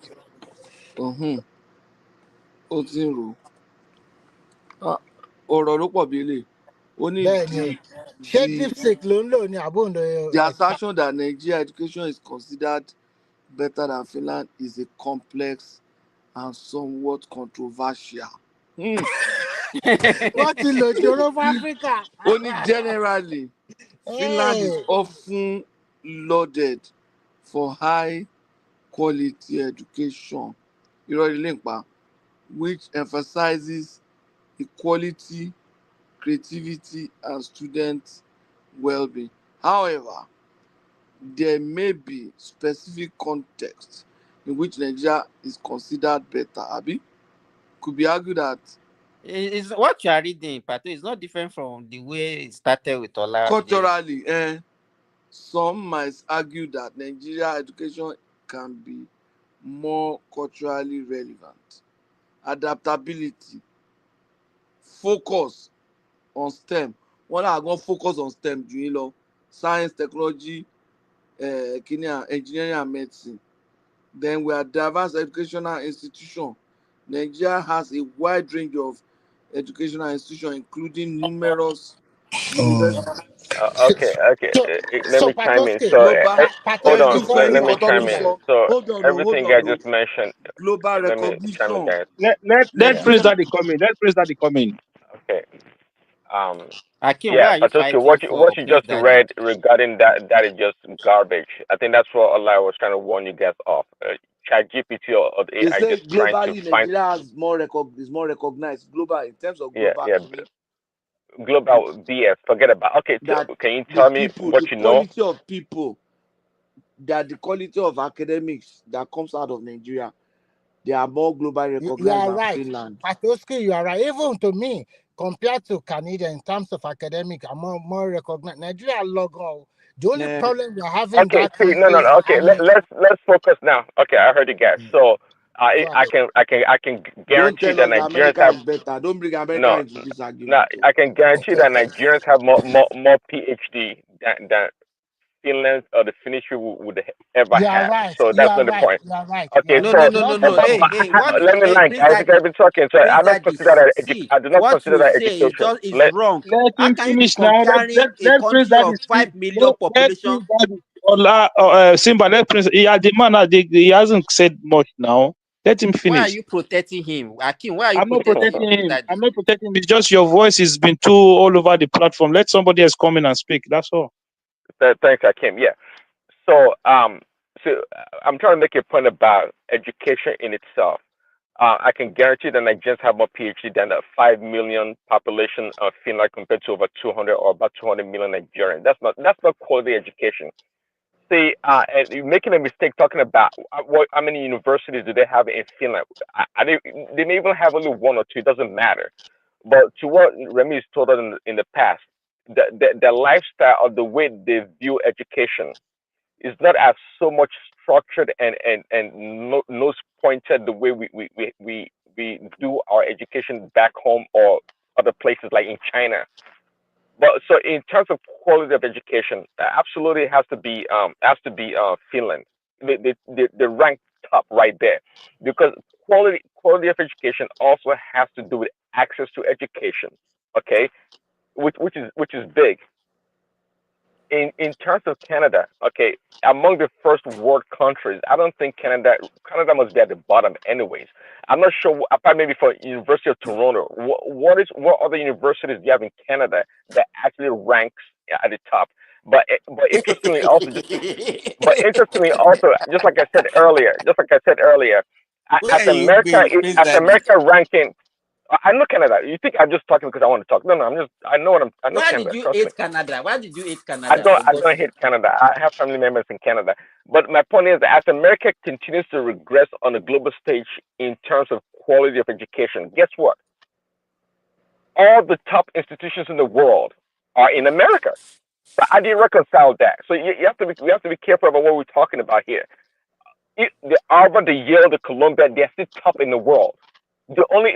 Out of America, only institutions like Oxford and Cambridge and IIT in India will compete against this institutions in America. So it depends on how we're looking at it. In America, really, education is quite, it's going backwards. Americans, they don't read as the Chinese do, or maybe the Nigerians do. That's not the way Americans read. But again, I said it earlier. But in terms of innovation and creativity, this is still the bastion of it. America is still the place. You're yet to tell me otherwise. You're yet to tell me what technology has come out of We Nigeria in say the don't past bring 20, 30, America 50 years. into this. We just told you before now. Okay, because it's not Don't a come place and to sell live, right? America to us. I'm not Don't come selling it. and sell I'm just telling America. you. No, We I'm are just talking telling you. about Finland. We are talking about there's no America in this argument. But I just told We are you that talking and China, we that are that talking Finland. Well, We are China talking is of right there at the top. we are talking of China is countries that are right there at the top. emerging, and yeah, we are talking about countries that will soon bury America. That's the country we are talking about. The That's okay. countries No, that they will can bury remove America. the No, countries no, that will but remove the youth, that will remove the U before in front of USA and make it no, SA. not a big deal. But again, Patoski, China, you're a bad man. No, bury America. no. What's the No, point? it's That's the no. country that we are talking about. Patoski takes nothing from me. Trust me. Canada again. Overall, Canada as a country, your education is not strong at all. From primary to even your tertiary education is not the strongest in the world. Even though you guys put a lot of emphasis for Africans to come to your schools, is not the top, not at all. I don't know anybody that wakes up in America wants to go to school in freaking Canada. It doesn't. Oh, It doesn't so happen. many of them. And oh Because yeah, American right. school are just money making. Well, listen, even the state that I live with its population, we have more schools, more universities than the entire Canada. Trust me. How many universities do you have then? Are you kidding? I can't count, but I mean, how many universities? I can't count. I can just throw 30. 30. Imagine that. I can just throw 30 right there. And I'm telling you, top school. If I name the schools right now, you will know. I name the schools right now, you will know. Schools? A Oh, state come that on. has 30 universities, which state is that? And that's the bottom. That's the bottom of the number. You want to compare? You can't even compare my state to California. That's even a joke. California has over 100. California has over 100 freaking universities and top universities in the world. Are you kidding me? Prince Daddy, can I ask you a question? At this university I talk, are there like those churches in Nigeria? Those ones they put on the streets in primary schools and all those churches. Are there like those churches in Nigeria? Which state is that? Mention the state now. Let's check the university. The state I'm talking about? Where is like your churches? State? Which is your state? No. Which I'm state saying, you know the way they what's use your state classroom in the to do US? church now. Are they just are they just erecting one building and call it a university? Listen, the best campus in terms. By the way, Nike, the owner, went to school there. Actually, if you see the campus, No, if don't you use see one person to define the university now.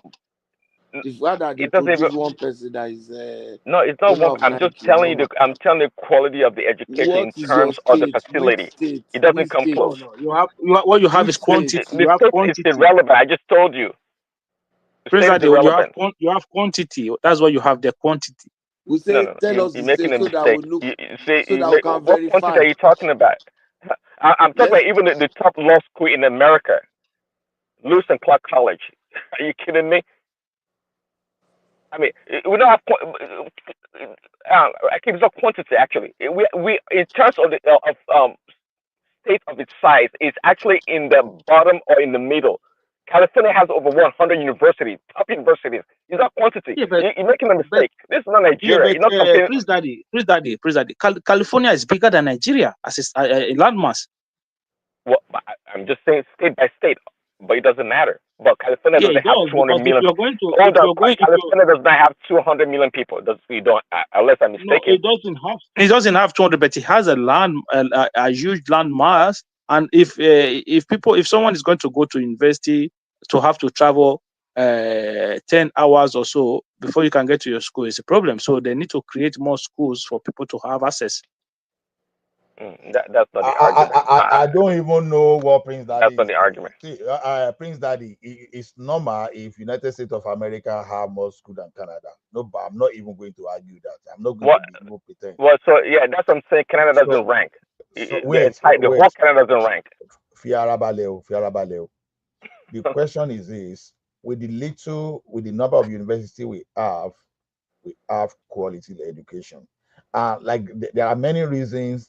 Name your universities. Name your universities.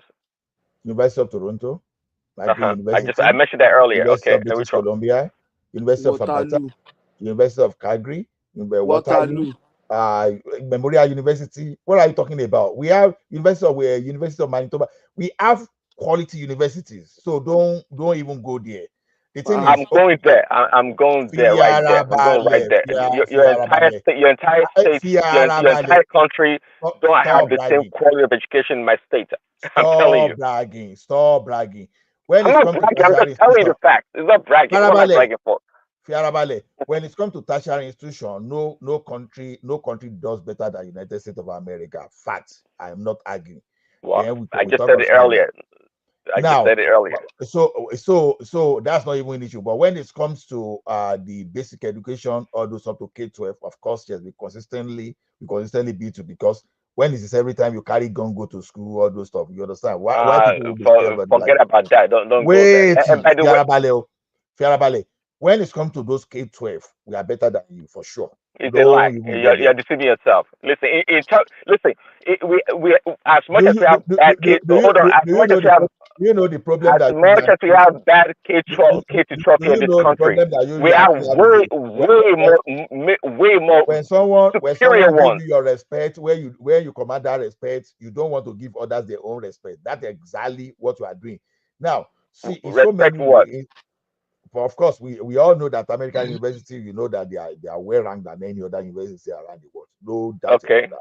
There are some universities in United Kingdom that compete, and there are some universities in Canada too that compete favorably, for sure. So even as we speak, even my two universities they still rank among the top 100 in the world, right? Among the top 100. So that's why I was asking in Canada. In Canada? No, I schooled in the US. I only attended then. So I we talk about. So now you agree with what I'm saying. So because it's schooled in the US. Even K to 12, okay. The school in Canada was too competitive. Let me tell you as much as there are bad ones K to 12 here, there are hundreds and thousands of K to 12 quality education in America. Who told you that I didn't want to school in Canada? It was too competitive for me, and America was where I could get. I'm not arguing with that. I mean, listen. I don't know what to say about that. I really wanted to go to like University of British Columbia or University of Toronto, but too competitive. Because you guys only have 3 universities in entire Canada. What do you expect? It's competitive not because of a high quality education. It is so because of the population. You don't have this damn size. Are we kidding now? You are telling me that University of Toronto is not high quality? Are you kidding now? No, it's only probably the A B minus university that you have. Just only there. Are we joking here? C minus. Are we talking? Do you know University of Toronto? What of UBC? Do you know University of British Columbia? Are we kidding here? Do you know University of Alberta? What of McGill? I don't even know that one. I don't even know that one.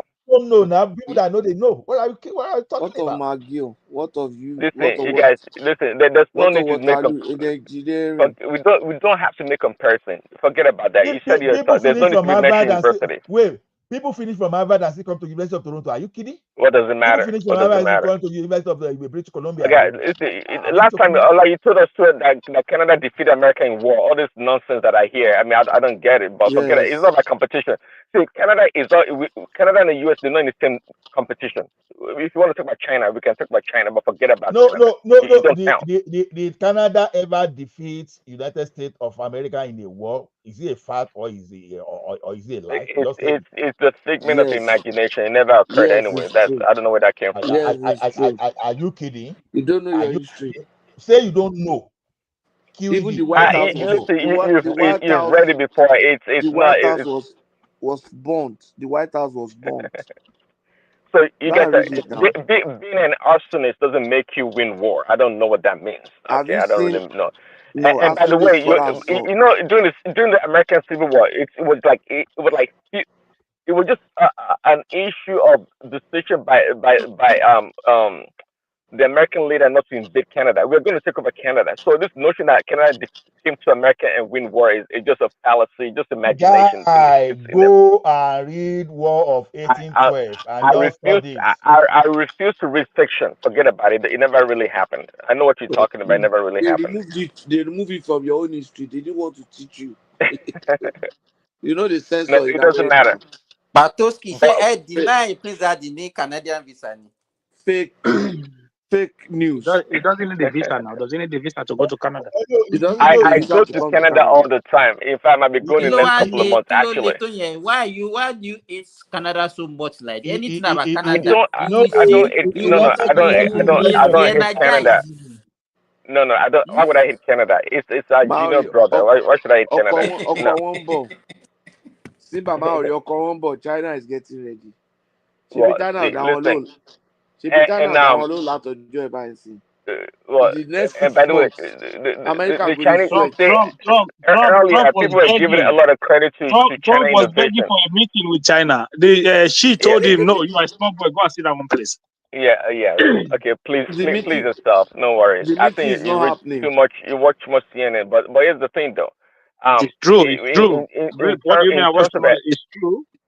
in terms But of the guy is innovation, expecting. The in guy is terms of hoping that innovation, China will come for meeting now. No, China But said no. We're not doing no China is meeting. not You coming. go. China is not coming. When Okay. Let me tell you something. It starts to Maybe beg. so using style. in every good aspect of life, Canada is actually better than the US. In healthcare, you may deny that we are No, better. you No, cannot no, deny no, no, that. no. America doesn't have a healthcare system. They have a America, business. even Nigeria is They have a better. business. Okay, in public safety, at least I move Canada is better. I can walk on the street now without fear that someone is carrying a military Completely. grade gun behind me. So Allah, cost of university. you can quote statistics that pleases you. That is fine. It's Hold not on. a big deal. It's Cost not a of, big deal. of course, we know that university in Canada are cheaper than universities of US. So that's why we have a lower student debt body compared to United States. Do you know that Work life balance. I know Americans who come to Canada to school now because of cost. Because of course, I know how much I pay. I know how much I pay in American university now. I have them in Almost my more than church. double, I have more them in than my double church. of my local currency. I know So one that came to U of A. So work life balance. Of course, we know that we enjoy life more than you. You just work like Ishela Ugosheku. You work like Look at this guy. You enjoy life more than us in minus No, 28 they degrees. enjoy I life. got They you. enjoy I life got you. more. They I we got enjoy enjoy you. life. you. America enjoy life Immigration more. process.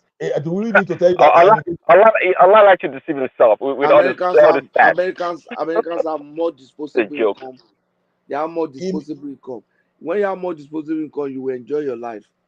What disposable income are you talking about now? In Canada, all your money is compared to America, all your money is almost taxed.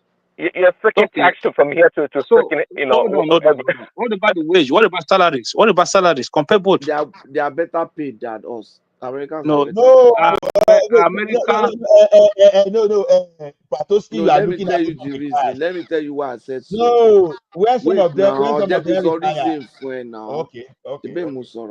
You see, when I was working at Price Water, I could work with partners in the US. So a number of my guys they try to transfer to the US. Americans in US accountant the same position I have in Price Water in Canada. My colleagues that were holding the same position in the US, and we were both CPAs. Those guys were making over close to $60,000 more than me, and their own dollar is American dollar.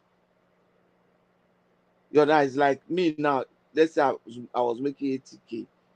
My colleague in US, the same firm, doing the same at the same grade with the same qualification, was earning 140. Me, I was earning 80K. And my own 80K was Canadian dollar, and and things his are own more 80K was US expensive in dollar. Canada And also. Things are more expensive in addition to your taxes that he you is pay getting less. and He's sales tax. getting I less. think you see this is He's the getting this is less the tax. problem. You see, this is the He was problem now. getting less When tax, You and are his own attaching cost money of to living it. is lower. You are attaching money. You are attaching money only to it. You see, this is the problem. This is the problem when we are making this kind of comparison. You go for those people in certain pay gap. No, let's go to those people at the bottom, right? The bottom. What was the minimum wage in America? $8. No, which Exactly. one? What Exactly. I That's just what told we're you talking is about. what I told you is almost the bottom. Okay, What I okay. told you is Now, not a high pay now. hold on. 80K, Okay, so what is the 100K. minimum wage in Canada? It varies from $17. states. It varies from state to Okay, state. no, hold on. Like, what is the minimum wage in Canada? $17. Everywhere is $17. Yeah. I think it Is varies that from right, states. So Patoski? some states will do 15.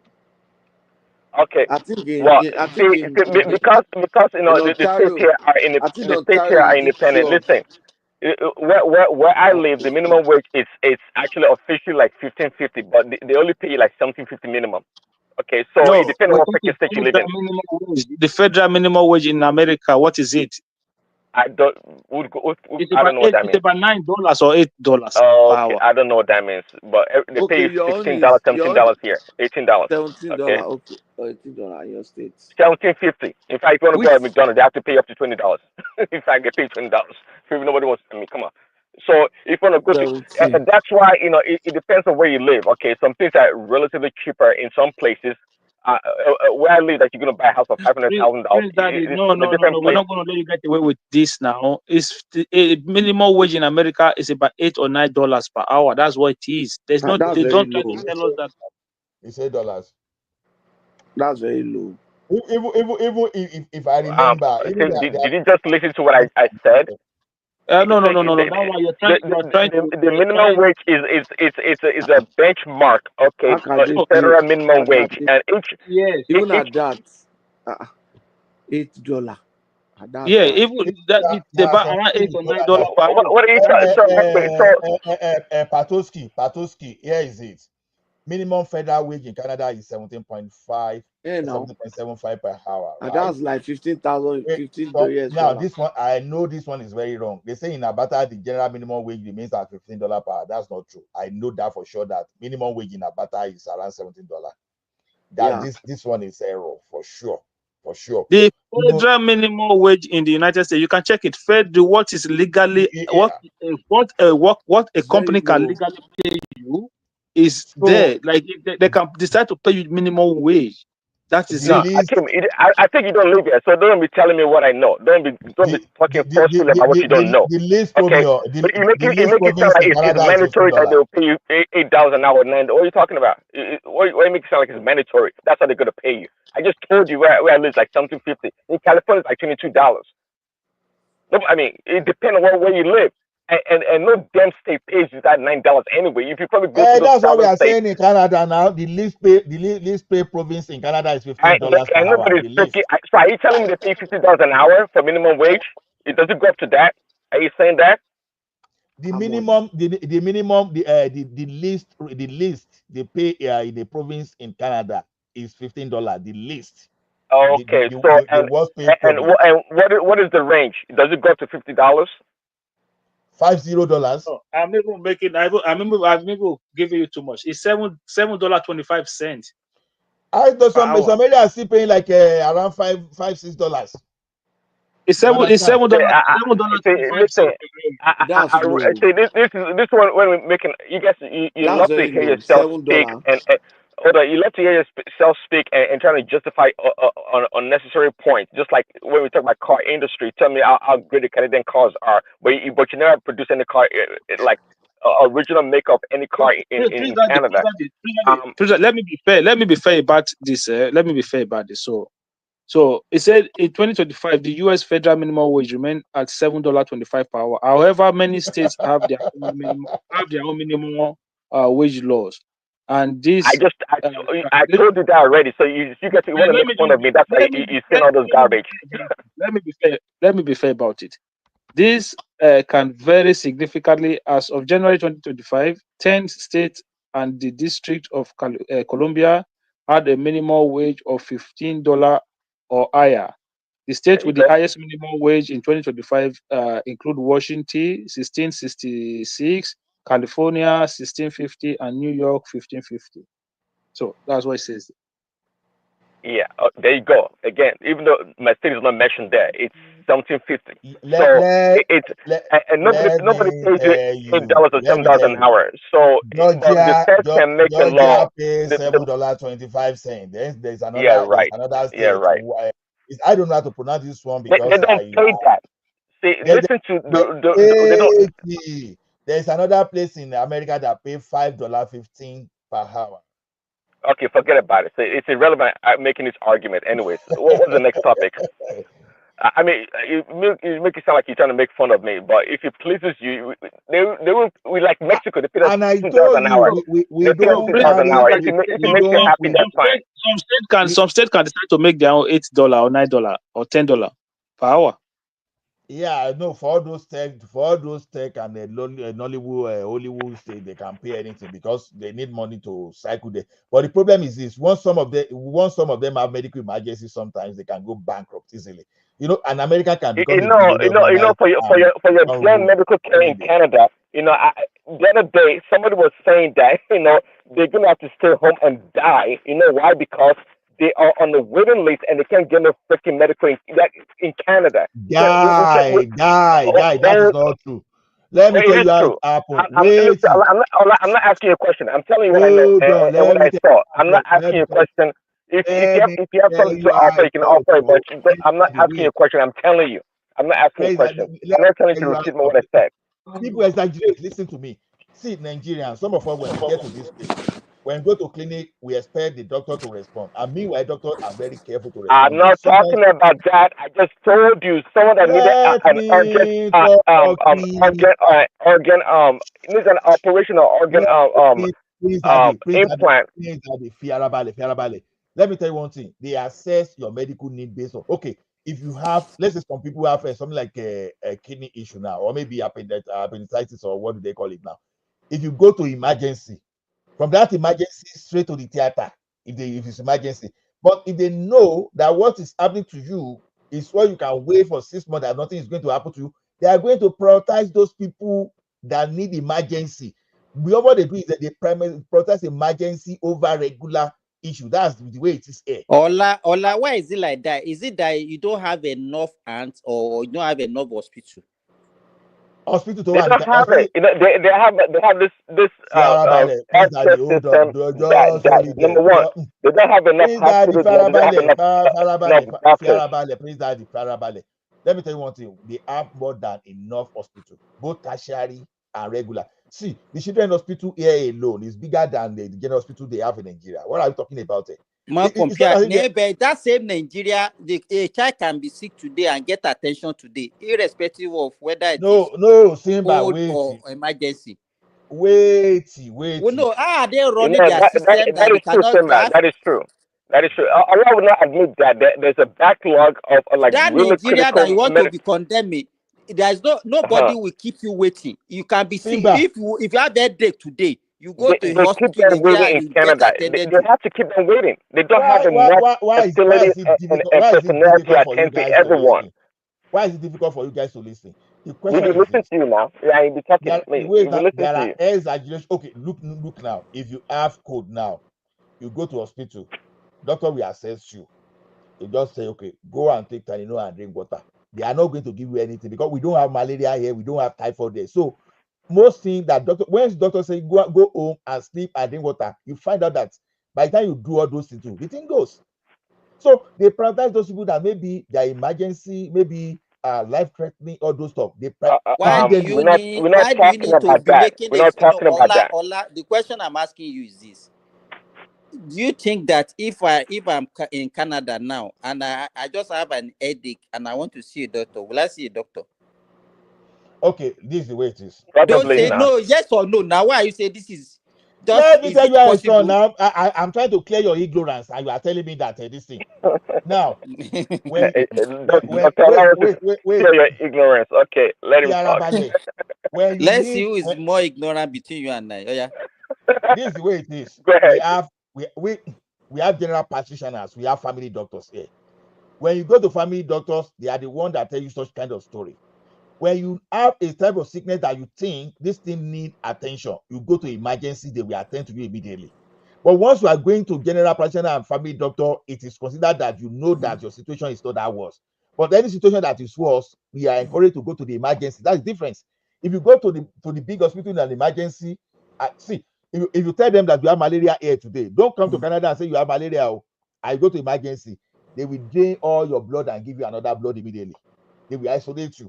That's how serious it is. 4-5 doctors can be on your case and they'll be monitoring your pulse, everything, as if something is happening to you. You are a special asset to them. So the thing is, once you are going to family doctor and you go and complain to family doctor that you have headache, that's when you say, okay, let me see your this thing. That's family doctor. But once you step into the real hospital, so what you are saying, the family doctor will attend to me and give me medication. sometimes they give you on the counter, they say go and buy Tylenol if it's not serious. But if it's serious, they tell you to be going to emergency. In fact, they can arrange ambulance for you from that place. You understand? So it's the assessment. It's the assessment they will look at whether it is critical. Okay, let me tell you one thing. Someone now went to hospital. Once they measure the BP, immediately they see the BP just right. Immediately, even before the person knew, ambulance don't launch. They don't transfer immediately. They carry that person to the emergency. Like you that you like GPT. Hold on now. You be talking. Hold on. Listen, Hold on. Let me talk. Keep Hold on it a second. now. You are ignorant of what is happening. We are Here's the Canada healthcare system faces challenges including long wait times, shortages of healthcare professionals, limited access to certain services, and inequalities in service delivery and across the country. I just laugh at you. It's not true, right? It's not true. I just laugh at you. I told you sometimes that I told you sometimes that if you Google something online, I told you the veracity of information. That's why you have to know how to query something now. The other day when I was showing you how much doctors are paid there, did I go to Google? I go to the official quotas I display. But if you Google how much average doctors are by the way, making, what I'm telling you is what I said earlier. When I said there were shortages of healthcare professionals, I said no, there's nothing like that. Okay, when I said there's a long wait time and sometimes people die because they waited a long time for transplants, you said no. So the healthcare in Canada is so perfect. Is that what you're saying? Sometimes you gotta face reality. I don't know what to tell you. See, there are categories. You understand? If you are waiting for the government healthcare system, you understand. Some have private, some have government. You understand? If you are waiting for that government, they will prioritize based on we are talking about a Canadian free healthcare system. Of course, it's government. We're not talking about private. Why are we talking about private? Everybody. If you want to talk about private, if you want to talk about private care, in America, you have no problem. We are provincial, right? We are provincial. That we have the one that is a general one for the public one that we have insurance for. Then some people give private job because of something you want to do. Maybe you want to have access to travel out of the country for certain things. Now, if doctor want to give you kidney transplant, if they assess you that okay, this guy cannot last more than 2 weeks, honestly, immediately you are entering that hospital, you are going to the theater straight away. They know they joke with that. But once they assess you, they say, okay, this guy can still survive the next 4 months. They will go for those people that are in the critical situation. That's the way it runs. But when people are telling you that they wait this thing, go to the statistics now. The statistics is official statistics are there for you to see. People have a way of exaggerating. Talon Honru, Uncle Patoski. Ẹ̀gbọ́n tí ń Honru.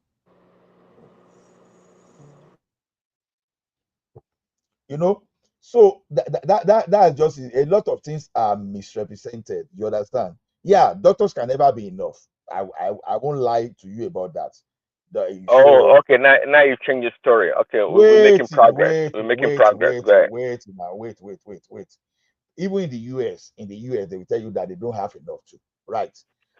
As doctors I didn't say we have it's you that claim you have a perfect healthcare system. I never said that about the US. It's you that claim that everything works so perfectly in the Canadian healthcare system. So don't bring it to US. Don't bring it to US. In the US, if you have a private insurance or private hospital or insurance, trust me, you have the best healthcare in the world here in America. I hope you know that.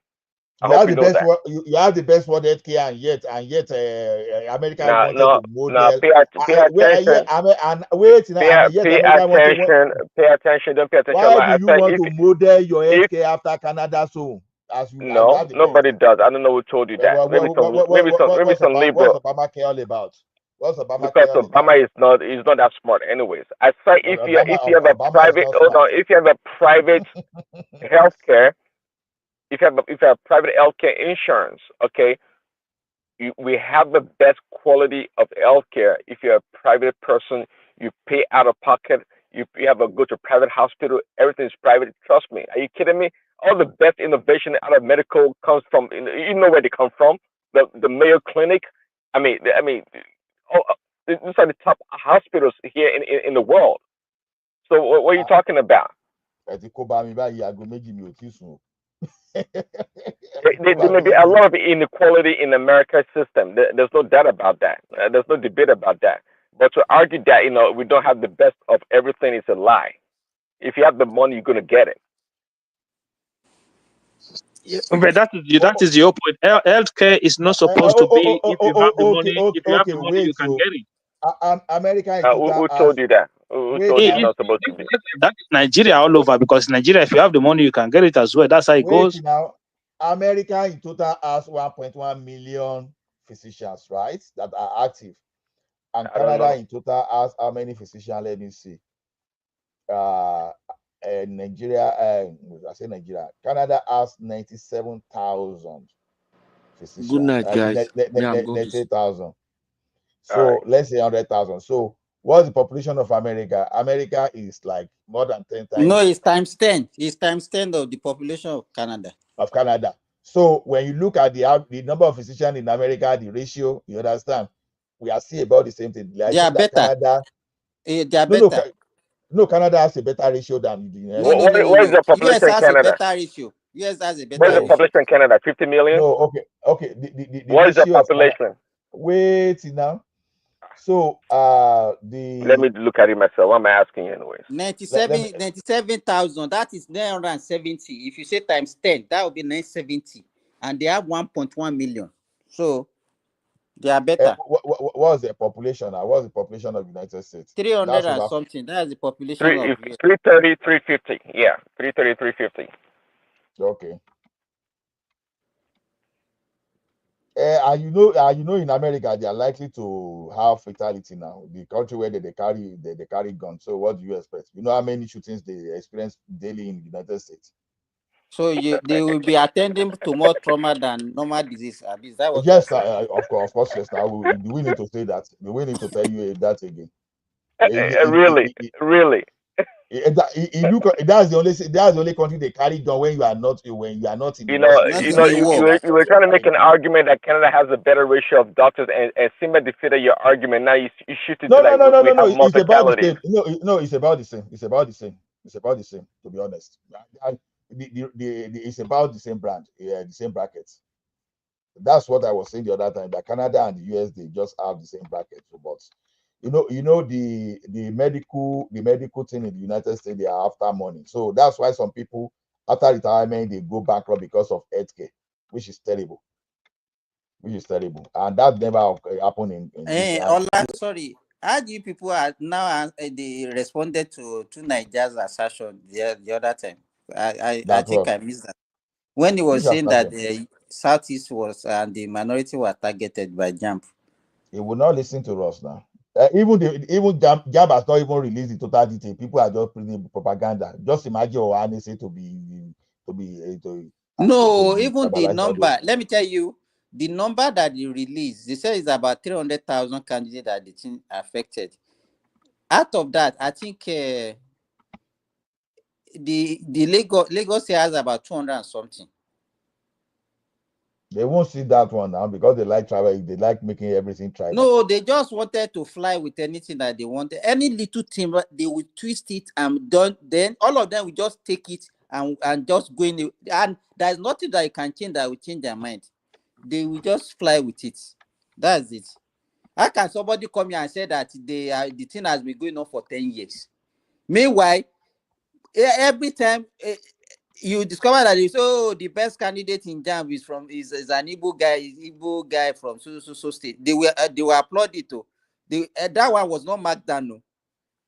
2002, it was I think for like 3 or 4 years consecutively. The candidate that scored the highest is from the east.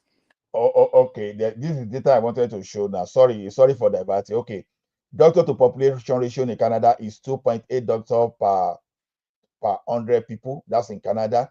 In United States, doctor to population ratio is 2.6 doctors per 100 people. I know it's close, even though Canada is marginally better than this thing. So I know we can say that it's almost equal now. America. This source is from American Medical Association. Then the one from Canada is Canadian Institute of Health Information. So that's the official quota. So that's why I said, I said something here the other time. I said when I'm looking for information, I don't go to Google that. So anything coming from a CIHI and the American Medical Association, so that's fact. You understand? So Prince Daddy, humble. So Prince Daddy, it mean that people you pay if you are in America, you pay out of pocket for healthcare. Not always, but many people pay out of pocket. Yeah, because if you work for a good company, they put you on insurance. But regular people, because one of those things that led to Obama, okay, you can work all your life and make good money in America. Just single sickness like this can wreck people overnight, and that doesn't happen in Canada. See, you don't know. You can't be telling us about. See, Obamacare, by the way, is the worst thing that ever happened to Obamacare. Don't go that route again, Prince Daddy. Please, we are not. He's not talking about Obamacare now. I know that you will not. Well, once you hear anything democratic like this, you'll be re-energized. Well, I mean, have you become my enemy because I'm telling the truth? How can I become your enemy? True doesn't really mean anything now. That's directly from the Bible quote right there. You're trying to be my enemy because I'm telling the truth. I mean, I'm telling you. No, Prince Daddy, you may be telling the truth and may not be factual. You're right. Truth is subjective. I'm telling you. Don't mind Prince Daddy. Prince Daddy, I can even when it comes to democratic Republican issue, you are a liar, big liar. Truth is subjective. Truth is subjective, and the fact is what we are saying. So the thing is this. No, hold on. Let me land this point. I'm trying to say from experience. Simba, let me tell you, the state that I live in, right before Obamacare, there's healthcare. If you don't have healthcare, the state itself has a program whereby you can have free healthcare based on your income. I'm telling you, and it's quality healthcare. It's not a separate healthcare from others. You still go to the same healthcare facilities as do people with insurance. But when Obama healthcare came, it put a burden and unnecessary expenses on our healthcare system, thereby reducing the quality of our healthcare system. See, Obamacare, that's why the states are kind of independent. Whatever you want to do in your state that's within the law, go ahead and freaking do it. See, the state that I live and many other states, the healthcare is great before Obamacare came. But in some state, like in the southern part of America, where they don't have a lot of money, right? For example, maybe Obamacare works for them. Maybe Obamacare will work very well for them. But not where I live. But Obamacare was trying to unify the healthcare system, and in so doing, make things difficult for some of us. That's the challenge. Do you understand what I'm saying now? United Kingdom has 4 doctors per 100 people and 1,000 people. So that means they have better ratio than both Canada and United States. Well, yeah, because all your doctors from Nigeria are there, of course, and but they themselves, anyways. Well, I think they have the resources. Wait till you want to, so that the healthcare is not good. Although I didn't say that. I didn't say that. Canada healthcare is the highest rated. I don't know why they rate Canada higher. Everything about Canada is the highest and the best. Everything about Canada is the highest and the best and the greatest. No, I mean it's amazing. It's amazing. And that's why you remember Trump. Prince Daddy, I've seen so many people walking across to Canada to go and seek healthcare now from US, and I know a lot of people like that. Maybe because it's cheaper to access. I mean, I don't know. See, from US to Canada, right? No, let me tell you, even people go to Mexico to get healthcare. I'm not telling you that healthcare is not expensive here. It can be expensive. But I'm telling you also that you can get access to free healthcare in this country. I'm telling you can. Google it. What do you think Medicare is for? Medicare is a free healthcare system, really, if you qualify. You get it. Obamacare is what came to destroy our healthcare system. I'm telling you. Wait. Who is Kabiru Yakubu? Who is Kabiru Yakubu? Allah, it's me. Good morning. Long time. How are you doing? Allah, sorry, I just came to debunk you. Canada healthcare system is in shambles. All what you are saying is not true. I live in Canada. I live in Ontario. Yeah, Canada healthcare system is not good. Canada. Where you live? Even I live in Ontario. I live in Toronto, Ontario. Okay, you can talk. Talk now. I'm going to work right now. Even though at trauma center, you have to pay. You have to pay parking before you can go in. You can stay there for like a whole day. At the end of the day, when you are living with your car, you have to pay like $50 before you leave. We know that. See, and the ambulance system is not even free. It's not free. Look at how Canada. Hold on. Let me. I'm giving you something from the medical journals now. You are just why should I believe you more than medical journals? Because it happened to me. It happened to me. It sounds experience, and you talk about medical journal. This is what happened to me. You know, I've been living here for over 25 years. I never went to the hospital for one time. The first time I went. This is my experience. Baba, we can't use your own alone to judge it now. Let me tell you something. It has to be combinations. No, Kabiru. Why should I believe you more than medical journals? I just want to know. Because this is what happened to me. This is what happened to me, not someone else. No. Look at this thing. I look at American journals and Canadian journals, and they are saying the same thing. Why should I believe you more than medical journals? Let me tell you. No. See. It's just like when you see how Harvard was correcting Secretary of Education. Hold on now. United States. Me, I have lived in the US. I live in New Jersey, Newark, New Jersey. I live in Newark, New Jersey. That was the day I got shot in front of my house, and I was taken to the hospital. I see the response. I see the way they take care of me. Let me read what the medical journal are saying. Don't read it. Don't forget about it. They say universal coverage. Canada, every Canadian citizen and permanent resident has access to essential medical services, regardless of income, without pain at the point of care. USA, access is largely insurance-based. Millions are either uninsured and underinsured. UK, the NHS says provide free care like Canada, but faces more visible strain. E.g., staff shortage, blah blah blah. Second criteria: no direct bills or company pays for core services. Canadians don't pay out of pocket for GP visit, hospital stays, or emergency care. In the US, even insured patients may pay copay, deductible, and surprise bills. Can you just imagine? Forget about all the writing out. Forget about that one now. Better health outcomes than the US. They say Canada tends to outperform the US on life expectancy, infant mortality, hospital admission for preventable conditions. So the thing is this. Now they say, okay, look at cost efficiency. Canada spends less per capita on healthcare. That's 11% of the GDP, compared to the US, who spends 17% plus of the GDP. This is largely due to few administrative costs, one public payer in Canada, price regulation for drugs and services. So the thing is this.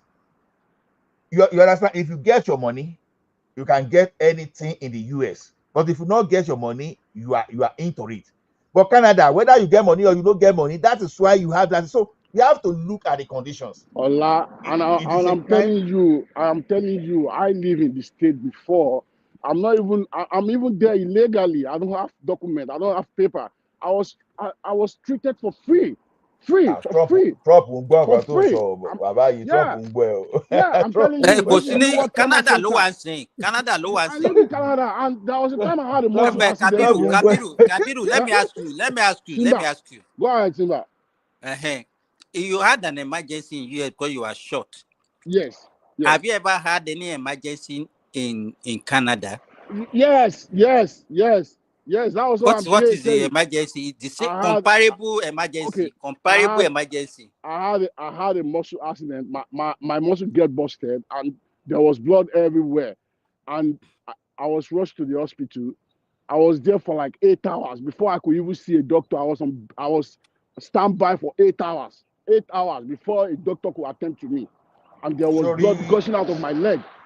So nothing was done. You are just bleeding away. Nothing. Not even a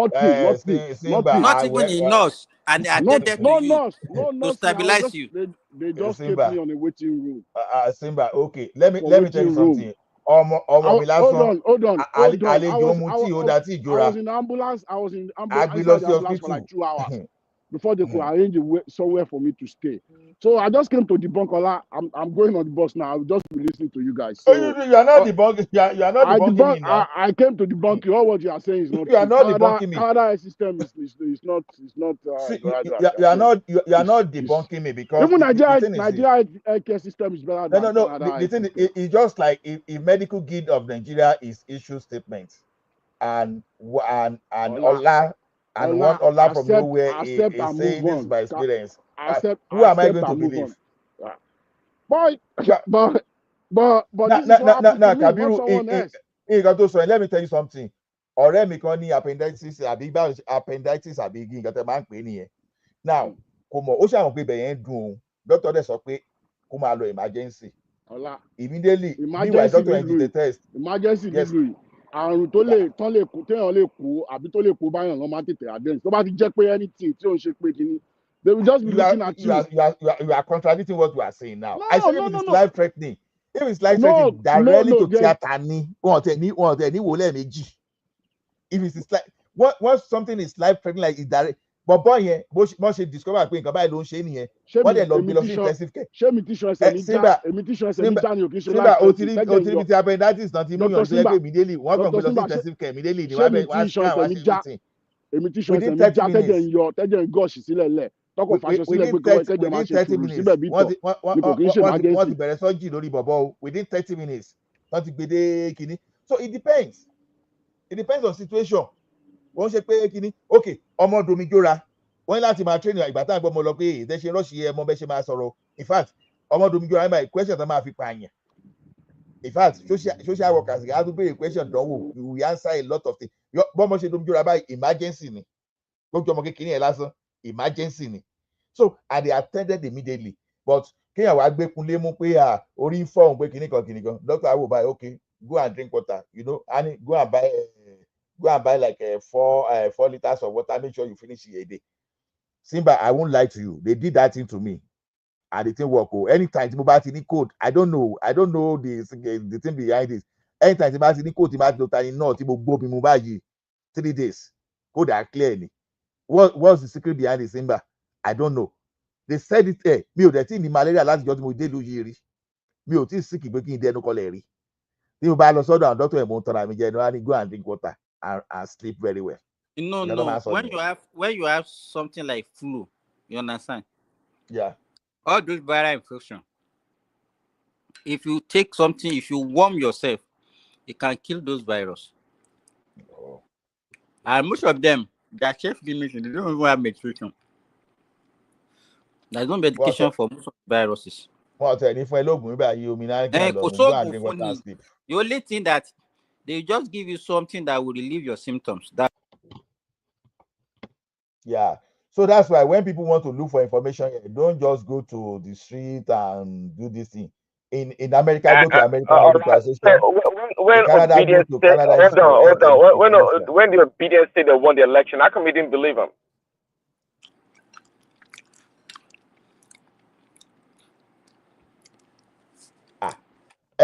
George let me wrap you again. When Peter B and the obedience said they won the election, how come we didn't believe them?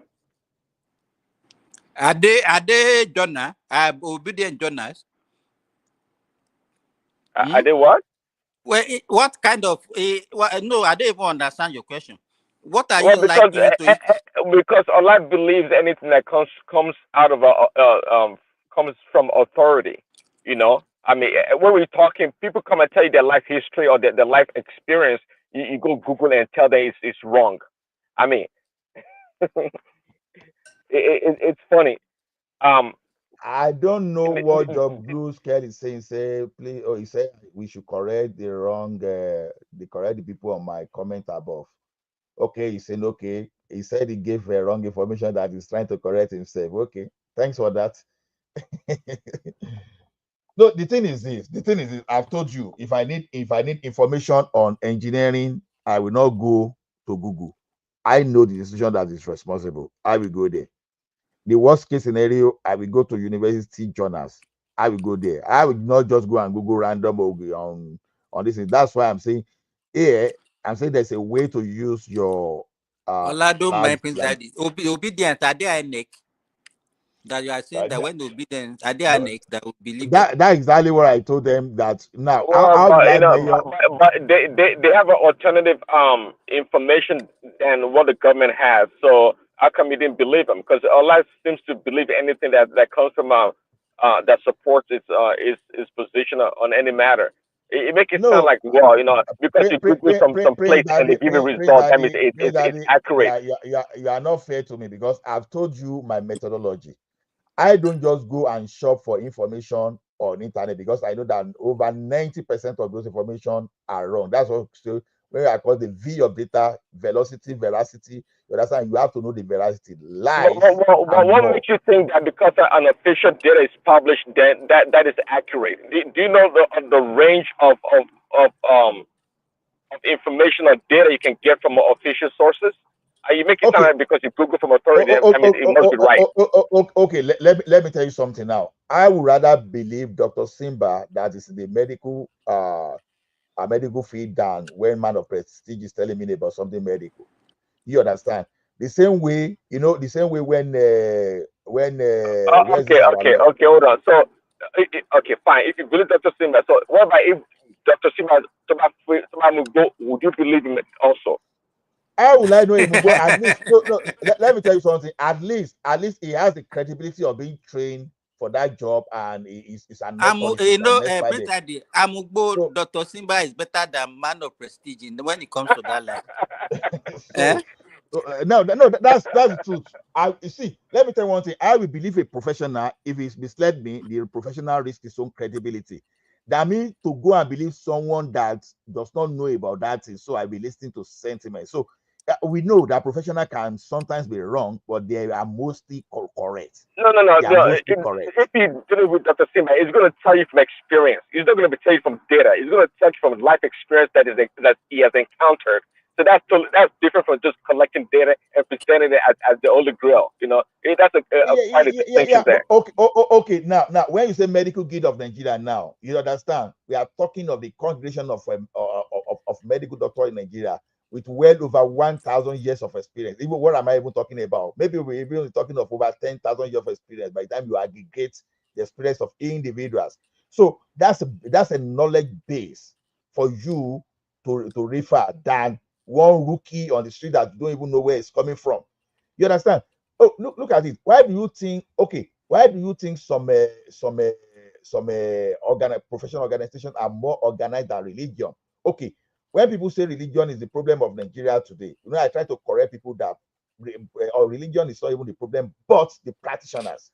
Just because we have rookies that we don't even know where they are coming from. They are not trained. They will just told you that they will just tell you that God sent them. Right? They were sleeping and they heard a voice or they saw one this thing writing, and some of them don't even know Bible, and they'll be telling you this. So at the end of the day, what did they create? Learn all those lies from Paul now. They learn all those things from Paul. Which Paul? Which Paul? So the thing is this. You can see but when you see a well-organized professional body, it's totally different. You understand? They have that credibility and they are mostly correct. Whether they are mostly correct. So that's the way I see it. So why will I want to depend on when I need something in computer science? So why will I go and be looking for someone that is just learning how to write code that is stealing from GitHub? Why will I rely on that person? You understand? If I need something about transportation in Nigeria, I will go to MC Oluomo. You understand? If I don't go to MC Oluomo, I will go to University of Institute of Transport Technology to go and get information there. So that's the way things work. President, let me ask you this question. Are you there? Is there? Yeah. It's not okay. Sorry. Why is it so? Because if you look at the standard of America, why did they fail in actually having a universal healthcare system? Why? What about universal healthcare? What do you mean?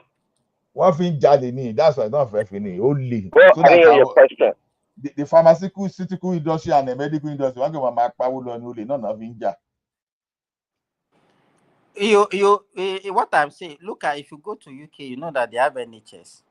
and that is where everybody is. Yeah, and then everybody, you don't need to pay before you have access to healthcare. The same thing in Canada. Why did US fail to have such a system? That's the question I ask you. Listen, it's lobbying, and it's, by the way, it's corruption. Let me tell you, American healthcare system. A lot of people make a lot of the doctors, they make a lot of money, and let me tell you, the foreign immigrant doctors, they found a way. Every year, American healthcare system loses about $100 billion in fraud. If you want to make money in America, trust me, come practice healthcare here. You make so much money, you won't know what to do with it. Of course, sometimes they catch some of those people, but it's so riddled with fraud, and it's controlled by, you can say it's a mafia run in a lot of ways, and that's why they fight against a public healthcare system, because I mean, if you go to America, a hospital, you don't know the cost of the treatment you're getting. It's the insurance company that will determine that, how much you're going to pay, and how much the overall cost of the treatment is. You don't know. You get a bill in the mail that tell you $15,000-$20,000 for going to the hospital. So it's including the pharmaceutical industry. It's a market run, and that's why Trump is trying to make amend to what is going on. I don't know if you heard about what happened recently. Trump just passed an executive order. They're trying to make it into law, whereby, in America, guess what? In America, the same drug you would buy in UK or Saudi Arabia that would cost you $10, in America here they would sell it for $100 or $200. And you ask the question why? Because the pharmaceutical companies, they find a loophole to gouge American consumers to the highest point. It's all fraud, and they abuse American consumers. I'm telling you, sometimes you go to places like India, you get a medication for like 10 cents. In America, it's like freaking $10 or $20. So now Trump passed a law that said, look, it's called the favorable nation pricing, meaning that countries like Germany, France, UK, if they sell a drug there for like $10, you can't sell that drug in America more than that. You have to sell it for the same amount of money. So, and that is going to help cut the cost of medication in America by over 80%. So we're going to be saving a lot of money on medication. That country, the way that country is surviving, I don't even understand, because it seems there's a lot of corruption in every sector of the economy. I'm telling you, man. There's a lot of corruption. A lot. I mean, you can call it corruption, but that's how it's a rigged system whereby, I mean, the pharmaceutical company, if you know how much they make on America, you feel pity for America. I'm telling you, it's amazing that nobody did anything about it. It's in UK, our counterpart. A drug you buy for $10 in UK, they sell it here for $100-$200. And guess what? Because of the way the system is set up, the insurance company have to pay for it. Because that's why we pay insurance. Your premium goes up. They tell the insurance company, well, the drug is $200, and they have to pay for it. We have what they call copay. So maybe your patient will pay 10 or 20% of the drug, and the insurance company will cover the rest. I mean, the way maybe that 20% that you are paying itself is enough to offset the bill. Of course, that's what I'm saying. If the drug costs like let's say $10 in UK, and you pay 10% copay in America, which is $10, that means you might as well buy the drug yourself without insurance. And exactly. I can tell you, yeah, exactly. Yeah, and a lot of Americans, if they are treated fairly, they can afford their own medications themselves. But no, the insurance has to come into the middle of it. And if you go to a hospital right now, you don't know the cost of anything. Nobody knows. You just get a bill, an invoice somewhere. This is all the treatment they did, and this is the amount. America, but anywhere else you go in America, if you go to the store, you know the price of what you're buying. You can go and negotiate prices and stuff, or you know the price because they tell you the price of everything up front. But in the medical field, I'm telling you, man, you have no clue what is going on. You don't have no clue. Because everything they do, like for example, your left hand, each finger has its own code. and then each part of each thing. No, I know it's funny, but exactly what I'm telling you is true. Each thing, your pinky finger has a code, and your pinky finger has subcodes. So if you have an injury at the tip of your finger or at the bottom of the finger, whatever, they have different codes, and it's so complicated. You can't survive it. And by the time they're done with you, they send you a bill in the mail or $10,000. Oh well, what can you do? Know that Prince Daddy, my sister-in-law migrated to US sometimes 2021. When she got there, she has a problem. She has varicose vein on her leg. Do you know that up to now she's owing about $16,000 in the bill that they gave her? You know, she just migrated. She did not even have anything. They treated her. Okay, she didn't have insurance. She didn't have insurance, so the bill, yeah. She's still paying the bill up to today. Yeah, and that's why some some people have found a way to game the system also. What they call the people that like maybe on drug addict or homeless people, they just walk into the hospital. In America, you cannot deny people of health care. Forget about the pay. We talk about the pay. That's one good thing also. So really, you can't die. If you can walk into the best hospital and they see you, they gotta take care of you, unless they be breaking the law. But the bad thing, of course, is that when they take care of you, and they send you a bill. But it's and they have a lot of medical assistance here and there. People that help pay for medical bills. If you know how to navigate it, but it can be really expensive. But at the same time, they can't deny your care. You can, you get some people go in when they're sick, they just stay at home, and they call 911 or just drive themselves to the emergency and go get health care, and they have to attend to you, give you all the best care they can. Okay, so that means the bill will be recorded against you and you pay later.